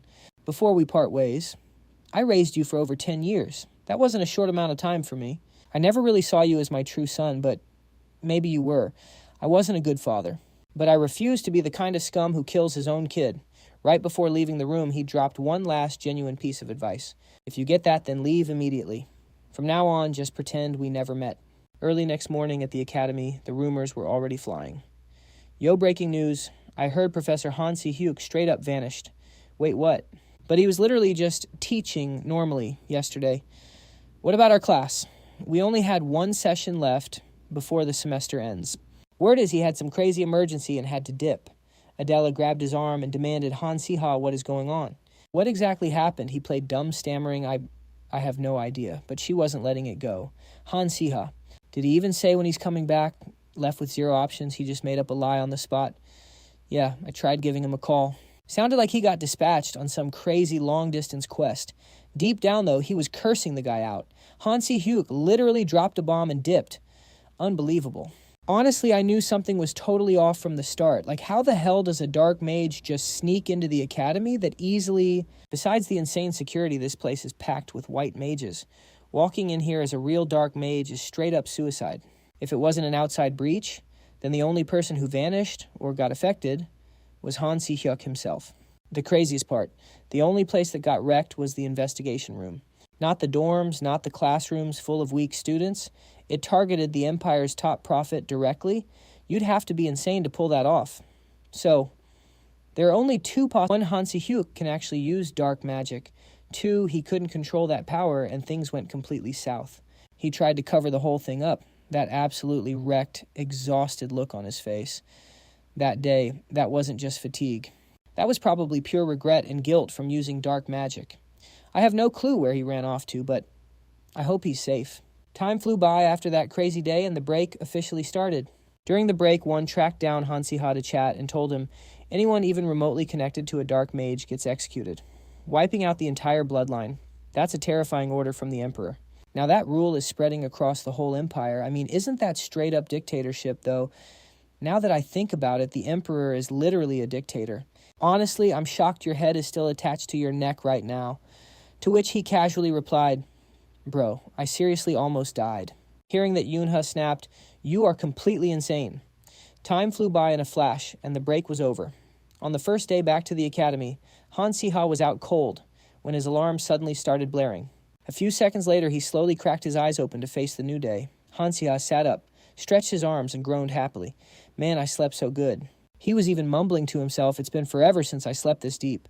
But after a second, something felt totally off. Han Siha touched his head. "Wait a minute. I'm lying in my dorm bed. I just woke up. So why the heck do I feel this refreshed?" There was literally only one explanation. Realizing this, he slowly reached toward his alarm clock, stuttering, "The time. What's the time?" The moment he saw the clock glaring 8:48, Han Siha practically screamed in pure panic, "I'm so late." He kept screaming, which startled one awake in the next bed. "Dude, why are you yelling?" Han Siha snapped his head over. "You overslept too. We are totally screwed. We're late." One panicked. "Wait, what?" Instantly, they both started screaming. They bolted out of bed, scrambling to throw their uniforms on. The two of them were sprinting down the hall, gasping for air. Han Siha was just praying to himself, "Thank God, Wahawash. The class probably hasn't started yet." But the second they hit the main corridor, it was packed. Han Siha looked around in complete shock. Why is the hallway this crowded? What the hell is going on? Why did everyone ditch class to stare at this curiosity taking over? He shoved his way to the front and read the massive notice on the bulletin board. Professor Han Siha is the bat of the Kastika family, and a dark mage. The moment the crowd saw him, they instantly swarmed him. "Yo, Han Siha, what the heck is going on? Did you know about this? Say something, sweating bullets?" He threw his hands up. "What do you want me to say?" With his back against the wall, Han Siha had to think fast to save his own skin. "Look, let me break it down for you. The first line, yeah, it's true. Professor Han Siha is the bat of the Kastika family." The entire crowd lost their minds.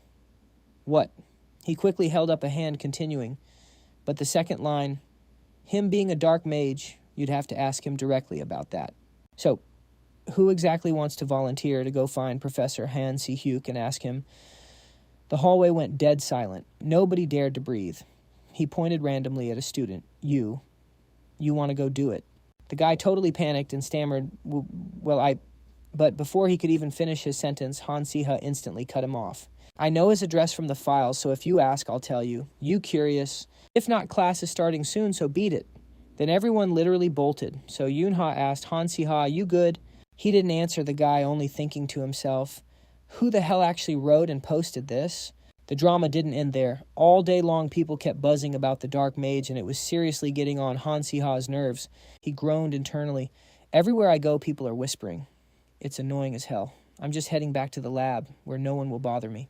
Han Siha amusedly told himself, at least working part-time in the professor's lab this semester makes hiding out a bit easier. Just as he thought that someone called out to him, "Han Siha." It was Betty, and she asked him, "You look totally exhausted. Are you holding up okay?" He replied, looking surprised. "Senior Betty, aren't you going to ask what happened?" Betty answered honestly, "I don't really care about the rumors. It's just clueless. People making stuff up." This made Han Siha extremely satisfied, thinking to himself, "I'm seriously so lucky to be working with Senior Betty. She's a bit shy, so it took a minute to get close to her. Right after that, she reminded him, "Don't let it get to you too much. Let's just focus on our research first." The professor told us to finish organizing all these docs today. A few minutes later, Betty looked totally flustered and turned to him. Han Siha. When Han Siha turned to look at her, she shyly looked away and muttered, "Could I ask you for a favor?" Han Siha's mouth twitched, forcing an awkward smile. "What is it?" A wave of anxiety spiked in his chest. Betty seemed totally indifferent to the Han Si-hyuk drama, but contrary to his panic, she was just a bit embarrassed, saying softly, "You know someone named Natalia, right? Could you introduce her to me?" Han Siha froze his brain, taking a solid few seconds to process what he just heard. Then he finally reacted, tilting his head. "Natalia, I know her, but why the sudden interest?" She stammered, "It's just that my graduation thesis is about ancient artifacts." Gathering all her courage, Betty explained smoothly, "Natalia's family is super famous in the artifact crafting scene, right? I was hoping they could help out with my research." She looked up, her eyes literally sparkling with hope. As she looked at Han Siha, her voice soft, like she was terrified of being rejected. "Could you help me connect with them? I'm really bad at talking to strangers." Hearing that, he easily agreed. "Oh, if it's just that sure thing, I think Natalia would be happy to help out." Han Siha secretly sighed in relief, a huge weight off his chest. I almost doubted her for a second. But it makes sense she's a senior. It's about time for her thesis. Getting his help, Betty couldn't hide her absolute joy and gratitude. "Thanks a million. I'm researching a type of artifact that can store external mana. Everyone says the theory is totally unrealistic, but I still want to try analyzing it academically." Han Siha smiled encouragingly. "Sounds awesome. I think it's a super valuable topic." Hearing him say that, Betty's eyes lit up even more, and she cheered softly. "Really? Then, could you take a look at my thesis later?" Han Siha gave a helpless smile. "I guess I can at least give it a read." Everything seemed settled. But sadly, he never got to keep his promise to Senior Betty. Betty's death sent massive shockwaves through Aiden Academy. A heavy atmosphere blanketed every hallway. It was a completely different vibe from when Professor Han Si-hyuk got attacked and vanished, or those rumors about him being a dark mage. That incident back then only got people gossiping. It never really sparked genuine fear. This time was way more serious. A student died right inside the campus. The body had clear signs of being poisoned, but the school couldn't even catch a suspect, let alone the actual killer. All of this left the parents furious. Public outrage blew up everywhere, with endless backlash pouring down on the school board. More and more nobles announced they were pulling their kids out of the academy, and Count Han Tezu was one of them. Right now, Han Siha was in his room holding a letter stamped with his family's wax seal. He opened it up and read. The letter contained Count Han Tezu's message. "It seems this was the work of a dark mage. They are getting more reckless. If you want to return to the Kastika territory, just say the word. I'll send reliable men and a carriage to pick you up." When Han Siha read the last line, he frowned slightly, letting out a heavy sigh. He stared at the letter for a few more seconds before muttering, "I really appreciate it." But a flame sparked from his fingertip. In a flash, the letter curled up the edges, scorching, before turning to ash and blowing away in the wind. Han Siha's gaze was dead set. Leaving Aiden Academy now would be completely foolish. Han Siha asked himself, is the Kastika territory even safe right now? Hell no. Pretty soon, nowhere in this aerial empire is going to be safe. He turned on his communication orb, his voice ringing out calm but heavy with authority. To all members of the resistance, called down to the underground workshop, the whole crew gathered around the table. You could cut the tension with a knife. Han Si-hyuk broke the silence first, his eyes sharp as he analyzed the situation. If they've got the guts to pull off a poisoning right inside the academy, it means the dark mages are fully charged and ready to show themselves. I get why everyone's terrified and wants to bail, but running away, not a smart move. Hearing that, Han Siha nodded in agreement. You're right, Si-hyuk. If we just let this slide, there's no telling who's next. As of right now, Betty was just the first target. He took a deep breath, his voice hardening. To stop a total bloodbath, we need to be strong enough to take on the dark mages ourselves. Long story short, what they had to do right now was hunt down the punk who murdered Betty and track the killer down. Yunha chimed in. Then, from the intel I gathered, she didn't exactly have any obvious haters. He added, word is they found a potion bottle with traces of dark magic at the scene. If she wasn't the type to start beef, there's got to be another reason. Adela mused, thinking it over. Something that gave them no choice but to take her out.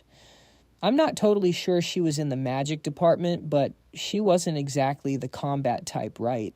There's no way she'd be crossing paths with dark mages directly. She pretty much just lived in the lab. Listening to the chatter, Han Siha caught the keyword. Research. A light bulb went off in his head, making him jolt. His gaze sharpened. Don't tell me. Han Siha tested the waters. Was she digging into some research she shouldn't have touched? Adela slammed her hand on the table. Forbidden research. That makes total sense. Han Siha quickly pressed, Yo Siha, you worked part-time with her in Professor DeVort's lab. Did you catch wind of what her topic was? Since she was about to graduate, she was definitely working on her thesis. He dug into his memories and confirmed an artifact capable of storing external mana. I'm pretty sure she brought that up. Natalia's face went pale with fear. Just hearing about it sounds mad dangerous. Is it really that deep now that they had a lead? Han Siha started bossing people up. All right, Natalia, you and I are heading to the lab to check out Betty's research files. The rest of you hold down the fort. She agreed instantly. Got it. We need to hustle before the academy scrubs the place clean. The duo dipped from the basement and booked it straight to the lab wing. Digging through a trashed pile of stuff, they found the stack of thesis drafts Betty had meant to give Han Siha back then. Tucked inside was the actual blueprint for the prototype artifact she was building. Natalia leaned in to check it out, her brows pulling together. This is a super sketchy topic, she analyzed. The artifact in these blueprints is a necklace that can hoard mana. It can also siphon mana from the outside. She froze for a second, gulping hard, which means Natalia pretty much confirmed it. Yeah, this necklace is basically the beta version of the cube, but she quickly added that the specs were way lower than the actual cube. But if the dark mages are getting desperate since we've confiscated way too many of their cubes, Han Siha connected the dots. Looking at her diary entries, Betty actually pulled it off. She made the artifact. Since they had totally tossed the room looking for this thesis, they could say for sure that necklace wasn't here and it wasn't at the crime scene either, meaning somebody swiped it. Once that clicked, Han Siha told Natalia to go report this to the resistance group. She hesitated. What about you, Han Siha? Shot back. I'm going straight to Professor Brunouet. With that, Han Siha spun around and walked out his steps fast and dead set. As he walked, his mind was racing. Professor Brunouet wasn't the type to just buy anything you told him, but that was exactly why he was so sharp. The guy didn't miss a thing. For them, he was the one guy they could trust to hand this intel over to. When Han Siha laid everything out, Professor Brunouet went dead silent for a long time. His eyes were glued to the necklace blueprint and the stack of research papers. Then he finally spoke in a low, dead serious tone. This looks like a massive clue. Professor Brunouet looked up, meeting his eyes dead, on his voice holding a rare hint of gratitude. Thank you, Han Siha. Let's hope what we've found here blows this investigation wide open. But hey, if life was that easy, it wouldn't be any fun. Just when Han Siha's crew thought teaming up with Professor Brunouet would lead them straight to Betty's killer, the case took a wild, completely unexpected turn. Out in the hallway, two passing students were whispering to each other. Yo, did you hear the rumors about Betty? I heard the necromancy department students are behind the whole thing. Keep your voice down. You want to get packed up just like her? Han Siha caught every single word of that. He shot them a dead-eyed glare, making them jump out of their skin. Is he looking at us, bro? I just got mad goosebumps. Even the theology department kids, who literally never cared about anything outside of class, and the nerds in the natural sciences department were talking about it. Just burying our heads in research all day. After Betty got poisoned, everyone started dodging the necromancy department like it's straight up cursed. All that frustration boiled over as someone slammed their fist onto the table. Berger, a senior in the necromancy department, gritted his teeth in pure rage. How much longer do we have to put up with this trash treatment? He spat out bitterly, I know, man. Everyone knows the dark mages that came out of necromancy started a war back then, and this empire was built after wiping them all out. Another student piped up just as pissed off. Like, we all know necromancy has a bad rep, but this level of hate, this discrimination, we can't take it anymore. The others immediately backed him up.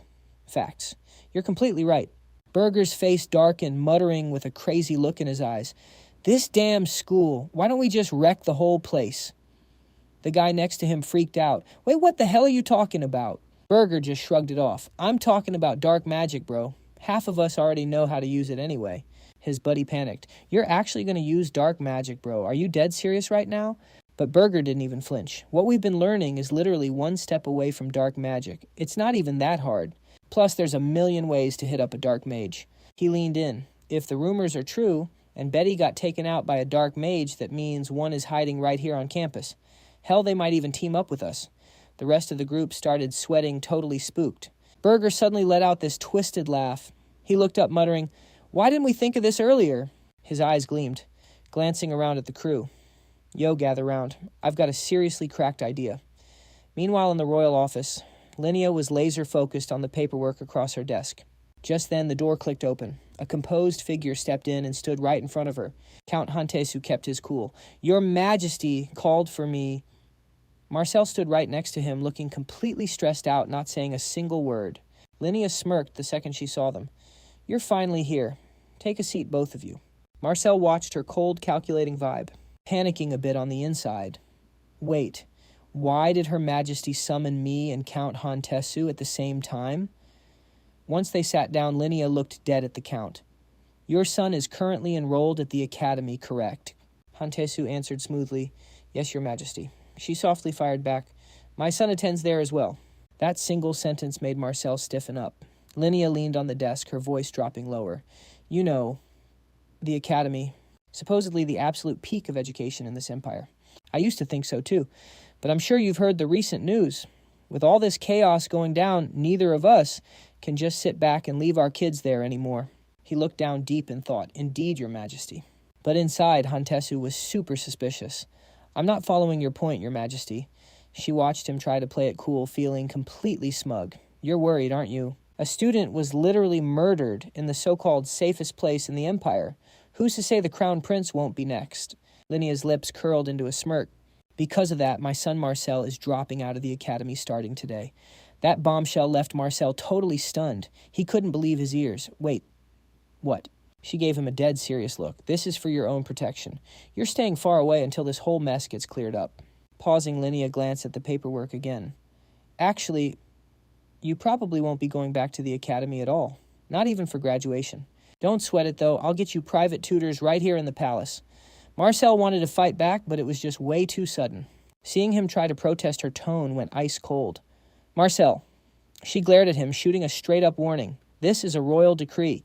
He was totally shaken by her intense glare. He clamped his mouth shut, not daring to say another word. Marcel slumped back in his chair, utterly defeated. Linnea didn't miss a beat. "Count Hantesu, from the attack on the investigation department to this student getting poisoned, the academy is an absolute wreck lately. What do you think is causing all this?" He frowned at her intense questioning. After thinking for a second, Hantesu answered in a dark tone, "There has to be some filthy rat hiding on the inside." Linnea let out a laugh. "My thoughts exactly. Did you know Han Siha just made the suspect list for the attack on the investigation department?" He kept dead silent, not saying a word.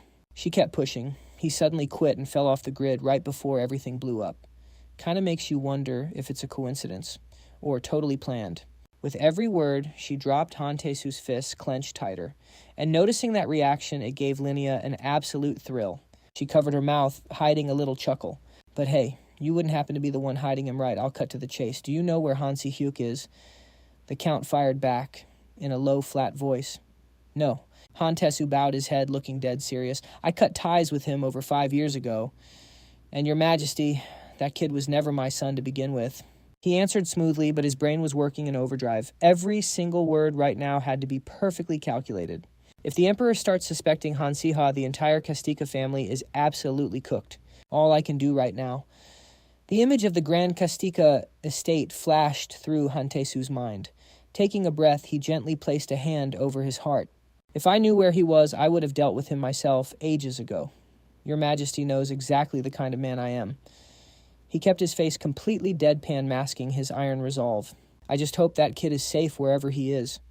Hantesu stared at her, dead serious. "I am a founding noble. My loyalty lies with Your Majesty, and I am the head of the Kastika family." Seeing his expression, Linnea shot up from her seat, her voice turning ice cold. "Fine, let me spell it out for you then." Her face was pure ice as she dropped the bomb. "I am dismantling the necromancy department." The second those words dropped, his face fell. Hantesu forced the words out, completely stunned. The backlash, it will be massive. She didn't even blink. Obviously, because that is where those rats think they belong.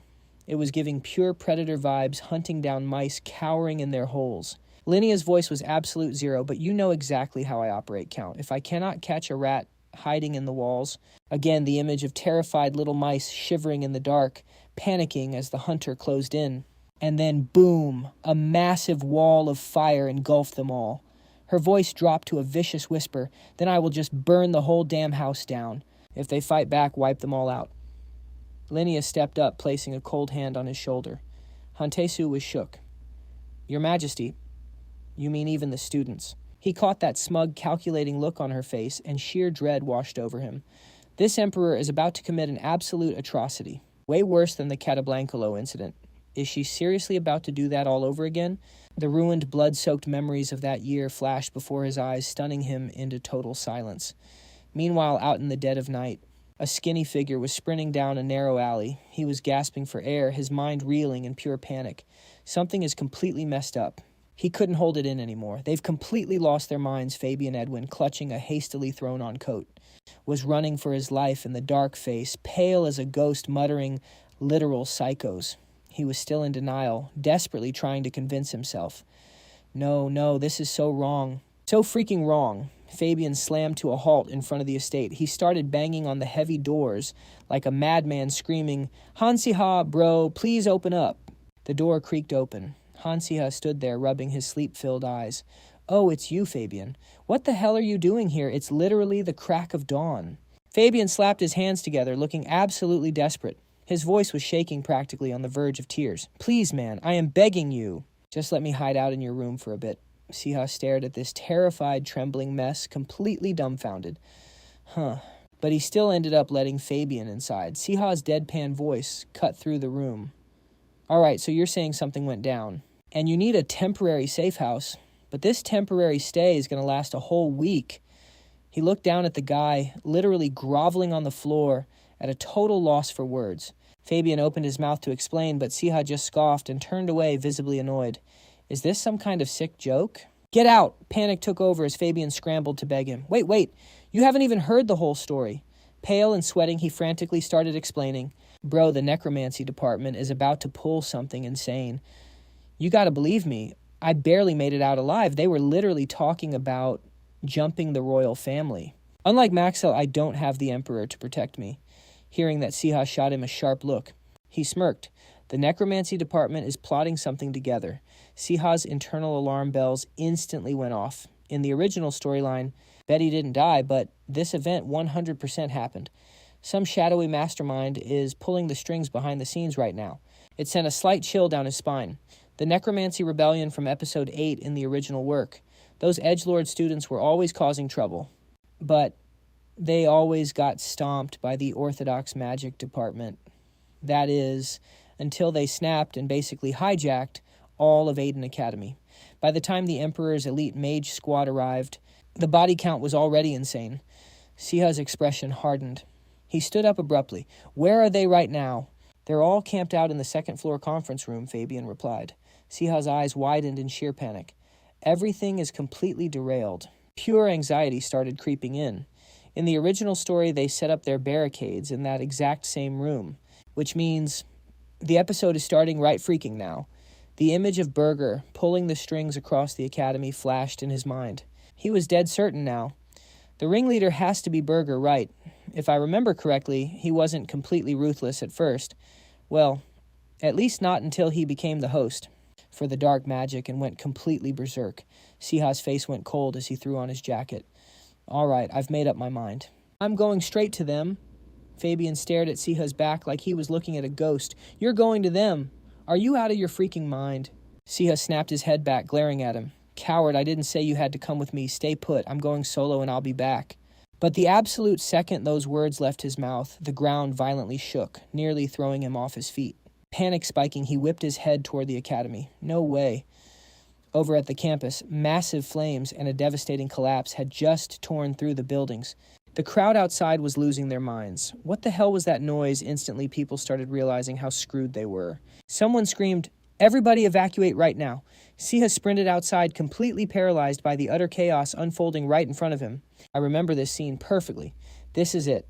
Right on cue, a glowing system panel flashed before his eyes. Episode 8, The Necromancy Department's Riot. Han Siha was still tripping over the opening scene of Episode 8. The professors were huddled up at a spot in the academy, double-checking the barriers around the buildings. Everyone was tense, sweating bullets. One professor crouched down low, inspecting the situation. Loud booms echoed all around them, flashing with a blinding blue light. After the chain of explosions, things were looking grim. The professor gently tapped his index finger against the source of the light. The moment his finger made contact, blinding streaks of purple lightning sparked out, cracking with a loud, shattering boom that echoed everywhere. As the professors debated, the vibe in the academy got super tense, with everyone throwing out their own theories. This dark magic is way too complex and OP for a student. They must have teamed up with a dark mage who snuck into the academy. From across the way, someone threw their hand up and yelled, "Professor, we've got the barriers up for both Building A and Building B. Tell the students they are absolutely not allowed to leave the dorms under any circumstances. Summon the council. Right now, we need to figure out a fix for this." Someone raised a hand asking the necromancy professor, "Can the necromancy department undo this magic circle?" The professor, holding a book, quickly flipped through the pages. Looking totally panicked, he said, "This is an explosive-type dark magic, and out of all of them, it's literally one of the most broken ones." Pure panic washed over the professor's face. His jaw dropped, eyes wide, as if he was too stunned to speak. It's an undoable spell." The other guy stammered back, "An undoable spell."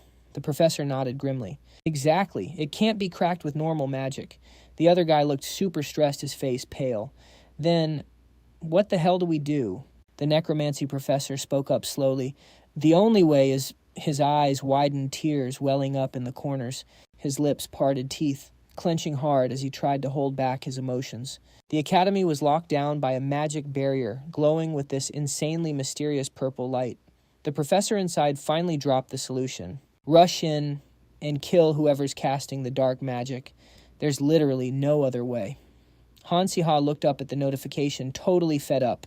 Episode 8, Necromancy Department Riot. That question mark is seriously ticking me off.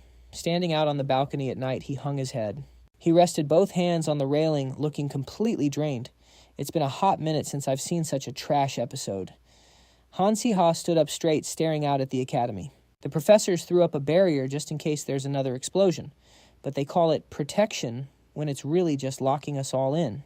Han Siha stepped back inside, zoning out as he walked. "We literally have 0 real food supplies right now. And I heard the first floor cafeteria pantry is basically wiped clean. A few guys even snuck out saying they were going to scavenge for food."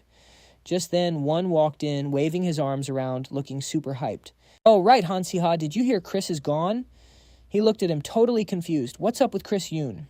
Ha closed her eyes, letting out a heavy, helpless sigh. "He was throwing a tantrum about going to the convenience store, got caught by the necromancy kids, and they just dragged him away."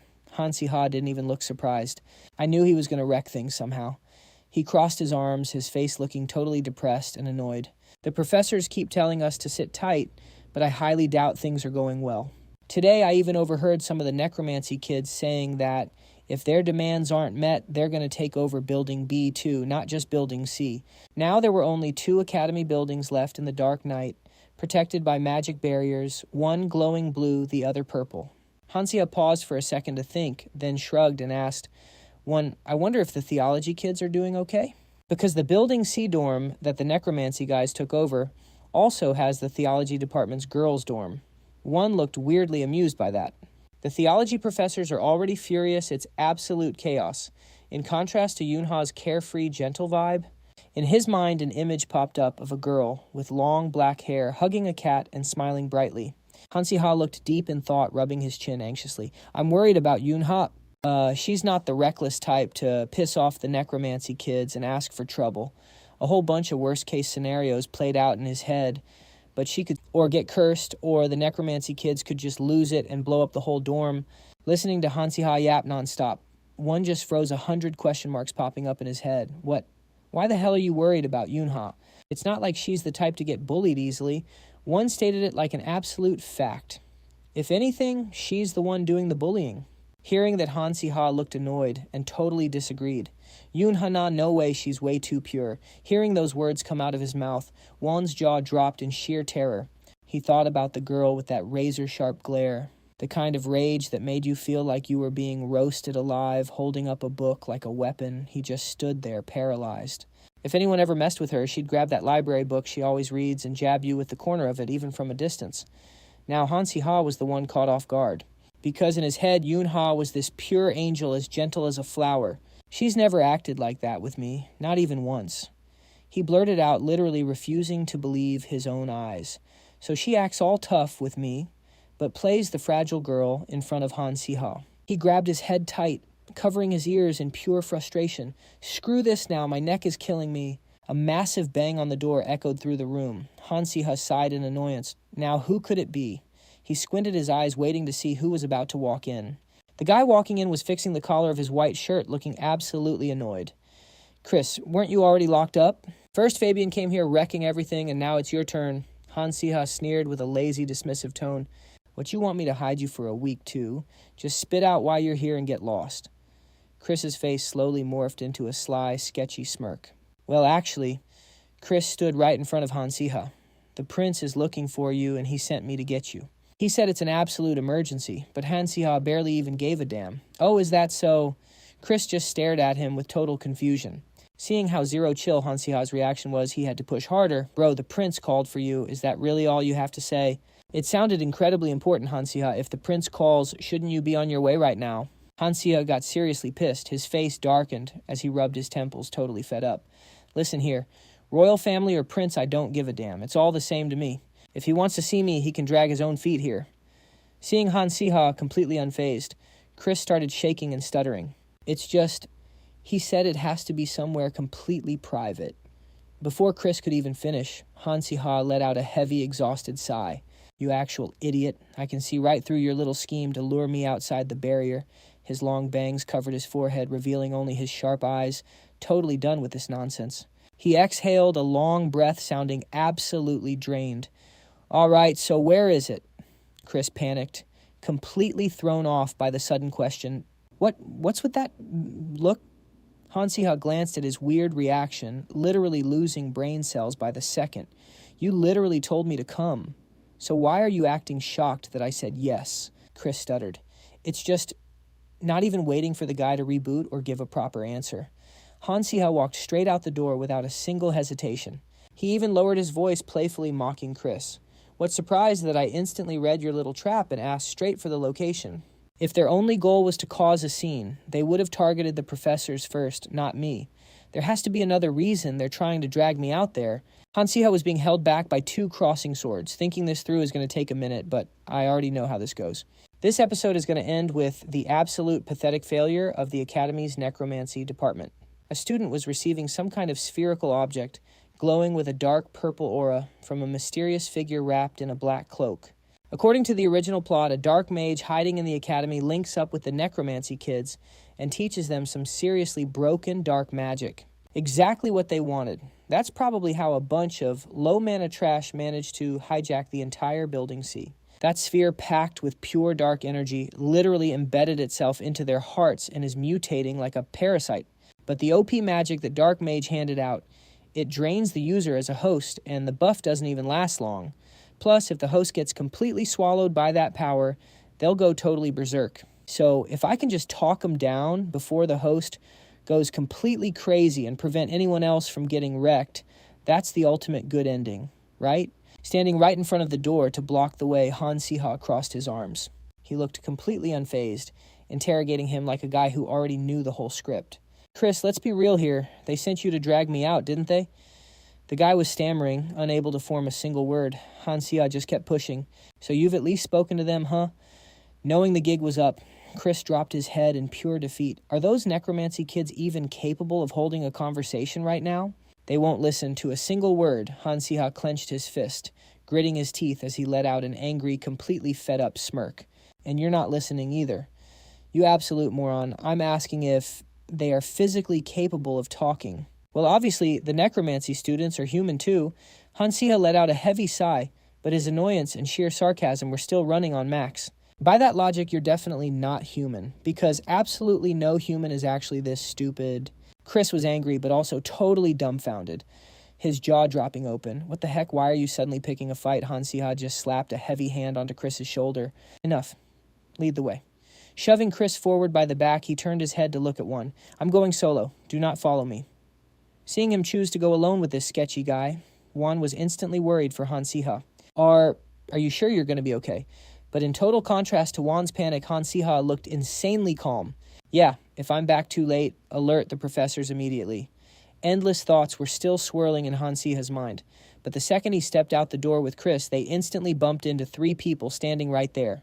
2 guys standing on either side wrapped in long cloaks with Yoon-ha standing dead center.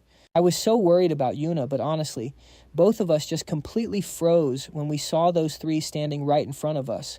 My damn survival instinct always acting up during a crisis. Yoona was holding her cat, her eyes literally sparkling with excitement. It was like she was glowing in the pitch-black darkness. And usually it's right on the money. Han Siha then watched her tone drop dead serious. The reason I'm stuck out here is because I got locked out of the dorms. I was trying to read the stars. 5 cards face down. Pick one and guess what? My horoscope straight up told me I wouldn't die, even if I got caught. I was starving to death, literally about to pass out, so I trusted the prophecy and just walked right out. Totally ignoring everyone's weird looks, she just kept laughing and yapping about her own stuff, and boom, that's how she ran into him here.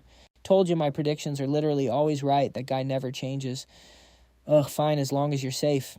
Burger tried to hide how annoyed he was, lightly rubbing his chin. Looks like Chris actually brought the right guy. Han Siha and Burger stood face to face, and the beef between them was super obvious. Yo, you're Han Siha from the Kastika family, right? He couldn't hide his attitude, but he just had to deal with the facts in front of him. All right, if I can't dodge this, might as well roll with it. I was going to look for Burger and Yoona anyway, so this is literally killing 2 birds with 1 stone. Spot on. Now spit it out, why'd you call me out here? He asked, his mind clearly racing. Since you're from some OP noble family, you definitely got ties to the royals. I want a meeting with the prince. Hell, bring the emperor too if he's down. The paper was packed with info. Sounded like he wanted to talk about some seriously heavy stuff. Our demands haven't changed since day 1. Expose the truth behind Betty's poisoning, prove the necromancy department is innocent, treat us equally with the other departments, and unban the forbidden dark magic. Knowing Emperor Lina I, highly doubt he'd agree to even a single one of those. Especially unbanning dark magic. That would just make the current necromancy department way too broken. The academy might be protected by a magic barrier, but it was surrounded by this glowing red aura. Straight up evil and cursed vibes. If that doesn't work, they could easily use you as bait to force the Kastika family's hand. So just to get those demands met, you covered the entire building C in this magic circle that literally reeks of blood. Burger's eyes widened in absolute shock. How did you... Guess the dark mage who taught you this little trick conveniently left this part out. The image of someone getting totally brainwashed by magic and mangling a human corpse flashed into his mind. In the end, this magic is going to swallow up every single person who casts it. Give it some time and you guys won't even know friend from foe. You'll just blindly tear each other apart. Han Siha slowly pulled out a folded piece of paper and handed it over. You want to know why I came here on my own? Offering the paper to Burger, he was totally chill, practically dripping with absolute confidence. Because I've got the dispel formula for the magic closest to whatever the hell you guys are using, I came here to hand it over. Han Siha snapped, totally pissed. The whole area felt like it got swallowed by pitch-black darkness. Burger looked absolutely stunned, like he couldn't believe it. Deactivate that magic circle right now. And if you don't want to... As he spoke, he got into a stance to cast his own magic, his eyes dead set, without a single ounce of hesitation. Then let's all get buried right here. The dead silence of the night suddenly felt a whole lot colder. Exactly. The real reason there were so many casualties this time wasn't just because the necromancy students were slaughtering people. Face down on the freezing floor, a body was just lying there in a massive pool of blood. Blood and shattered debris were absolutely everywhere. It's because the very magic circle they set up backfired on them, freezing them like that. Han Siha calmly threw his hands up, acting totally helpless. By the time you try to stop it, it's already too late. The only ending you get is complete self-destruction. Burger stared at him, having absolutely zero clue what was going on inside his head. He snatched the paper Han Siha handed over, sweat literally rolling down his face. He couldn't even hide the panic on his face. What exactly are you plotting? You realize I'm not just bluffing, right? Han Siha and Burger were locked in like 2 chess pieces, staring each other down on the board. One playing purple, the other playing red, both of them scheming their next massive brain plays. Real talk. The necromancy students are just getting played. They're using you guys as meat shields to strike the aerial empire, and then they'll just quietly dip. He casually reached a hand out toward him. Han Siha said softly, "I've heard some things." Burger unfolded the paper and started reading. His face totally stressed as the sweat kept pouring down his cheeks. Behind them, this absolutely massive dude was still pinning Yuna down by the shoulder. Even without all this drama, the Emperor's faction was going to make you guys an offer sooner or later. It definitely wasn't what Burger wanted, but taking the deal was still way better than the alternative. You started this whole mess just because every single necromancy student means that much to you, right? Han Siha demanded loudly, but his eyes stayed completely chill. The Emperor himself wants it, but the condition is that you gotta dispel the magic circle first. Who the hell would negotiate with someone using the students' lives as hostages? Out of nowhere, someone stepped out from the shadows. A towering figure came into view, his long bangs hanging over his face. When he spoke, his voice was dripping with pure sarcasm. An offer. The guy smirked, flashing an insanely dangerous smile. Honestly, it was just pure disrespect. Yeah, I'm kind of curious to see how that plays out. Clack, clack. The sound of black leather shoes echoing against the tile floor filled the room. But if it's really like you said, from deep inside the academy, a massive figure totally decked out in black slowly stepped out from behind Han Siha and Chris. It was Count Han Tesu. Then I'm seriously disappointed. Han Siha heard the footsteps and a crazy chill went straight down his spine. He broke into a cold sweat, his hand freezing completely in midair. He gripped his sword hilt. His face went dead cold, zero emotion. His glare was like daggers piercing right through them. Han Tesu was already here. Damn it. Why did things have to get this chaotic right now? He was practically radiating pure hatred. His eyes were burning with rage as he gritted out every single word. Stop this right now, students. I highly suggest you don't piss me off. He flashed back to what he saw earlier, a necromancy student, choking the life out of a first-year theology kid, pointing a wand right at his head with a twisted, sick smile. I saw plenty on my way through Building C. I watched you necromancy students take a first-year theology kid hostage. You tortured him. You even stomped right on his face. I saw them getting completely drunk on their twisted new powers while others were left bleeding out. Count Han Tesu's face twisted in horror, just remembering those brutal scenes. Just because the professor stepped away for a second, you all turned into monsters. Can humans really be this utterly sick? He stood there staring at the bloodstains scattered all over the floor. Some spots were literally pools of blood. His mind was racing, and why did I declare myself an even greater villain right in the middle of this abyss of pure evil? Count Han Tesu seemed completely lost in his own dark thoughts. His face grew tense, his icy glare widening with intense focus. I've slaughtered countless people in the name of justice. Today's choice isn't any different. I came here under the Emperor's strict orders, but this sickening feeling is just crawling up my throat. He drew his blade, holding it in a tight grip, as he stood fearlessly against Burger. He didn't flinch. Still, I know exactly where I stand. I'm not here to play hero for these kids. I'm here to completely wipe out these future dark mages. Cold, calculated. Count Han Tesu's expression darkened. He was completely out of patience. You kids took the sick game way too far. Burger looked shook for a second, but quickly snapped back to his cocky self. He waved his hand, signaling the guy holding Yun-Ha hostage. He made them step back. So the mighty Empire dragged their feet this whole time just because they couldn't handle a little game. You're dead wrong. He stared them down with absolute disgust, pointing straight at the two of them. His voice dripped with mocking pity.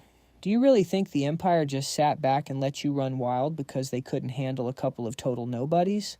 Letting you necromancy trash run wild for 3 days was literally just a formality. Every single variable had to be weighed. The students, the Academy's justice, they had to calculate the safety of the theology students and decide the exact punishment for you necromancy freaks. And finally, they had to weigh the very survival of the Academy itself during that grace period. Throwing his hand toward the crowd, he roared, "You need to stop this now." Boiling with rage, Count Han Tesu lunged straight at Burger, reaching out to grab him by the throat. But it was too late. A sick, cold smirk crept across Burger's face. A single drop of sweat rolled down his cheek. Boom! A massive explosion ripped through the area. Blinding fire lit up the entire room, choking the space with thick dust. The blast was completely broken. It sent Count Han Tesu flying backwards. He crashed hard onto the floor, forced onto his hands and knees just to keep from collapsing. Through the pitch-black smoke, a massive dark silhouette loomed from behind the Academy's purple shield. It was leaking pure, suffocating dark energy. You could barely make out a human shape, but couldn't tell who the hell it was. Burger looked like a completely different monster. All humanity drained from his eyes, leaving only pure, unhinged madness. Han Siha yanked Yunha into his arms, desperately shielding her. They both stared at him, absolutely terrified and confused as hell. What the hell is that his massive, jacked body had literally ripped right through his clothes? It was like some demon had fully hijacked his body. Inside the academy, thick black smoke began creeping through the purple barrier. The whole vibe felt totally cursed. Han Siha was completely frozen, his face completely blank as he stared at the monster. That color. Count Hantesu noticed Siha just standing there like a deer in headlights. He screamed at the top of his lungs, "Run, get out of here!" looming right in front of him, and Siha was Burger's monstrous mutated body. The sickening purple aura surrounding him made the entire room feel dead cold and pitch black. No way. This is a rampage awakening that bastard Burger. Did he actually trigger a taboo magic circle the second his life was in danger? Han Siha raised his hand, feeling the vile black energy literally swirling through the air and sliding across his palm. The mana density was completely broken, way heavier than before. The air reeked of dark magic. Every single hit he threw at Hantesu was packed with lethal curses. Someone screamed out in pure panic. Burger's on a fully buffed rampage, backed by all these necromancers. Are we seriously going to leave Count Hantesu to solo this?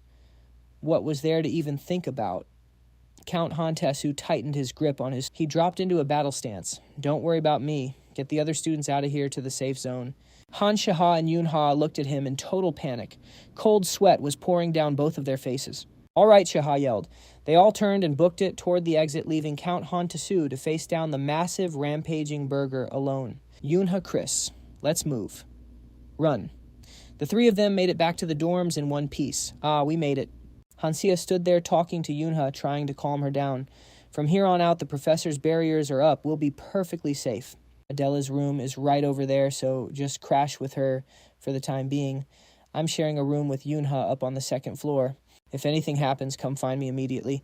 His face was a total mix of deep worry and relief. He's not even family, so why does Count Hantesu make me feel this heavy sense of guilt?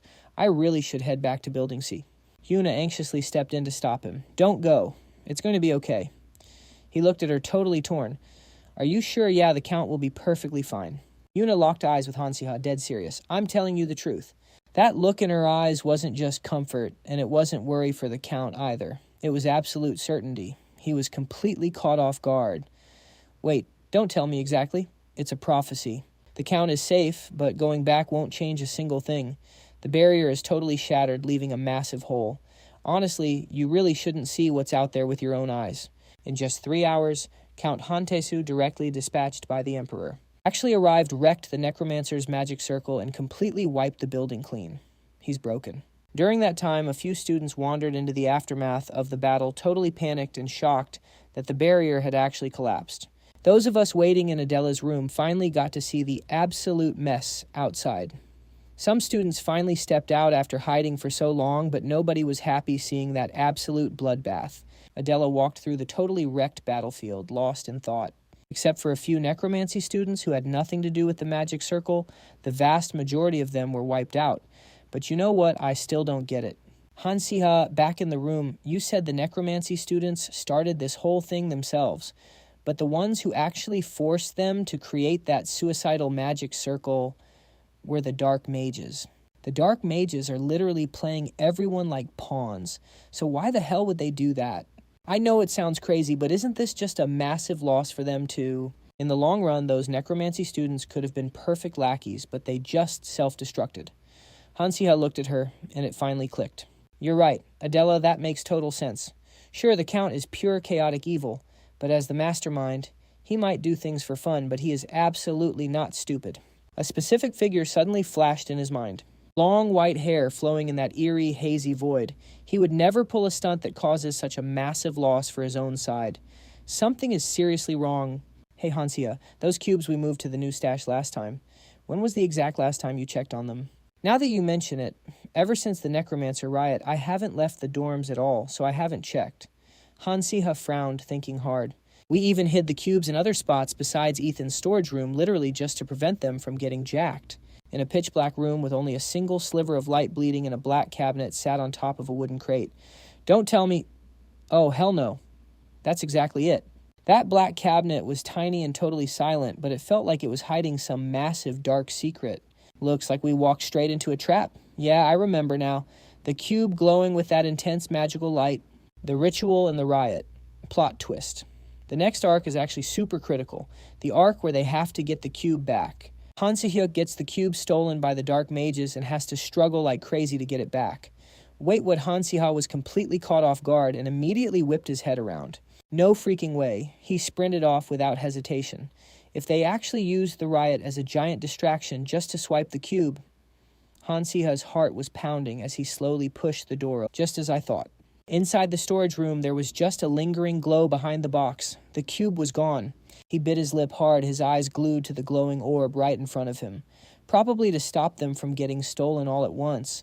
They were hidden in multiple different spots. Inside the pitch-black storage room, the orb suddenly spoke up. Han Siha, I moved to the other location exactly like you told me, but they found this place too. They must have tracked the faint magical energy leaking from the cube and followed it all the way here. He leaned his chin on his hand, deep in thought as he talked to it. While we were completely pinned down by the riot and distracted over here, they slipped right through the cracks when we couldn't react. What about the missing cubes? The cube of emotion and the cube of perception. Of course, I'd forget the most important thing at a time like this. Damn it. The two of them kept talking. First things first, we need to alert the rest of the party. We have to tell Han Si-hyuk and Natalia the truth. Got it. Han Si-ha's face went dark. Lips pursed, jaw clenched tight. Looking for the cube right now? Hell no, that's impossible. That cube was supposed to be locked away in a place called the Machine's Heart, but I still don't know the exact drop spot. A blazing red cube, radiating absolute infinite power. Basin was curled up completely miserable, plus trying to fight the final boss Adon. With his current stats, that is literally suicide. Basin is still just in his growth phase. He stood there, hand on his chin, deep in thought. Suddenly, Han Siha panicked. Wait, how could I forget? His expression went dead serious, lowering his head to speak to the orb.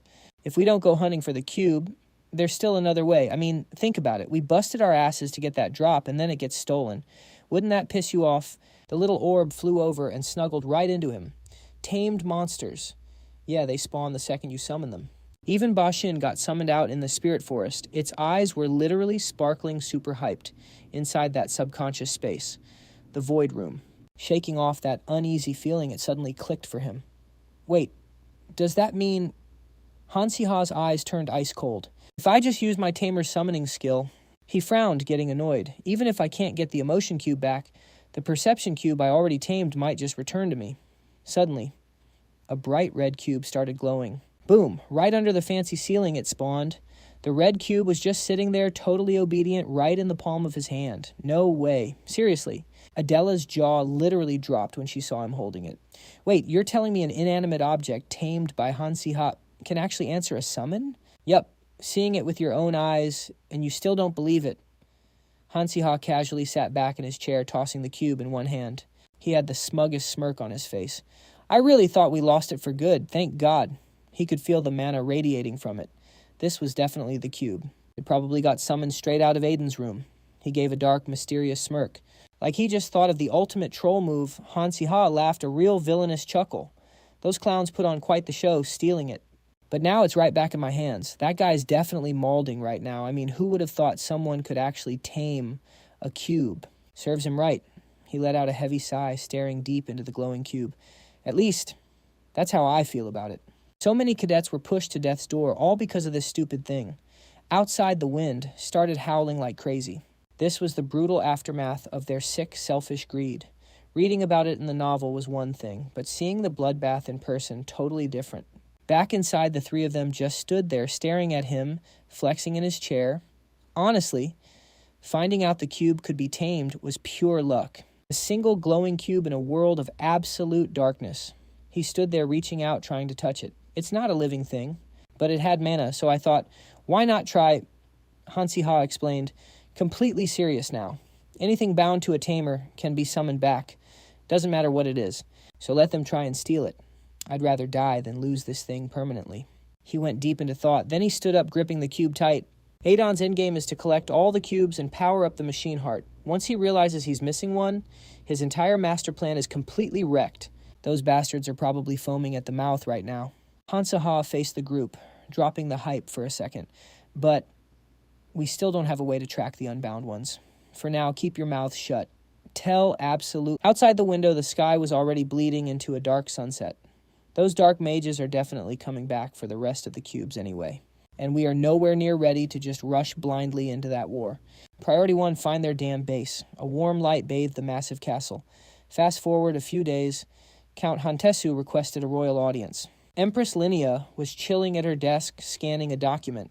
Hantesu walked in, placing one hand over his chest, giving a smooth, respectful bow. I hope you have been well, Your Majesty. I know this is sudden, but there is a matter I must bring to your attention today. She didn't even flinch, just sat there, stone-faced, waiting. What is it? Hantesu stiffened up, slowly pulling a letter out of his coat. He slid the small envelope across her desk. My resignation, Your Majesty. Empress Linnea narrowed her eyes, picking up the letter. You are not even at retirement age yet, Count? Hantesu didn't miss a beat. Age has nothing to do with it. I simply believe this is the best course of action, given my recent failures. Please grant my request. She interlaced her fingers, her mind racing, trying to figure out his real angle. There had to be a reason. He stood there looking completely defeated. I have lost confidence in my own abilities. He gripped the hilt of his sword. Memories flashed of fresh blood pooling on the floor. I can no longer guarantee that I can flawlessly execute Your Majesty's commands. She frowned, keeping her hand steepled. Is this because the incident wasn't handled carefully enough, or did I overlook something? The two of them just stared each other down in the middle of the hyper-luxurious throne room, one sitting, one standing. Whatever the issue is, I promise you will be fully compensated. No shortages, no regrets. I need you to reconsider. But more importantly, Hantesu looked up, visibly caught off guard. I actually called someone else here today. You should meet him. Hantesu blinked. Wait, what, right now? The door clicked open. Han Siha was standing right there. Huh. He walked in, completely throwing both of them off. Dad, what are you doing here? Siha Empress Linnea beamed, turning on the charm. Word around the academy is that Cadet Han Siha actually protected my son Fabian during the riot. I wanted to have a little chat, so I summoned you both. Fabian stepped up, looking absolutely terrified. Fabian, I assume you learned a lot from this whole mess. Yes, Mother. She gave a closed-eye, predatory smile. Let's skip the small talk. The three of them sat down for the real meeting. What we need to discuss is exactly how we are going to handle the aftermath of this riot. The royal family can't just brush this off, so I am forced to make a decision regarding the ceremony and the cadets involved. He stumbled, slowly, answering them. Rumors are already flying around the academy about the ceremony and its abolition. You can't just sweep an abolition under the rug like that. Emperor Linnea's voice dropped cold and terrifying. We must deal with this thoroughly. How dare they cause trouble on my territory? We need to use this chance to rip them out by the roots. To do that, Han Siha and Han Taishu were absolutely stunned by her next words. How I plan to banish the ceremony and every single one of its members from the Empire. Your Majesty, what did you just say? But she just cut them off. However, I expect absolute silence on this matter from now on. She narrowed her eyes with a fake sweet smile. It would be quite a headache if rumors spread that the Emperor is playing favorites with certain cadets just because they have royal blood. Han Siha turned pale and whipped his head back. No way I can't let this happen. Fabian had been standing calmly facing Emperor Linnea, but now bro looked like he just got struck by lightning. His face went dark with pure terror, sweat dripping down his face. I plan to execute him to make an example. In that silent room, Emperor Linnea's cold declaration dropped like an absolute nuke. Execute him to make an example, Han Siha desperately objected. Your son can't survive anywhere outside of Aden. He tried to beg, please, Father, have some mercy and let Marcel stay. Emperor Linnea just gave a chillingly calm smile. Then I suppose I should ask the one who saved your life. She rested her hand on the throne face, completely deadpan, and asked firmly, Tell me, Han Siha, are you defying my imperial decree? Han Siha looked down his face completely dark. But deep down, he was feeling a massive wave of pure disgust. It was absolutely sickening and terrifying. The more he thought about it, the more furious he got at the royal family's cold-bloodedness. They knew damn well the kid was innocent, but still tossed him away like a broken chess piece. It choked him up so much he couldn't even speak. It was the exact same with Catablam, and this riot was no different.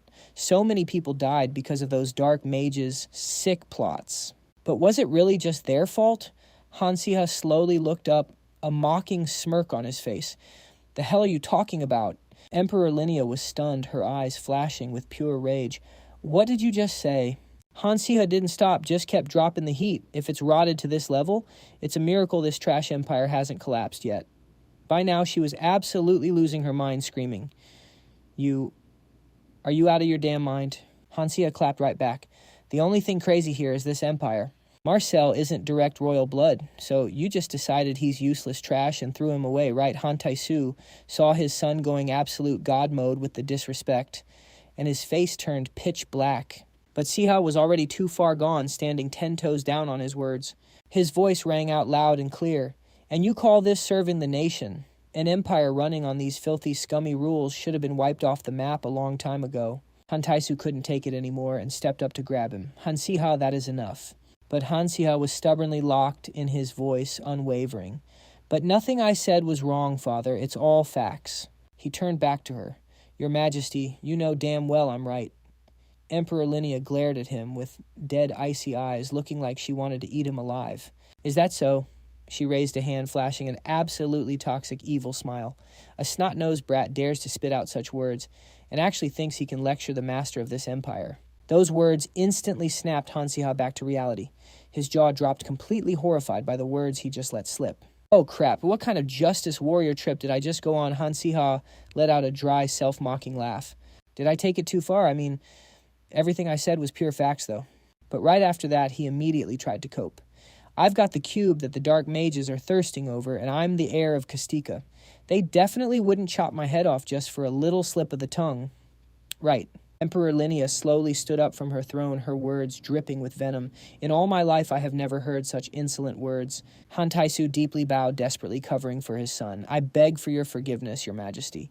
Emperor Linnea's voice was deadly stern. Count Han Taisu. He is your son, so I will leave his fate in your hands. Her voice echoed through the hall. What do you think I should do with him? Han Siha quietly prayed in his heart, clinging to hope. Han Taisu kept his head down, but his next words hit Siha like an absolute truck. What he just said is completely unacceptable. It is an act of treason worthy of execution. Han Siha was internally screaming his lungs out. Father, what the hell are you saying? But the Count calmly continued. However, considering his young age and the fact that he is my flesh and blood, I beg your majesty for leniency. Hearing that, Siha quietly cheered in his mind. Yes, let's go, Dad. But then Han Taisu grabbed Han Siha's shoulder, looked the Emperor dead in the eye with unwavering resolve, and said, Throw him in the dungeon. Han Siha frowned, his awkward smile freezing. Wait, what? Emperor Linnea didn't miss a beat. Did you hear him? She gave the absolute order, drag him away. Han Siha was instantly shoved forward. He desperately tried to pull back. Whoa, wait a minute. The next second, he was getting aggressively dragged away by the guards. Furious and helpless, he screamed at the top of his lungs, Father! After his little outburst, Han Siha instantly faced the consequences. And just like that, his smart academy life turned straight into a smart prison life. The gossip about Han Siha blew up. The news spread like wildfire that very afternoon. Han Siha, they say Bro got locked up in the royal dungeon for having the absolute audacity to disrespect Her Majesty. The whole place was buzzing. Was it actually treason Adela caught wind of these wild rumors? Treason. Han Siha, she thought, completely stunned. She marched right up to a classmate and pressed him. What did you just say? Is that actually true? The guy instantly nodded. Yeah, it's true. Rumor has it he's locked up in the royal underground dungeon. Adela still couldn't wrap her head around it. She frowned, thinking to herself, sure he's reckless, runs his mouth way too much and has zero chill when he's mad. But treason. Did he seriously take it that far? Seeing how stressed and pale she looked, the guy hesitated before adding, I don't even know, honestly. It's probably best to go see for yourself, but man, it's the royal dungeon. No way it's easy to get in. Adela instantly spun around and bolted. The guy panicked, calling after her, Wait, Adela, where are you going? His voice echoed down the hall. Afternoon classes are about to start, but right now her mind was totally empty except for one single thought. Oh my God, I have to find Han Siha. Adela kept telling herself over and over, You've saved me from straight-up death so many times. I have to find you myself. Spotting a carriage, she rushed over and asked, Excuse me, can I hire a carriage right now? The driver leaned down and replied, Sure thing, but where are you headed, miss? Adela looked down at the pathetic few coins in her hand. Damn it, I left all my wealth back in the other world, she thought, clenching her fist in frustration. I swore I would never see that man again. But right now, her pride didn't matter. After a split second of hesitation, Adela made her choice. There is no way I'm leaving Han Siha to face this alone. She looked up with fierce determination and told the driver, "Take me to the Kastika estate, please." It didn't take long before she arrived at the manor and managed to get an audience with Hantesu. His voice carried a hint of surprise. "I see." Sitting behind his massive desk, he stared her down with a strict gaze. "So you came to me for help?" Adela gave a dead serious nod. "Yes, I absolutely need to see Han Siha." Her voice was locked in full of pure determination. "If you won't protect him, then I will." He let out a heavy sigh and shook his head. "I have zero intention of accepting some commoner as my daughter-in-law." Hearing that Adela was literally fuming. "I am not here to play games," Hantesu snapped right back. "Neither am I. What on earth do you want from me then?" He tapped the stack of files on his desk, answering her with a grave tone. "You know exactly what the situation is.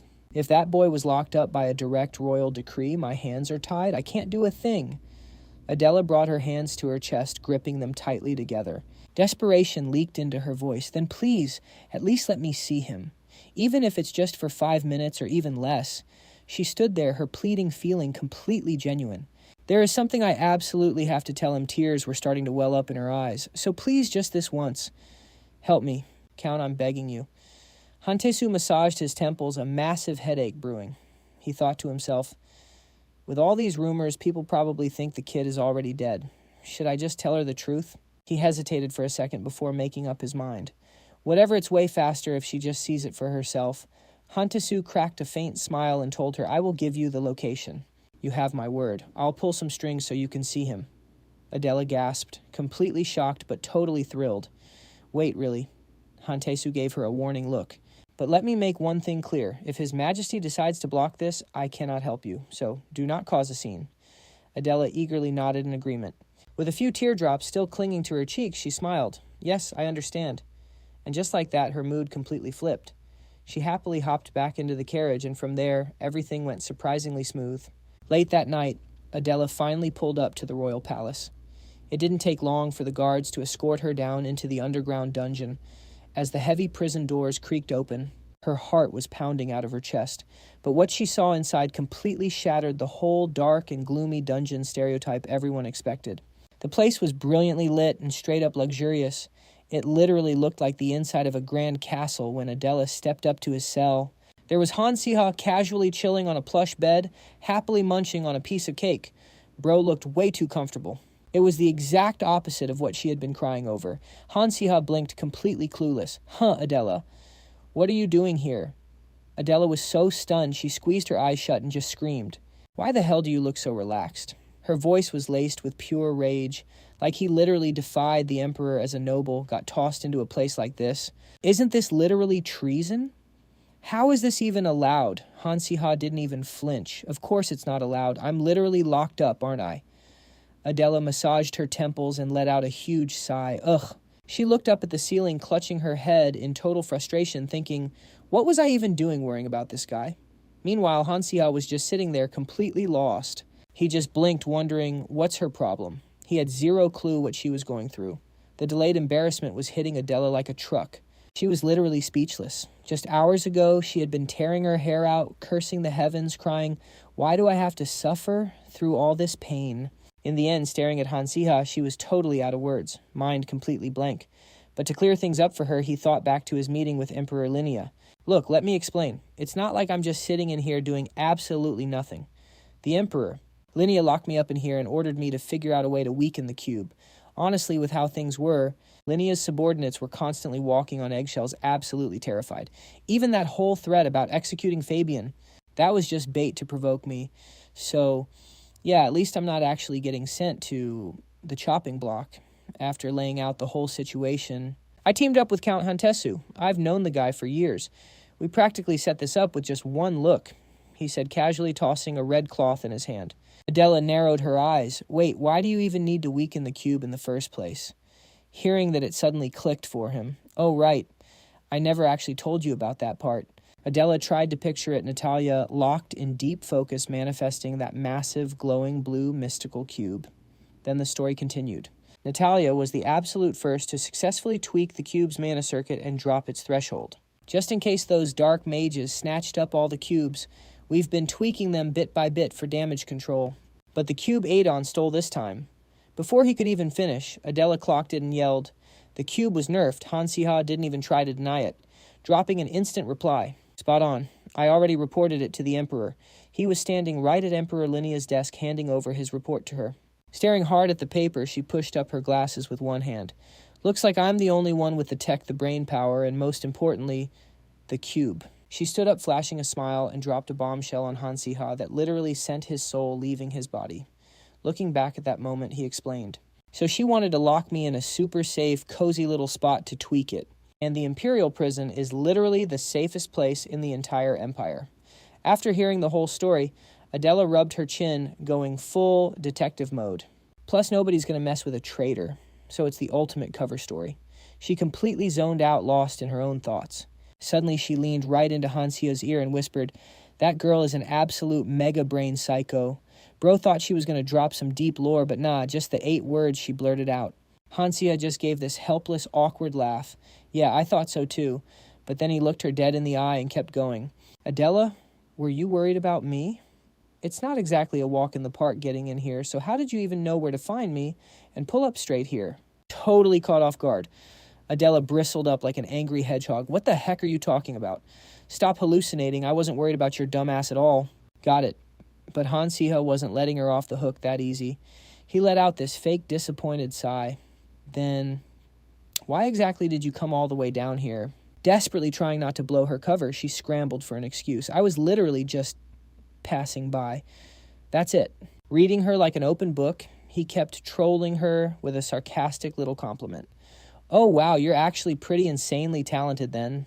Casually passing through the heavily guarded Imperial Palace just by pure coincidence. Flustered and absolutely fuming, she put Han Siha in a chokehold. "Stop messing with me, you idiot."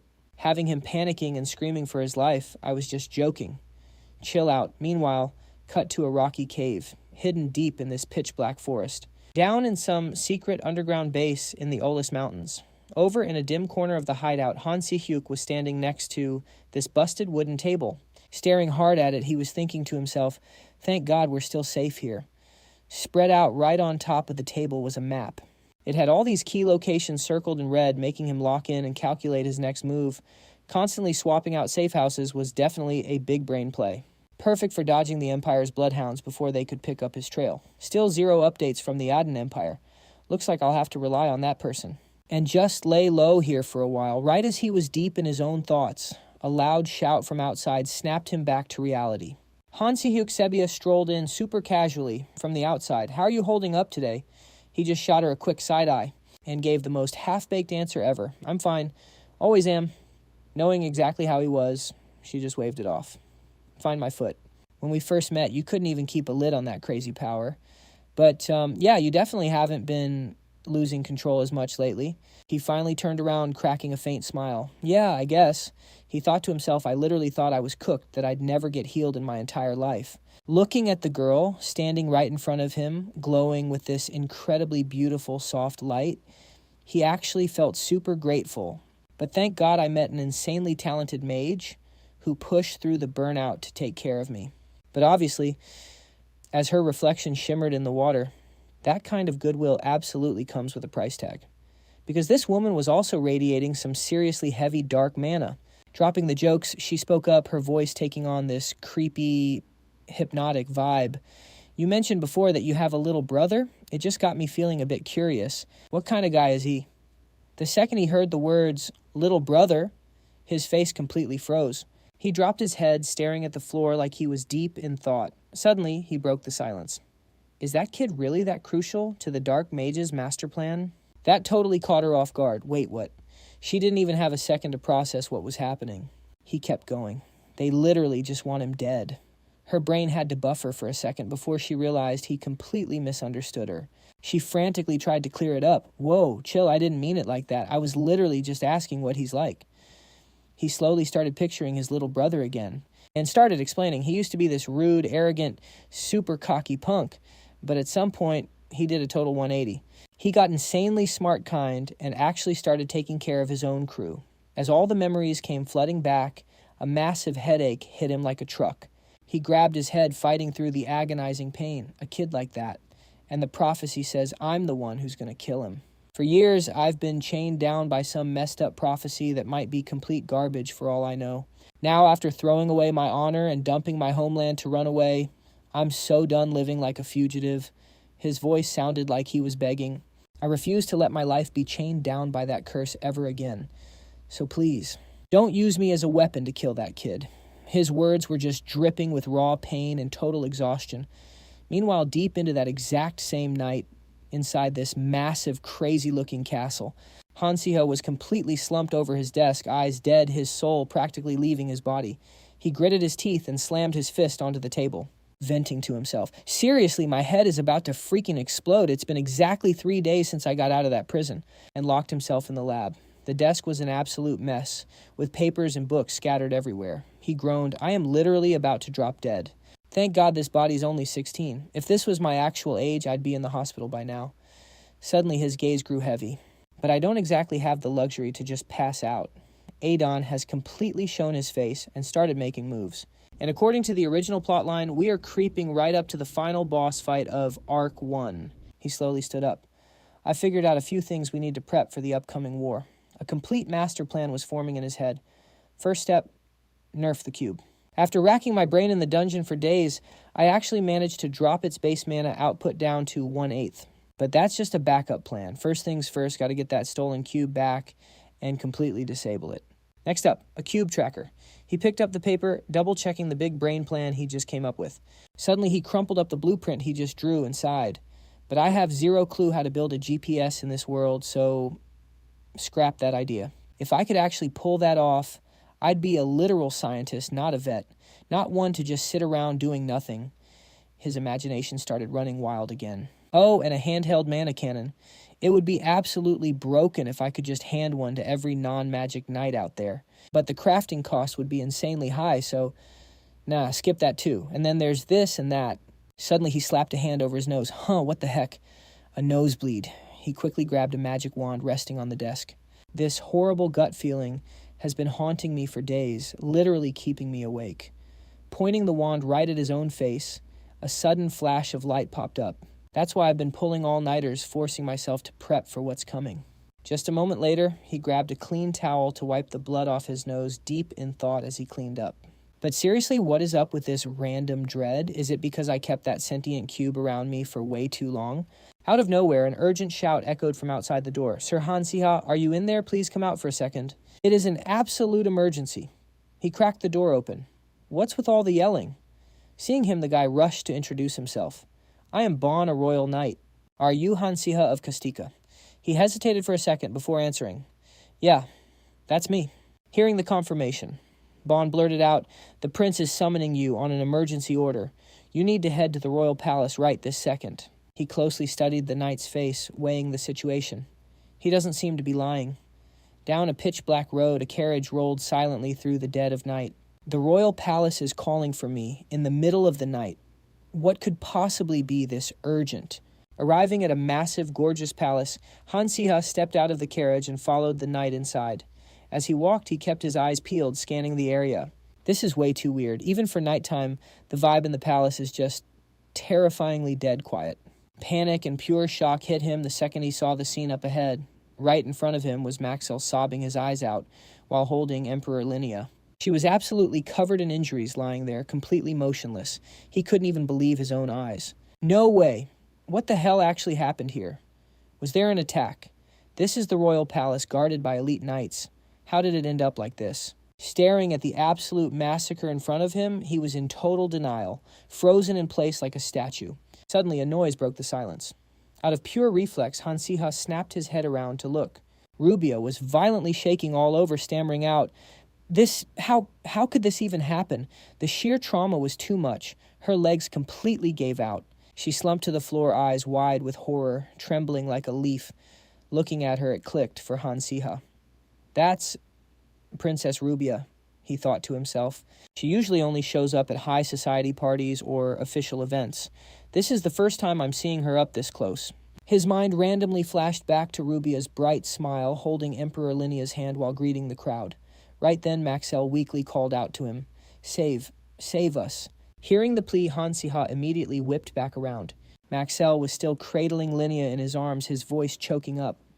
Her Majesty, what she told me to call for you. You can do something about this. Right. Han Siha looked at him, thinking hard. Prince Maxell. I've heard Fabian talk about him, but this is my first time meeting the guy in person. Never thought our first encounter would be this messed up. He quickly rushed over to his side, trying to calm him down, while asking in a low, steady voice, Please take a deep breath. Tell me exactly what happened. Maxell was still reeling, completely shell-shocked. He desperately tried to piece the story together for Han Siha, but his words were a jumbled mess. Saw some people coming in, and with Her Majesty. Seeing how mentally wrecked the prince was, Han Siha totally got it. Yeah, he's in no state to talk right now, he noted, inwardly, staring at the massive pool of blood smeared across the floor, and then down at Linnea's hand. He made a quick assessment. The bleeding seems to have stopped, but she's already lost way too much blood. I've got a seriously bad feeling about this. Saying that, he just kept staring at the blood staining his own hands. Suddenly Bond stepped up, bowing his head respectfully with a grieving tone. Allow me to explain. With a dead serious expression, he laid out the entire situation for him. The attackers kicked things off by spiking the royal knights' meals with poison. Not everyone ate it, but the second the knights fell into total chaos. The entire palace got ambushed out of nowhere, doors blown wide open, dried blood painting the carpets. Bond's voice broke. He turned away, head bowed in shame, muttering, We couldn't stop the assassins from getting to Her Majesty. This is on us. Piecing it all together, Han Siha panicked. No freaking way. This was not in the original plot. Wasn't Emperor Linnea supposed to die in the war? She was meant to get a grand solemn funeral, not go out like this. Snapping back to reality, he grabbed 2 potions without hesitating and barked out, I'm going to try using the potions I have on me. Get me clean bandages and hot water now. Marcel and Bond backed off, slumping down in despair, while Rubia just stood there staring a hole into him. Han Siha went all out, combining his magic with the 2 potions, desperately trying to save Linnea. Sweating bullets, he cursed in his head. Damn it, what the hell just happened? Where did it all go wrong? Linnea just lay there in the magic circle, completely out cold. Timing-wise, it kind of makes sense. We're right on the brink of war. The exact moment those palace traitors bought out by the dark mages make their move. Cash handed over, gladly accepted. Marcel, Rubia, and Han Siha stood in dead silence watching Linnea on the bed. Han Siha spiraled deeper into his own theories. But poisoning the Emperor way too early, it's too sloppy, too damn reckless. He glared at Linnea's unconscious body, his brow furrowed as he caught his breath. His mind was racing. For Adon, this had to be one hell of a dangerous gamble. Usually that guy would take his sweet time stacking the deck and prepping for war. I never thought he'd force a full-on confrontation like this. Wait, is it because they lost the cubes? Did they realize they were losing their edge and just got desperate? Realization hit him like a truck. His eyes went wide. It all clicked, the whole reason behind today's bloodbath. His hands balled into tight fists. The gravity of it all sank in. If that's true, then this is all a butterfly effect from the variables I changed. His heart sank. Emperor Linnea might be an absolute tyrant, but she's a cracked ruler.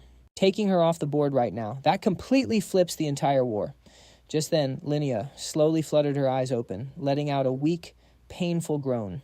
Rubia practically threw herself at the bedside the second she heard it. Tears streaming down her face, she cried, Your Majesty, are you awake?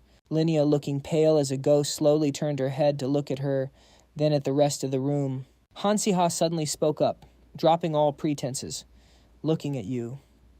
Your Majesty, I honestly thought Aiden's future was totally, but right now the Empire's future is way more screwed without you here. His mind drifted to the key players flashing through every disaster that was about to hit. An 18-year-old prince, dirty nobles taking bribes, and an unavoidable, massive war dead ahead. The usual fire in her eyes was gone, replaced by a heavy, crushing sadness. As he stared deep into Linnea's eyes, it finally hit him. That's right, she's still human. Even she has things she's terrified of losing. Linnea parted her dry, cracked lips, her voice barely a whisper. Han Siha, from the very first moment we met, you were insanely arrogant, but you never once fed me a lie. Seeing that, I genuinely thought you were someone I could actually trust.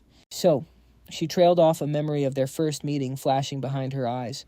A second later, she looked at Marcel and Rubia, her gaze full of longing. Her voice was failing as she forced out one last plea.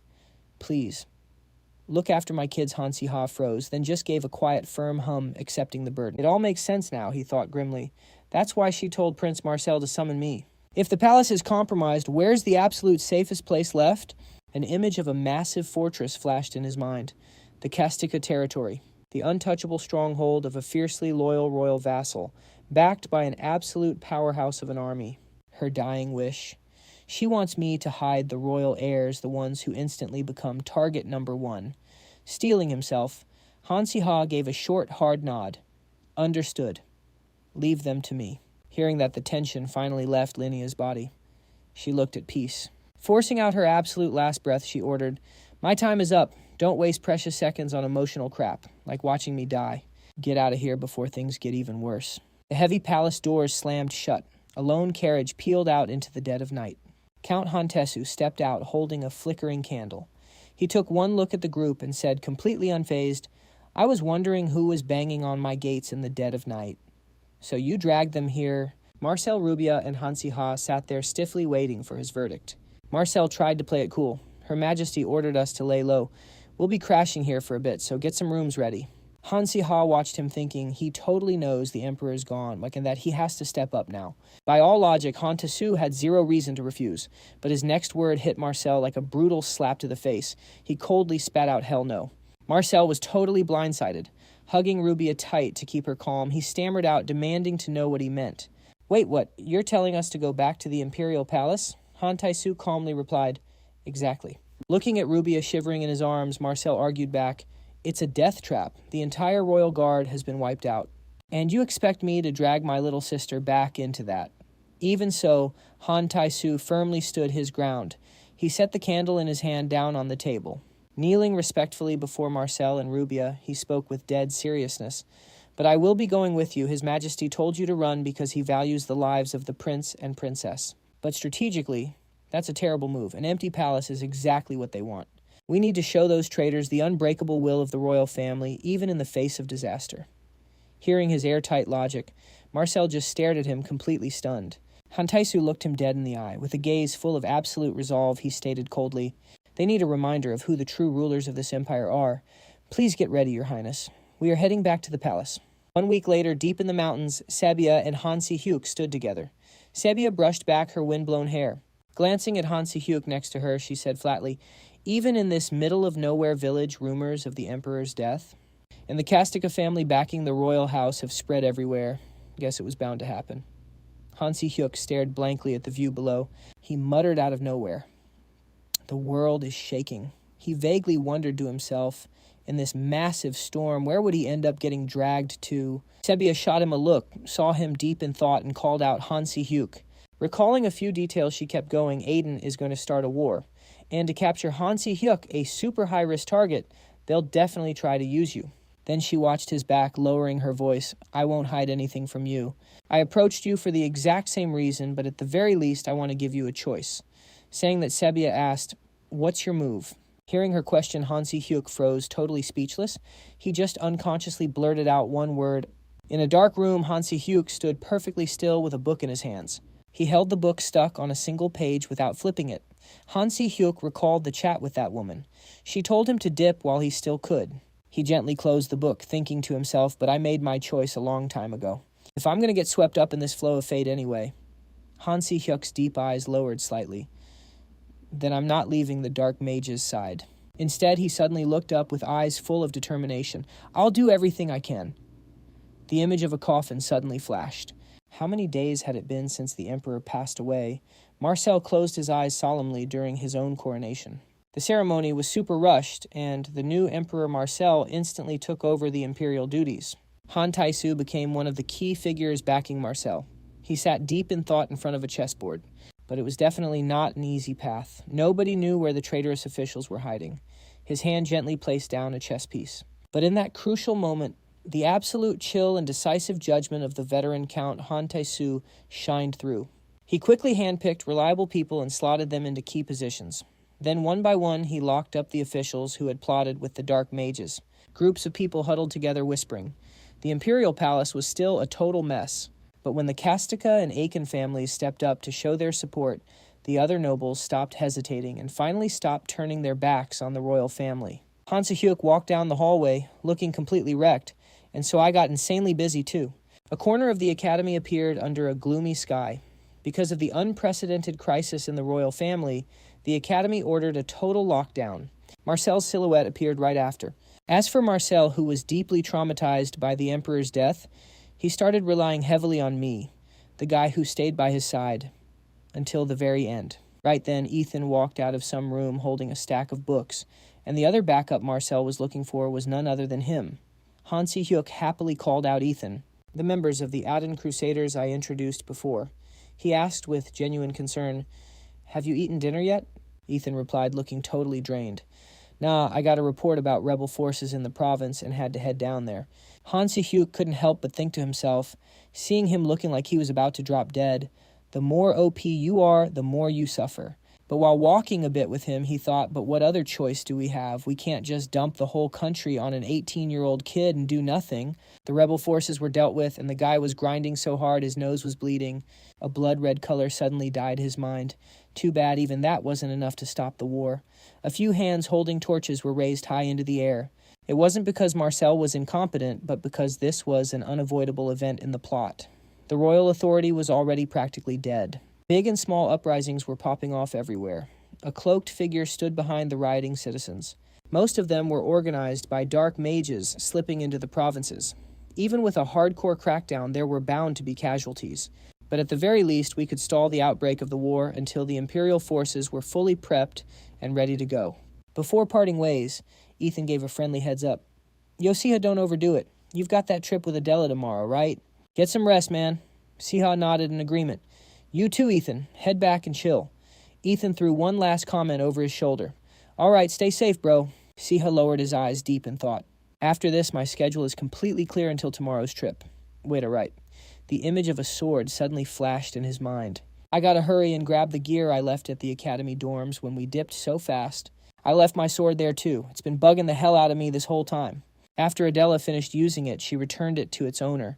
Standing under the twilight sky at the academy, he made up his mind. Even though the academy is locked down right now, I can still sneak in. I should just go grab it real quick. Walking down the hallway, Siha couldn't help but mutter, "Man, it's even quieter than after that dark magic riot." He rummaged through his locker. His sword and all his gear were still untouched. Let's just grab this stuff and bounce. The second he stepped outside into the dim moonlight, a familiar silhouette flickered and vanished. There's still way too much left to do. Siha froze for a split second, his mind racing with suspicion. Who's there? Han Sihyuk stood there completely still. A familiar, yet terrifying aura. It hit Siha like a truck. No way. Is that Sihyuk? Panicking, he blurted out, "Are you out of your damn mind? How dare you show up here? You're literally a wanted criminal right now." Sihyuk just looked at him deadpan. "Does that matter? Furious?" Siha snapped back. "Hell yeah, it matters." He took a deep breath, desperately trying to calm his nerves. Suddenly dropping his voice, Siha suggested, "Let's take this somewhere else." In a deserted corner, the two stood face to face.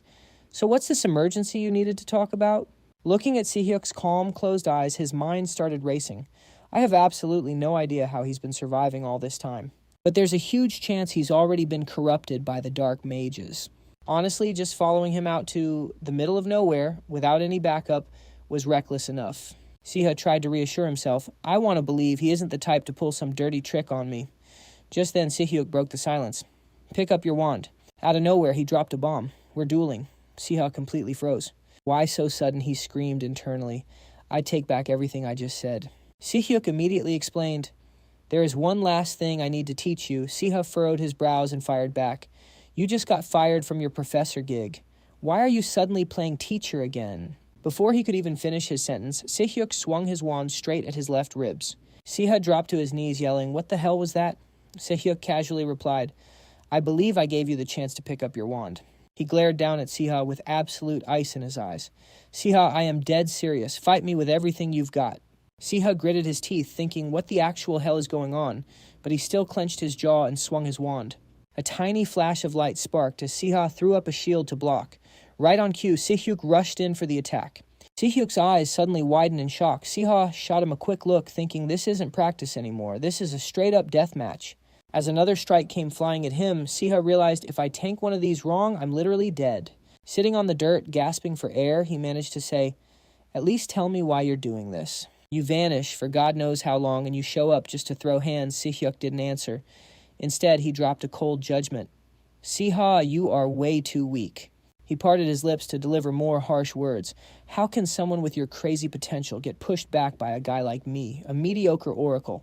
Then Siha finally noticed something. Seeing Si-hyuk's entire body wrapped in a massive, overwhelming amount of mana, Siha thought to himself, his mana is straight up overflowing. Are you seriously trying to kill me? Si-hyuk. Then Si-hyuk spoke up again. Siha, this is your last chance. Meanwhile, Siha squeezed his eyes shut in pure frustration. Damn it, I can't just lose here. His eyes snapped open when Si-hyuk continued. Memorize this movement. Wait, what did you just say? Si-hyuk suddenly reached his hand out towards Siha. As your professor, and as your older brother. Si-hyuk brutally pinned him down to the ground. This is the final lesson I am leaving you with. He suddenly pushed down even harder. Do not show an opening. Do not drop your guard. I have a habit of attacking with my left hand. If you fight me, target the left arm. Looking absolutely exhausted, Si-hyuk unloaded a barrage of advice.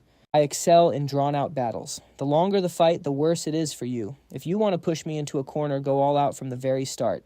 When your life is on the line, the absolute basic rule is to fight with max power from second one. Watching his brother's reflection in his eyes, Siho felt a creeping sense of dread. What the hell is this? Something's wrong. Why is he telling me all of this? Han Siha gripped his sword tightly with one hand. No time to overthink this. I just can't give him a single second to swing that staff. Han Siha swung his blade right next to Han Si-hyuk. Following his sword, a massive wave of earth and rocks ripped out of the ground. The heavy debris completely engulfed Han Si-hyuk. A split second later, he was totally sealed inside, leaving only Han Siha sitting outside totally drained. But then, the giant boulder slowly began to crack open. Boom! It instantly exploded into pieces right before his eyes. From the dust, Han Si-hyuk's voice rang out. You were completely outclassed from start to finish. Han Siha stayed on the ground, bracing for the rest, but you managed to lock me down for a split second, so I'll count this as your win. He slowly stepped out, tilting his head slightly to look down at Han Siha. Remember this, Han Siha. If there ever comes a day where you absolutely have to defeat me, you cannot hesitate like you did today. Han Siha couldn't help but grit his teeth, brows furrowed tight. When that day comes, Han Si-hyuk actually flashed a dark smirk, dropping 3 brutal words. You will die.